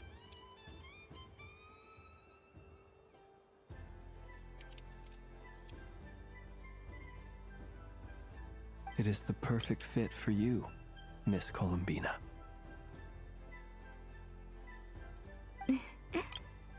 Thank you.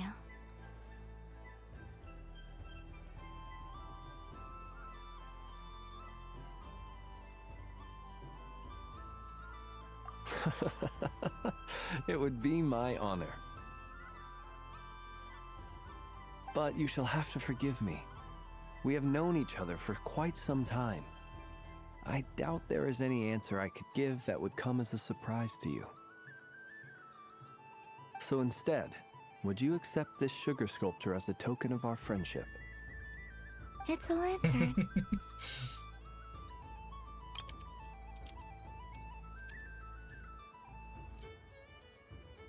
True light bearer.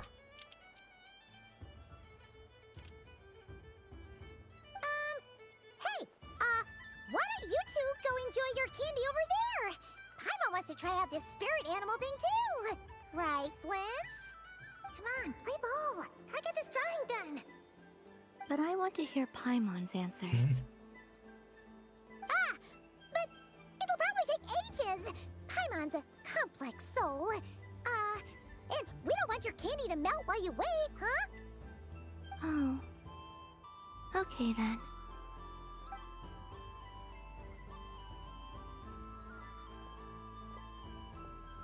Phew.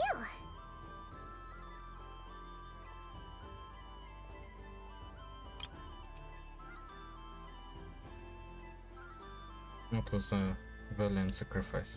Nice excuse, Lady Paimon. That was some quick thinking. Yeah, no thanks to you. Although, help next time.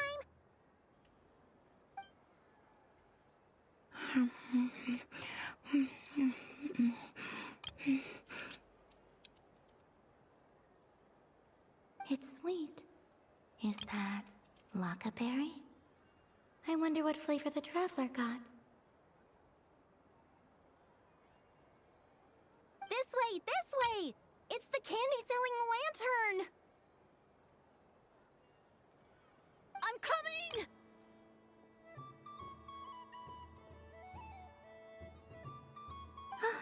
Of course.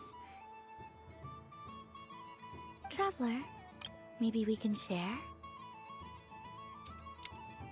The eyes. Yes. I found out recently that people share their food sometimes, so I'd like to try it. Or is that a no? Thank you.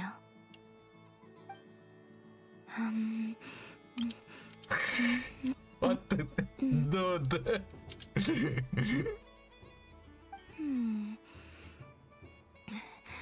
Yours is a little more sour than mine. Here, you try it. Are you sure? Really?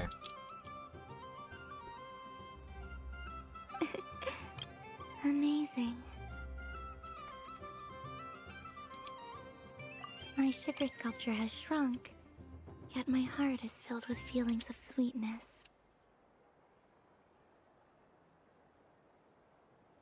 I will remember this feeling.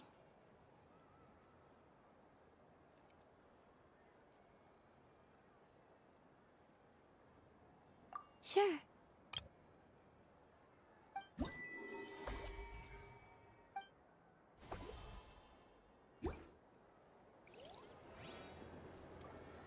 Okay. This is ridiculous. Something about festive lighting always has a way of putting the warmest smiles on people's faces. This is most thoughtful of you, Miss Columbina. Kindness exudes from your heart like benevolent moonlight. Forgive me, but I shall have to enjoy this gift a little later. I hope that the flavor I chose is not the only one of its kind. If others were denied the chance to sample such kindness as you have shown to me, it would be a great pity indeed.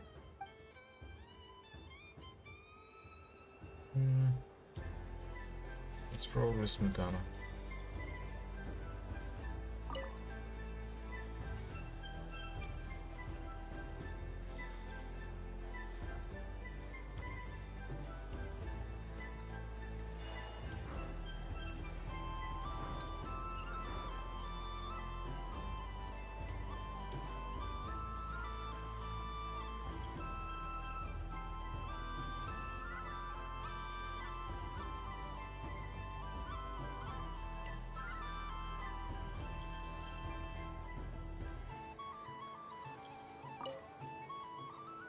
Welcome home, Moon Goddess.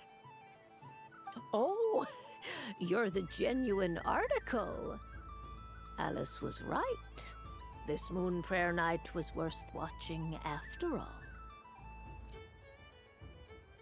Another one that talks. Greetings. Pleased to make your acquaintance.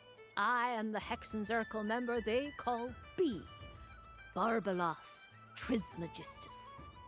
Columbina Hyposelenia. Pleased to meet you too. Hyposelenia. A fine name indeed. Now then, Miss Columbina, do you wish to hear a mage's divination? Divination? The Frost Moon Scions used to ask me what would happen in the future. Is this like that? From the perspective of the one seeking answers, perhaps. As you look to your journey ahead, if you seek to understand the unknown, resolve your doubts, and soothe the confusion in your heart, divination could be for you. The unknowns on my journey. Of course, if one wishes to peer into fate, then hydromancy is the more precise option. But that is a complex affair, and to relegate that majestic art to the status of a festive amusement would seem somewhat uncouth.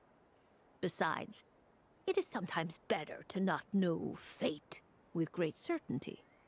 Hence, I shall use the suitably festive Luna Arcana to tell your fortune instead. It is more popular with the youth in any case. Lunar Arcana. Indeed. Unlike hydromancy, this will only display possibilities and trends. People like to think of themselves as creatures of agency and free will. Peering too far and too clearly into the future is detrimental to both body and soul. I'd like to give it a try. Of course you may. Come then, take a seat, Miss Columbina. Before we begin, are there any specific questions you would like to ask? Let's stick to general possibilities and trends, like you suggested. Ah, very well.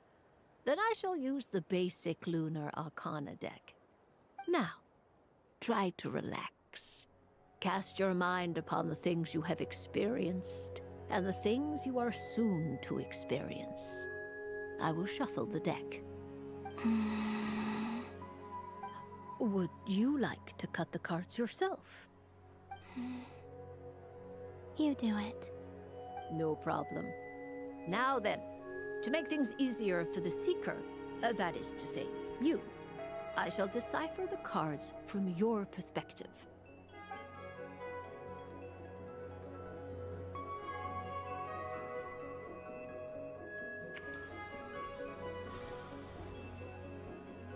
Please, draw the first Lunar Arcana. This represents destiny and is the foundation for the divination as a whole.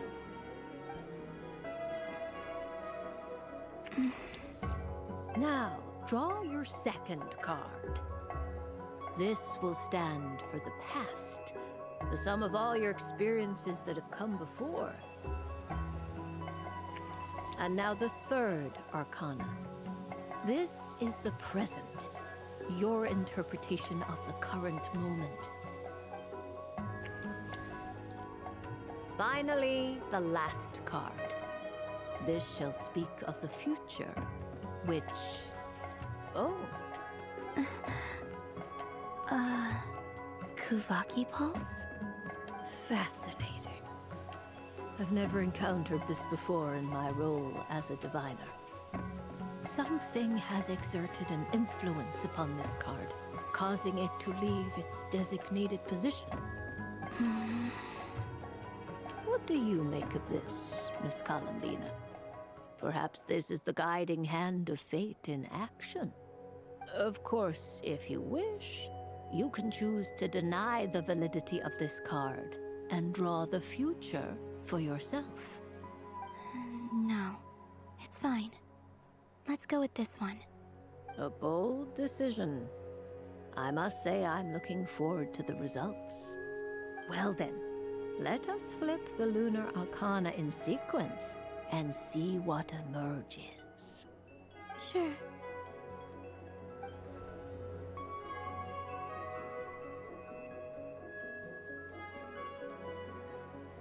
First, Destiny.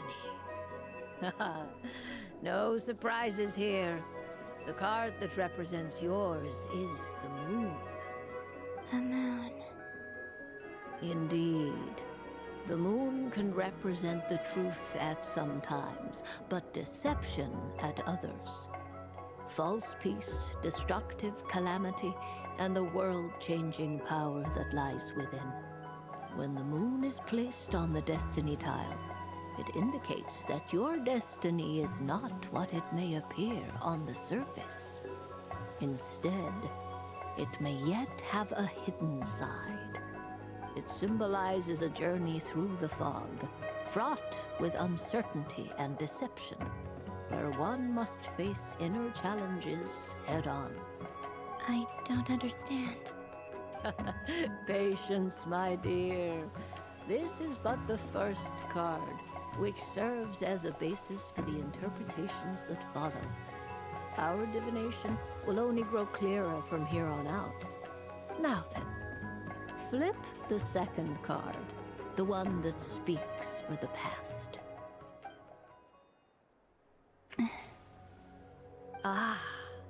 The Hermit, but inverted.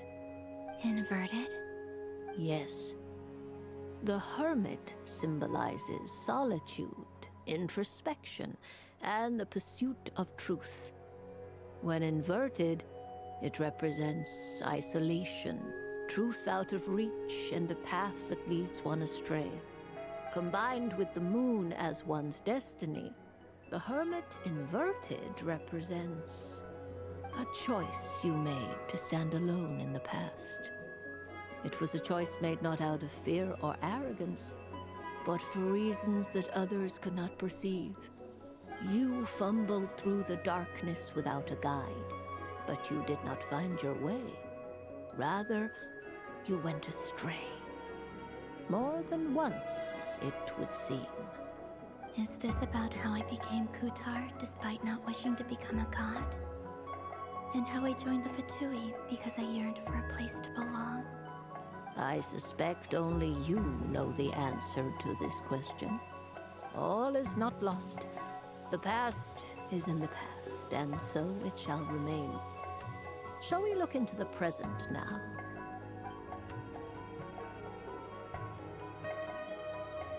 Oh my. The Lovers. One of the most interesting Luna Arcana. What does this one mean? This means that you have had an unprecedented emotional experience. The joy of finding your soul becoming intertwined with that of another. A precious and wonderful thing indeed. It's true. I've made a lot of friends recently, and they are very good to me. I like them a lot.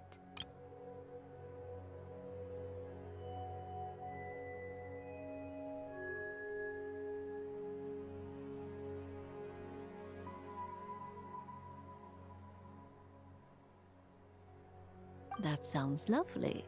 I am most delighted for you. The Lovers can also represent important decisions, perhaps related to a parting of ways. Now, if I were to guess... Yes. My return to the moon. I understand. Parting with friends is never easy, Columbina. But rest assured, this is not the end of your journey. There is always another story waiting to be told. The future always lies ahead. The future. Well now, it's finally time to flip this most mysterious of cards. Why did it appear? And what does it wish to tell you? I'm ready. Very well. Flip this card and see what lies on the other side. Oh. Miss Barbeloth? What is it? This card is death. That doesn't sound very good. It depends on how we interpret it. It is true that it can represent an agonizing death, a complete and utter end, but at the same time, it can also represent rebirth. Do not forget that your destiny card is the moon. That lends your future many different potential meanings. If death spells the end, is it unavoidable? As I have said, divination can only display general trends. It is a rough guide, but it does not show predetermined outcomes. Allow me to summarize it for you. In the past, you may have lost your way, but now you have gained new connections and new strength. You now face an important decision, one that may bring about a great change in what is yet to be. This change might, in turn, be the end of all things, or their beginning. But remember, everything is subject to change because of the moon present in your destiny. You must see the truth clearly and face your innermost thoughts. The truth. My innermost thoughts. Thank you, Miss Barbeloth. Don't mention it. Some people dislike divinations, for fear of glimpsing an ending to their story that they wish was not so. But I can see that you're different. The result of this divination will not sway your decision. This is a rare quality, and one that diviners always hope to see in the seeker. We are here merely to guide, not to exert undue influence. I understand. Go then and illuminate your future, Miss Columbina. The moonlight that shines from you now is most captivating.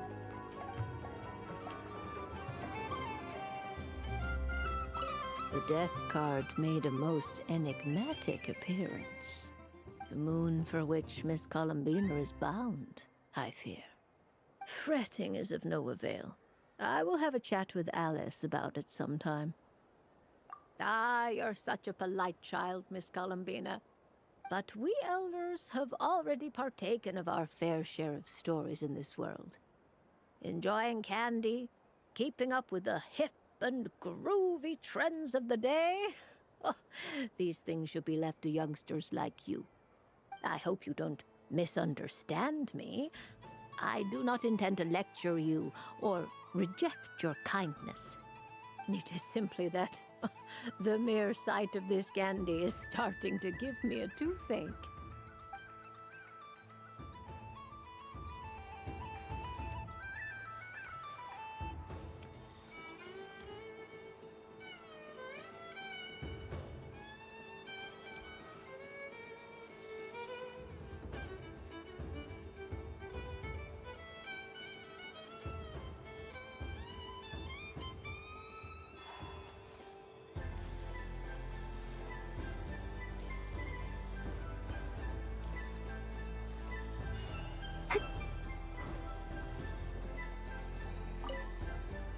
Cool. So thank you so much.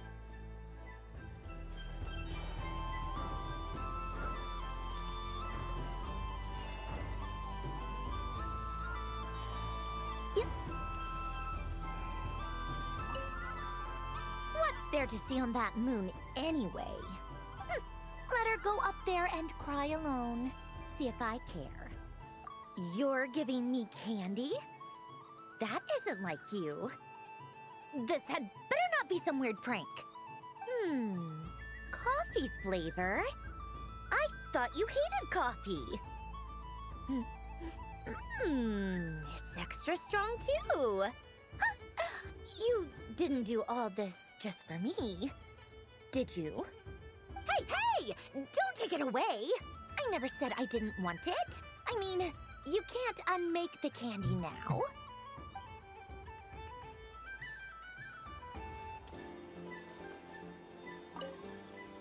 I'm gonna come back a whole lot strong. Wish I could give you candy. But yeah, it seems that this should have been the last one. Because everything else...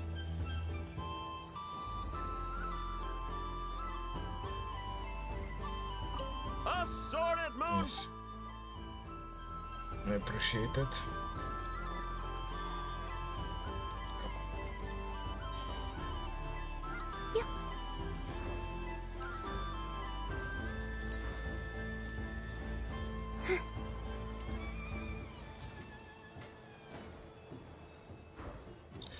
Okay, what happens?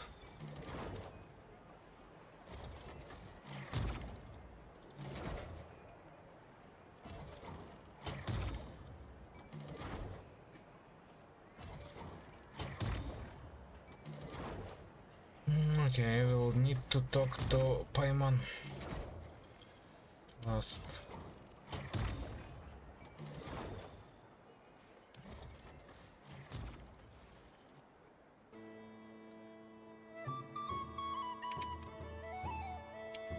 This doesn't make any sense. How am I losing every single time? Wait, Inefa, you're cheating, aren't you? Yeah, that must be it. I am not cheating, I know. Uh-oh, sounds like Inefa's turning into a big baloney bot. I think it's time for some serious maintenance. Moon Goddess, help me. Miss Columbina, I know, is attempting to cheat. What the? I'm not the cheater. You're the cheater. How dare you throw it back at me?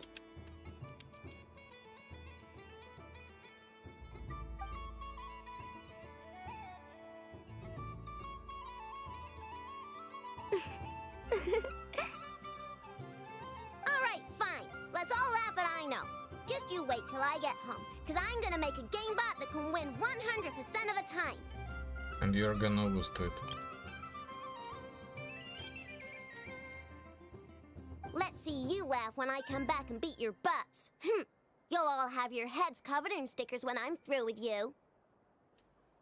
We came to check everything was okay after all that yelling, but,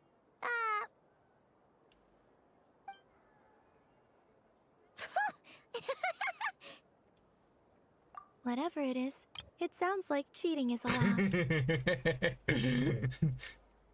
Kuhenki concentration. Each player starts with differently colored Kuhenki. Each round, they draw one Kuhenki from their opponent. When a player has two Kuhenki of the same color, they make a pair and can be discarded. Any that can't form a pair must be kept. The round ends when a player can't form any more Kuhenki pairs, and that player gets a sticker.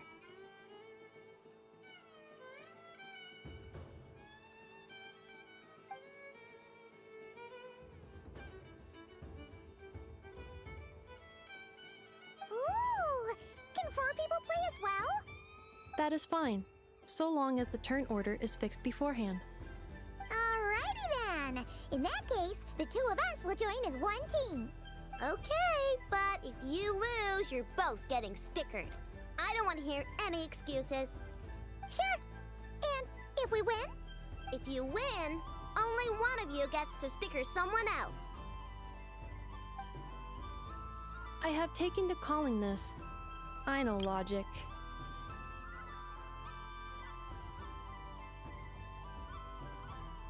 Hey, lay off me, all right? Okay, so we're starting the game from scratch again, which means all my stickers so far don't count. Looks like Luonatar is the Kuhenki of honor for this game. Anyway, let's go clockwise, starting from Inepha.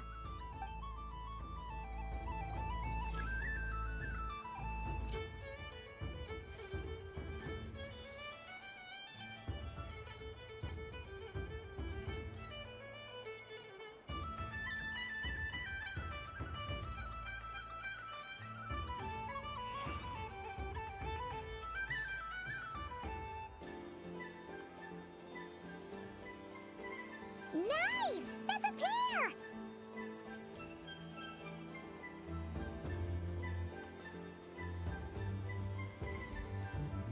Go, go, fly!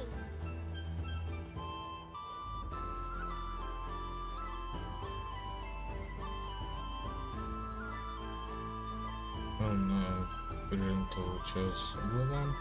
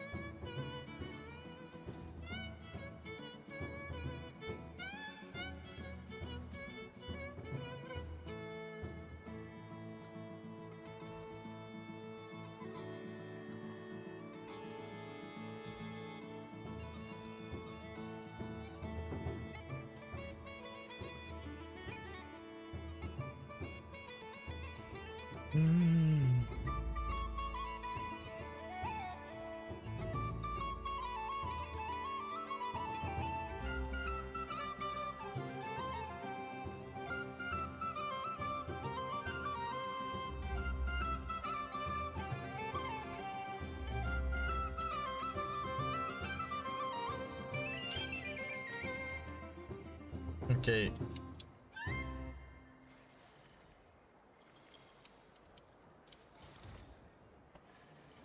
Doesn't matter. Go on.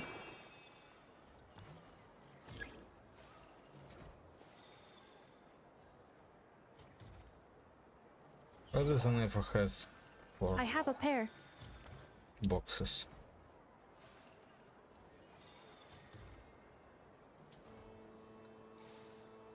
Uh-oh! We gotta pick up the pace!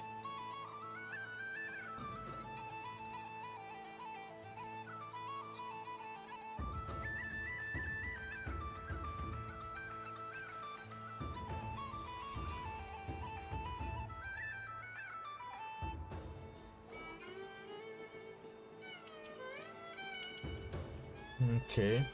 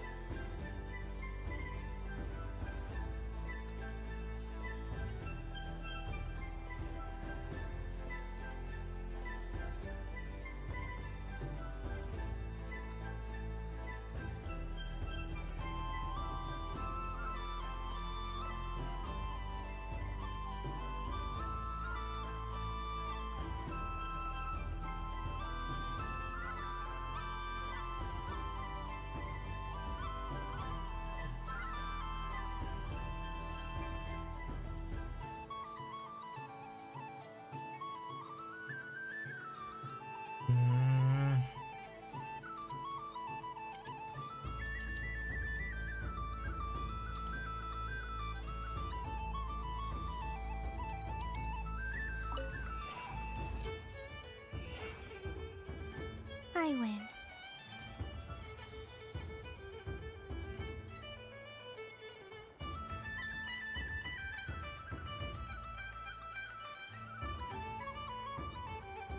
Phew, that was too close. I thought I was gonna lose. Good luck, everyone. Ah, we're out! Oh, that's actually good. Cool.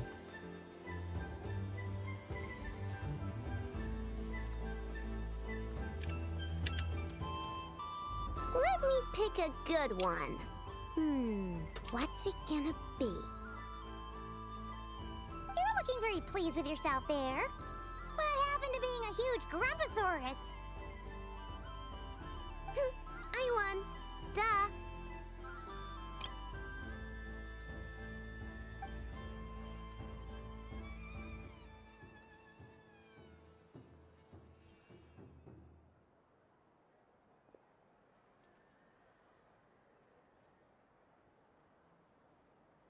Oh, me again?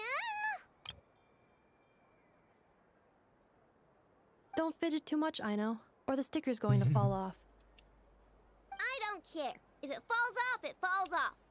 If a pair of Kuhengi get discarded, why not a pair of stickers? Huh? Huh?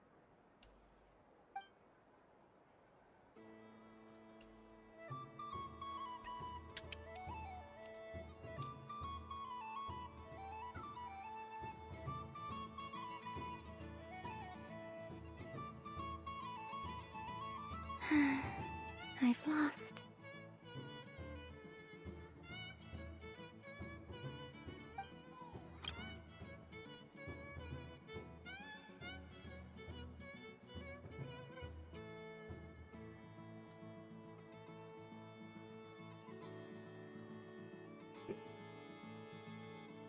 Oh. Sticker, sticker, sticker!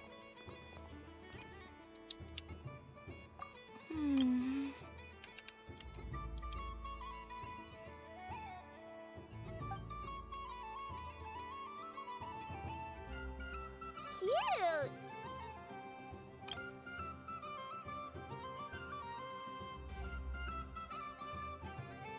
You think so? Shame.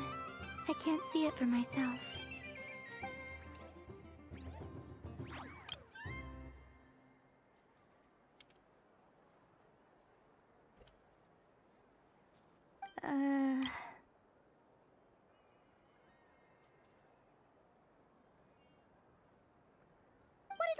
stars say?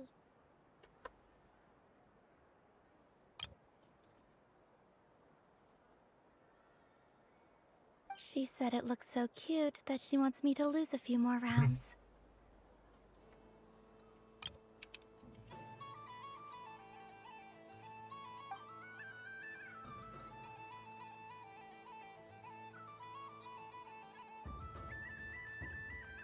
Who put these stickers on Paimon's eyebrows? Ugh, she can barely see.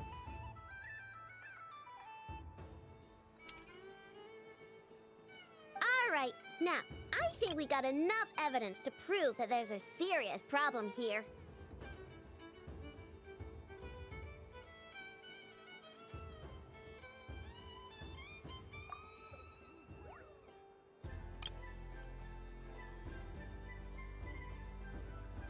Yes, I agree as well.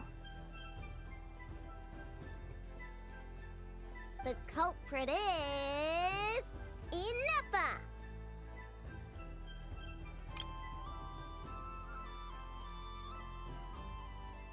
Culprit? What did I do? Quit acting dumb, Ineffa! You're not wriggling your way out of this one. I've been watching you. Not only did you remember whose side Luanatar started at, but every time someone drew a Kuhenki, you were logging it and calculating every last possibility. Which Kuhenki pairs were gone, who had what color Kuhenki in their hand, even our facial expressions. You were keeping track of it the entire time. But that's like the way you play the game. Exactly! What Aino said! Putting aside the fact that running calculations is not against the game rules, do you have any evidence to support your allegations?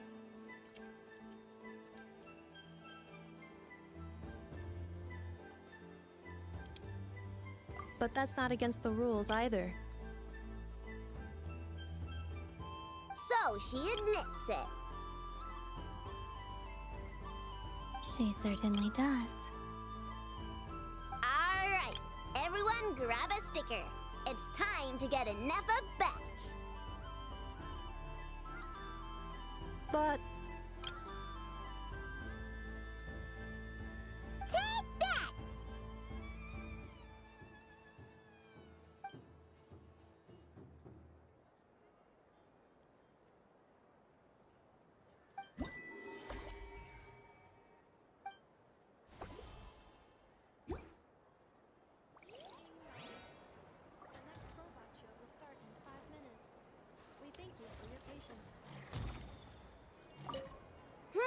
I'm never playing games with you ever again, Ineffa!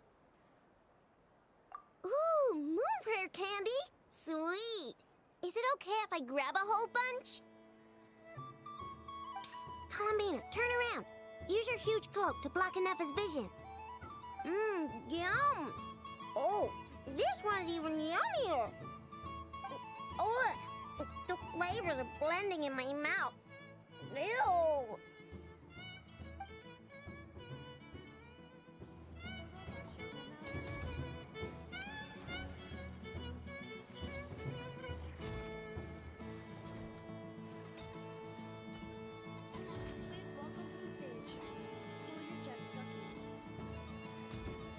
Combining precision engineering with water cooling technology, this high-performance sprinkler fires powerful, controlled balls of water for up to 14 seconds at a time, as well as providing accurate plant watering at range. It can also be used to clean those tough-to-reach areas of the house that Aino cannot get to, no matter how high she jumps. Show us what you can do, Cool Your Jet Stucky. Now that's what I call true power. What a demonstration.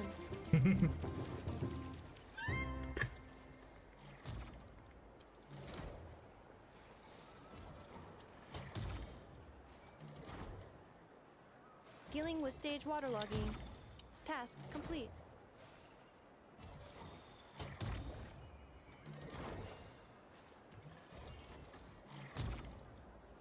Nice demo. Ding dong. robot show will start in 5 minutes. We thank you for your patience.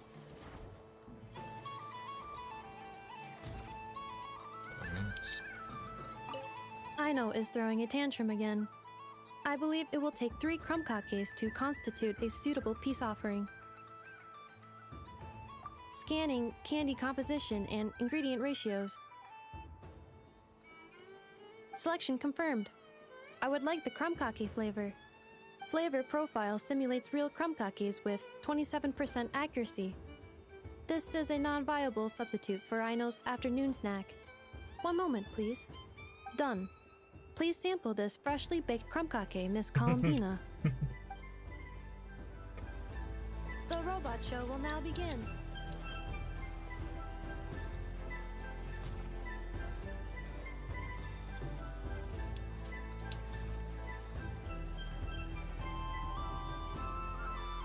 Next up, we have Knuckle Duckle. This armed domestic robot utilizes multi-sensor fusion technology to provide 24-hour security and environmental parameter monitoring. Duster mode redefines the meaning of dusting, providing our companions with a holistic, thorough, and effective cleaning service for the long term. Take it away, Knuckle Duckle.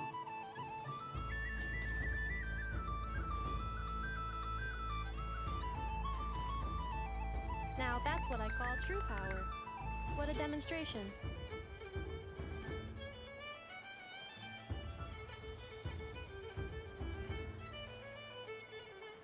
Clearing stage of Kuvaki stamping die. Task complete.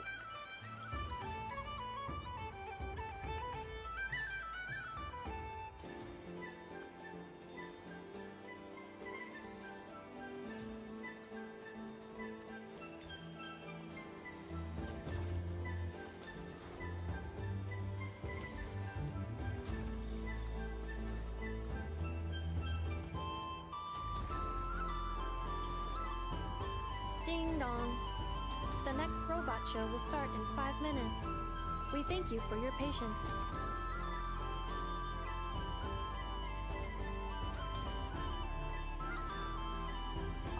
Aino is throwing a tantrum again.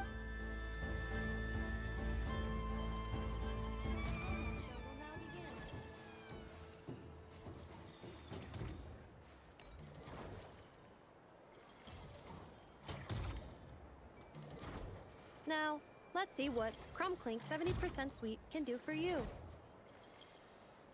This dessert-making robot fully automates the baking process with smart recipe analysis and precision temperature control. Don't miss out on Crumbclink's taste testing function.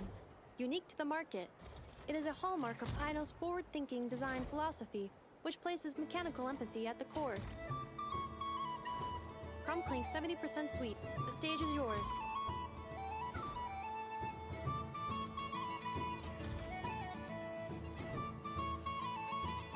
Now that's what I call true power. What a demonstration. Converting excess desserts into energy. Conversion complete. Ding dong.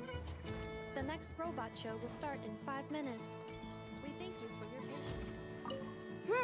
I'm never playing games with you ever again, Anefa!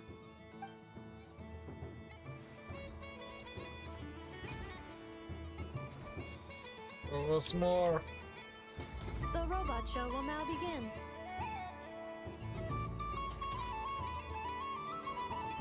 Now showcasing ZipZap Spybot number 1. This stealth robot boasts silent propulsion and low center of gravity stabilization technology, enabling rapid infiltration into high-risk environments.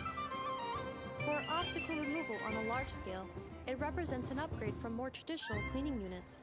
However, it is not recommended for bedroom use as the spinning circular saw may cause damage to furniture.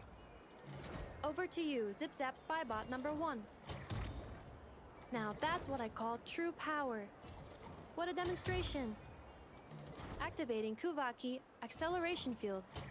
Activation complete. Ding dong. The next robot show will start in 5 minutes.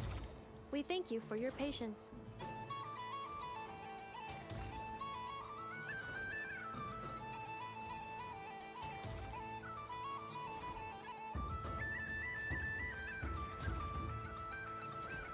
robot show will now begin.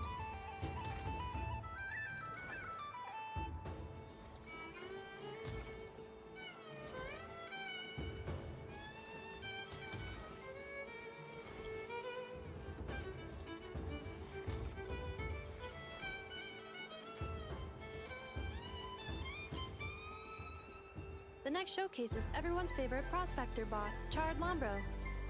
I'm not a prospector bot. I am the trash case. This is a special sorting bot that can sift through useless trash and pick out valuable treasure. Its manufacturing history remains a mystery, but Aino and I are both delighted that it has joined the Craft Shop family. I'm not. Now, how about a demo, Chard? How about some trash to sort? There's none here. Note how it can simulate temper tantrums and respond to information in real time. Take me back to the workshop. I want to work. Now, that's what I call true power. What a demonstration. Now, syncing navigation route with Little Chard. Sync complete.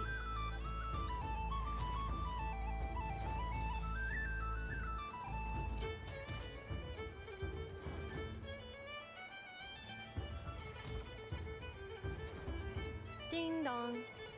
The next robot show will start in 5 minutes. We thank you for your patience.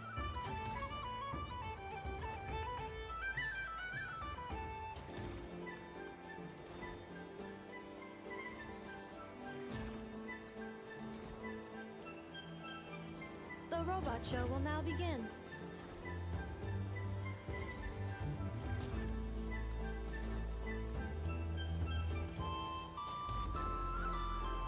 This time, we are proud to present Inefa. That's me. I am a multifunctional robot for domestic application, integrating smart cleaning, precision cooking, emotive communication, and various other modules. When necessary, I can autonomously deploy the multi-purpose Smart Assistance Unit, Brigida, to ensure the safety of important personnel. This includes the just-in-time pickup of candy wrappers and similar items to prevent Aino from tripping over them. You weren't supposed to mention that. Acknowledged. Proceeding to demonstration phase. And we don't need a Brigida demo. Everyone's seen her already. Roger. Amending demonstration program. Moon lane detected. Kuvaki ready. Aino, let's go home. Wait, that's not what I meant.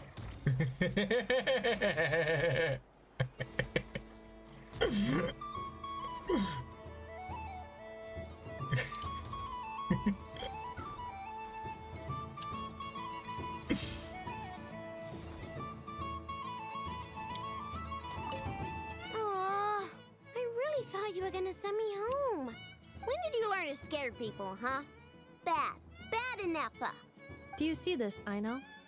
It's a Cronkake! You made it yourself, didn't you? Wait, how do you know I was hungry? Correction. You are not hungry. You merely desire food. However, consuming extraneous snacks is acceptable during a festival. Come, celebrate Moon Prayer Night, Aino. Yay! Oh, you're the best, Inefa. Festivals are awesome.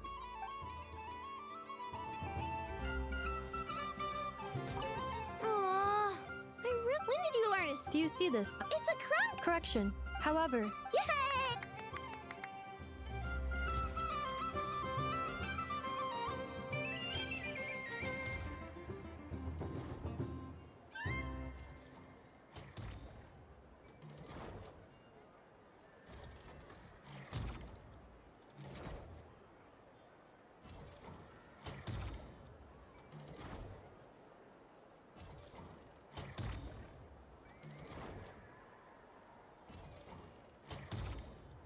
So like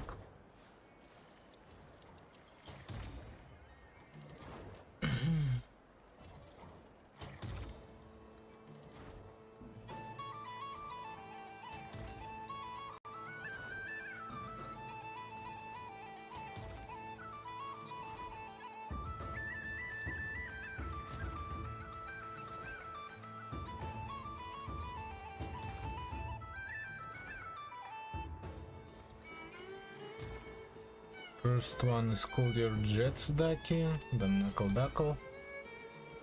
Crunkling 70% sweet. Deserve Spy Bot number 1. Third Global. After that's me.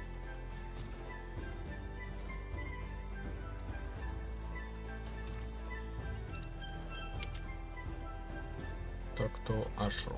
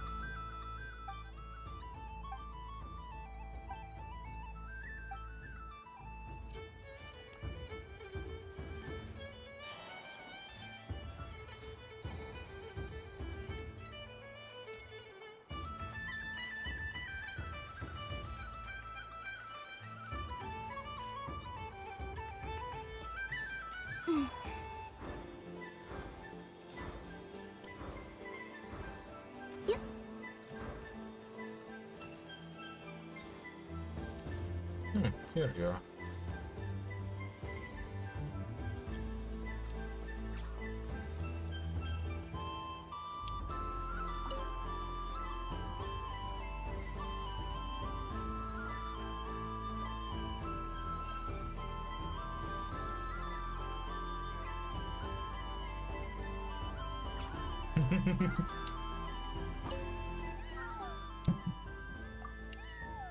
I have a fish flavor one if you'd like.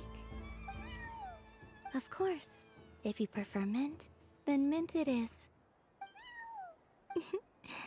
Don't mention it.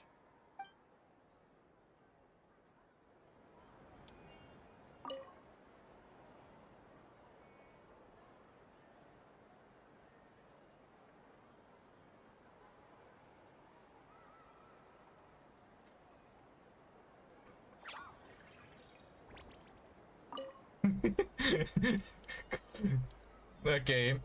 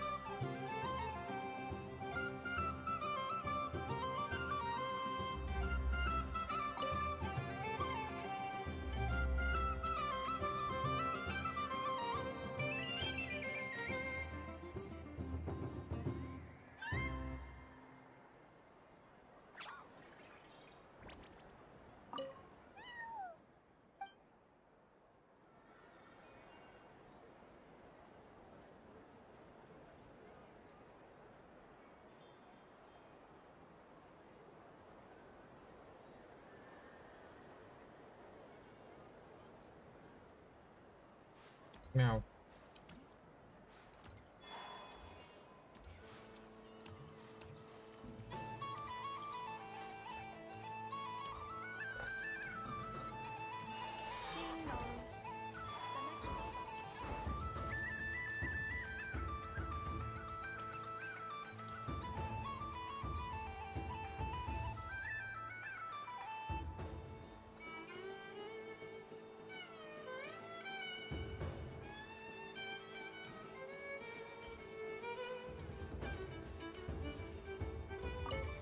there to see on that moon anyway? Let her go up there and cry alone. See if I care.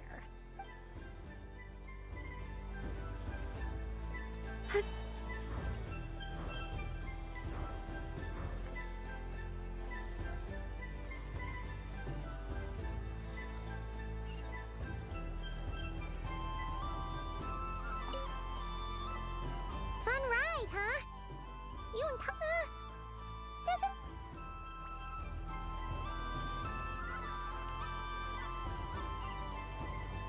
is... Let's go chat to Mischievous Dodok. A soft and furry creature that bounces and jumps.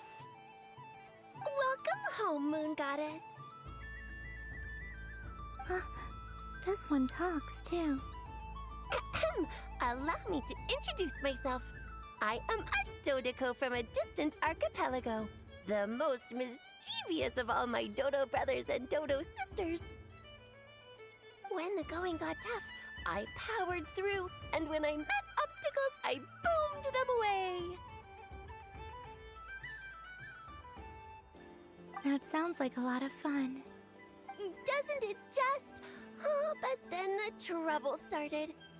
Recently, I found a lovely beach, the same beautiful jelly color as my hometown, and so I dove in to have a look.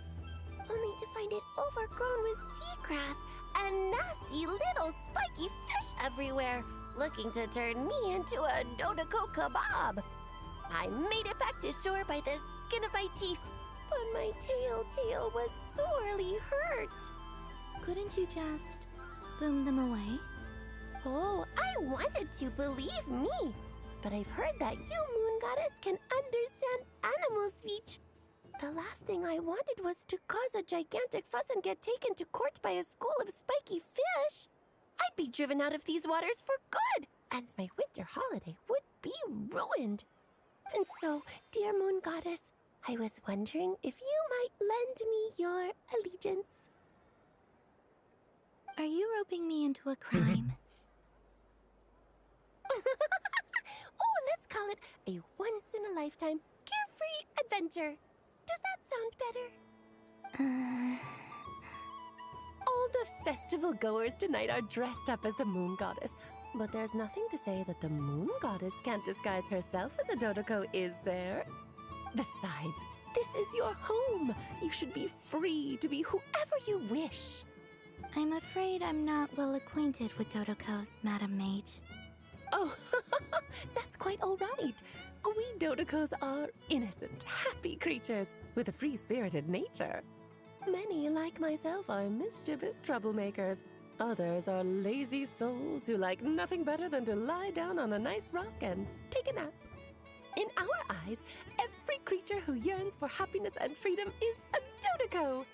But perhaps in yours, we Dodoko are a fluffier and more mischievous breed of Kuhenki.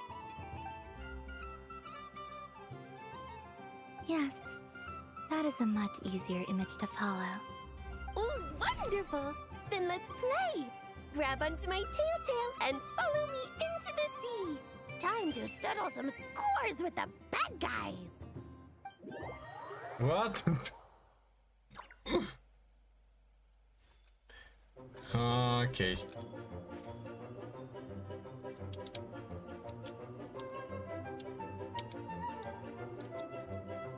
Do I have to use my mouse button?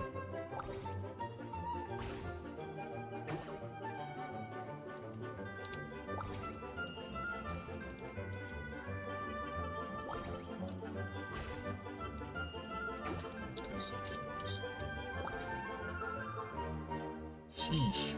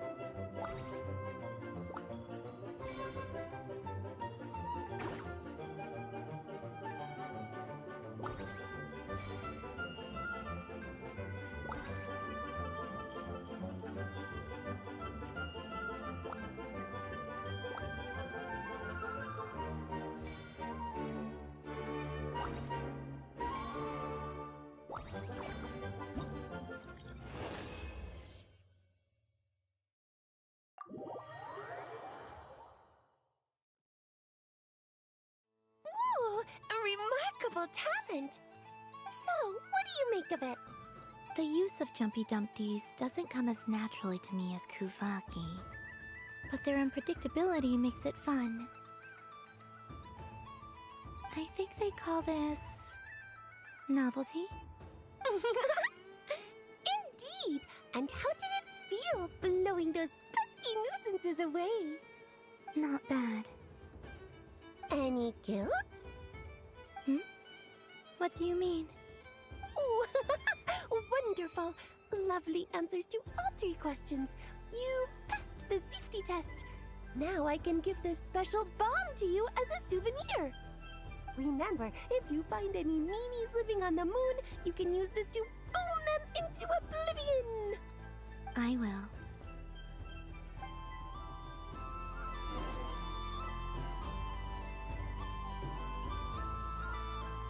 Up for another round of Fish Blast? Oh, I mean of bye-bye, bad fishies!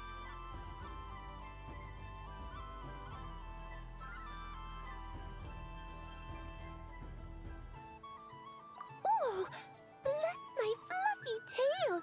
Dodeko has never seen candy shaped quite like this before. Why, it shines like a lovely crystal. Let the feasting begin! Oh, sweet as a tomato bathed in sunlight. Thank you very much. You truly are a friend to the Dodeko. Please share the rest with other people. I am sure everyone will fall in love with the taste of pure joy.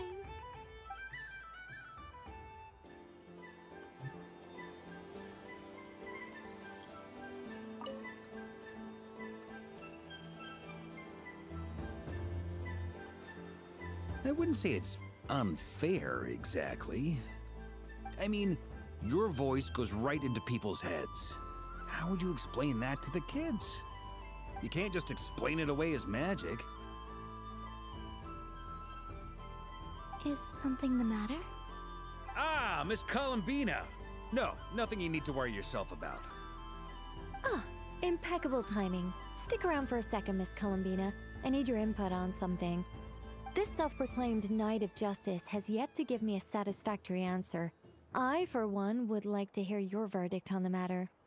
Hey, now, I left the flagship just to help you out, Miss Nicole. What's going on?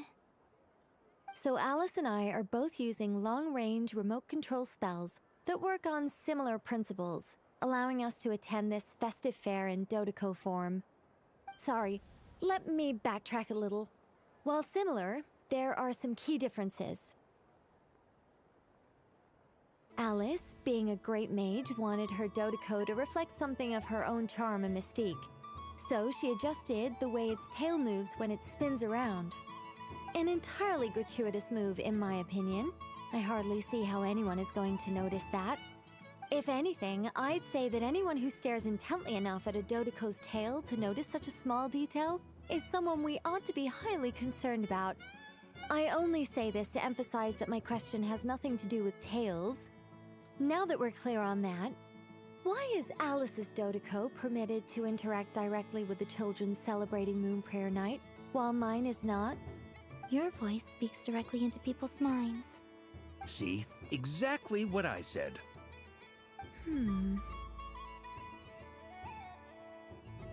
Miss Nicole?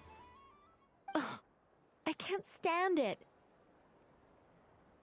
I know that probably makes me sound like a whiny child acting out in front of their parents. And it's a little embarrassing now that I think about it. But hey, I've said it now, I can't take it back. That would be even more embarrassing.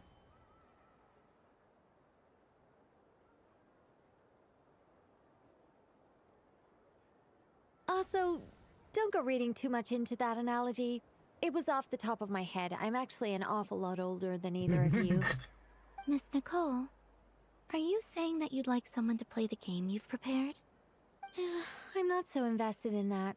It's just something cobbled together using items I borrowed from Alice. She probably didn't even make them herself. The point is, I want to know everyone's thoughts after they receive their prizes. But as you've said, I can't just ask. I've been biting my lip for so long, and I've had no one to vent my frustrations on. I thought this was going to be a nice, straightforward festival where I'd get the chance to guide people to treasure. Well, can I play? I can't guarantee that I'll win a prize, but... You will? I'd like to try. Then what are we waiting for? Let the game begin! It's like they forgot I was ever here. Ha!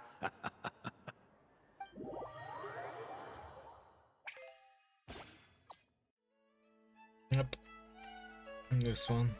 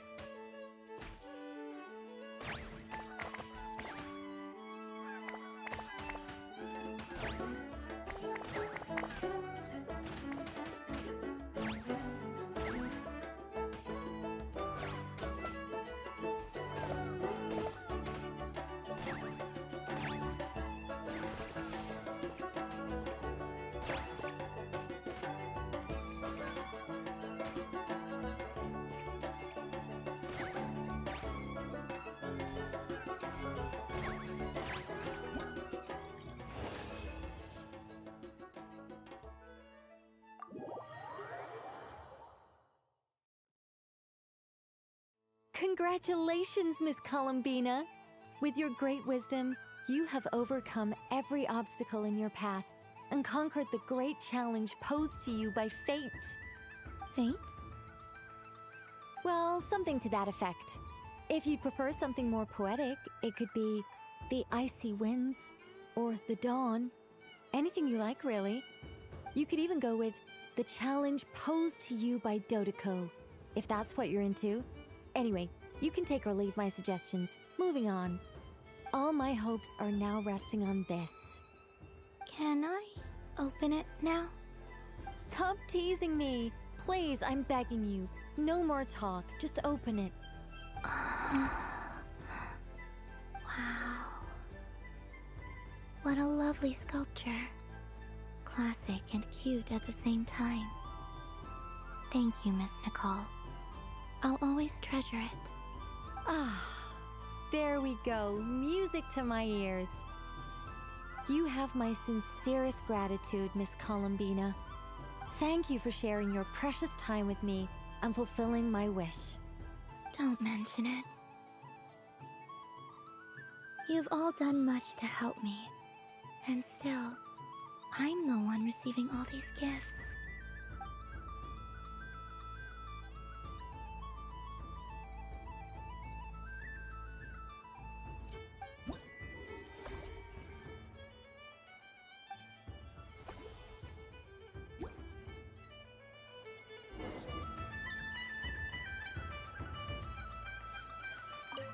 I don't suppose you'd like to play again, by any chance?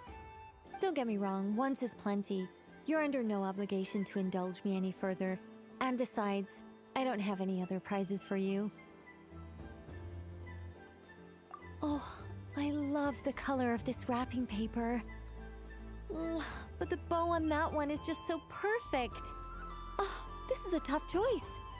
I know the wrapping paper doesn't affect the flavor, but it does set the first impression, which can influence your mood as you eat it.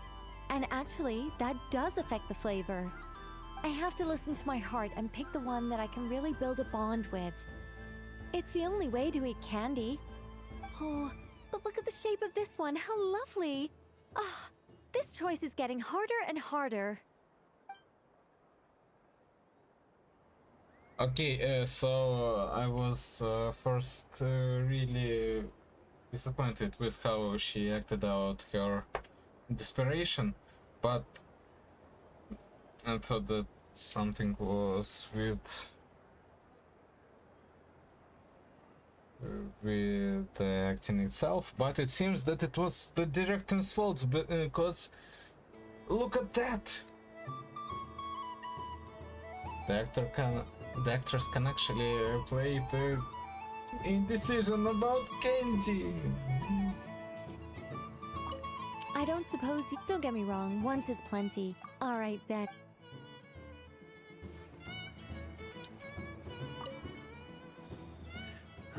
It'd be rude to just leave without saying anything. But at the same time, I don't want to barge into their lively conversation just to announce that I'm leaving. I guess I'll just wait a little longer. Huh? Albedo? This sketch is for you, Grandmaster. Oh, a gift for me. Thanks. Let's see what you've done for me. The North Wind left in the lurch. Thank you. It seems I've picked lemon. It strikes a good balance between sweet and sour. This has piqued my curiosity. What if we were to add citrus and other spices, then enhance the flavor via caramelization? I wonder what the end product would be like. Perhaps I should take the time to try this out.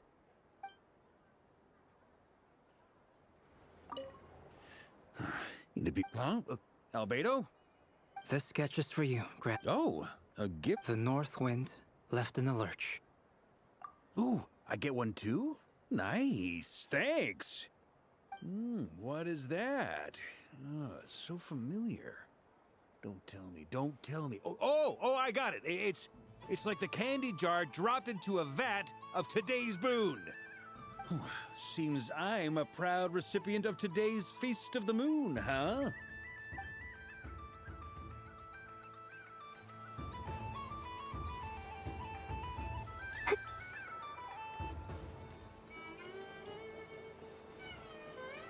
$22.33.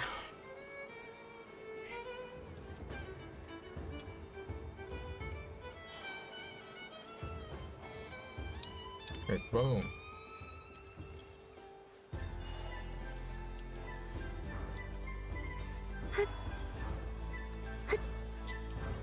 Oh no, there was a balloon. But I don't carry it with myself anymore. For some reason.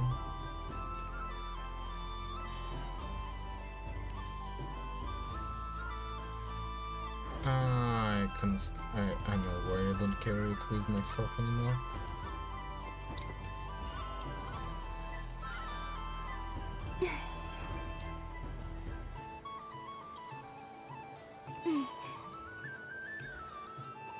Yes. Equivalent from here. Miss Laliki! Akin's been following you all this time. Oh, so it has. Hello there, little kitty. May the moon light your path. Did Lady Llama send you? Or was there something you needed?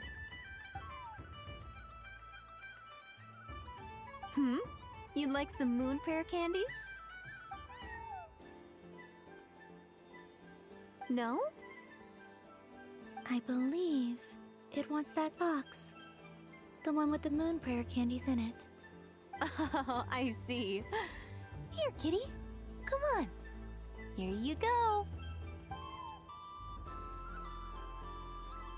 Thank you, Lady Huh.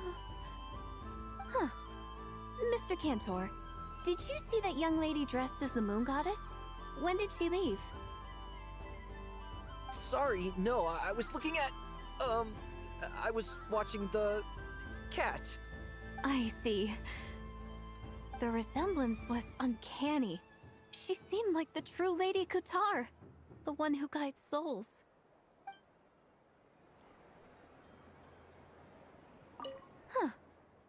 Mr. Cantor, did you see that young lady? Sorry, no, I see. The resemblance was...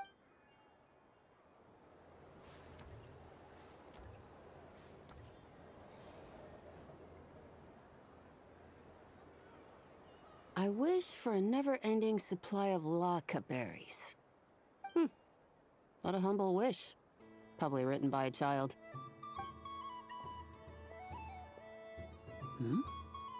Is that Llama the Moon Chanter?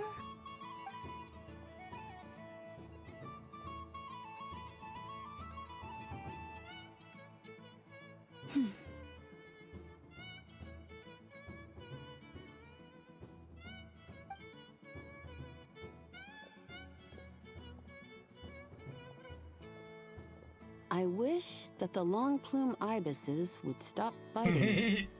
Oh dear, poor Llama.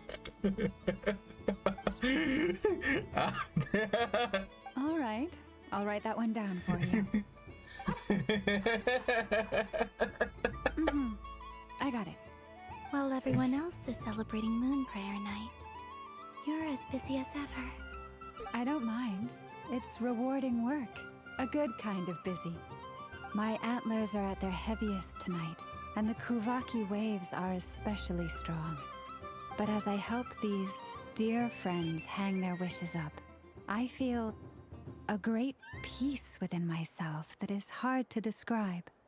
You see, they are all such beautiful wishes, and they are ones that we can fulfill by our own strength. Do you blame me, Llama? I want to hear your honest answer. It is by the help of so many people that I can return to the moon. But I feel as though I've hardly done anything in return. You've done plenty, Columbina.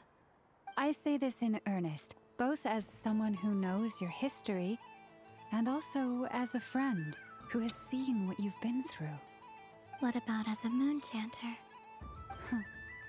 I feel proud to honor our moon goddess's wish. And I'm sure any moon chanter in history would have felt the same way.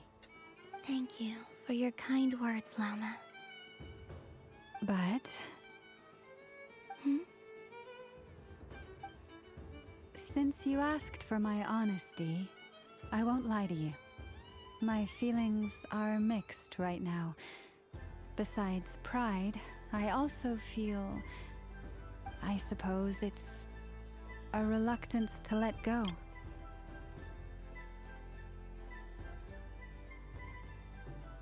Once you return to the moon, we will be far apart and separated by a false sky.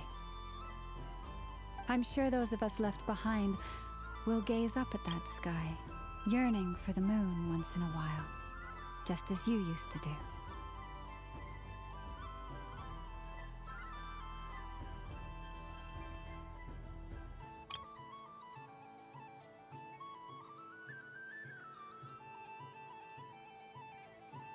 I will miss you, Llama. I will miss you all. I hope to stay in touch. I will try and find some way to send messages down from the moon. Perhaps you could use Kuvaki. I've heard Yehoda say that signals can be sent using long and short waves, or strong and weak lights. That sounds a little complicated. What if we forget what the signals mean? We could prepare a codebook beforehand, but... You're right. It wouldn't really suit you. Still, whatever happens, I believe that you will find your own unique way of communicating with us. And now that I think about that, my heart feels lighter. Because you trust in me? Yes. I have faith in you, and in the power of truth. In my experience, the truth tends to be difficult, but that's what makes it stand out from what is false. Lies can also be difficult. So I'm confident that your thoughts and your love will shine through the curtain of lies. We will know it when we see it. Thank you. Now, could you help me hang up my wish? Is this? I wish that all who dwell in this moonlit world can find a place to belong. And I wish that I shall one day see my friends again. It's 2 wishes. I hope that's not too greedy of me. Not at all. And I think you speak for us all with the second one.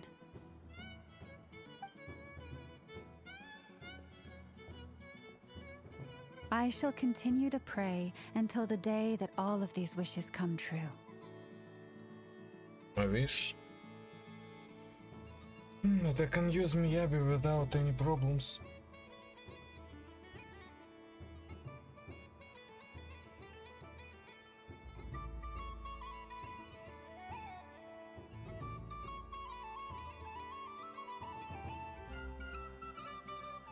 Well, she's not a power craft, but she's blocked by so many teams.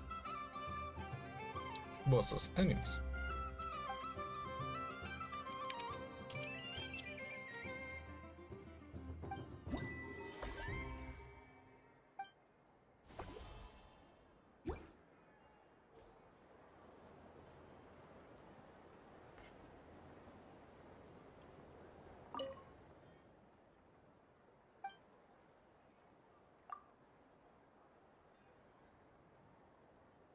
Wonder who that is. Doran probably.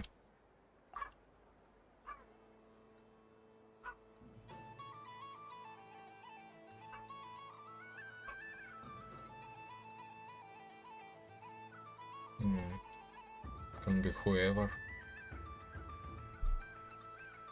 Paimon probably.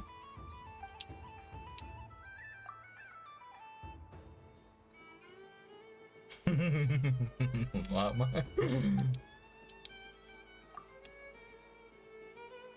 Yeah, this dude.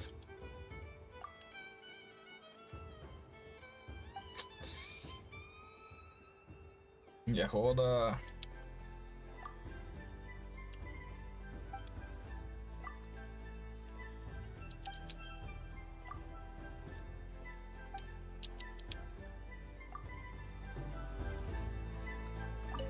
Yes. May everyone's wishes come true. Why, thank you. Don't mind if I do. Oh, my.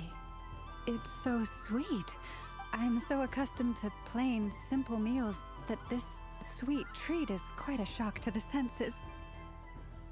But I savor this moment in its entirety because it tastes like true friendship. Way too sweet.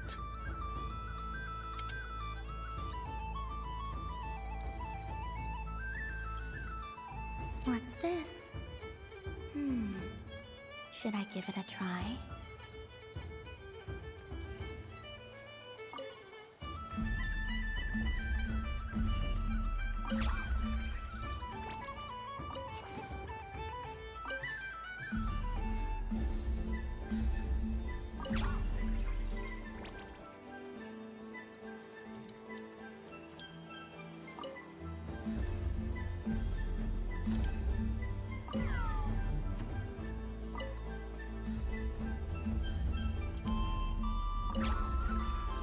Close enough.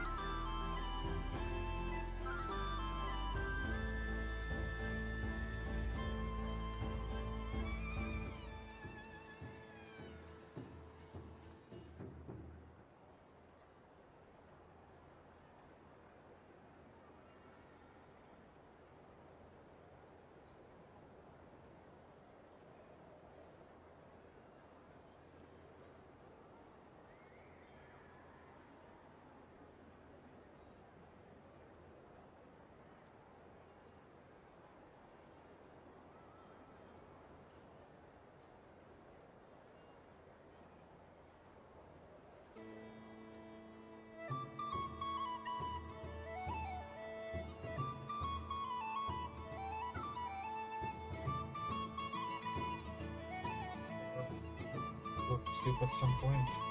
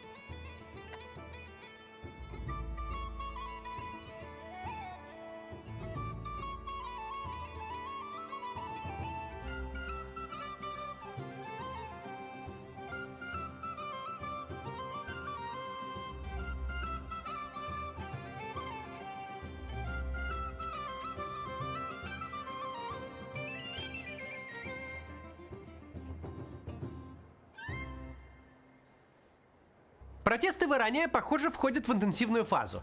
Это понятно хотя бы потому, что власти начали блокировать интернет, максимально отрезая страну от внешнего мира. Доходит даже до подавления Старлинка, даже телефонную связь блокируют. Новости приходят с опозданием, но уже известно, что волнения идут по всей стране. В 15 провинциях удалось насчитать 60 протестных акций. Власти Ирана радикально сменили риторику. Называют протестующих не бунтовщиками, а террористами. В борьбе с террористами нужны совсем другие средства. Впервые сообщается о привлечении к подавлению протестов сил армии Ирана. В итоге в столкновениях с провластными силами гибнут сотни или тысячи людей. Оценки числа жертв очень разные. По самой консервативной, лишь в Тегеране и Реште погибли 110 человек. Одна из правозащитных организаций иранских заявляет, что подтвержденных жертв по всей стране уже 544, а арестованных и брошенных в тюрьму более 10,5 тысяч. Но мягкую, насколько это вообще уместно, силу власти Ирана тоже пытаются применить. Призывают граждан выходить на протест против протеста, чтобы осудить террористические акты американо-сионистских агентов. Как планируется отличать одних протестующих от других, не уточняют. Пока сложно сказать, есть ли у протестующих против режима Аятолл шанс этот режим скинуть. Или нынешняя волна снова будет подавлена, как уже много раз было. Но мы уже видим одно серьезное изменение. На протестах все чаще звучит имя Резы Пехлеви, сына последнего, свергнутого исламской революции Шаха Ирана. Вот протестующие скандируют: «Это последняя битва, Пехлеви вернется!»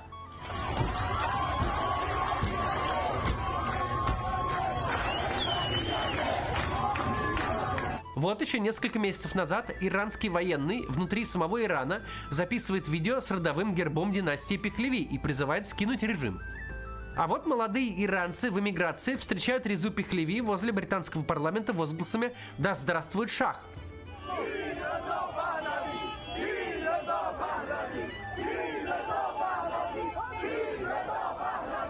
Так 65-летний Реза Пехлеви, видимо, становится символом иранского протеста, фигурой, которая объединяет людей разных взглядов.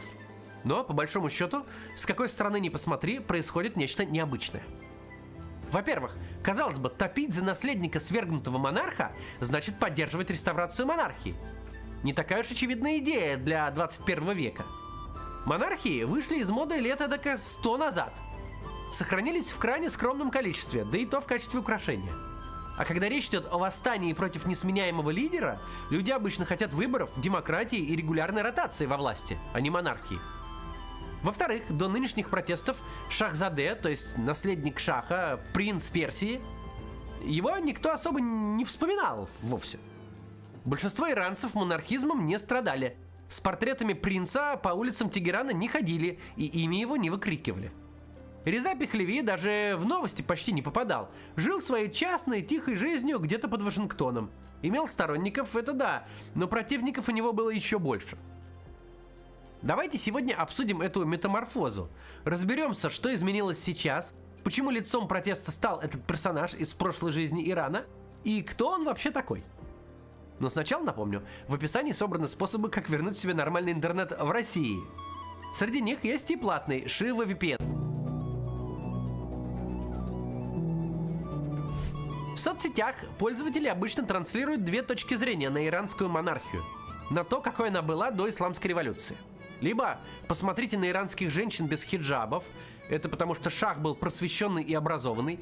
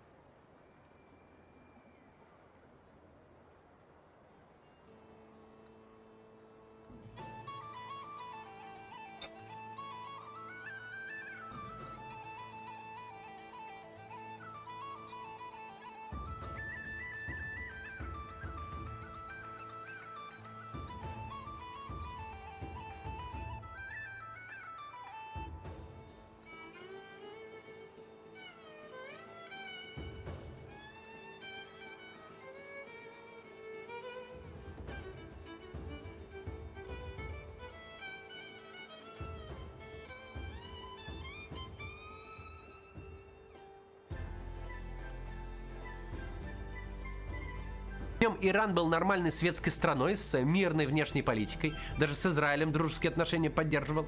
Либо другой вариант. А вы знаете, какой праздник был в Иране, когда шах бежал из страны? При нем система госуправления была коррумпированной, крестьяне нищали, а политическую оппозицию шах запрещал, сажал, пытал и убивал. И, что самое интересное, обе точки зрения более-менее соответствуют действительности. Последний Шах-ин-Шах, царь из царей Ирана, правил страной 38 лет, боролся с бедностью, проводил реформы, привлекал инвестиции, запустил рост промышленности. Но в итоге добился чудовищного неравенства, установил режим, державшийся на репрессиях, радикализовал оппозицию и, в конце концов, не сумел ничего противопоставить массовым протестам. Довел народ до восстания, и тогда власть взял оппозиционный духовный лидер Рухулла Хомейни. На этом светская история и ориентация на Запад для Ирана закончилась. На смену монархии пришел еще более жестокий, идеологически заряженный режим. Старшему сыну шаха, Резе Пехлеви, тогда было всего 18 лет, и находился он в Соединенных Штатах.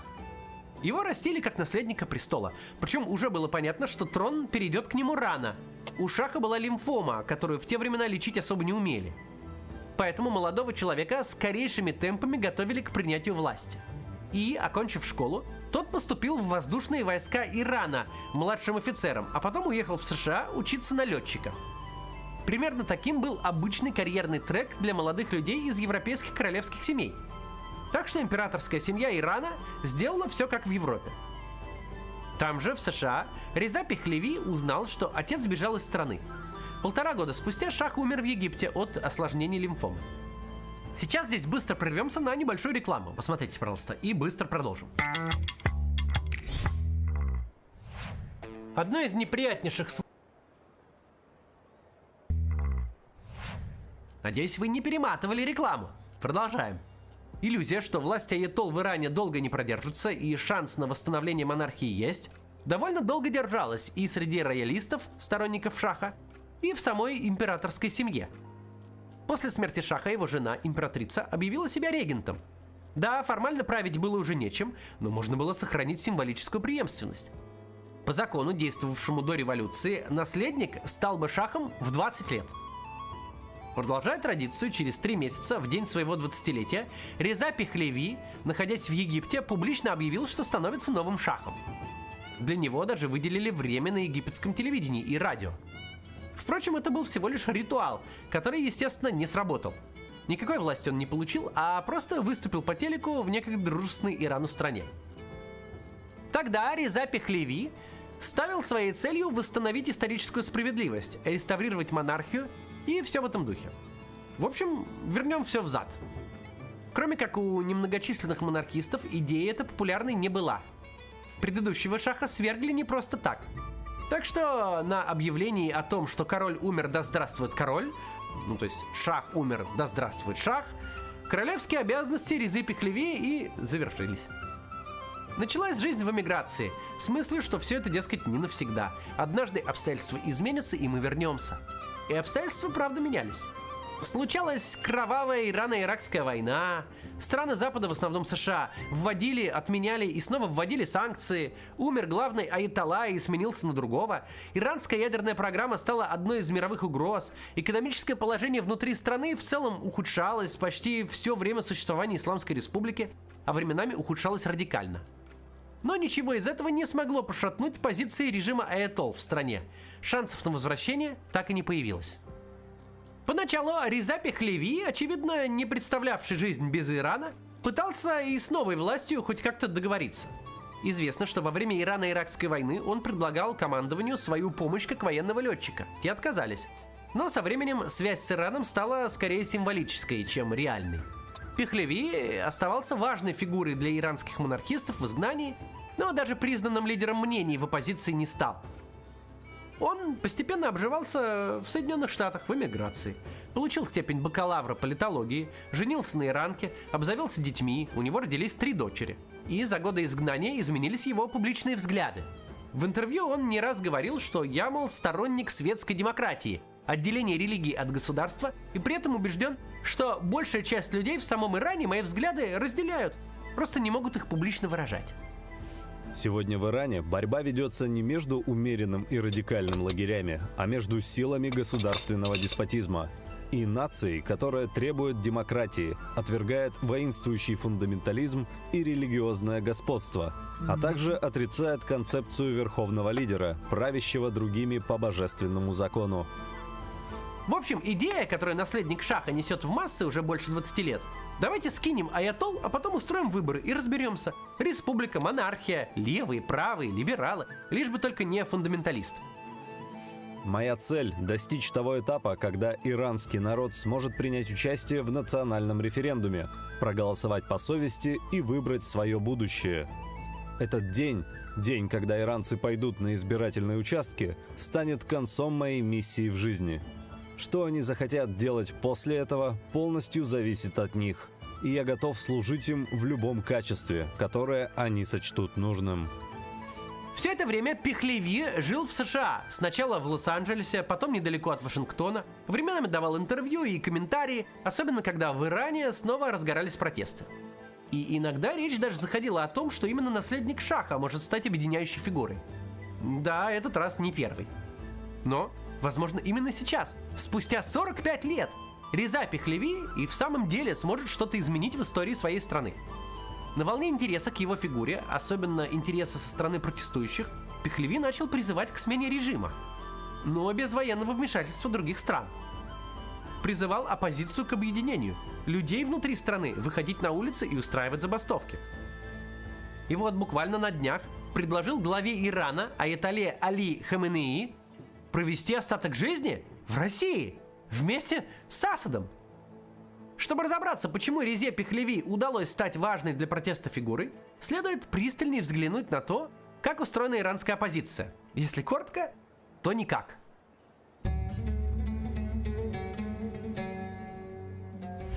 Быть против власти духовных лидеров в Иране буквально запрещено. Как в России, только могут повесить прямо на площади. Поэтому говорить мы в основном будем про иранскую оппозицию за рубежом, предполагая, что она в той или иной степени слепок с иранского общества. Но это не точно. Иранская оппозиция за рубежом совершенно особое явление в истории политических движений.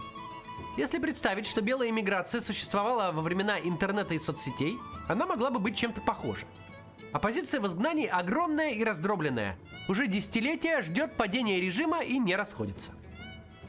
Крупная иранская диаспора начала формироваться сразу после Исламской революции. За 79-е и начало 80-х из-за исламизации страны и войны с Ираком уехали от 5 до 6% всего населения Ирана. 2 миллиона из 34. Исход продолжался и дальше. Каждая волна протестов в конце 90-х, в нулевых и в десятых выдавливала из страны тех, кто не мог адаптироваться к режиму. Уезжали прежние элиты, интеллектуалы, национальные и религиозные меньшинства и просто те, кто хотел жить без религиозного диктата и желательно не в нищете. Уезжали коммунисты, которых сажали и при шахе, и даже сторонники Исламской республики, не договорившиеся с властью по каким-то религиозным вопросам.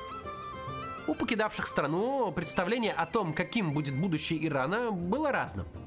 У всех друг к другу куча претензий.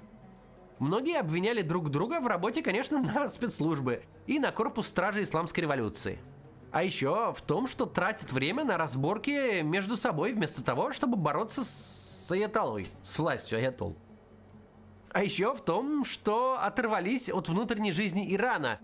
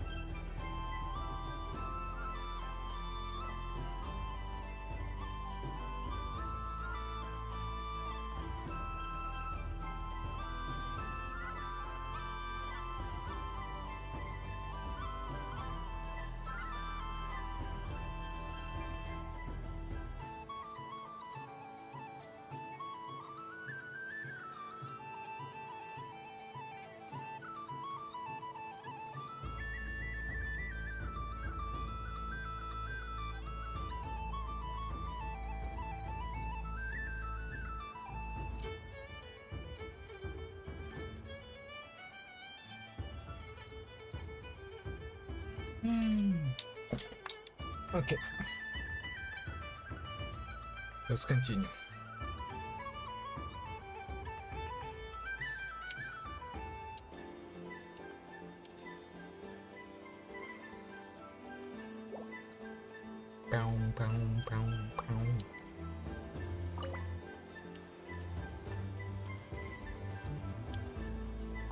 Something about festive lighting always...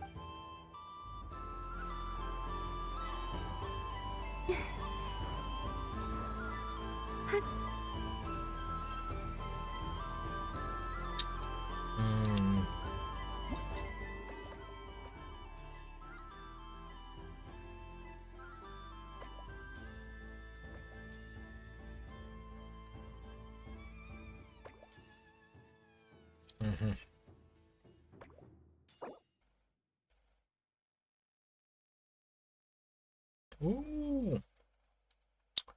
All right, two more.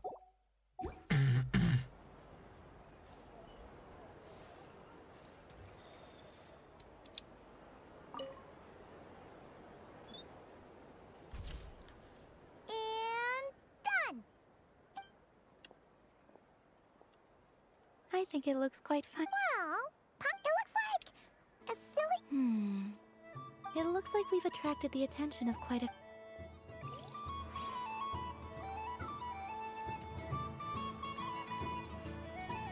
All right, Dora. But I was aiming right at it. Aw, what a pity. I saw it with my own eyes. You were so close. So very close.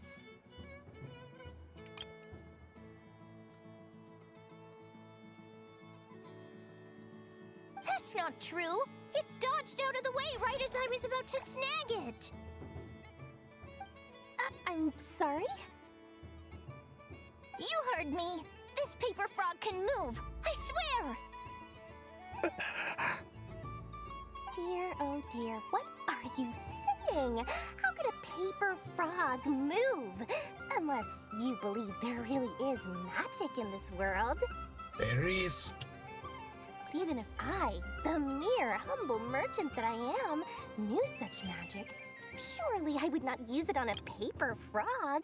I'd sooner give Mora legs, so it could walk right into my purse.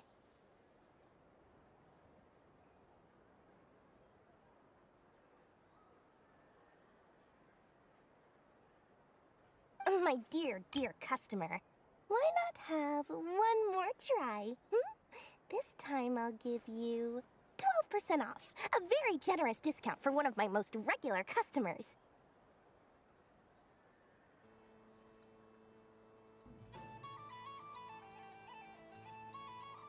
Just think about how much experience you have under your belt now. You're sure to win the next one.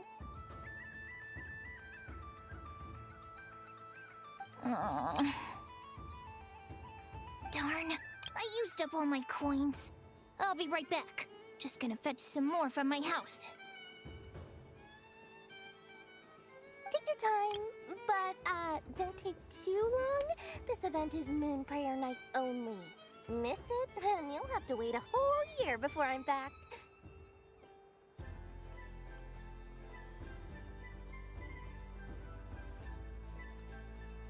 Next customer, please. Welcome.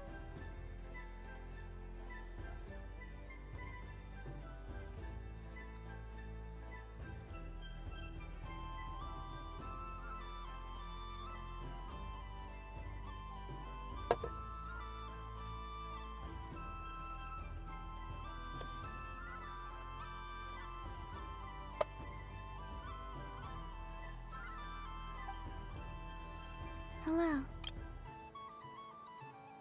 Whoa! What's this big one doing over here? How do I tell my employees not to go running around this time? Shooting them a glance won't work. I haven't known them long enough.